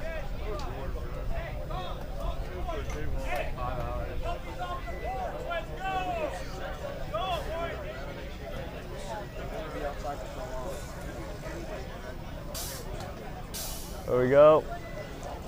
Yeah, so we're in X-Ball now with Livewire up 3-0 to Ragtag. We got, let's see, Robertson, Carpenter in, looks like Warren. Jez. 1 minute. I haven't seen Warren out here too much today. Warren Barker. Yeah, Warren's awesome. He's up and coming, always getting better, always working. So it's good to see the young guys coming out here getting some more spins. But with a 3-0 lead, they're looking pretty good. But, you know, you never want to take your foot off the gas, especially when it's kind of on the, per se, Sunday. You move on past the prelims, you always want to make sure you have that foot on the gas and you don't let up. Yeah, I heard something good recently where, you know, once you take your foot off the gas, your car begins, you know, your engine begins to slow down, and it takes 120% effort to get back up to where you originally were. If you take your foot off the gas and then, you know, put it back right to where it was, you're coasting at that 80%, you got to push down even harder. So they don't want to take their foot off the gas and begin to slow down. They just want to keep going here. Game on. But Ragtag going out wide, making both their players into that mini W. Losing one off the break out of the home, that's not where you want to lose your guy. Yeah, thankfully they didn't get a penalty there, but they made some good real estate here on both sides to both mini W's.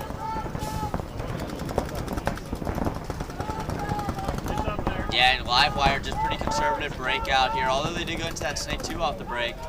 But didn't put too much wide other than in that tall tower on the close side to your screen here, and Gulf Coast Ragtag able to make it into that Snake 2 as well. Now into the 50 Snake. Yeah, Ragtag's definitely making an effort. Looks like this player on the lower right side of your screen is going to be getting checked out here. Oh, and he's out. Looks like he is eliminated. Maybe the hat wasn't the move. Yeah, the front bill hat did not protect the Scully, giving it a bounce, so that is unfortunate there.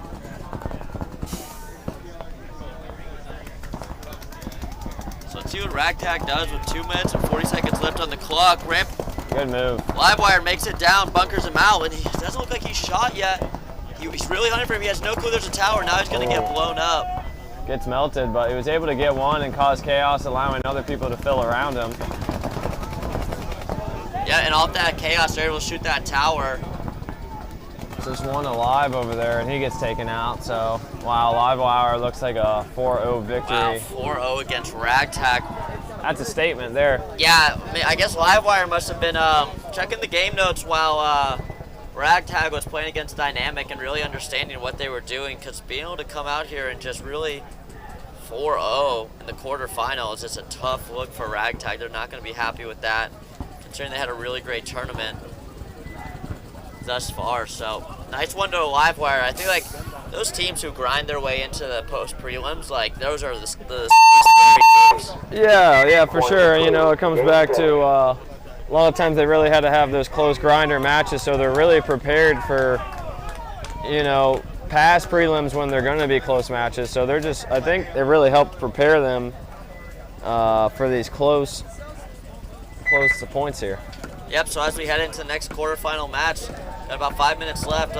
Let's hear from our sponsors, Ruthless, DLX Lux, GI Sports, Tiki Paintball, Dye Paintball, Kinetic Paintball, as well as Carbon Paintball and Living Waters. So we'll be back with you in about 4 minutes and 40 seconds to conclude this quarterfinals where we're seeing Damage Control being seeded number 1, I believe, taking on Arsenal, who's seeded number 8 in Dynamic, taking on Headbangers here.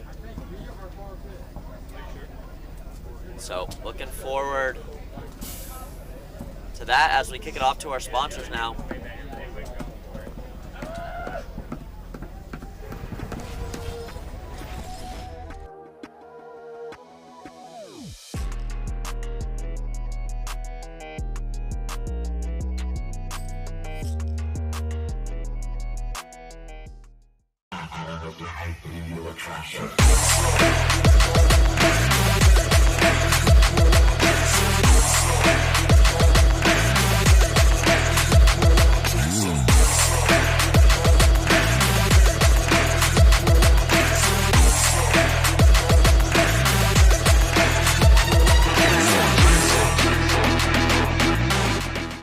Hey, this is Walker with Carbon Paintball here to talk to you about our SC custom jerseys. To start your team's design, head over to crbnpaintball.com, fill in some team information, including what colors, what template you want to base your jersey off of, upload your main team logo and any sponsors, enter your name and your number, and we're going to kick you back a 3D image of your jersey. The custom jersey is built on a 5-panel design that's all customizable. The jersey features a DWR coating all throughout the jersey, so it is water resistant. It also is stain proof, and it has side mesh venting. The jersey is also very fitted, so it has a compact neck collar, and it also features elastic thumb loops to keep the sleeves in place while you're sliding or running. To start your team design, head over to crbnpaintball.com. Walker here with Carbon Paintball to discuss the Zero goggle system with you guys. We have the Pro version and then the SLD.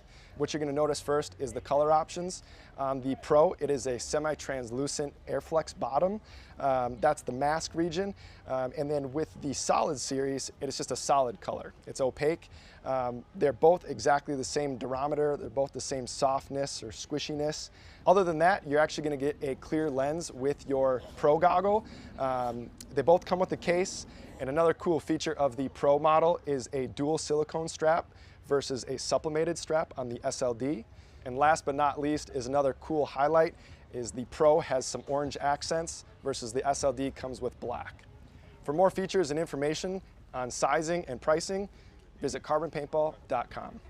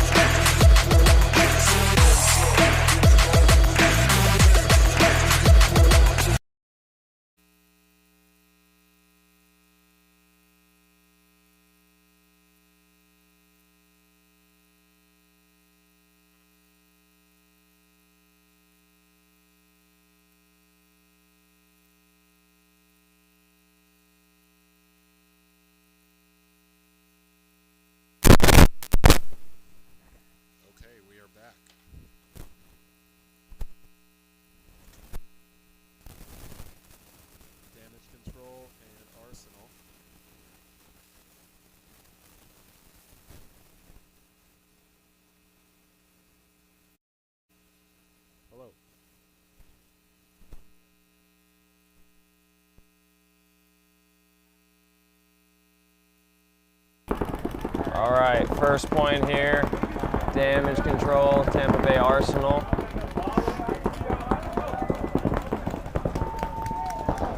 Kind of a standard play here for damage control, looks like, but they fill out. Now, Arsenal's wider though, so they got a little bit of an advantage.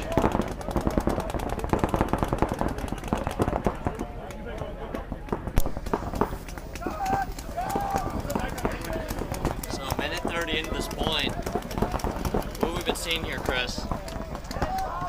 Pretty standard breakout on both sides. I mean, over here, Arsenal took a bigger bite going to getting to both of these towers, but other than that, it's just been kind of a methodical point here. Both teams communicating, shooting their guns. You know, big first point here, so no teams want to make any reckless moves here. Yeah, looking like both teams are kind of just understand how they can advance as Tampa Bay Arsenal is able to get that snake 2. Let's see this damage control player in your bottom right. He's going to try to get into that first Dorito. Looks like he decides not to as he sees there is that snake 2 mini wing.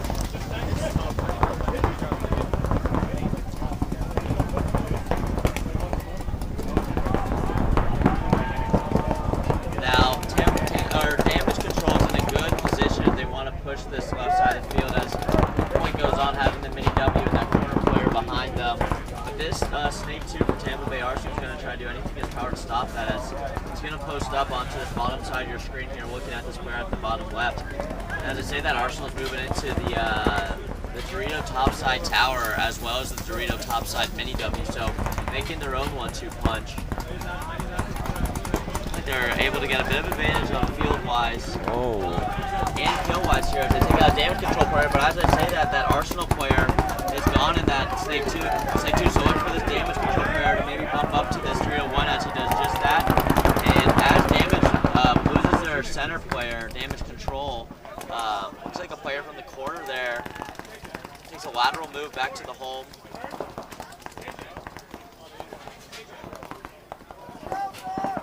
Arsenal moves up. Phil's right behind him, but he gets caught. So it looks like Arsenal's down 2. I believe it's a 4-on-3 and advantage of damage control, unless I'm missing a body here. Yeah, 4-on-3 in favor of damage control. They have that wide player out to that top left. Oh, kill another one. 3-up corner, and another player on Arsenal takes the walk. So this is damage control, the same kind of play we've seen, just looking super, super solid. Really a contender to win this whole tournament. They're able to close out this point on Arsenal in under 6 minutes here as they're going to look to make their advance here. Oh, and damage control, actually, do they change their jerseys? Yeah, they did. That's kind of what I was noticing as well. They changed it to kind of a maroon. Yeah, like a Sunday red, like a... Kind of like an old Vicious type. Old, like Matt Sauceman Vicious. Yeah. So nicely done here by damage control. Yeah, there you go. Point approved. Damage control taking that point pretty nicely. Just under 5 minutes there. Yeah, good solid point for them. Yeah, it's the damage control we've been seeing all day. Now that they're back on this field in this quarterfinals. Next, we'll be taking a look at Dynamic and Headbangers Reloaded. Dynamic being led by Jet and Ness, and Headbangers being led by Joey Diaz, Kodo, 55, and Anthony. 30 seconds. Right, Yeah. I should say Antonio. Yeah, I'm looking forward to this match here as well. This is another one that I'm excited for. Yeah, this is a good one. Dynamic, I would definitely say just by, their history and their play today, a favorite, but as we saw with Livewire, like these gritty teams that kind of sneak in here like the Headbangers did, like you just got to watch out for them. Game on. Headbangers getting the check in the corner here. Quick Dynamic also got bounced off the break, and that's Justin Cotto taking the walk here for Headbangers early on.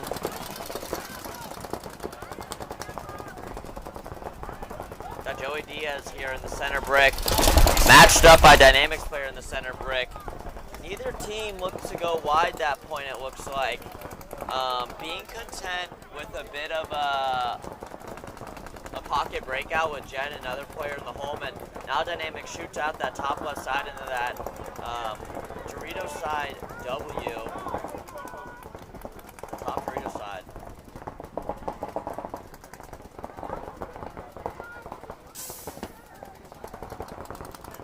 Yeah. 5-on-4, an advantage of Dynamics still. Dynamic up in that mini W on the far side there is really the farthest down the field they are, so, but not much advancement over here for Headbangers either. They're kind of still in the pocket trying to figure it out. Yeah, it's tough when you have your widest guy get shot off the break. It's hard, I mean, it's just hard to fill out to that spot, obviously, you know, maybe in a wide bunker break, especially off the break, so damage control, or I mean, Headbangers just trying to figure out what to do as they did lose their wide guy. And as Chris said, playing this pocket. But able to hold off the push on the bottom Dorito side. This tower player, or this can player, is not looking to advance in this tower just yet. Let's see what Jet does, as Jet's been in the back for quite a bit, and Jet usually likes to jump around a little.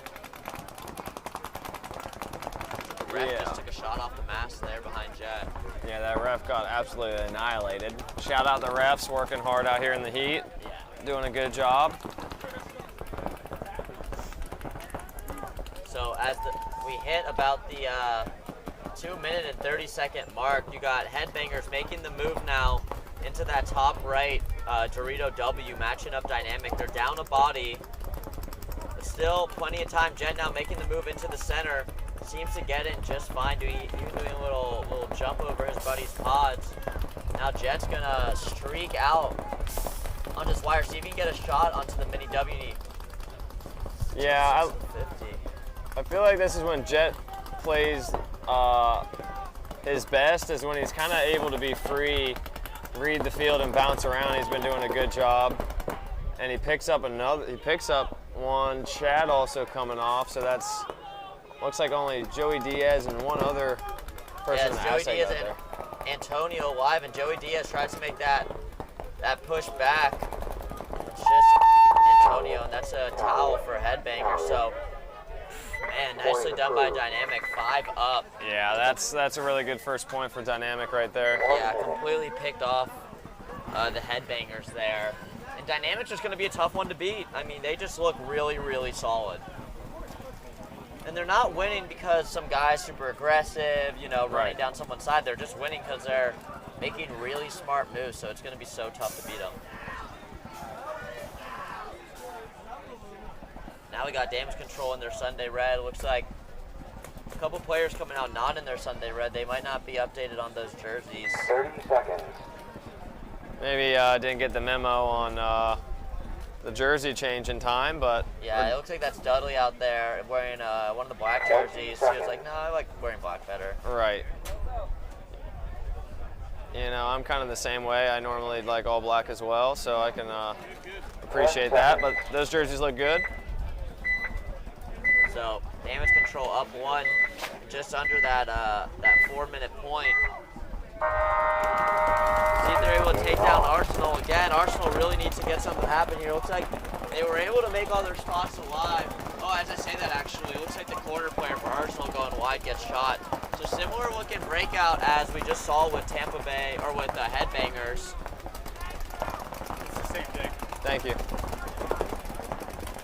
Not able to make it wide. Tampa Bay Arsenal loses that body off the break. Looks like a ref's coming in to check out the top can player. It looks like that's Bubba on damage control. Man, Arsenal gets a minor. So look for Bubba to maybe start making moves on the top side of your screen in that Dorito. Yeah, same over here with Connor. He's starting to move. Blake Connor getting in there. Yeah. I can't imagine this point will go too much longer here, but they do have a pretty good cross for Arsenal and that tower and the big brick. But once they put that big brick in, they should be able to start really cruising down here.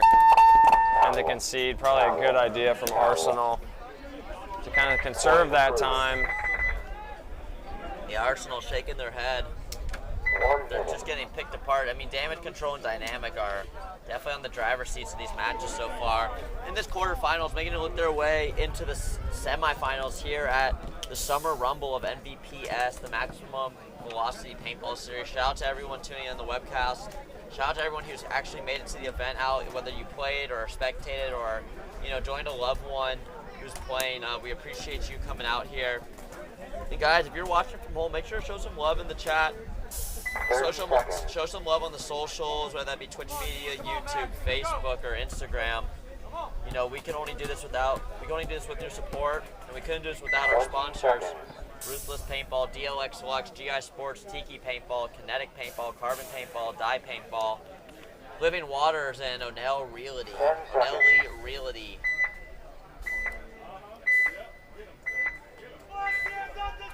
So, Headbangers here, down one. They need to come back. Let's see what they do. So Headbangers stop a little short because they lost one last time off the break. They lose another one on the break, so 54 advantage for Dynamic. Dynamic's really just hitting some shots on the break right now.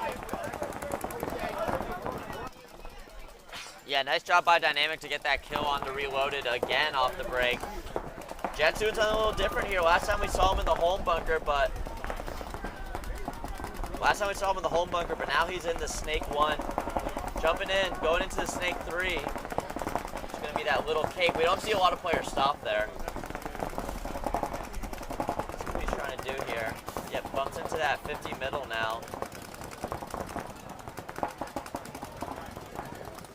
Yeah, I don't know if anybody saw him go in there, so.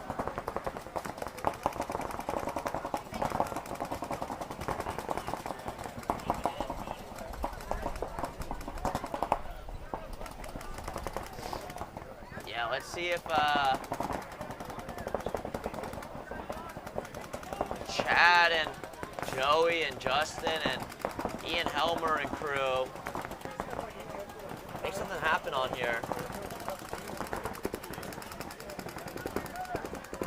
They got plenty of time. They're down a body. Their main focus here should be, let's just shoot another body and tie the kill count up. Let them begin to advance down the field. See them being able to go out a little wider into these Dorito attack side towers. Yep.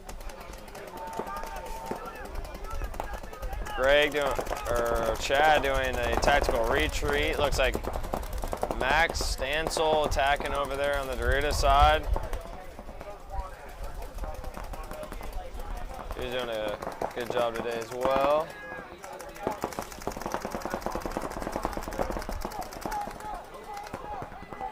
So they now know Jet's in that middle. I believe that's what they're shouting there.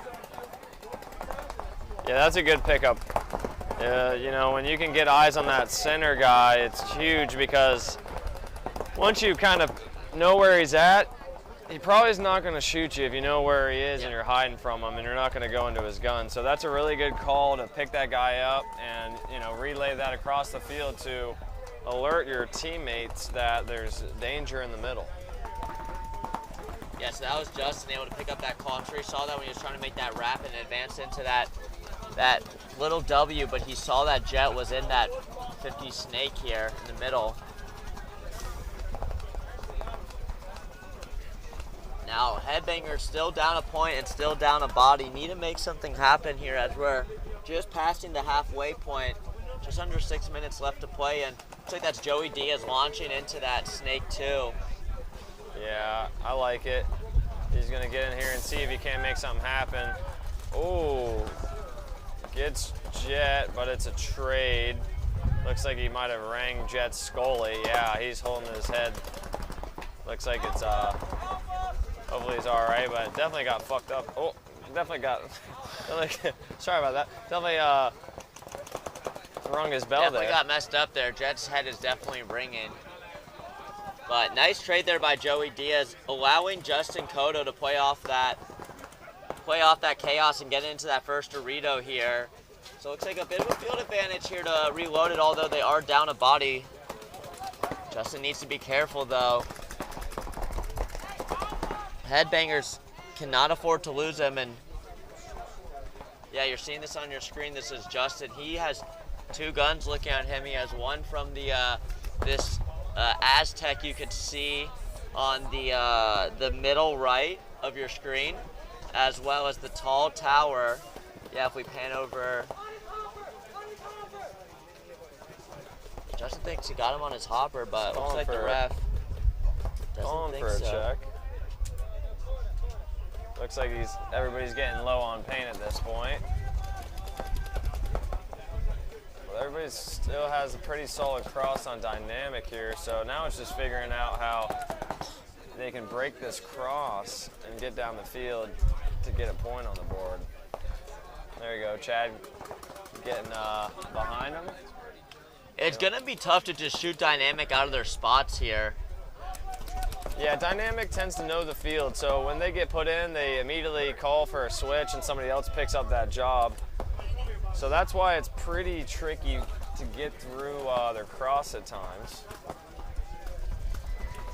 Yeah, and this is going to be tough for Reloaded to break this this kind of stronghold that Dynamic has placed. They have really even cross-up guns with 2 players looking the bottom side, 2 players looking top side, but nice move by Reloaded. It's trying to creep up the middle here. And Justin's able to make the move into the 50 Dorito. He needs to get someone here.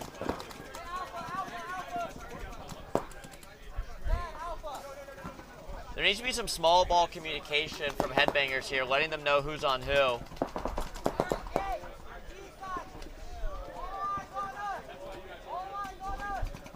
There's that small ball communication, Colin. Wow, great shot. And that's going to allow Justin to start to wrap, but he's got to be really careful about this tower you can see on the middle of your screen here, but he just caught him.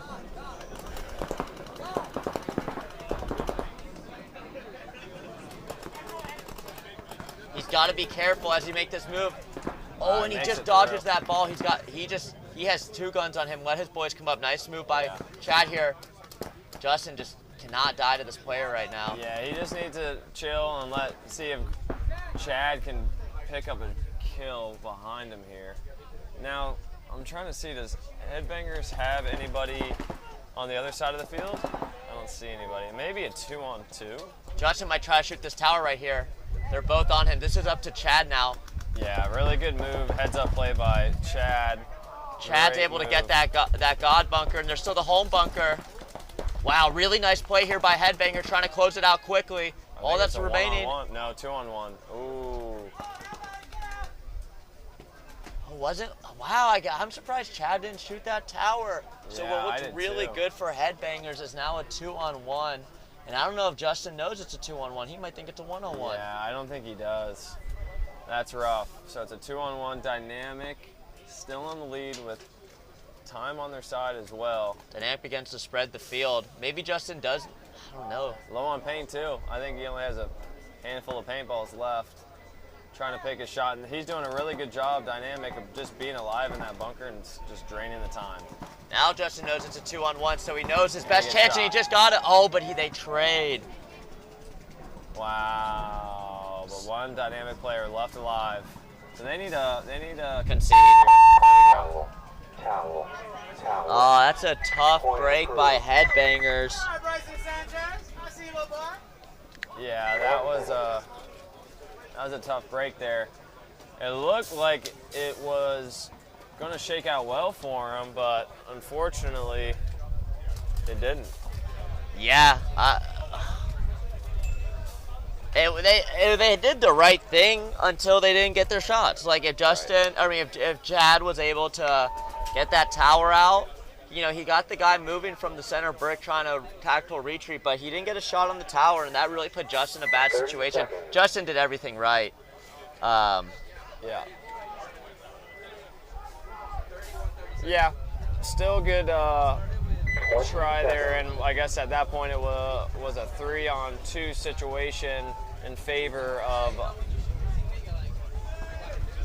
Dynamic. So that was a good push by Headbangers there. All right, here we go.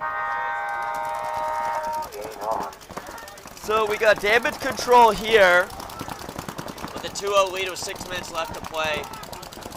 And they get some really good spots too.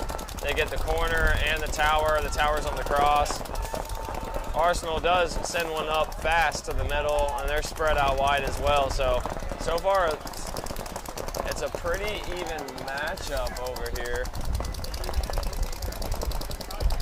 with a little bit more press from Arsenal up the middle. So let's see if Arsenal can get a little bit of backup on either side to maybe start pushing as they're down 2.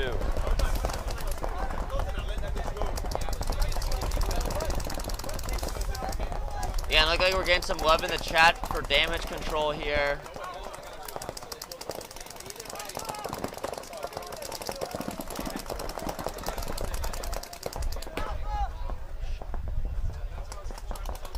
So damage control up these 2 points in pretty locked down spots against Arsenal, who was able to get that 50 snake off the break. Looks like now they advance into that snake 2.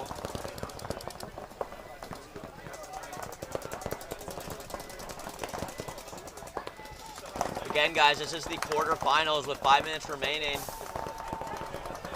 These teams are trying to move on to the semifinals with damage control looking like they're in the driver's seat to do so, up 2 minutes with 4 minutes and 45 seconds left to play. So let's see if Tampa Bay Arsenal can do some damage to them.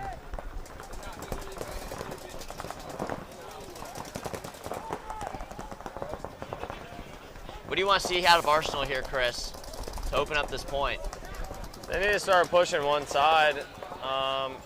Really, it looks like the problem is for Arsenal is they only have one guy over here on this close side for the Dorito side, so their push probably is going to come from the far side since they have 2. But as I say that, he makes the risk and he runs around and he actually makes it clean. That was quite a risky play there, but it paid off as he made it. But at the same time, on the far side, they start making some moves. So that's exactly kind of what they need, is an attack on both sides. But this guy over here that's an island also got to just remember he's got to survive, because if he dies there, damage control is definitely going to take advantage of that. But Arsenal is 2 in the middle, so I wouldn't be surprised maybe if they look to maybe start coming to damage control side. It's like this corner player for damage control getting a check in his head, and he pulls a minor. Oh, good, nice little move coming through from Arsenal to trade. He might have been, oh, there we go, and that opens it up. They get another one. I don't know what he was doing. He's gonna get shot. Yeah, that was. Wow, that was such a mistake. That was, but thankfully he had two boys to come and help him out. Yeah, wow, so what was looking pretty good for damage control is now Arsenal's point. So Arsenal able to get within 1 with 3 minutes left, so plenty of time for them to come back. That minor did not help damage control at all. Yeah, that hurt them there. That was a good little read and react from Arsenal there. So to get it a little bit closer, still 3 minutes on the clock, so they still got a lot of time to work with. Dynamic up 2 against Headbangers with 1:12 seconds. So I'm sure Headbangers is going to look to kind of get to work and giddy up a little bit sooner than later here. But Dynamic, I'm sure they will look to hit some shots on the break. So we'll see how that works out. Yeah, Dynamic got a...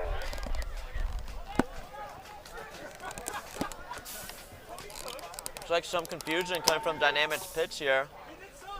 20 seconds.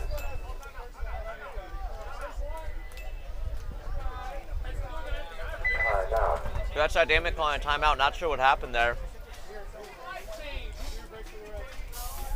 Maybe a little miscommunication of what the play was or who's playing. 1 minute.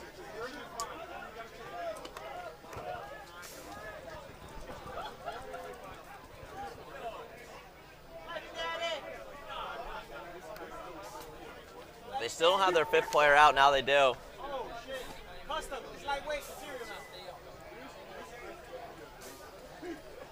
So 40 seconds left for Dynamic to try to hold off the Headbangers here, who haven't really been getting too many quick points. So let's see if Dynamic can hold them off. Headbangers need a miracle here, but we've seen 15-second points. We've seen points, comebacks with a minute left. So don't count the Headbangers out here, guys. Stay tuned after these matches. We're headed into the semifinals, so you don't want to leave your computer.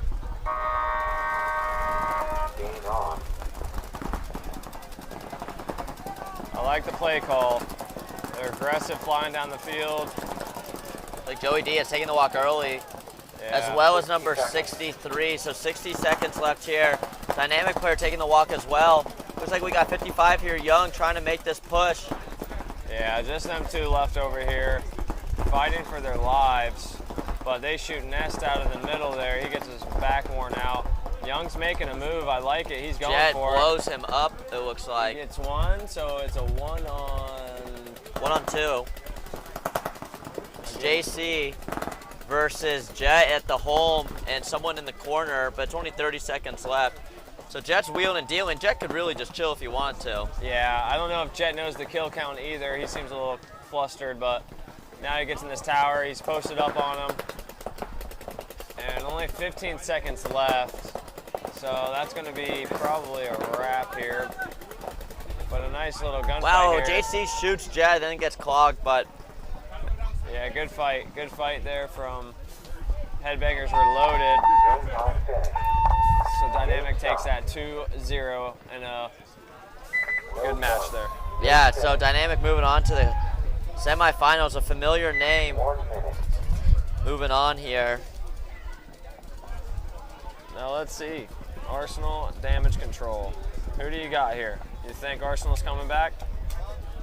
I don't know. Damage Control, it seems like it's that penalty loss on that point. So I still have Damage Control on this, not because they're up one, just because they've been playing really good.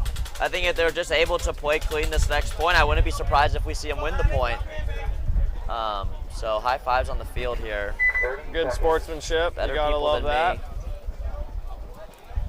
Looks like Damage Control has 4 of their red jersey players out, plus maybe Dudley over there at the top. Yeah, that's Arsenal calling a timeout as they get their last player onto the field.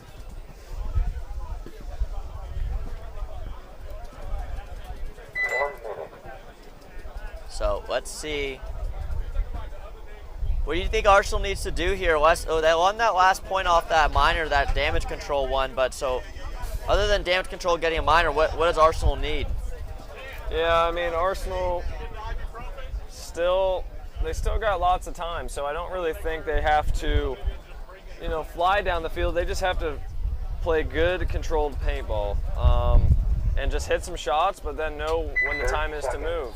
I don't think they need to rush it to where, they're going through guns, but they also have to keep in the back of the mind that, they got to score at least another point to tie it up.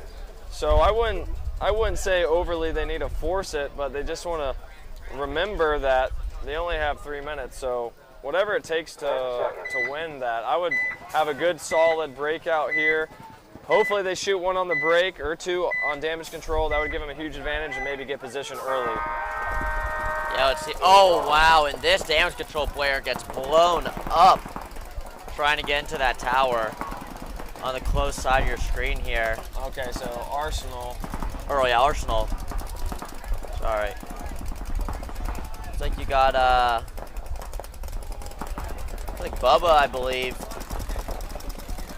Mama's watching at home right now. Liner. Watching the hospital in Ohio, watching Bubba. Wow, and Arsenal.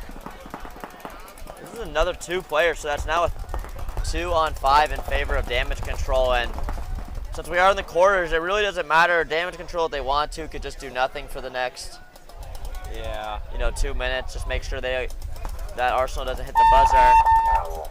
Probably a smart idea there to concede that. Point approved. So, yep.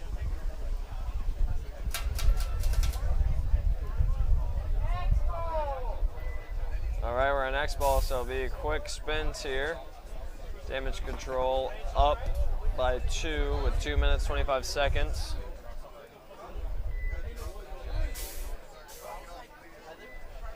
Yeah, this is here the pit crew of Arsenal as they're in X ball here, needing to get ready to get on to this next point.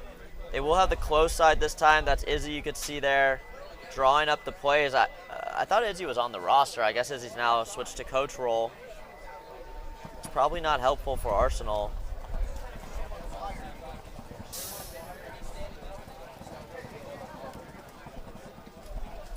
So Izzy old as dirt.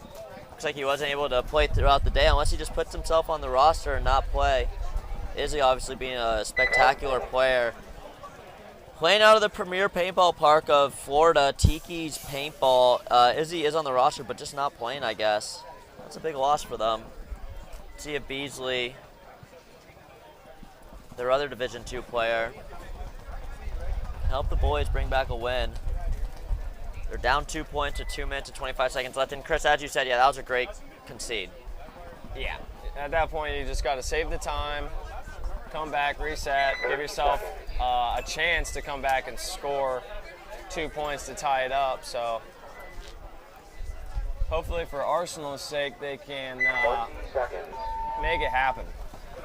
Just, you know, save themselves from taking a quick trip home, because those are not the trips you like.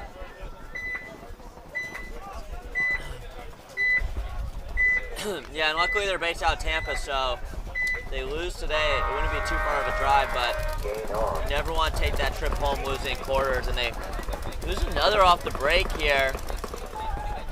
And another. Wow. And there's a third guy getting checked out, but he's clean. Damage control will lose his one, though.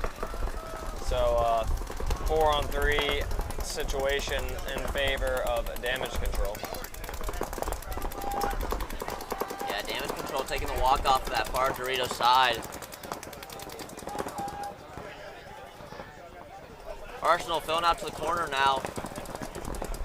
Damage control does have that 50 snake locked down.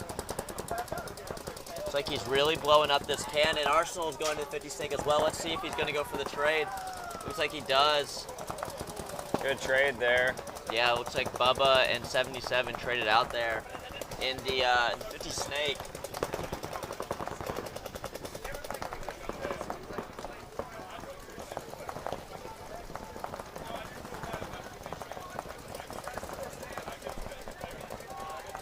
So, 1 minute and 15 seconds left here before damage control looks to wrap up this match.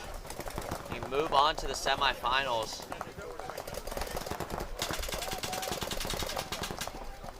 Yeah, looks like 60 seconds. Looks like he's going to shoot this corner and then shoot this last body. Yeah. Yeah, so nicely done there by damage control to go up 4-1 against Arsenal. If they even decide to hang the flag here, it really does not matter. So as we move into these semifinals, we're going to be seeing damage control. Not sure they're playing yet, but it's going to be damage control and dynamic, as well as Livewire and Breakout. So those are going to be your 4 teams looking to fight and duke it out as they want to head into finals. So we'll be right back after these words from our sponsors: Die Paintball, DOX Paintball, Carbon Paintball, Ruthless Paintball, GI Sports, Tiki's Paintball.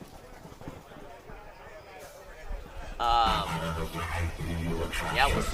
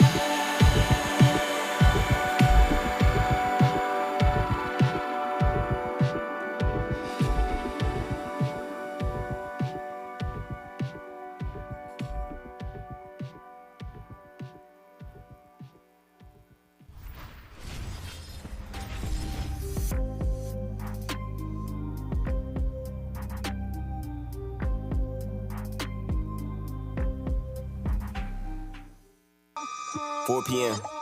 Texas, Fort Worth. Top 5 iTunes, no promotion.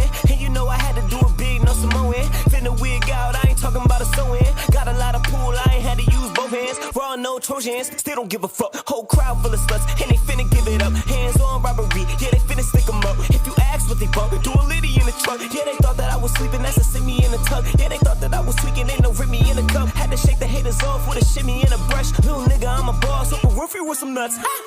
Monthly listener should be my verse price. Hot 97 every day, that's my word, right? On month 11, you heard both the word, right? Bring it back to New Jeru, that's a...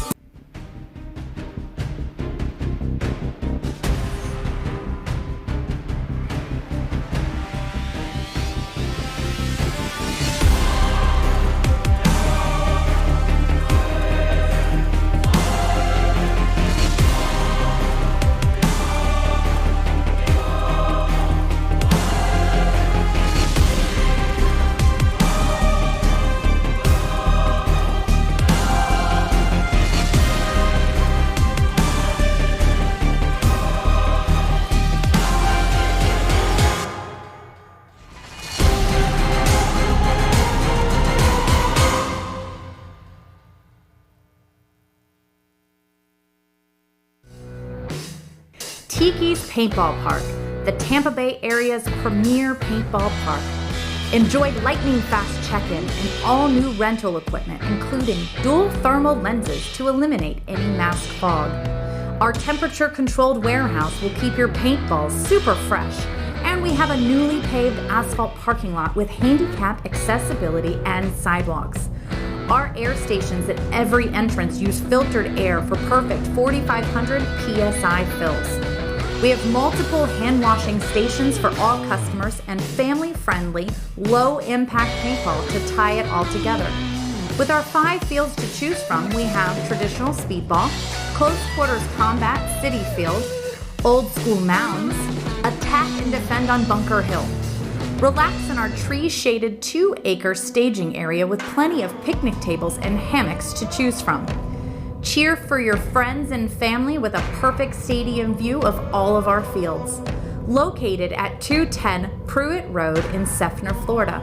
For more information, visit us online at tikispaintball.com or call us at 813-571-1300.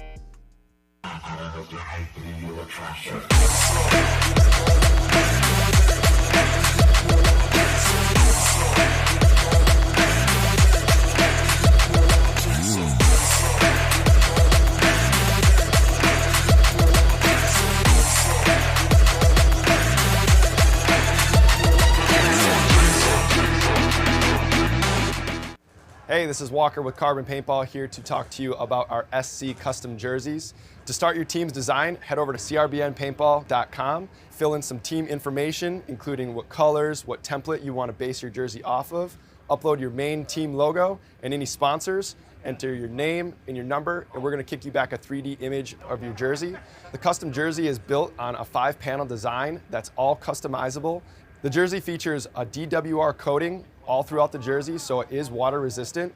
It also is stain proof, and it has side mesh venting. The jersey is also very fitted, so it has a compact neck collar, and it also features elastic thumb loops to keep the sleeves in place while you're sliding or running. To start your team design, head over to crbnpaintball.com. Walker here with Carbon Paintball to discuss the Zero goggle system with you guys. We have the Pro version and then the SLD. what you're going to notice first is the color options. On the Pro, it is a semi-translucent Airflex bottom. That's the mask region.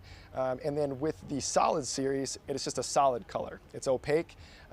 They're both exactly the same durometer. They're both the same softness or squishiness. Other than that, you're actually going to get a clear lens with your Pro goggle. They both come with a case. And another cool feature of the Pro model is a dual silicone strap versus a sublimated strap on the SLD. And last but not least is another cool highlight is the Pro has some orange accents versus the SLD comes with black. For more features and information on sizing and pricing, visit carbonpaintball.com.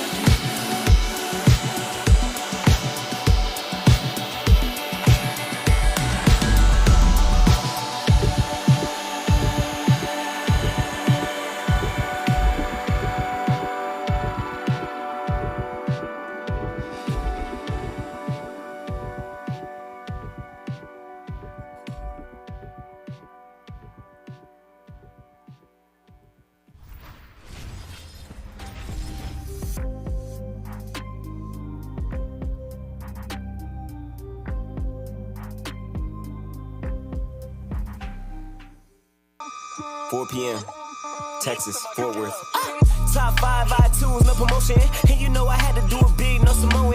Finna wig out, I ain't talking about a sewing. Got a lot of pool, I ain't had to use both. both hands. Raw, no Trojans, still don't give a fuck. Whole crowd full of sluts, and they finna give it up. Hands on robbery, yeah, they finna stick 'em up. If you ask what they bought, do a litty in the truck. Yeah, they thought that I was sleeping, that's a semi in the tuck. Yeah, they starting off this match here. Had to shake the haters off with a shimmy and a brush. Little nigga, I'm a boss, so got damage control and breakout. Wait, no, we switched to this ad into the live view.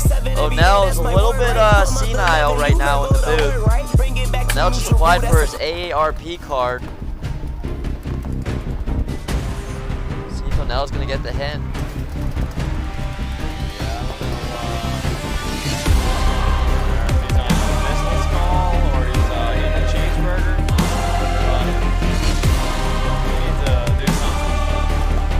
Guys aren't seeing his breakout has lost 2 players and at least 2 players have walked off, perhaps 3. So as we're saying, O'Neill getting a little forgetful in his later ages here.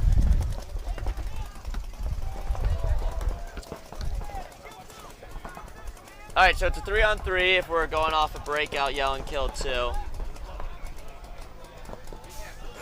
Yeah, Sauceman just making the reads, making the calls, gun up, communicating, switching back and forth, checking off, trying to get the information to his team about what's happening. Everybody's pretty content with just shooting zones right now, as this is the first point and usually pretty crucial to win and get the momentum. Yeah, especially in these semifinals. You know, I don't know how often you see this, but I feel like every time I play a semifinals match, I always just want to get that first point, really, no matter what. You really need that momentum. These guys are so tired during these MVPS events because there's so much game to be played that you really want to create a cushion for yourself. As I say that, damage control taking the walk off there, so breakout trying to create a cushion for themselves to secure this first point. Looks like they have at least 2 alive. They might have a 3rd. And guys, something to note here is if you take a look at the field, you see these shadows on these bunkers. And as we get these longer shadows, that means the sun's coming down, and this is something kind of important to note that's probably not talked about too much is if you're playing into the sun, you're automatically at a disadvantage a little bit. It's really hard to see when you're facing the sun, you know, paintball lanes flying at you. And luckily, being in the dog days of summer here, we're gonna have a lot of sunlight, you know, like an 8:30 sunset, but you know, as the sun begins to come down, we are facing east and west. So that team on the east side of the board is going to be facing directly into the sun. So you'll be seeing a lot of lens switches here as we get into this afternoon play. Clear lenses turning into dark lenses and mirror lenses. And, you know, that's what you got to do to not lose players in the sun. I know I've been a victim to it. Chris, has that ever been, you know, have you ever experienced that? Oh, yeah, for sure. It's huge. And that's like the kind of the same thing we were talking about earlier with small percentages, you know, having a clear and a smoke are big items you need in your gear bag so you can switch when the weather presents itself. Yeah, you know, everyone on this match here, Dynamic and Livewire, are all experienced players, so I'm sure it's not something these high divisional players run into, but if you are listening at home, all these small percentage things really start to build up an advantage. You know, coming with 2 lenses, understanding you gotta stay hydrated, it's a long day. Just these things that experienced players learn, and you know, as I said, Livewire and Dynamic here both have plenty of experience on their roster. Can't imagine how many combined years per roster here, but Livewire and Dynamic, looks like Jet taking the walk early for Dynamic. That is not the player you want to lose on the first point of your semifinals match, and there's a lot of fans for Livewire in the chat. So listen, guys, if you're in the chat right now, we have 4 teams left. Dynamic, Livewire, Damage Control, or Dynamic, Livewire, Damage Control, and Breakout. So you shout out your team you're cheering for. We want to know. Dynamic's taking 3 walking here. Man, Livewire, Chris, looks great right now. Yeah, Livewire looks really good. 5 alive. And they're just kind of having their way with Dynamic, just hitting shots, communicating, not forcing the issue. So this first point's looking really good for them. Let's see if they can close it out. Yeah, and this is, you know, we were talking about this, and if you've been listening, you've heard this. Livewire kind of squeaked their way through into this. Yeah, Livewire squeaked their way through this, into this match, and not by lack of skill, just by, you know, sometimes they didn't, you know, they got a lot of ties in that one win, but, you know, those teams that squeaked their way into the post prelims when maybe they shouldn't be there, those are the most dangerous team, and that's Livewire right now. You know, they didn't lose a match today, but they got 3 ties in that win, as I said. So, you know, they probably were iffy about their fate coming in, but they're in and they're killing it, going up 1-up against Dynamic, who is one of the heavy favorites to win this. So now we got Breakout and Damage Control. And Chris, to be honest, I wouldn't have guessed we'd see Breakout here. Damage Control, I would have, you know, if I had to put some money down, I would have guessed. But Breakout would have just been in the middle of the pack for me. You know, what are your thoughts on this matchup here? You know, 20 seconds. this is the first time really me seeing much of Breakout, but yeah, I mean, considering watching Damage Control and then Breakout, it seemed like Damage Control was just cruising through the competition, where Breakout was definitely seeing a little bit more challenges, but here they're looking great. So maybe some of those losses and mistakes they made have been working for them. But as I say that, they get a minor. Oh, that's 3 bodies off the break for Breakout. So Damage Control losing 1. So it's a 4-on-2 at this point. So I'm not hearing much communication from either squad right now. There we go. Now Damage Control is kind of communicating, talking about what's happening, the body's coming off, where the zones are, what's open. And we got, I think, Bubba flying down the far end over there on the Dorito side. Yeah, so it looks like that might be... There we go.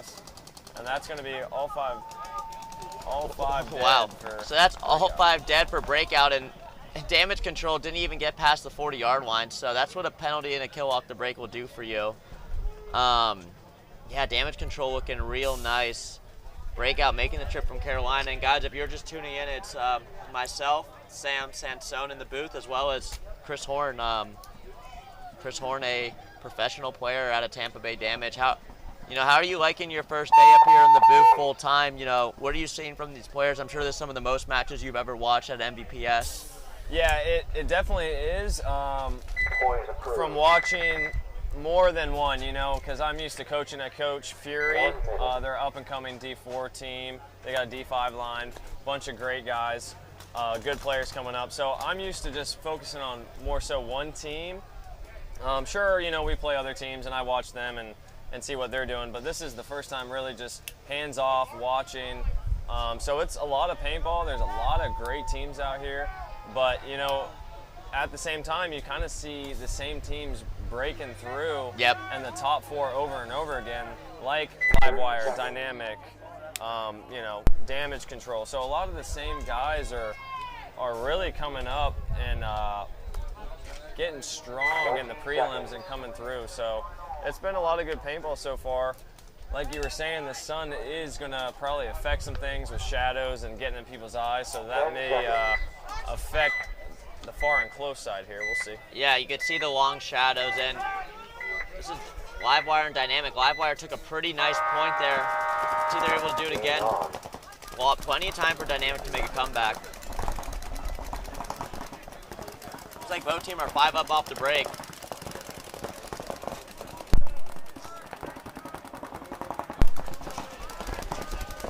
Dynamic able to get into that Snake 2. Looks like that's Jet going on the Dorito side. Jet's been playing all over this layout this afternoon. And Chris, as you mentioned, you see a lot of the familiar teams, familiar names into these later afternoon. And that's by no mistake. I mean, these are the teams that practice the most. These are the teams with the biggest camps and some of the biggest support behind them. You know, having a large pit crew, having multiple lines, like, there's a reason these guys make it all the time. And that's why we're also familiar with a lot of their names, because they're players who've been around a long time. So that's Ness right there taking the walk early for Dynamic out of that Snake 2. Looks like he gets clapped in the goggles. It's a nice shot from whoever was able to get that. That's a tough, that Snake 2 is a tough person to pinch out early in the game. We usually see those inside players being some of the later ones. So that's huge for Livewire if they want to make this push on this this bottom Dorito side. It's number 22, Roberts, in the blue there on the bottom left of your screen in that tower. You got Brandon there in the brick. Brandon Johnson, as well as Cody right behind him in the home, and probably Jez. It's Mark over there, and yeah, Mark in the tower. And Jed able to bump out to that tower and match up number 22 Roberts on this this south Dorito side. That's the bottom Dorito side of your screen. Again, if you're just tuning in and to watch these semifinal matches, this is a pretty much a mirrored layout. So this Dorito side you see right in front of your screen is the same exact Dorito side you see on the top side of your screen. So we'll call it the the top Dorito side and the bottom Dorito side. And on the top Dorito side, they're matched up in these mini W's, and Jet catches one. Jet gets clapped from Mark, but Mark gets shot as he shoots Jet. So Ness and Jet taking the walk early for Dynamic. Those are two of their star players, but Dynamic is a solid group. So they shouldn't be too worried that they just lost Ness and Jet, but let's see. As Livewire's up a body and moves into that W, that little W on the bottom left side of your screen. Mark taking the walk for Livewire as well. Eli Roberts now wrapping, putting pressure on that tall tower on the far side. He's looking like he wants to make a fill here, but he's being cautious, knowing that they do have a lead. They have a body advantage, and he doesn't want to squander that position, so he's being smart about it. Yeah, Jazz talking to, I believe that's Eli Roberts, from what I heard Jazz say. Jazz looking to make a move here, and as he slides into that 3-1, he's now the widest player in the whole field for both these teams here, so that's a nice position to be in. Oh, yeah. So Livewire's up 1 with 7 minutes to late. Looks like Brandon Johnson might want to creep into the middle here. Brandon Johnson's been doing this move a couple times where he takes the outside snake beam. We haven't seen too many people do it, but the people we do see, it's like a Jet or a Brandon. So, two very creative players. So let's see if Brandon's able to make something happen. Yeah, I've definitely seen him do this a few times now. So, I mean, he recognizes who's the widest, so he knows he can get away with this. The sketchy part, and there we go, I was just about to say. So they kill the big brick, and now Brandon's able to really just has the whole side now, and he's able to just kind of Brandon just shoots that W. Brandon running through, able to get that last tower player. Brandon got to be careful. He might have a hit on his. Yeah, I was about to say he might have a hit, but maybe not. Might be rub. Regardless, they towel it. So. Yeah, it doesn't matter. Yeah, that's rub. Ref indicate rub. Brandon indicates he's eating, and that's a really great move. And yeah, Chris, as you were saying, really a heads-up play by Brandon, understanding exactly what you said, that the widest player is that brick on his side of the field. So he just was able to crawl up, stand up when the brick got eliminated, and just blow up all the players on the far side for Dynamic's Dorito. So that's Dynamic player walking off there. Looking a little disheveled as they're down 2 points in the semifinals, but 6 minutes and 35 seconds left to play on that match, and 8 minutes and 32 seconds, or 22 seconds left to play on this match. Breakout versus Damage Control.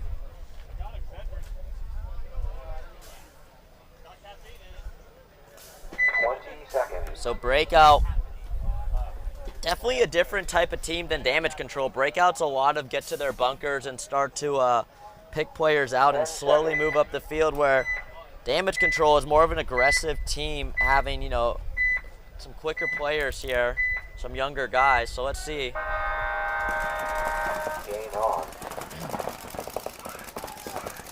Damage Control goes right into that tower on the bottom left side of your screen.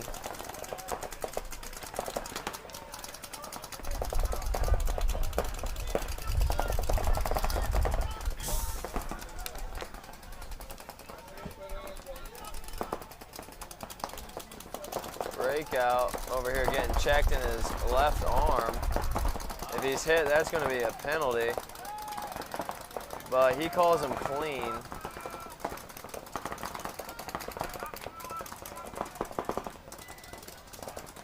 Yeah, so Damage Control has that snake too. It's able to fill out wide to that Dorito corner on the bottom left of your screen. Breakout now able to go to that top right can on the top Dorito side and able to fill into that bottom right tower. So damage control or breakout looking to go wide.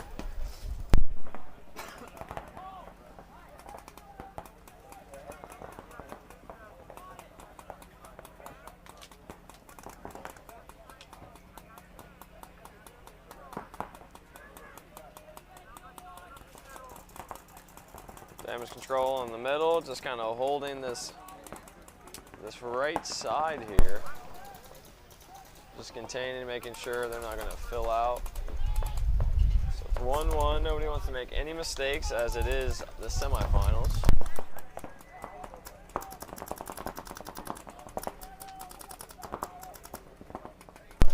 Yeah, damage control able to get up in that snake too, as I said.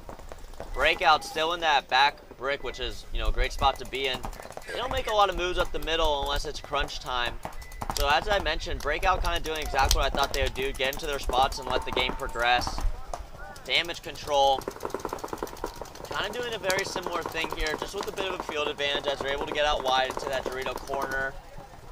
Looks like they have, what do we got here, Chris? How many buys alive for damage control? At least 3?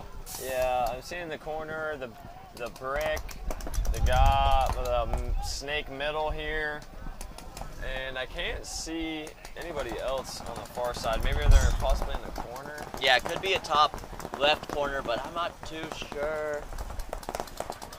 But Breakout has 4 alive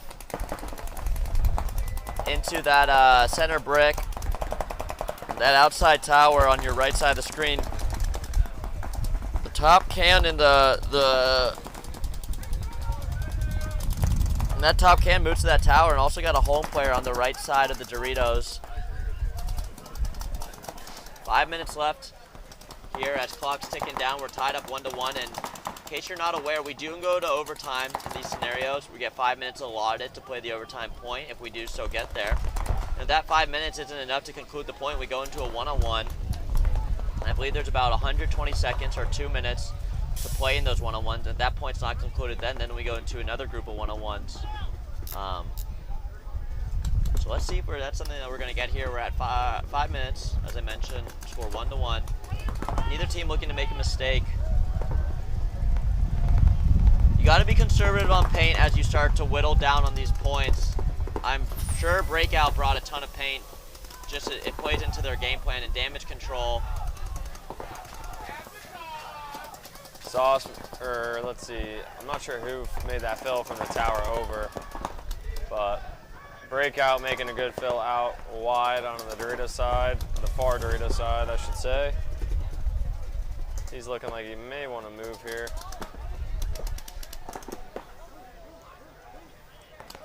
So it looks like no one's really itching to move here.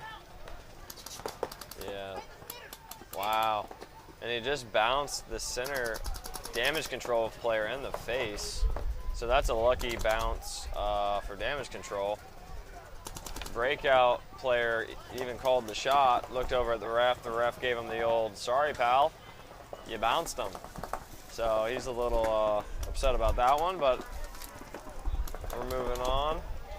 Yeah, Breakout, really no one looking to make a move here. Maybe look, if anyone's going to make a move, perhaps it'll be this damage control player trying to get up in that 50. I believe he could just do that if he crawls low and goes. Maybe this Breakout player might be looking to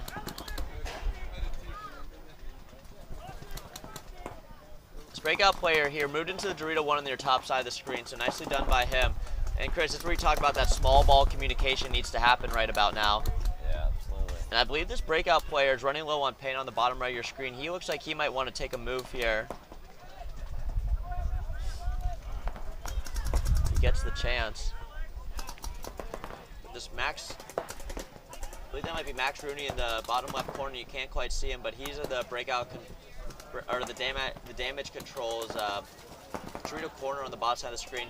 He's able to control the tall tower of Breakout on the bottom right of your screen from moving into that mini W. So see if damage controls player in the Dorito 1 here on the top of your screen. You can barely see him, but he's in there. See if he can make something happen, as now we're at 2 minutes and 30 seconds, still tied 1-1.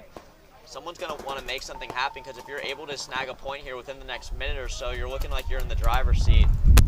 But again, neither team wants to make a mistake. That's really what it comes down to in these, you know, these post-prelim matches, is who makes the least mistakes. That is the truth. It's only 2 minutes now. Be interested to see if they do just, oh, and he gets bounced again in the middle. Let's see. He's asking for a and that must have been that Dorito player that might have shot his headband or something. So I think from what that was on the right hand side, your breakout player and the tower played him on the inside, and I believe bounced him twice.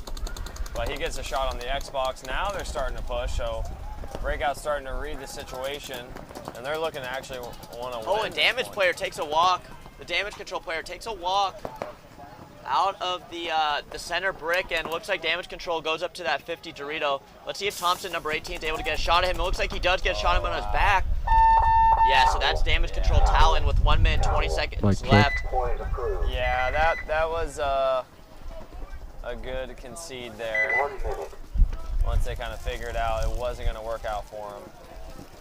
So we'll see if damage control was looking good, and now they squandered that one there. More so, I think breakout just kind of beat him into the heads up. So now breakout is looking solid. Paint is getting a little bouncy out here. I'm seeing more bounces, people getting bounced. So I'm interested to see if they're taking, 30 seconds. if it's just the humidity, the long points just sitting out here, or if these teams aren't, you know, putting their paint on ice and doing all the right precautions. Yeah, that's another thing as we get later in the afternoon, the paint starts to change a little. That's a good call, Chris. That's another experience, you know, team move to keep your paint fresh. I'm sure there's a science behind it in the pros. Yeah, and I feel like a lot of lower divisions now are picking up on it. Oh, and as we start this point, Ness dives into this tower and blows his loader in half. It absolutely exploded. So now he's asking for his paint check. Half his loader is about 3 feet away. He comes out, grabs half the shell of his loader. That's unfortunate. Yeah, so Ness is a big death for Dynamic here as they're down 2. Jet's gonna try to make something happen here. 6 minutes left, getting that Dorito 1. He's the widest player on the field. See if Jet can wheel and deal his way up. He's got to be careful though, because he got, whoa, this ref got in real close to Eli Roberts, almost pushed over his bunker, but Dynamic taking another body off the field, so that's 3 against 5. Yeah, that's tough for Dynamic. Brandon Johnson's gonna do everything in his power to stop Jet from moving. Yeah, really now what I think needs to happen for Dynamic is Ryan filled out over there, so he needs to stay alive, and Jet and his 2-player over here need to try to win this side, because they're down by 2, 5 minutes, down 2 bodies as well. So at this point, they got to kind of get a little squirrely if they want to have any chance of picking this point up.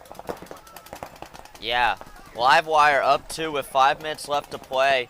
They're not the type of team to sit back and, you know, just lock in. Like, they play really smart. So Mark is in that top right W. I wouldn't be surprised if he tries to make a move soon. As Dynamic moves into the opposing or the opposite W on the bottom left side, backing up Jet. Look for Jet now that he knows his player's right behind him. Maybe try to make a move here as he puts in Brandon. Brandon thinks he might have shot him, but I think they're both yelling to get each other out, but dang. He's calling for a shot on Jez, but they're looking for it.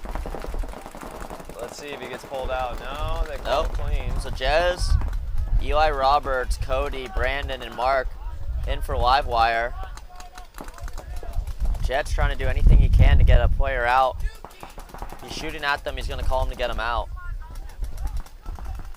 Yeah, they're having really good communication. Good move from Jet. But I was saying Livewire's having really communication of what jobs people are doing. They're talking about, hey, do you have that? Yeah, I have that. So they're just talking about zones, the zones that are being covered. Jet just got bounced on his head. It went through his hair.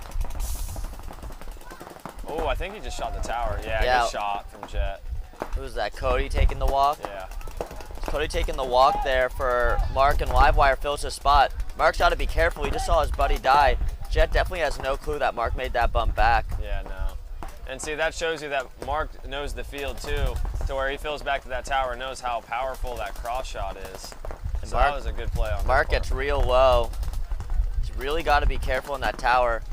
I don't know if Jet's looking to make a move here or what, but Brandon might just kind of be baiting him. Yeah, between Brandon and Mark over there, it's going to be hard to get out of there. And Jet's able to shoot out Jez. Good shot. Jet's having a game. If they pull this off, I mean, there we go. Not a bad move on the inside. Try to get a kill on that tower. Good way to set it up. There you go. He puts him in, makes a move. Good move. So Jet puts in Brandon, and Brandon switches. Ooh. Brandon gets tight. Oh, and Jet just gets shot in the tank as he's getting checked by the ref. Brandon needs to be careful standing up. There is that player in that 50 wing standing up, and Eli is able to make it out to the corner. This is a tougher, yep. Yeah, Dynamic looking a little defeated here. Yeah, momentum was starting to swing their way. So they're gonna towel it as it was a 3-on-1.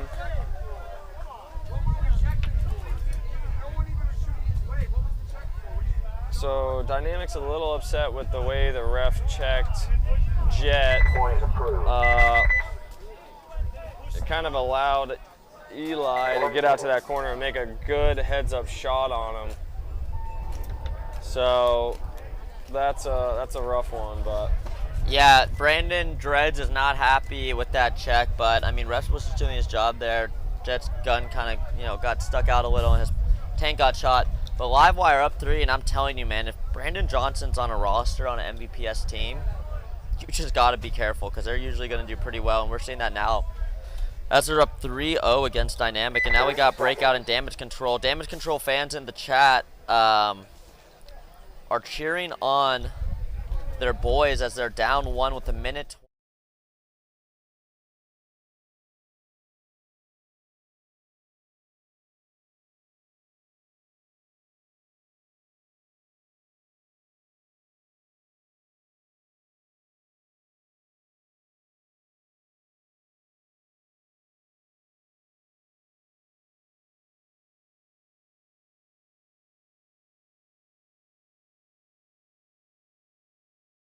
Yeah, looks like they're able to stay 5 alive. Let's see if he was able to make that move into the can. Minor on Breakout, that's big. Oh, and a nice move here.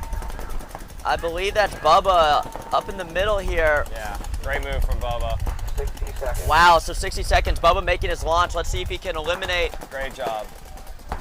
Bubba has to be a little careful there. He still had 50-something seconds, so Bubba hangs that clean. Yeah, hopefully he hangs that clean because he still had plenty of time to get checked from his teammates. But if he's clean, then that was a great run through there to read the situation, and it's clean. So there we go, tie ball game here. Wow, great play by Bubba. 1 minute.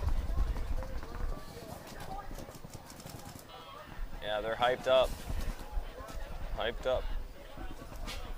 Let's see if Dynamic can piece it together. I'm interested to see the play call that they go with this, because this is a must-win situation here. Yeah, just also in the chat that said internet dropped at venue working on it. Can we just get confirmation that you guys can still hear us and we're still live really quick? I believe we are still live. I saw Mama showing some love to Bubba there.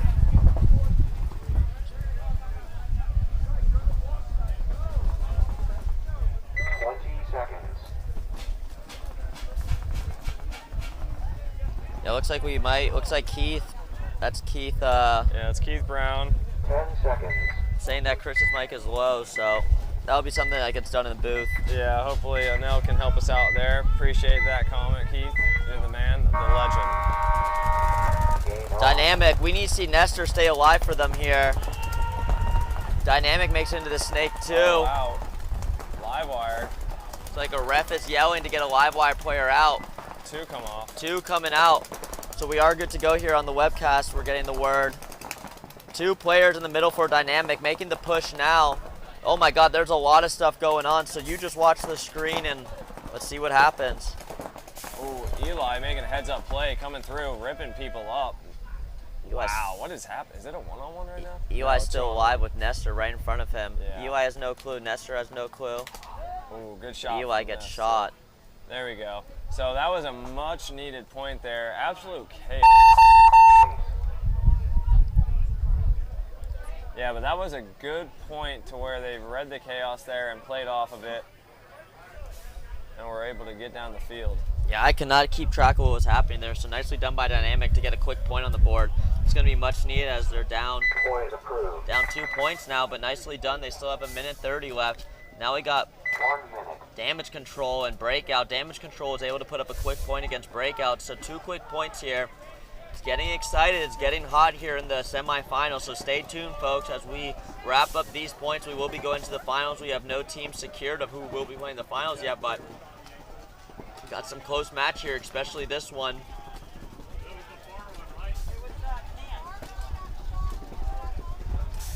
No, I'm the one who called it. 30 seconds.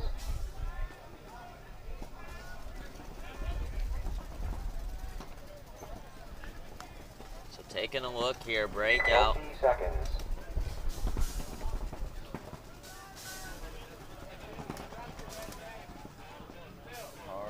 Big point here. Let's see if it goes to overtime or if a team scores here. Only 53 seconds left.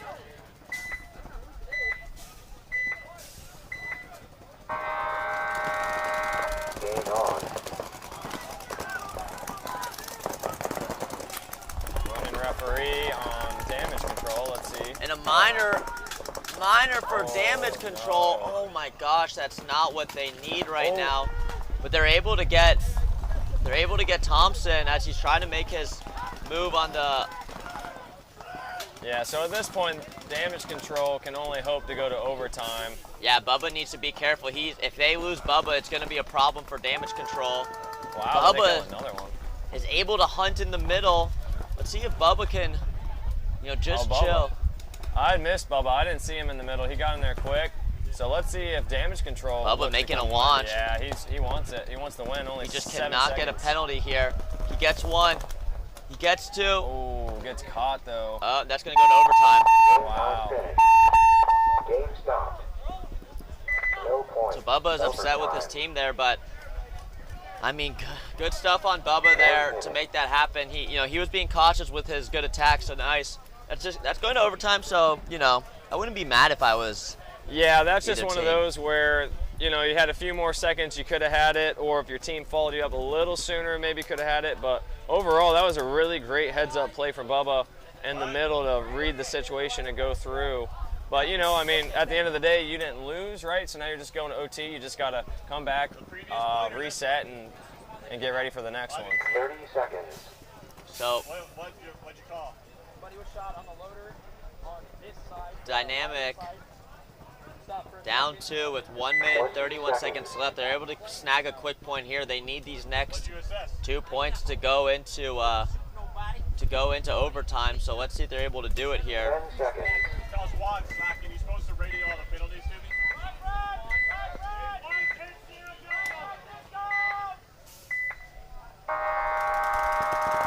Game on. Ooh, Ness. And Ness getting shot. Looks like Dynamic center brick player getting checked. He's rolling his gun, so if he ends up being shot in the head here, this could be a minor. Yeah, that would be bad. Let's see. It looks clean, so that's good. Yeah, he took the gamble. He knew he. Oh, and Jet gets clapped in the head trying to go wide, make the wide move into the Dorito 1.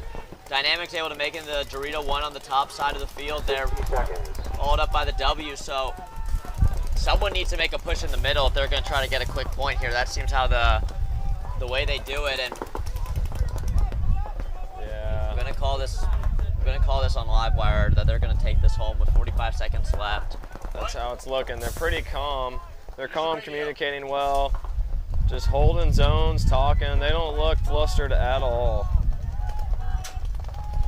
So there, Brandon does his favorite move, it seems like. Figures out that they're all on the other side of the field. He has the whole close side to work with, so he's cruising down. Now he's going to wrap. Let's see if he blows up this little W or this Dorito. He blows up the Dorito first, goes in, shoots the W. Just got to be careful not to get clipped out there. It looks clean. Getting a ref check, putting a lot of pressure on him, and that's a wrap. Only 5 seconds. Are they even going to hang it? Probably not. No reason to. So Brandon was about to hang it, but man, Brandon killing it out here. Yep. Wow, so there you go. You know, so far, I mean, I don't know where number 333 went, who was going to get our player or that game, the play of the game, play of the tournament. If he's gone, I say right now Brandon Johnson's competing for it. He's made some 2 really great plays to blow up the matches here in the semifinals. What do you think, Chris? Yeah, I think so. I think that's been huge. Damage control's had a couple good points. Bubba's broken open that's true, Bubba. Yeah, that's a good point. The point before last one. But that was crucial. Yeah, he did have a really good point to come and get that point. So I don't know. That's something to think about. There's still some paintball left to be played here. So. Yeah, I would just say, now that you bring that up, Chris, yeah, Bubba's point was probably the play of this post prelims so far. I mean, that's Breakout needed that point to tie it up and to go into overtime. So yeah, I definitely agree with you, Chris. I would definitely say that was one of the better plays we've seen today, if not the best. But still got plenty of time here at the Summer Rumble here at Austin Tyndall Park, MVPS. Our summer event in the July here. This is going into overtime, folks. So this is 2-2 overtime. Whoever wins this point is going to move on to the finals to face Livewire. Dynamic will be playing for 3rd and 4th. So their day is not quite over yet. 30 seconds. But at this time, you can see on the time here we have 5 minutes in this overtime. Now this overtime ticks down before they can finish the point. 20 seconds. And we're going to go into a one-on-one. Now, we will see as we begin. 10 seconds. All right. Big point right here.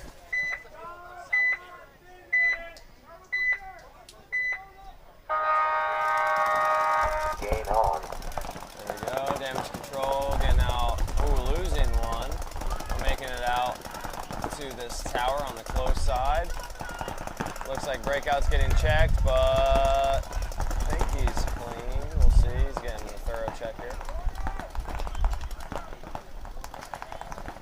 And he called him clean. So it's going to be a 5-on-4 advantage for Breakout. As I feel like one thing they've been doing really well is shooting people on the break has been kind of their go-to. Yeah, so 30 seconds into this point. Looks like each team got 5 alive, right, Chris? Damage control dropped 1. Okay, so 5-on-4 in favor of damage control. Let's see. They were able to shoot someone cross field and bring it to a 5-on-3.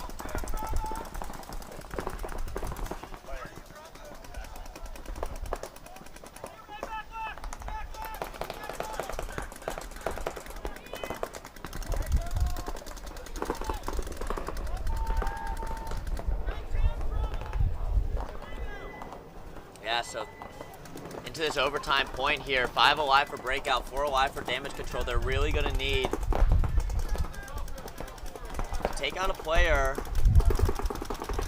And as I said, Chris, a lot of these overtime points, I feel like in MVPS, often go into a one-on-one when you're playing these higher divisions, just because it's so tough to, you know, shoot people out of their bunkers. No one wants to make that mistake, but Breakout was able to shoot 1 off the break of damage control. Let's see how damage control controls that damage that was afflicted.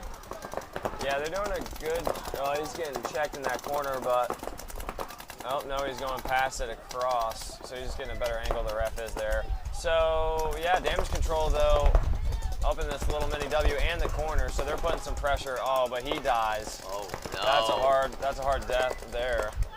2 minutes and 45 seconds left. Damage control either needs to shoot someone or really not let Breakout push the field, and they're really not doing that yet. 2 minutes and 30 seconds.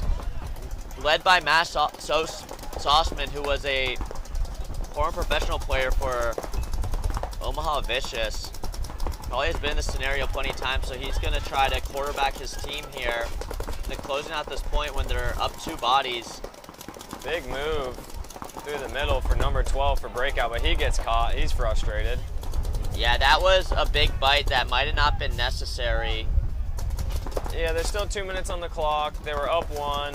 Sauceman trying to retreat and get shot in the back. Wow. So That's Breakout are just shooting themselves in the foot right now with sloppy movements.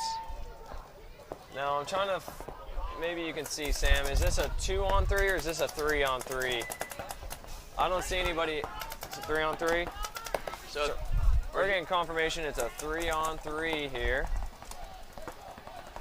Yeah, Breakout has Damage Control has a player in the back left corner, the center brick, and guessing back right corner, I'm not too sure. Versus Breakout's player, they have a middle brick, this bottom side, yeah,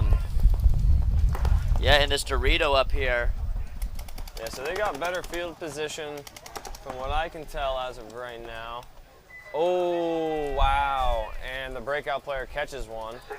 So that's that Dorito 1 player for Breakout. So that might leave it here to a 3-on-2. We can't get full confirmation on Damage Control's players. I only see 2. So it could be a 2-on-2. We could see 1-on-1s here.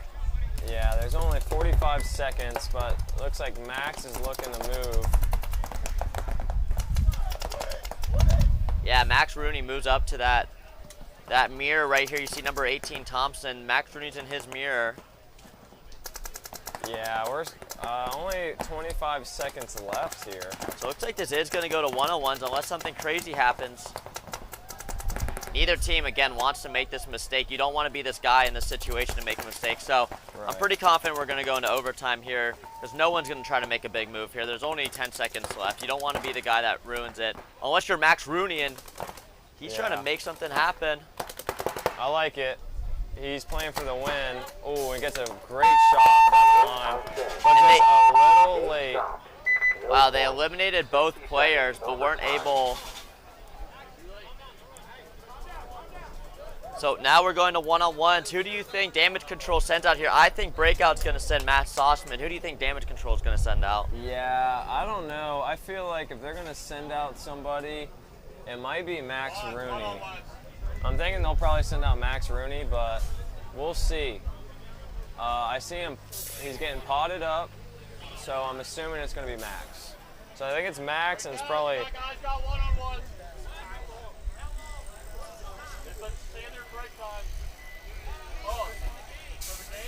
1 minute.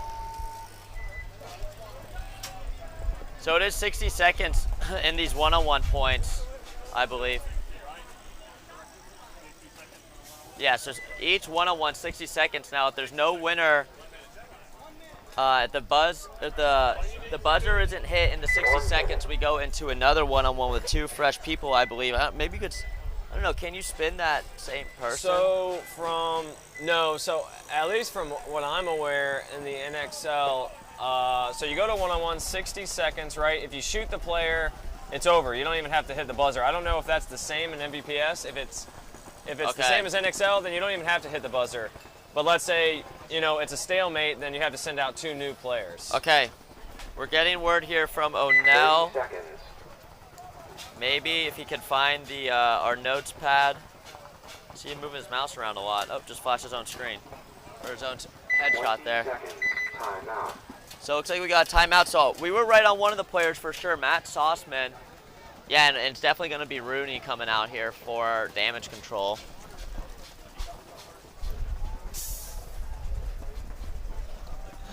Looks like we got a clip in our Twitch chat of Thompson completely missing his pod fill.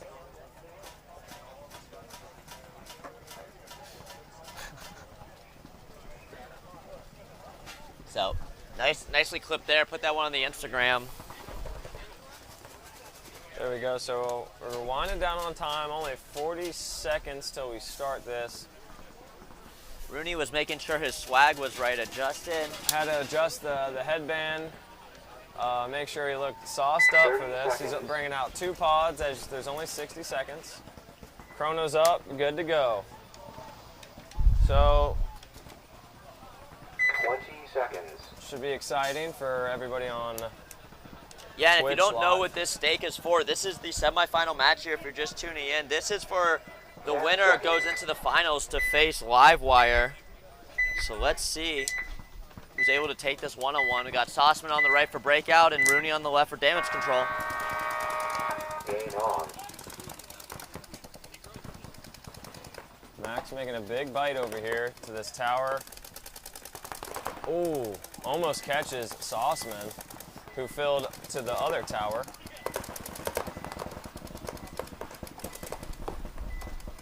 Max Rooney playing super aggressive here.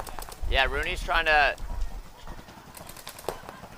get Sauceman to lose him as he goes into the 50 Dorito. Oh man, and Sauceman catches him. Wow, great shot from Sauceman. He was just able to roll his gun to make that good shot. There you go, and Sauceman put breakout on his back to knock out damage control. That's a rough loss, but they play great. Wow. So Sauceman, ex-Vicious player, able to pull out that one-on-one for his boys to send them to the finals to take on Livewire. And in the 3rd and 4th place matchup, we're going to see Dynamic versus Damage Control. So 2 great games coming at you. Want to thank our sponsors for, allowing us to do this webcast. Ruthless Paintball, DLX, GI Sports, Tiki's Paintball, Die Paintball, Living Waters, Kinetic Paintball, and Carbon Paintball. So we'll catch you guys in just a couple minutes as we start to wrap up here the Summer Rumble from the MVPS at Austin Tyndall here in Kissimmee, Florida. The weather's great. The bench is feeling hot. The pods are filled, and we're ready to wrap this event up. So catch us in a couple minutes to see Breakout take on Livewire and Damage Control and Dynamic facing for 3rd and 4th. So see you guys in a bit. Here's a word from our sponsors.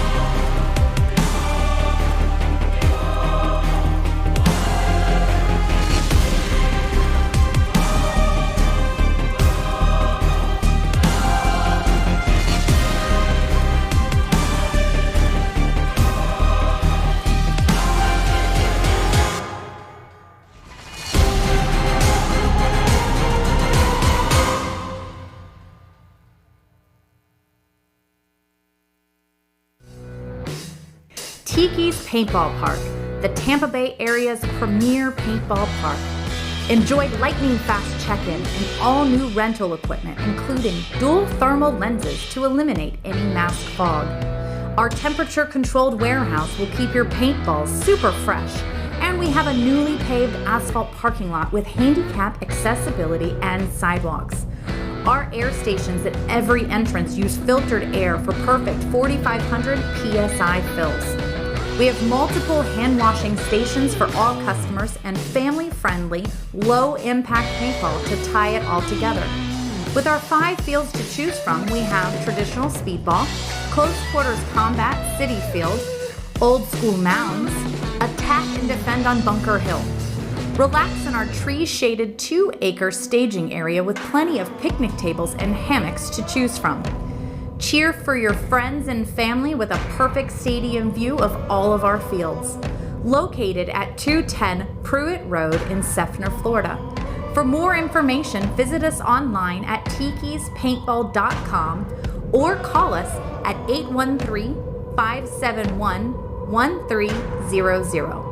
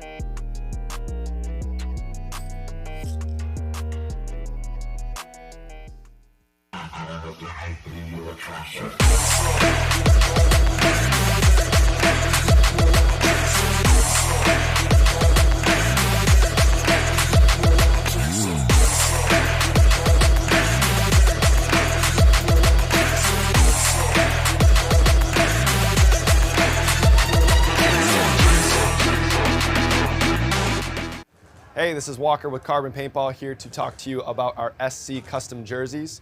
To start your team's design, head over to crbnpaintball.com, fill in some team information, including what colors, what template you want to base your jersey off of, upload your main team logo and any sponsors, enter your name and your number, and we're going to kick you back a 3D image of your jersey.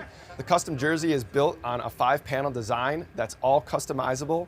The jersey features a DWR coating all throughout the jersey, so it is water resistant. It also is stain proof, and it has side mesh venting. The jersey is also very fitted, so it has a compact neck collar, and it also features elastic thumb loops to keep the sleeves in place while you're sliding or running. To start your team design, head over to crbnpaintball.com. Walker here with Carbon Paintball to discuss the Zero goggle system with you guys. We have the Pro version and then the SLD.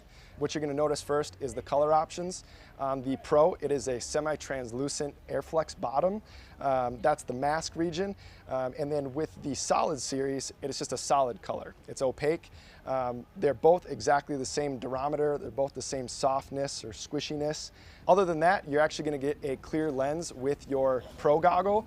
They both come with a case. And another cool feature of the Pro model is a dual silicone strap versus a sublimated strap on the SLD.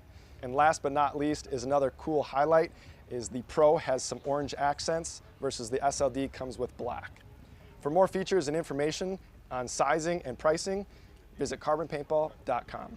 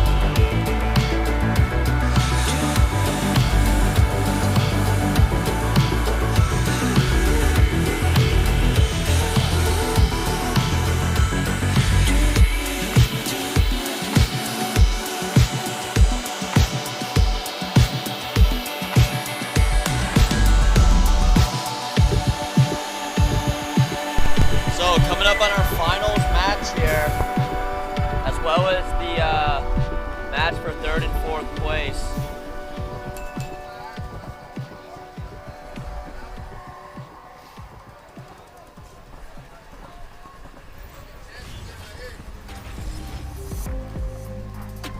Donnell will come into the booth. I see him right outside the booth right now playing with dirt.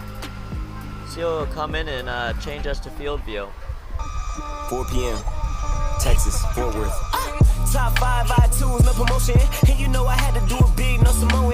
Finna wig out, I ain't talking about a sewing. Got a lot of pool, I ain't had to use both hands. Raw, no Trojans, still don't give a fuck. Whole crowd full of sluts, and they finna give it up. Hands on robbery, yeah, they finna stick them up. If you ask what they bump, do a litty in the truck. Yeah, they thought that I was sleeping, that's a simi in the tub. Yeah, they thought that I was tweaking, ain't no Remy in the cup. Had to shake the haters off with a shimmy and a brush. Little nigga, I'm a boss, open roofie with some nuts.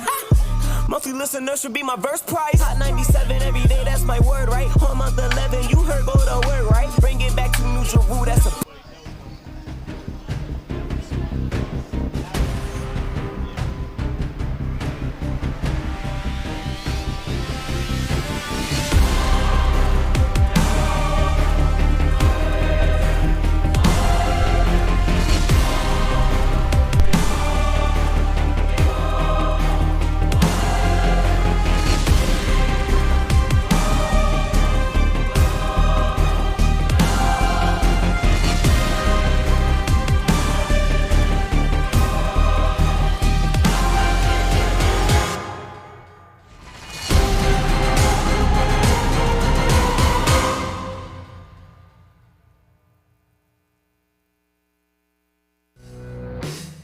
Tiki's Paintball Park, the Tampa Bay area's premier paintball park. Enjoy lightning-fast check-in and all-new rental equipment, including dual thermal lenses to eliminate any mask fog. Our temperature-controlled warehouse will keep your paintballs super fresh, and we have a newly paved asphalt parking lot with handicap accessibility and sidewalks. Our air stations at every entrance use filtered air for perfect 4,500 PSI fills. We have multiple hand washing stations for all customers and family-friendly, low-impact paintball to tie it all together. With our 5 fields to choose from, we have traditional speedball, close quarters combat, city field, old school mounds, attack and defend on Bunker Hill. Relax in our tree-shaded 2-acre staging area with plenty of picnic tables and hammocks to choose from. Cheer for your friends and family with a perfect stadium view of all of our fields. Located at 210 Pruitt Road in Seffner, Florida. For more information, visit us online at tikispaintball.com or call us at 571-1300.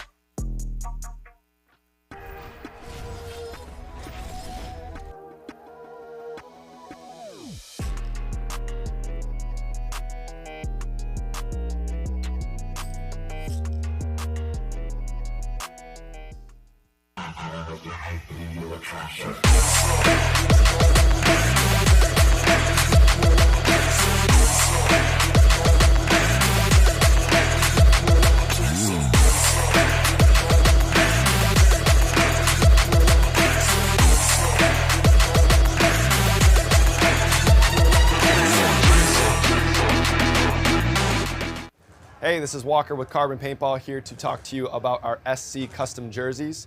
To start your team's design, head over to crbnpaintball.com, fill in some team information, including what colors, what template you want to base your jersey off of, upload your main team logo and any sponsors, enter your name and your number, and we're going to kick you back a 3D image of your jersey. The custom jersey is built on a 5-panel design that's all customizable. The jersey features a DWR coating all throughout the jersey, so it is water resistant. It also is stain proof, and it has side mesh venting. The jersey is also very fitted, so it has a compact neck collar, and it also features elastic thumb loops to keep the sleeves in place while you're sliding or running. To start your team design, head over to crbnpaintball.com.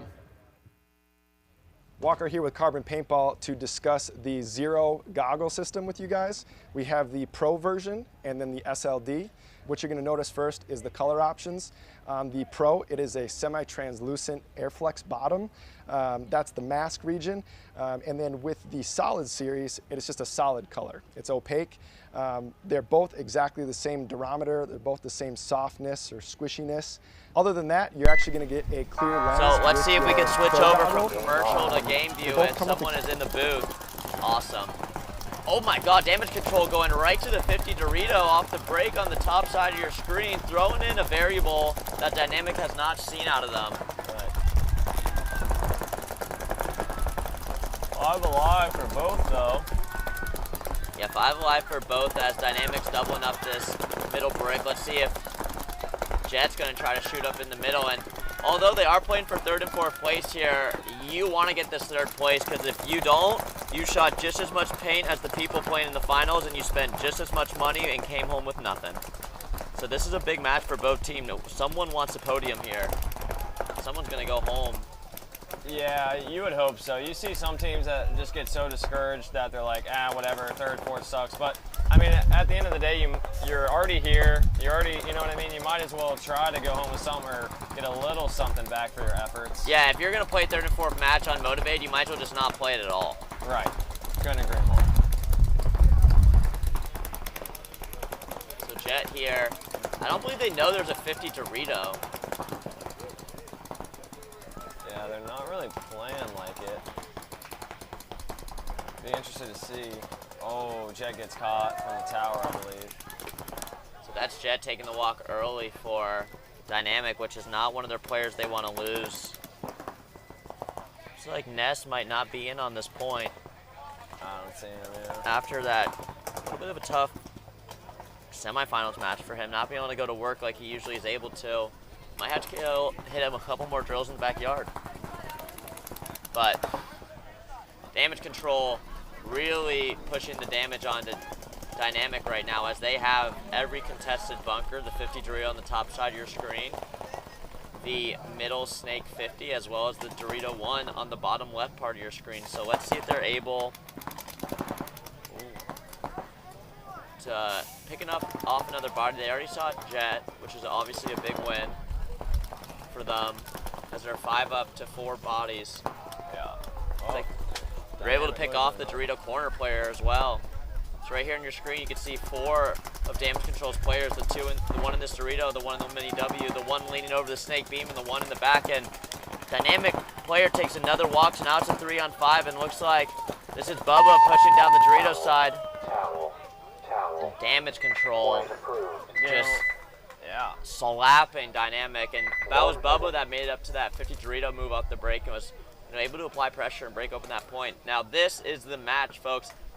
Livewire and Breakout. You got Breakout on the home side of the field. That's going to be your left side, and Livewire on the right. Breakout coming out of Carolina, and Livewire playing out of Legacy. Yes. They play at Tiki some too. They kind of play both. Okay, they just try to get their looks in everywhere. Yeah. Smart idea. There's great teams playing out of both. You want to make sure you get a look at everyone in the field of competition. So should be an interesting match here. They kind of play. No, they don't really play that too similar, but there's so Matt Sauceman's going to be kind of like your main center quarterback type deal for Breakout, and Brandon Johnson's going to be that as well, that quarterbacking the team. Each team has a lot of talent built around them, so looking at this view here, you're going to be able to see both teams break out as well as the 50-yard line view.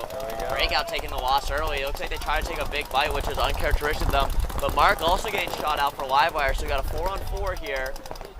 Ooh, they lose another one. Cody dies. So 4-on-3 in favor of Breakout. So nice off the break shots from Breakout. That's probably what helps them win a lot of these points, is that they do have very great gun skills, and we're seeing that as they take us one off the break and one off early here.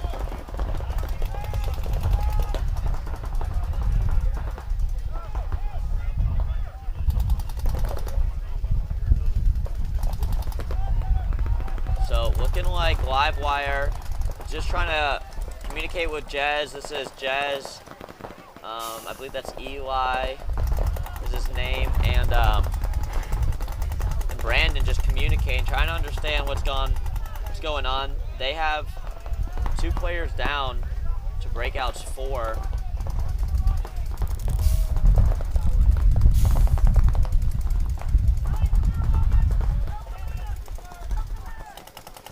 Breakout's doing a really good job of just controlling the pace here, communicating, shooting lanes, shooting zones. They're already up a body here, so they have a little breathing room. And there we go. Eli gets out here to this tall tower. That's a good fill to spread it out. I don't know. Yep, it looks like now Sauceman picked him up. He saw that fill.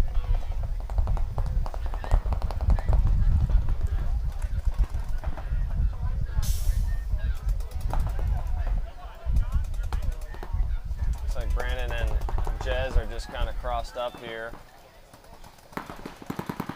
Eli is the one player out wide.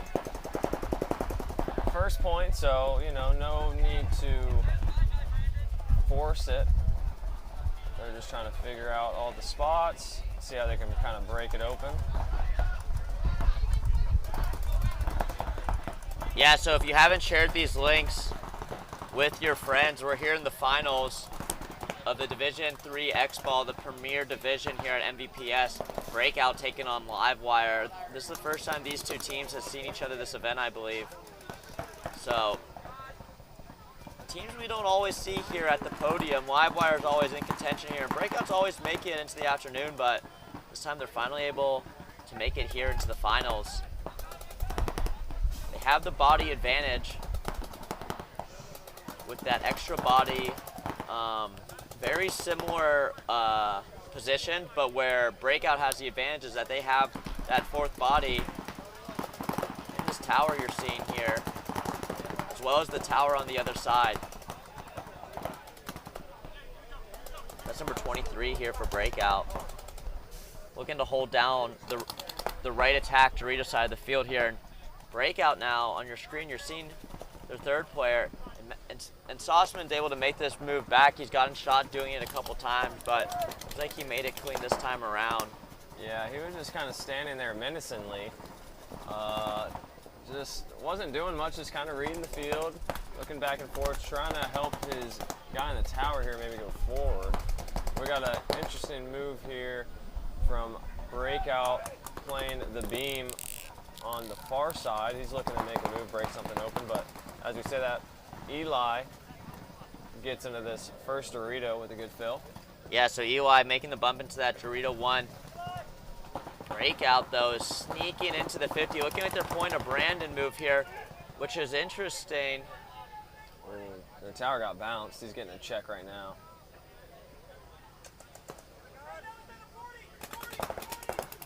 So they're able to get the call on the 40, and that's going to change the gun for this middle player to look 40. And Brandon Johnson taking the tactical retreat into the home, which is a smart move.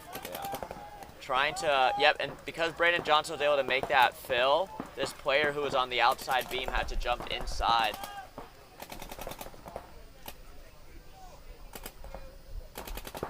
That's a good point. Oh, and he catches one. That was a good Eli shot. taking a shot in the head there. Take a shot from that. It's going to be the last 2 players remaining here for Livewire, and they have plenty of time.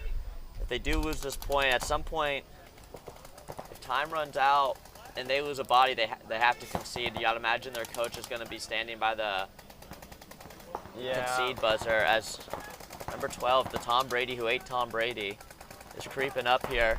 Looks like he's just able to get Jez. Oh. Looks like Jez pulls a minor or a major. Oh no. So 3 flags there. That was a lot. I don't know who that was on because it seemed like Jez. So that looks like that might have been a major on Breakout there. Yeah, because I thought Jez called his shot and the Breakout player continued to play on. It seemed like that's what it seemed like was happening, but I don't know. We'll see here. Breakouts don't want to keep their bodies on the field. As we figure out what just happened here. Yeah, Chris, I kind of saw what you saw. Jez called his shot on the Breakout player. And then he ended up shooting Jez, so I don't know. We got the refs over here talking about it, trying to figure out who saw what, when what happened. Yeah, so we'll see here. First the penalty looked like it was pulled on Jez, and then another referee came in and threw a major and pulled it on number 12 for Breakout. So we'll see who got that penalty. As it looks like the refs are having a little powwow. Correct. We'll see.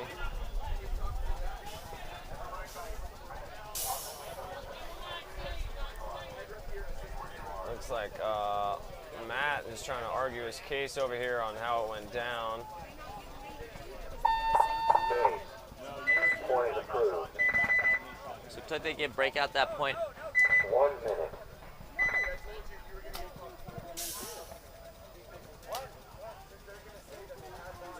So Livewire talking to the official here. Yeah, so they're gonna get Ultimate. the other teams off the field till they figure out what happened. They're saying, get back. We got a discussion going on. Give us some room to breathe and think about what just occurred. Yeah, exactly. Looks like the Ultimate is trying to, as we're looking into the eyes of a dynamic player as they're down 1, they're going to want to make this comeback if they want to leave here. And to remind you guys, the prizes these teams are fighting for right now, first place is going to walk home with $2,500 cash, as well as half off entry, 10 free cases of paint, medals, a trophy, and some winners only bayonet. And then second place is going to be walking away with $1,000 cash, medals, and bayonets, and $150 from Rufus. First place is going to get $250. And if you get third place, you get 10 cases and half off entry and bayonets and medals. So looking at Brandon here, hiding behind this W, he's staying on the field knowing that you never know what the ref's going to say. It's always smart to just keep someone on the field.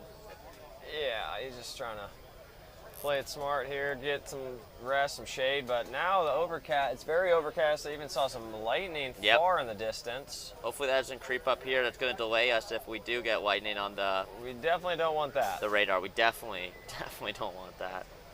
So everybody pray to the paintball gods. They stay far in the distance. We're able to close this one out. Wow, that's just a face-off there. I don't think he's blinked in. There we go. That was like 3 minutes. Looks like we won that one. He tried. Yeah. Saw another flash of lightning as we were looking at him. What's the inside scoop?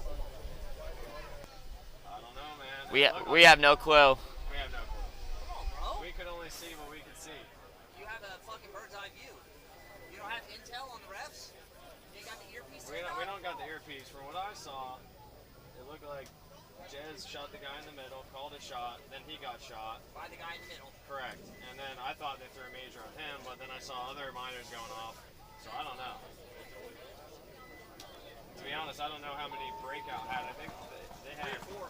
So they probably still would have been okay if they had 4. You know what I mean? So at that point, Good point. it wouldn't have mattered. So damage control and dynamic weighting. Really high quality camera here, getting good focus, and that's Bubba, Max, and company.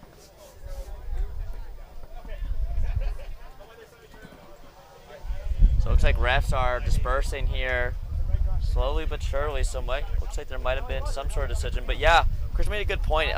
Damage control had 4 bodies, so even if that player did pull a major, the point would still go to damage control and nothing would change. Or for breakout. Or breakout, yeah, sorry about that. Oh. So here we go. We got both teams coming on. Both teams definitely looking a little gassed right now, as I can imagine. Yeah, luckily the sun's not out right now, so we're able to get some cooler weather. It's feeling a little bit nicer. It's feeling like a summer night in Florida. With a slight chance of rain, I could just kind of feel it. If you're from Florida, like most of us are, you know when rain is lurking. So. Yeah, I can't wait too long. It might get dark here soon. Looks like I saw another flash of lightning. It's 7, yeah. We don't have a ton of time before darkness comes upon us.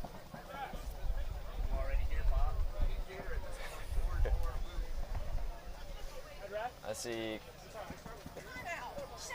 Whoa. So it looks like Coach Kyle Berry is fighting for 10 seconds. fighting for an explanation here. Yeah. 10 seconds. So we'll see. I was hearing they may start with 4, but they're trying to figure that out now. So back to damage control dynamic. Damage control up 1. So that's a great view of Jets causing up a dust cloud as he gets into that insert can. Looks like 5 alive for both teams here. Now when it gets dark, I personally don't like to have mirror lenses on. It looks like a lot of damage control does. Yeah. That's the, like you were saying, that's the caveat there is then, when Jet gets caught moving, Ryan gets caught from dynamic. So right now damage control is just controlling the point. But yeah, like you were saying, those mirrored lens or those dark lenses, the smoke's then become an issue when it starts getting dark. You really can't see stuff as well, especially the paint coming at you, so you never want that. Exactly. I can never see that with a mirror lens in the dark. Paint coming at me is just invisible. Yeah. So that's why, like we were talking about earlier, just being prepared at these events come with a smoke and a clear, so no matter what the situation, you're prepared. 1 minute. All right, so it looks like Kyle Berry has the wildest tan line on his face from his sunglasses. I was just noticing that. He looks like he's been in the Keys for about 2 weeks, drinking margaritas and eating lobster tails. And listen to Jimmy Buffett, but he's just been at a paintball event for 2 days. That's all it takes out here at the good old MVPS. So looks like 30 seconds. So it looks like damage control going up 2-0 against Dynamic here, and looks like Livewire just wants to figure out how many bodies they need to send. It's like they're going to be sending 4 and just accepting that. Yeah, I'm seeing some in the chat here. Mark has gone wild, confused about that call as well regarding the minor major. It'd be interesting to hear that breakdown as well. I think they're discussing it a little bit more in depth now, but not sure if we'll be able to get you an explanation. Yeah, if they start this point, then I say end the bickering because the point started and it's over. Yeah, exactly. Seems like Kyle Berry accepted the punishment, but we got other people fighting their cases, which is completely fair. As this is the finals match for the D3 X-Ball, you don't want to... Right, there's a lot on the line, so... But we're pretty close to just getting past it. If we could just start this point, but we'll see. Yeah, well, you know how it goes. Really, anywhere when the call is made, it usually stands. Yeah, exactly. You know, no matter really what happens, but that's usually how it goes, but we'll see. Now, Chris, it's rare we haven't heard anyone say, "Can you guys check the footage?" No, we can't check the footage, so... Yeah. So I'm sure you get that a lot since you've been up here much more than I have. Yeah, I'm surprised we haven't been asked yet, but I think you know, there's some respectful people arguing the penalty, and so they know we have nothing to say up here. Right. I mean, we just watch and talk about it. We're not decision makers. That's correct.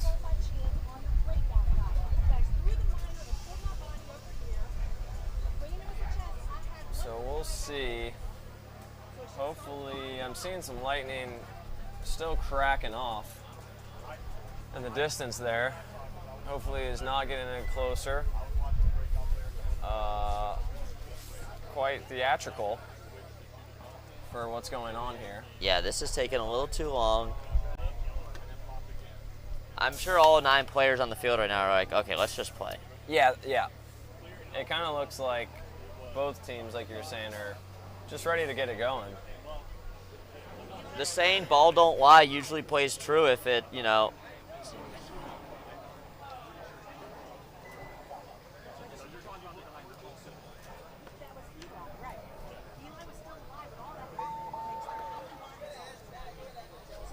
So, just waiting for this.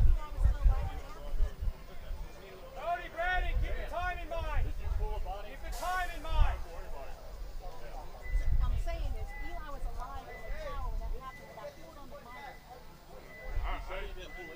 No, I'm not saying he did, but all the referees did. There was a whole bunch of people. All the sides cleared out when the minors went up.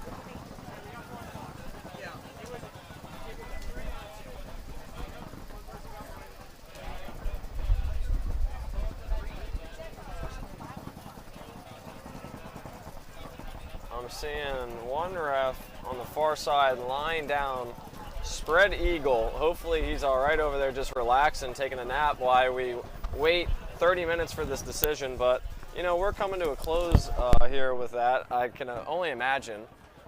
Somebody get that man a water. Let me know. Well, I'm not going to do it from here. That's risky. Yeah. I need to slide down real quick. So we're going to try to move this top pole camera for your viewing pleasure here in a second. See if we can't adjust it properly. Oh yeah, that looks better from my. That looks better from my angle. You could probably move it still like a hair left if you want. How's that look? It looks okay. You could still maybe move it a little more to the left if you want, but you could leave it how it is too if you want to be safe. Yeah, there you go. That's probably good, chat, right? Yeah, it looks good to me. That thing's tougher to move than it looks. Oh, fuck. No, I gotta move it more. Move it more? Yeah, so while we're waiting here, we're just trying to adjust these cameras. And yeah, they're still reviewing the point, talking about it.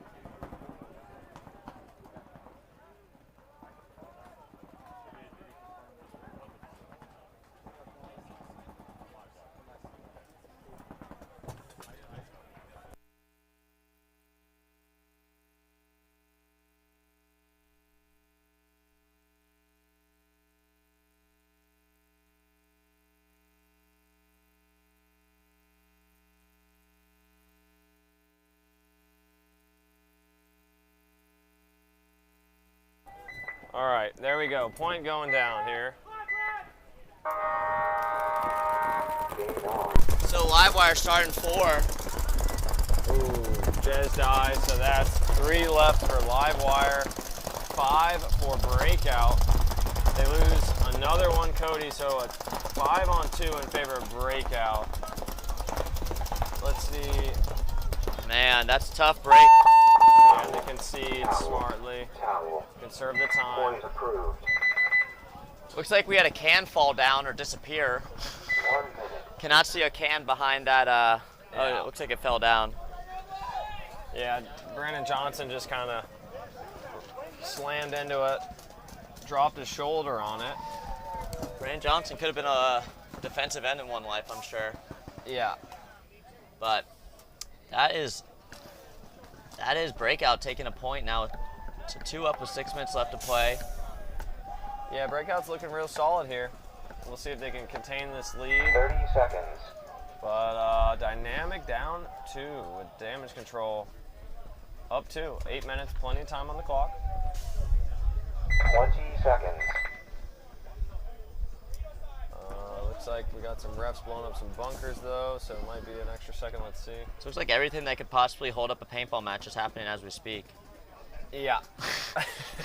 that's usually how it goes down at the last stretch here.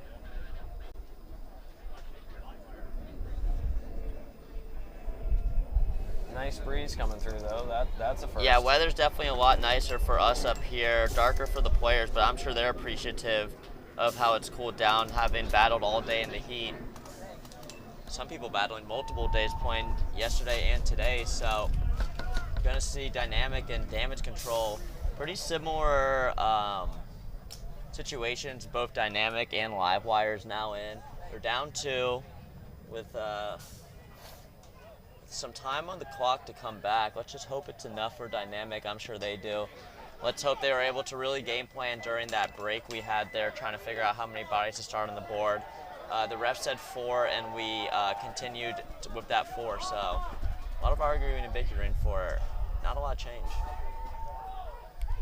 But wouldn't be here without our sponsors: Ruthless, DLX, GI Sports, Tiki Paintball, Carbon Paintball, Dye Paintball, Kinetic Paintball, and Living Water.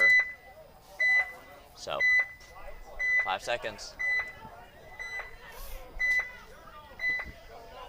Ooh, bad break there. A little late start, but he tagged up, got through. Now we're matching up in the 50s. Probably a trade about to go down here in a second. Up Ness feels it, comes through with a jump shot, tries to hit it. I don't know if he killed him though. Oh wow, and they trade. I see a major. Wow. Okay, I see about 30 flags going up in the air. Still 2 damage controls alive. Nope, now just 1. Max Ferruni, he fills out. He misses a shot on I think Chito. And he goes to hit the buzzer. Well, there you go. That's just how fast a point can happen here at MVPS. Right. So. Yeah, that was a must-needed point there for Dynamic. So that was huge. Didn't quite see who got the major on that one. It might have been, another major? What is going on here? A dirty hang? Oh no. Oh no, that is not what you want to see. So many penalties. Yeah, this is... Game on. Game stop. That was actually crazy. So, Dreads is having a meltdown here about how that went down. That's frustrating there for sure. Yeah, I mean, that's no tough. point. They'll probably start down now, so that's really unfortunate.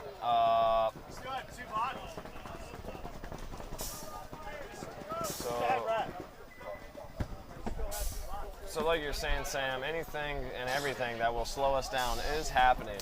Literally everything on every side of the field. So that seemed to be a little bit faster. This player's completely gearing down. 30 seconds. That's coming up now? Oh, there we go. There you go. 20 seconds.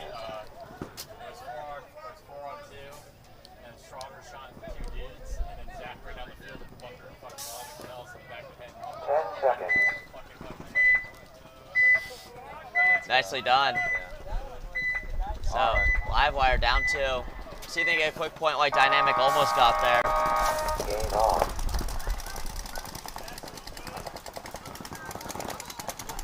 Alright, so back at it. Now now Livewire has 5 alive, so that's going to be helpful to give them a chance to come back to score here. Yeah, Breakout starting 5 alive, as well as Livewire. Or did Breakout lose a body off the break? No, they didn't. They have 5 alive, so does Livewire. Livewire down 2 with 6 minutes left. They're going to really want Breakout to get a penalty here. But with the ref ready to check out this Breakout player, looking like the Breakout player's clean. So just under 6 minutes left to play here. Interesting finals match we got here. Yeah, that's for sure. There's been a lot of turbulence as we try to just wrap up here. Breakout's winning 2-0 though, so Breakout's probably pretty happy with how this is going. Despite all the penalties and whatnot, Breakout is doing well as, I think that's number 12 there, pushing into that top Dorito side can.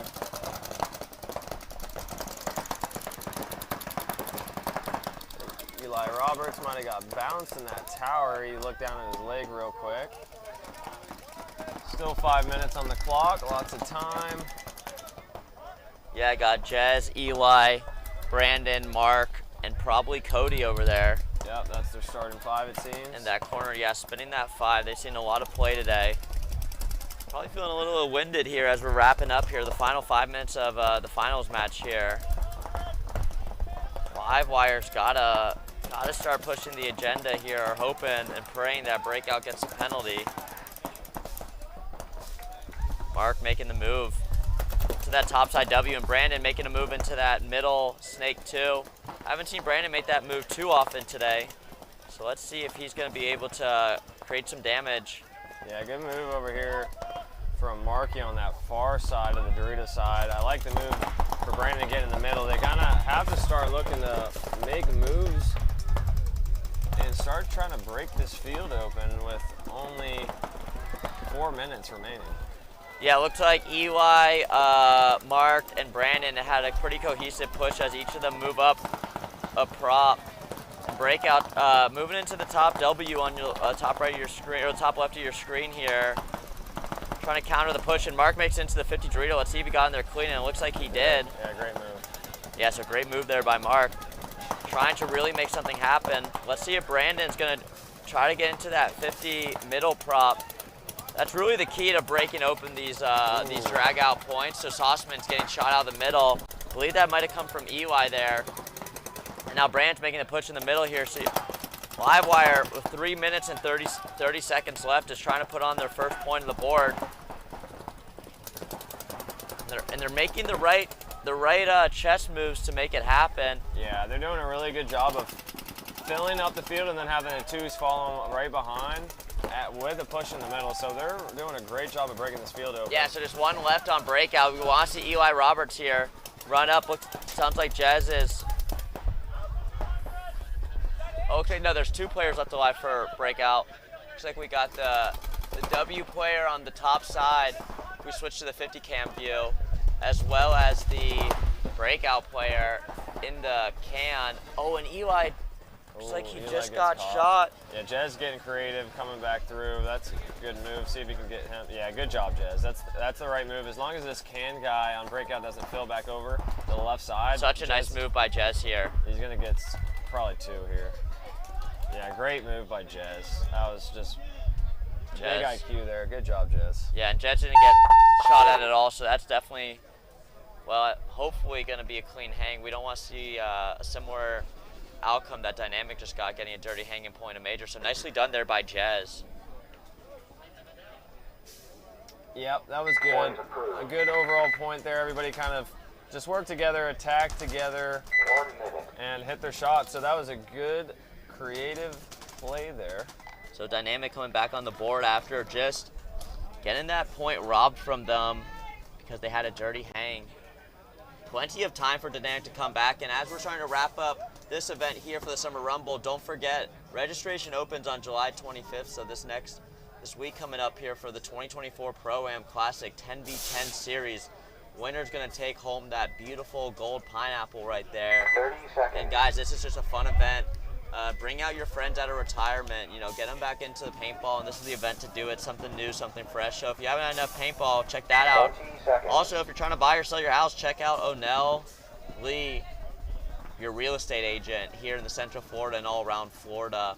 Schedule your appointment to get a 10 complimentary seconds. market evaluation today at O'Neill the Realtor on Instagram or o'neilltherealtor@gmail.com. O'Neill needs to get a website. All right, here we go. Dynamic coming back, starting with 5, so at least with that dirty hang, it didn't put them back a body. They're down 2, still 8 minutes to go, so really, thankfully it could be a worse position, but Jet gets shot out.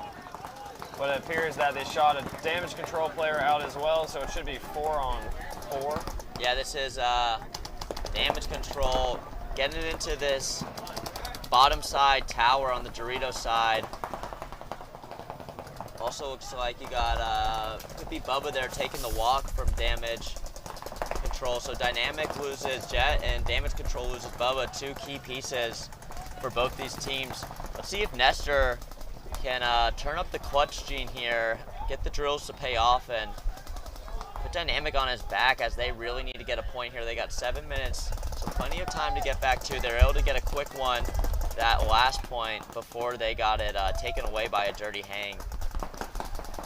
Pretty similar field spots here with Dynamic just having a slight advantage, being at the top side wing, and they just shoot out another player from Dynamic. Yeah, they must be getting frustrated now. That's unfortunate there. They lose their widest guy over here with 2 over here with damage control and 1 in the middle, so that's not looking like awesome field positioning for Dynamic. Yeah, Dynamic's having a tough time here. Yeah, they need something to go their favor here, either a penalty or hit some crazy shots or something, but so far it's not looking good for them. Yeah, and damage control moving into that mini W on the bottom left side of your screen there. This might be the guy to maybe be able to get a shot onto, I believe that's Ness in that Snake 2. You're gonna need something to happen here. Oh my God, and Brian takes the walk for Dynamic, so I think it's just Nest, and I can't see who that is on the far side for Dynamic.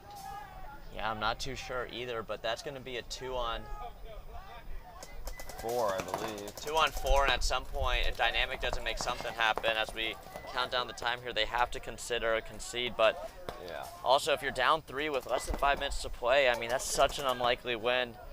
So hopefully Ness or someone's able to blow open this point. Damage control playing real tight and smart, knowing that they are completely in the driver's seat right now, and their rockets shooting up to space to get that bronze, get a half entry off and 10 free cases if they get 3rd place here. Nestor going to the 50, trying to get squirrely. I wouldn't be surprised if damage control just goes and gets the trade. That's exactly what I would do. Take out the remaining best player, make it a 3 on 1. Yeah, that's kind of the move here for them. We'll see what Ness can do. Maybe he can get squirrely and catch somebody sleeping. Now the widest player on this left side is pretty much that middle brick, so if Ness wanted to get real crazy, could try to do a crawl move. Jumps like over it. to this Ooh, side. And they catch him. Good stuff here from Ness and his back player there to bring it to a 3 on 2. Damage control takes that tactical retreat to the tower. Probably feels like he can play better on his feet. Yeah, and Ness is doing a good job of kind of moving around, trying to find a kill here with 4 minutes on the clock.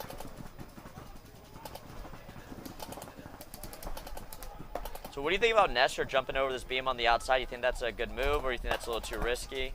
I mean, I feel like the corner would catch him. Yeah, okay.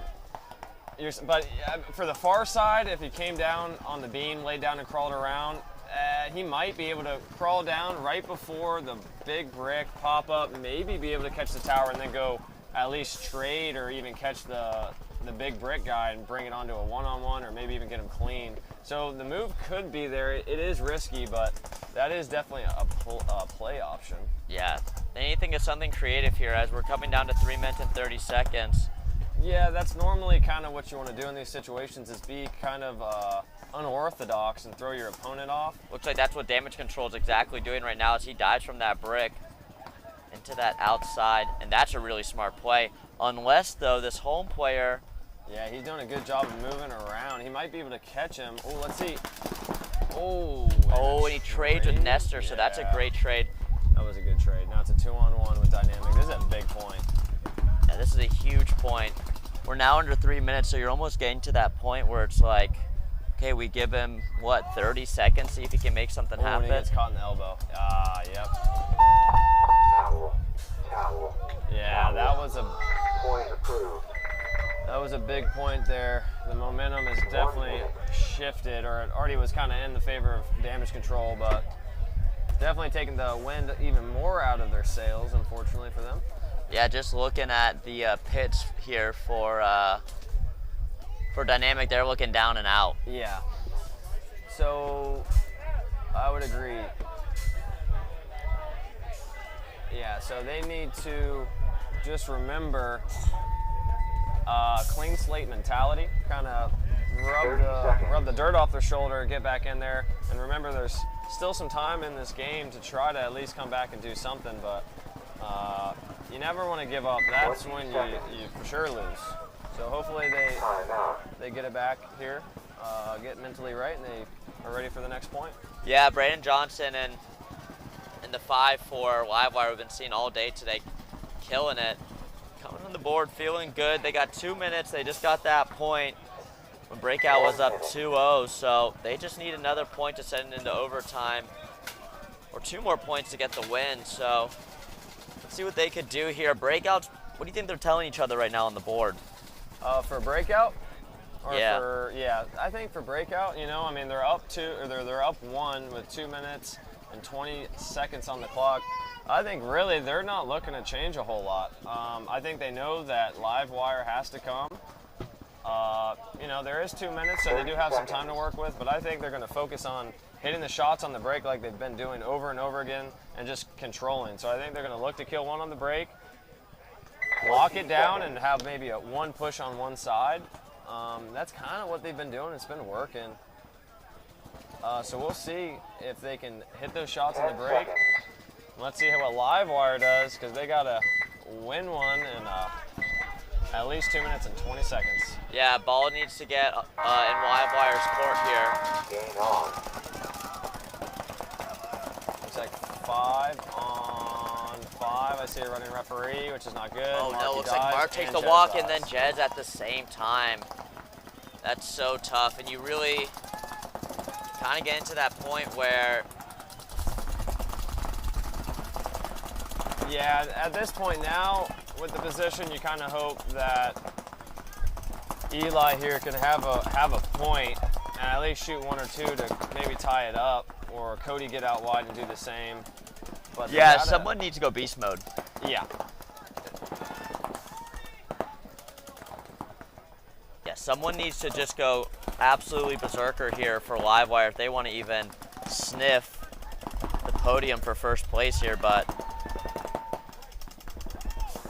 yeah, it looks like their coaching staff is not even interested in hanging around the conceding buzzer, so this is going to probably be the last point unless Livewire can squeak something out here. Oh, he dies. Now That's Brandon Johnson. Now Kyle Berry's going to... Sprinting. Oh, his eyes are downfield. He sees a launch. Yeah, good concession there by Coach Kyle Berry from the Miami Kings. 1 minute. So 1 minute left on this game to play. Dynamic down 3-0 with 2 minutes and 43 seconds left to play. They're going to need a miracle here. Yeah.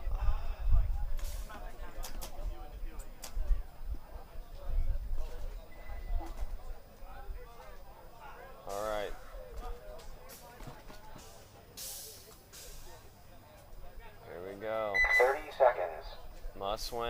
situation for Dynamic. 2 minutes, 43 seconds on the clock. Will they come back to score 3? We shall see. Damage Control been playing really crisp out here, definitely this match. They want it. 10 seconds. So let's see if Dynamic can throw the last few points out the window, come back here strong.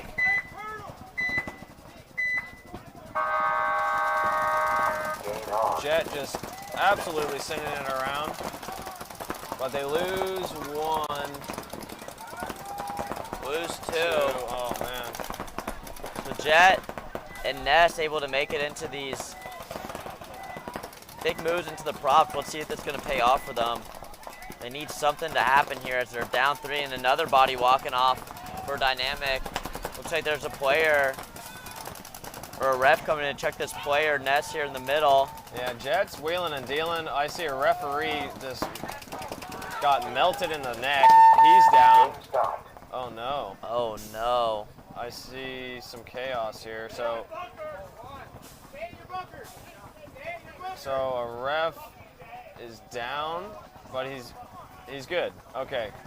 That was good. That got kind of crazy. I think his mask came off. Yeah, his mask came off there. You can see he got shot in the mask. Thank God he's okay. Yeah, so he's good, thankfully. Everything is happening to delay this finals. Yeah, I mean, if you guys aren't paying attention, maybe you should, because it's getting crazy. It's been crazy. Lots of penalties, chaos, lightning, people diving hard, masks flying off. People getting shot in the neck. It's interesting. So Damage Control coming in looks like they're going to close it to beat Dynamic 4-0. Wow, nicely done by Damage Control. Taking that 3rd place finish. Yeah. Yeah, they looked good, you know. They looked really good this event. Weren't able to get what they wanted, but able to go home with some hardware and a little something, so that's good for them. 1 minute.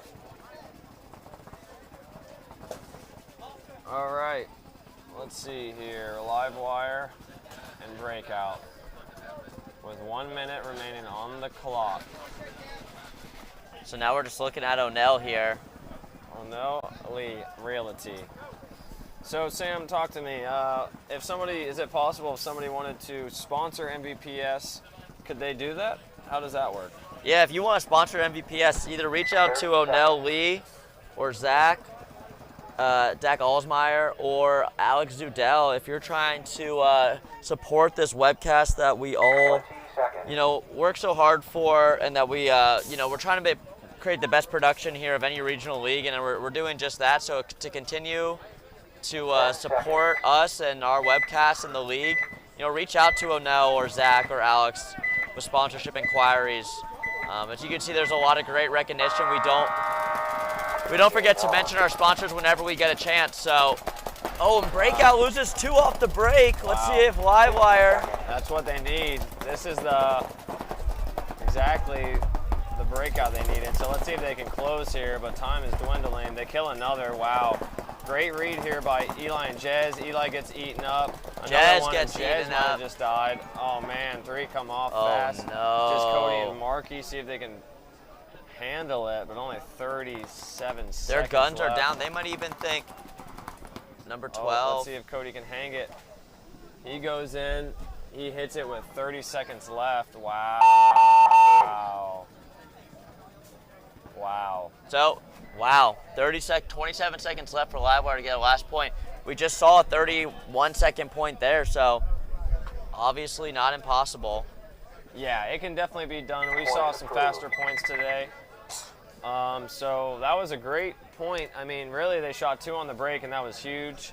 They flew down the field into some guns, which, they kind of had to do, but they ended up getting it done. So we're in X-Ball, the finals, 2-3, Breakout leading by 1 with 27 seconds left. Will Livewire have the tenacity, the grit, the fortitude, and the ability to come back to tie this in 27 seconds? Oh man, look like Brandon Johnson's geared down. He's had a long, long day today and yesterday. It looks like he's just ready to. Yeah, Yeah, he's played a lot of paintball this weekend. And they didn't need him that last point, considering they won pretty quickly and were able to get shots off the break. So maybe that was Brandon saying, like, hey, I don't feel like I'm playing my best right now. I'm going to sit out.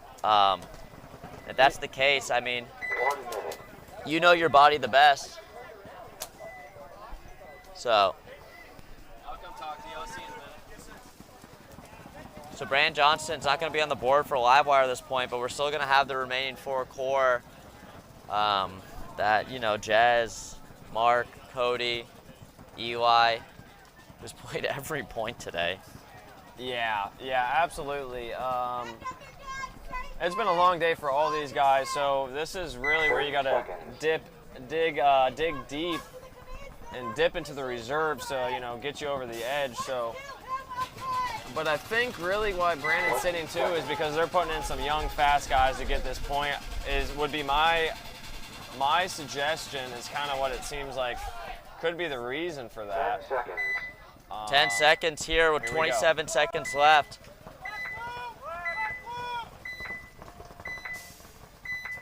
Big point here. There we go. It's like Sauceman gets shot off the break for Livewire. 20 seconds. There we go. Ooh, Eli drops. Cody drops. Marky's still alive. Jez is still alive. They got to go. Jez got to launch. They all have to launch. Yeah, they got to launch right now. I think it's a little too late. They're not going to be able to make it. And that's going to be a wrap, it looks like. Marky's flying. Just a little too late. But, wow. Really good finals here. They left their hearts on the field there. So Breakout taking that win to get first place at the MVPS. And then we have Livewire taking second with a hard-fought match here, and then Dynamic coming third place. So, guys, as we wrap up this Summer Rumble, just want to thank everyone for watching the broadcast, everyone for coming out, every team for coming out and playing. We couldn't do this if it wasn't for all of you guys. So, as we begin to look into the ceremonies here as the D5 X-Ball, as well as Division 3 X-Ball. Next up, we want to thank our sponsors as we get into that. DLX Paintball, Dye Paintball, Tiki's Paintball, GI Sports, the MVPS, Living Waters, Carbon Paintball, Kinetic Paintball. You're hearing a lot of cheers behind me because teams have won and the day is over. And if you're looking for a realtor, hit up O'Neill and we'll be right back to give the award ceremony. So stay tuned. Look at these happy faces as they might be disappointed getting in third place, but happy getting it first. So thanks to Chris Horton for joining us today. It was a pleasure. Yeah, thanks for having me. It was awesome. It was great to see the MVPS go down. It was great event, and thankful you guys had me out. Yeah, awesome. Well, we'll catch you at the award ceremony here, and enjoy yourselves till then. Walker here with Carbon Paintball to discuss the Zero goggle system with you guys. We have the Pro version and then the SLD. What you're going to notice first is the color options. On the Pro, it is a semi-translucent Airflex bottom. That's the mask region. And then with the Solid series, it is just a solid color. It's opaque. They're both exactly the same durometer. They're both the same softness or squishiness. Other than that, you're actually going to get a clear lens with your Pro goggle. They both come with a case. And another cool feature of the Pro model is a dual silicone strap versus a sublimated strap on the SLD. And last but not least is another cool highlight is the Pro has some orange accents versus the SLD comes with black. For more features and information on sizing and pricing, visit carbonpaintball.com.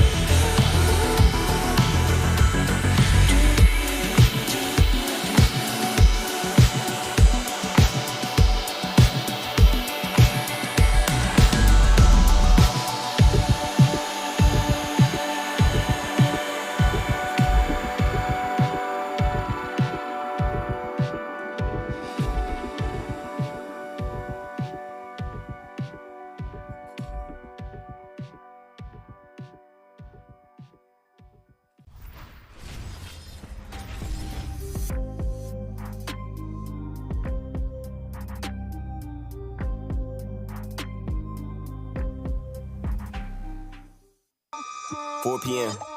Texas, Fort Worth. Top 5 iTunes, no promotion. And you know I had to do it big, no Samoan. Finna wig out, I ain't talking about a sewing. Got a lot of pool, I ain't had to use both hands. Raw, no Trojans, still don't give a fuck. Whole crowd full of sluts, and they finna give it up. Hands on robbery, yeah, they finna stick 'em up. If you ask what they bump, do a litty in the truck. Yeah, they thought that I was sleeping, that's a sit me in the tuck. Yeah, they thought that I was tweaking, ain't no rip me in the cup. Had to shake the haters off with a shimmy and a brush. Little nigga, I'm a boss, Oprah Winfrey with some nuts. Monthly listeners should be my verse price. Hot 97 every day, that's my word, right? On month 11, you heard go to work, right? Bring it back to New Jeru, that's a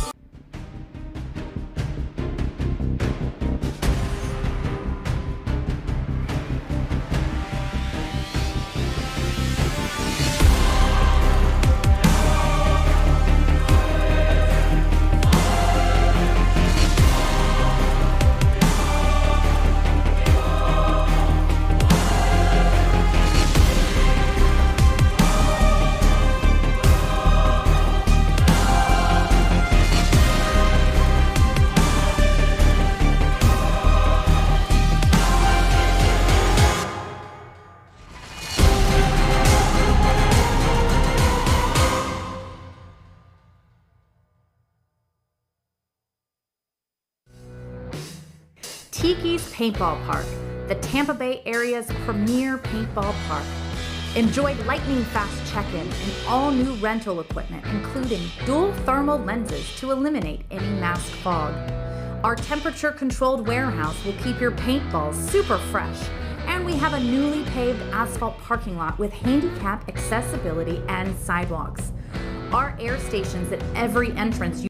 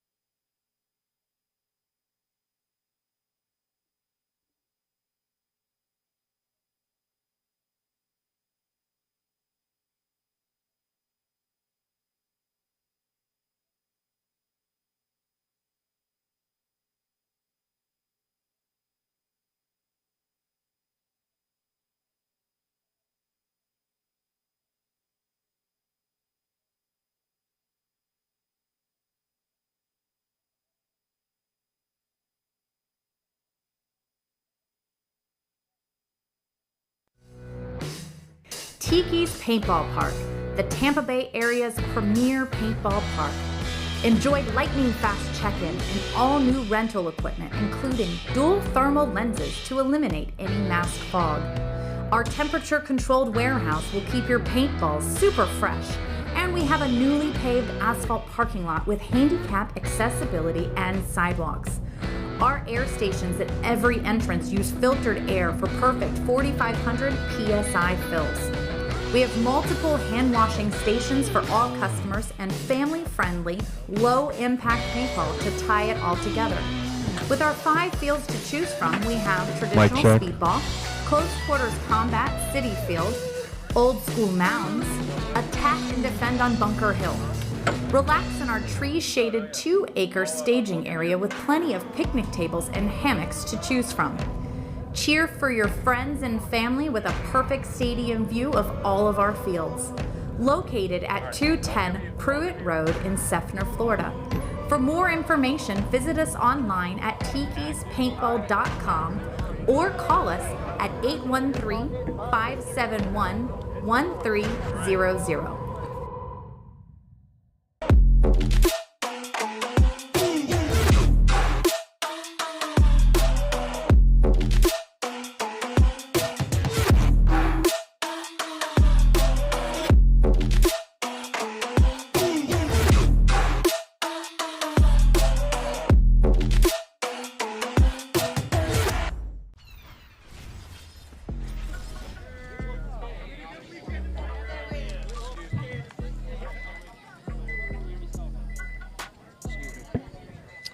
All right, so we are here at the MVPS Summer Rumble, and there's people walking around, so they're just oblivious. Anyway, D3X Ball, our premier division. This was exciting. I think I watched every single point today. A lot of exciting paintball from 8 a.m. till 7:45 p.m. One of the hottest events I've ever been to. This team in third place has been through a lot these past couple months. Super proud of these guys. Always coming out and playing hard. Give it up, third place, Damage Control. Come on up, guys.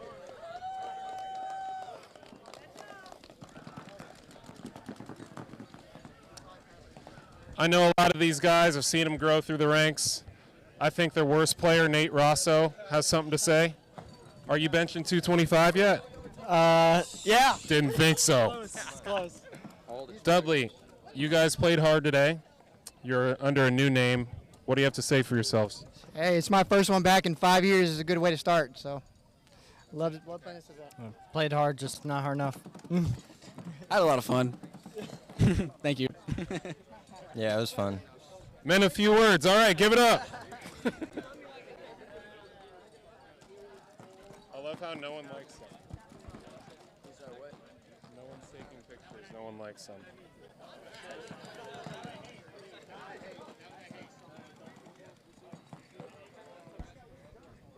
So for third place, they win half off entry to the next event and 10 free cases of paint, the Exalt bayonets, and the second loser medals. Good job, guys.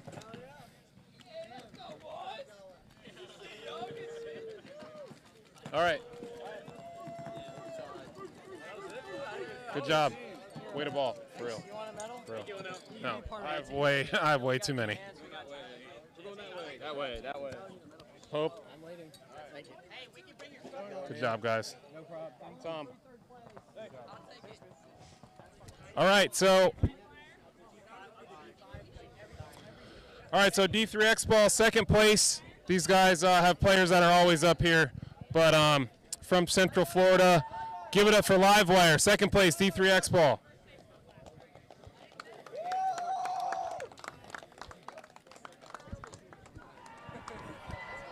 They get $1,000 cash. They get a $150 gift card to ruthlesspaintball.com, 10 free cases of paint, and half off entry to their next event.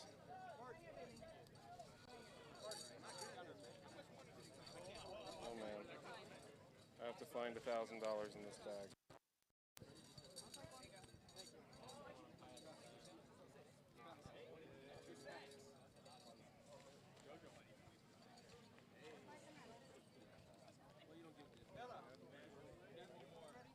Okay. We look like we don't play with each other. I think that's 1,000. Let's get tighter.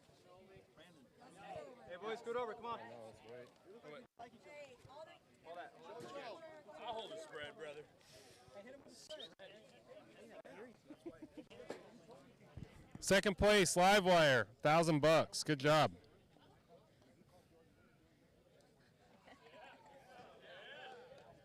No one likes you either. All right. Thanks, guys. Brandon, count that.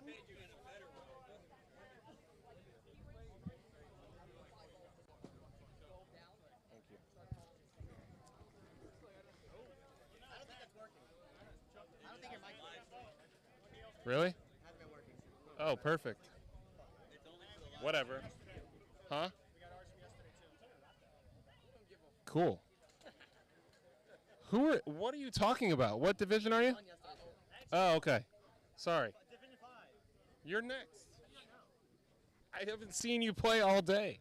Anyway, the team that really matters, the best team here this whole weekend. You should be like them soon. Carolina Breakout, come on up. I'm proud of you guys. I'm pumped for you guys, for real. Great job. You guys get $2,500 cash. 10 free cases to the next event, free entry, bayonets, gold medals, all the stuff. Who wants a stack? There's more. I think there's another stack. Here, dude, hold this bag. Hold this bag. There's hundreds and Good. There's more. There is more. And there's the rest. Sorry. No, I got to keep the bag, even though it's 90 cents. There you go. Good job, guys. Thank you. That's a good one. Yeah. You got to keep. Thank you. Here, you get them all. All right, Swiffer. Take it. Too much. Oh, God. Who has empty hands? Empty hands. Empty Bottle. hands. Bottle. No idea. Hold them all. Hold them all. There you go. Where's the bottle? Here. I'll open it real quick. I got a trick. Put that money up. Put that money up. You're going to call. Wait till I'm out of the way, please. Okay. Woo! Let's go. Break out. For a favor? Break out. Break out.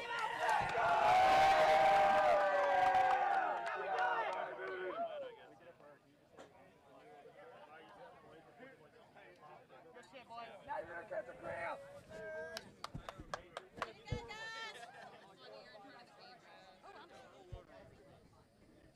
Live, man.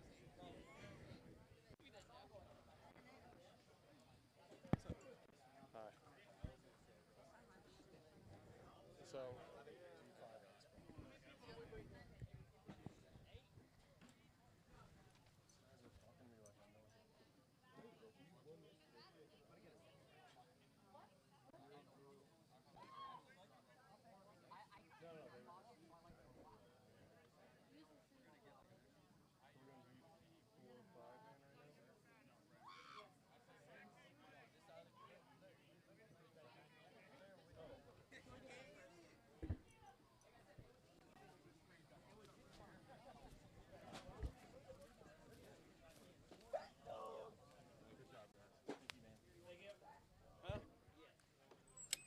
Is this working?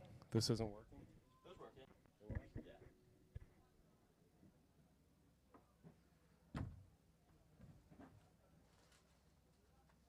Oh, that's D5. Do you see the lady stand directly in front of the camera? Yeah, Give me Zach was attitude. typing, hey, can you please move? And then give me attitude when I was just like, you're right in the way. She was like, what do you mean?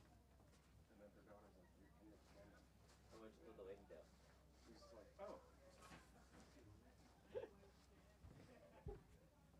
Is he muted? Has he muted him?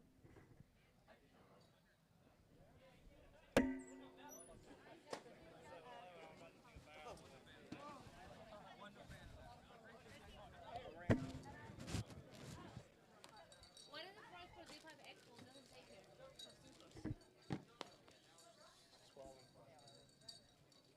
No. For the price. Because here I have D3, D4 Expo, and D3, D4 Expo. It's only for Expo anyway.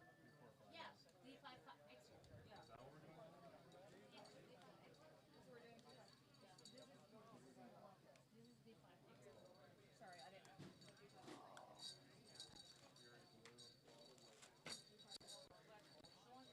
So they don't get this?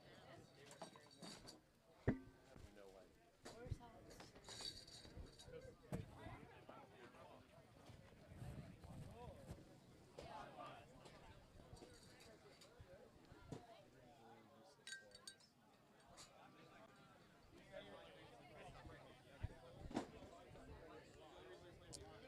All right.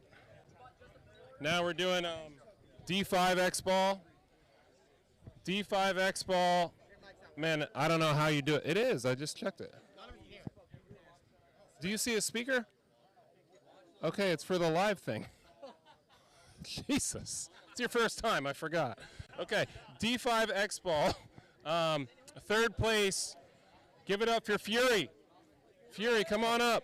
D5 X ball. Good job. Good job, guys. Good job. Sick of saying your name already. Third place. Let me get your stuff. 1 sec. Fury Blue. Fury Blue medals. Thank you.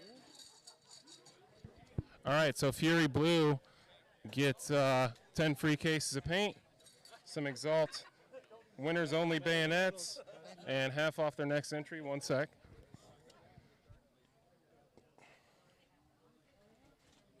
All right, and that's Thank you the rest so of it. much. Yep, yep. Thank you.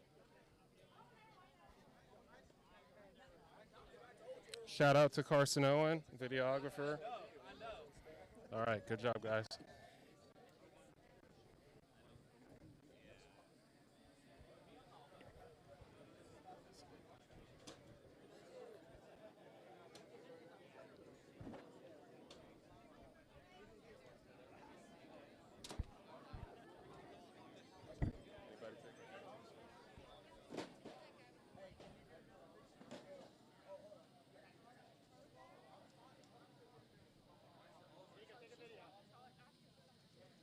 Let me get a video.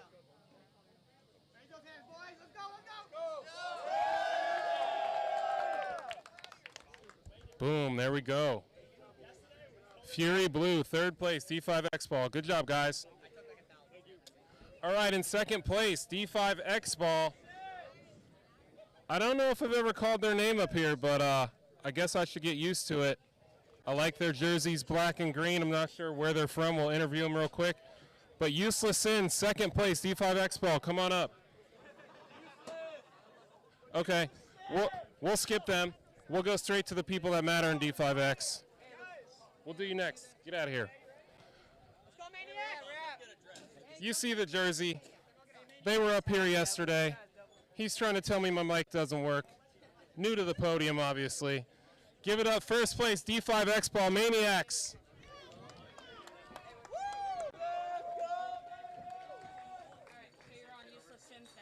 I'm on Maniacs.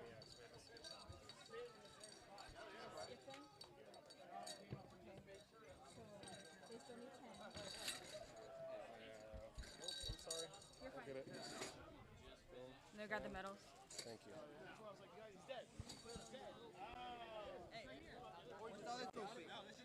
One sec. T5X, they get $500.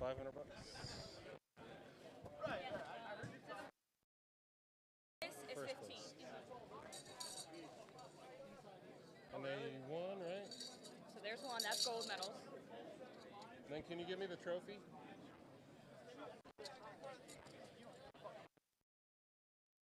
Another one. Another one. Money, too. I'm an old man, man. I got Josh. All right, so they get $1,500. Hey, everybody got one? 12. 15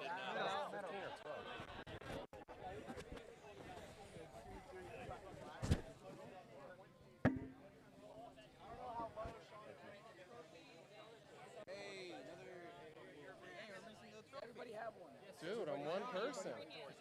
Like, you out. I'm on champagne duty. Mario, you don't want one? Bobby, get to do it again. Mario, take it. Yeah, I got it. Let me get. Hey. Oh, no. I'll take this Jordan, on your knee. Jordan. Yes, sir.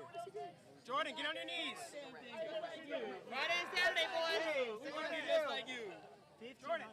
Good stuff. That won't fit in my car, but we're going to come start seeing you guys at the bay. Come to the bay, man. We have a lot of fun. Guys. That's definitely wrong. Hold on one second. It's 12. It's 1,200. Alex was wrong. That's wrong. It's supposed to be 1,200. It's okay. Oh no. We're doing that. Confused. Okay.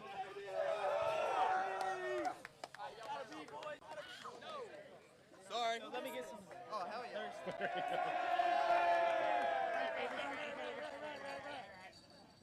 What are you doing first? Division 4, 5 or Division 6, 3? First. You have two more divisions. Division 4, 5-man and Division 6, 3-man. And they're both in the same field, so they're done now. D4?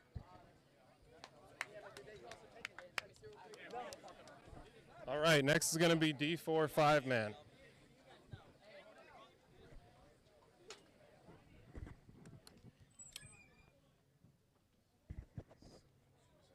Did I give you the other bag of money? You check both bags.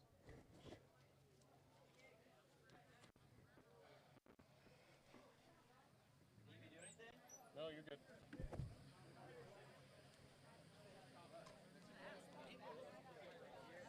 Don't be afraid to show those nips. And you're like, I know where I got confused. I was looking at that. We're good. Okay, so now you're doing useless sins.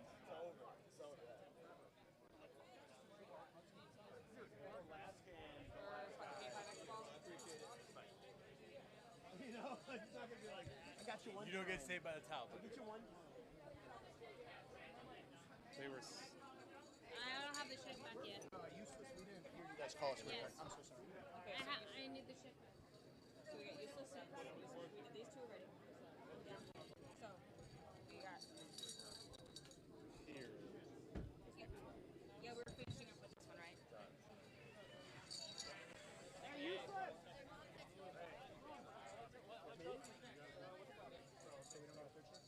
You guys can get up there. Okay, yeah.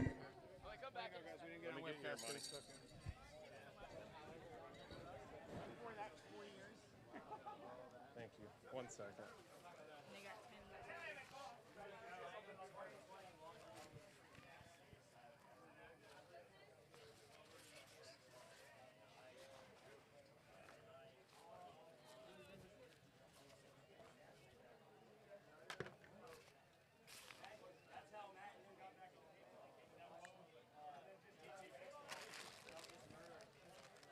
That's what I'm gonna do. Oh, we don't have one for this. Yeah, it was.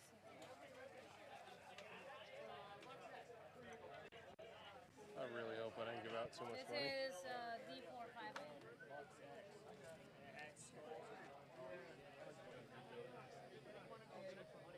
Sorry, guys. No, you're good. You and me. Hey. I'm waiting on all our people. This is Useless Sins. Second place, D5X.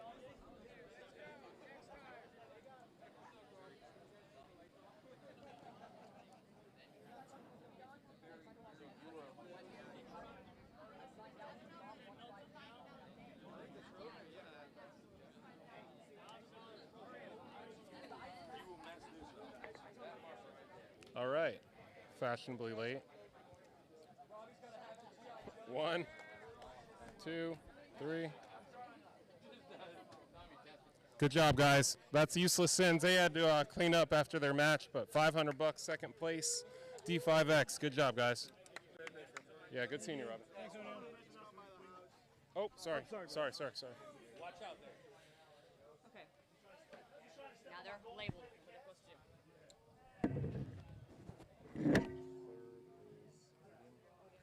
What they're supposed to do. I'm going with the word that is most likely to be used because the other thing is like Palm Beach, Florida. Not gonna stop. Yeah.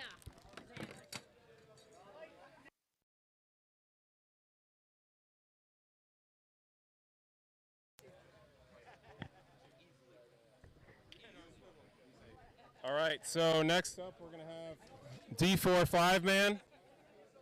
What's up? D45 Man. In third place, Palm Beach Odium. Come on up.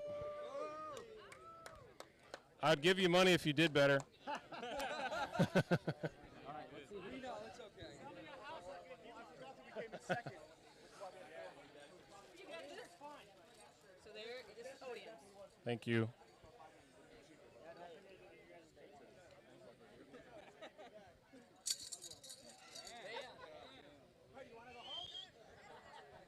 That's what I'm talking about. Palm Beach Odium, third place, D45 Man. One of my favorite divisions, D45 Man. I had so much fun playing that.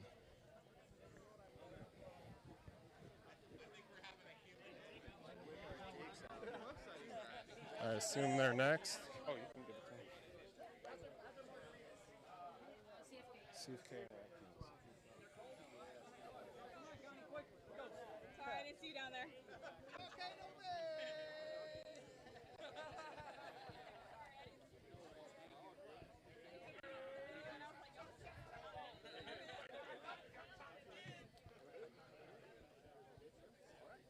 All right. Yeah, you guys are good. I mean, you could be better because you'd win if you were better. But good job, guys. Good job. All right. I didn't know this team was playing. I wouldn't have been in the booth all day. I would have went and ran my mouth. Old friends of mine. I love these guys. We go way back. I don't even know how long now. But yeah, second.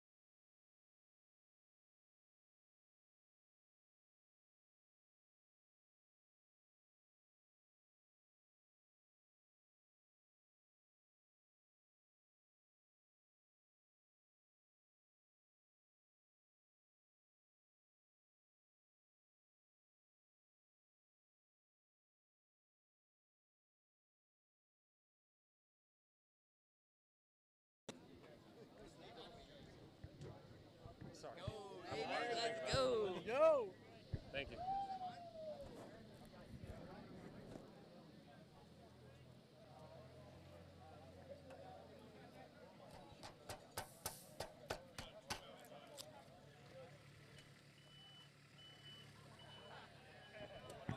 All right, so first place, D4 5-man.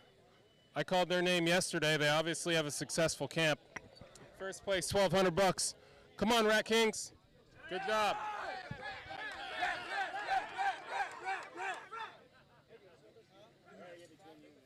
I'm kind of thirsty. I'm thinking about drinking this first.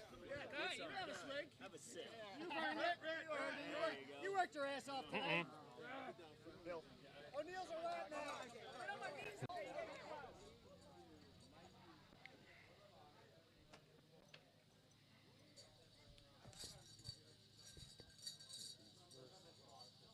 Big hand.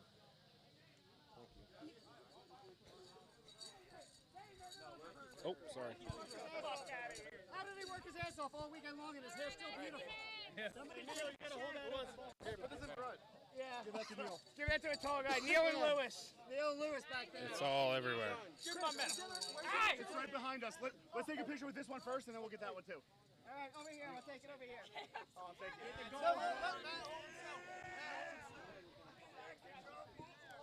Hey, it's funny because my picture's up there. Let's ride, Will.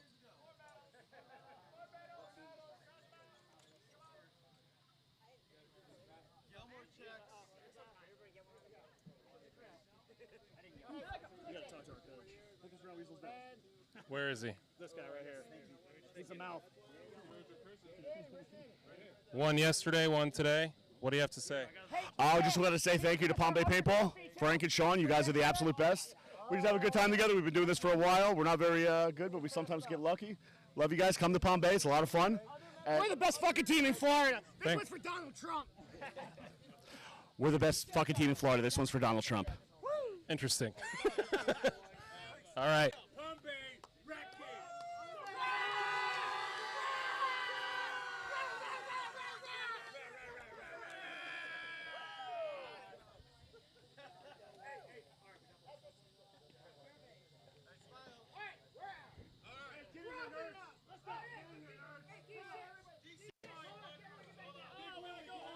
So now it's a whole organization photo.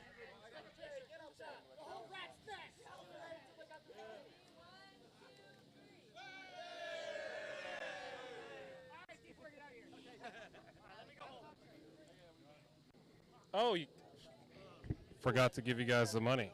I gave you a fake check. Oh.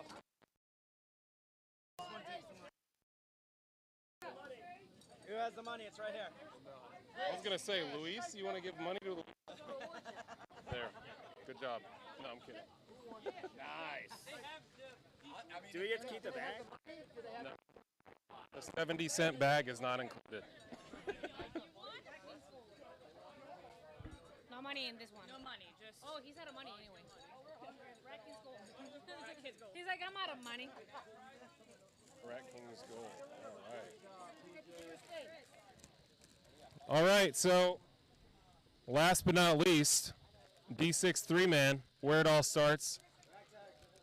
Where the most fun is had, believe it or not.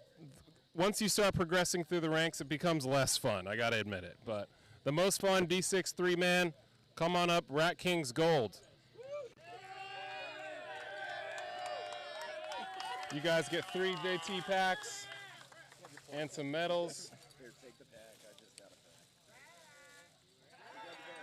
Here, take them all. Just take them all. There you go. All right. Sorry, I have no energy left.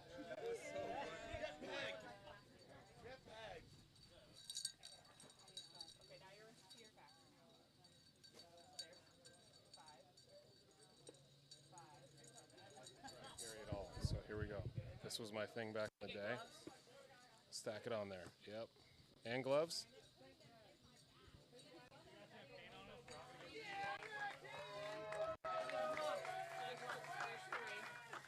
And then the 5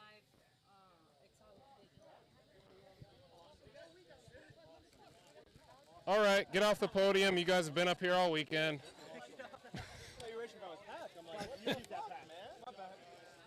Oh man, I forgot the team already. Second place, very flamboyant jerseys and pants. Not sure how I feel about your jerseys, but you didn't win anyway. Second place, D6 3-man, come on up. Fear factor. Get used to me throwing shade on you as you win. Always. There you go. So they get 3 JT masks, 3 sets of gloves, Exalt bayonets. Sorry, guys.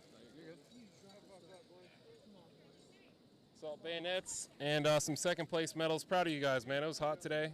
Long day. Good job.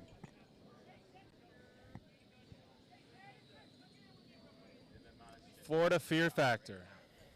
I like the logo.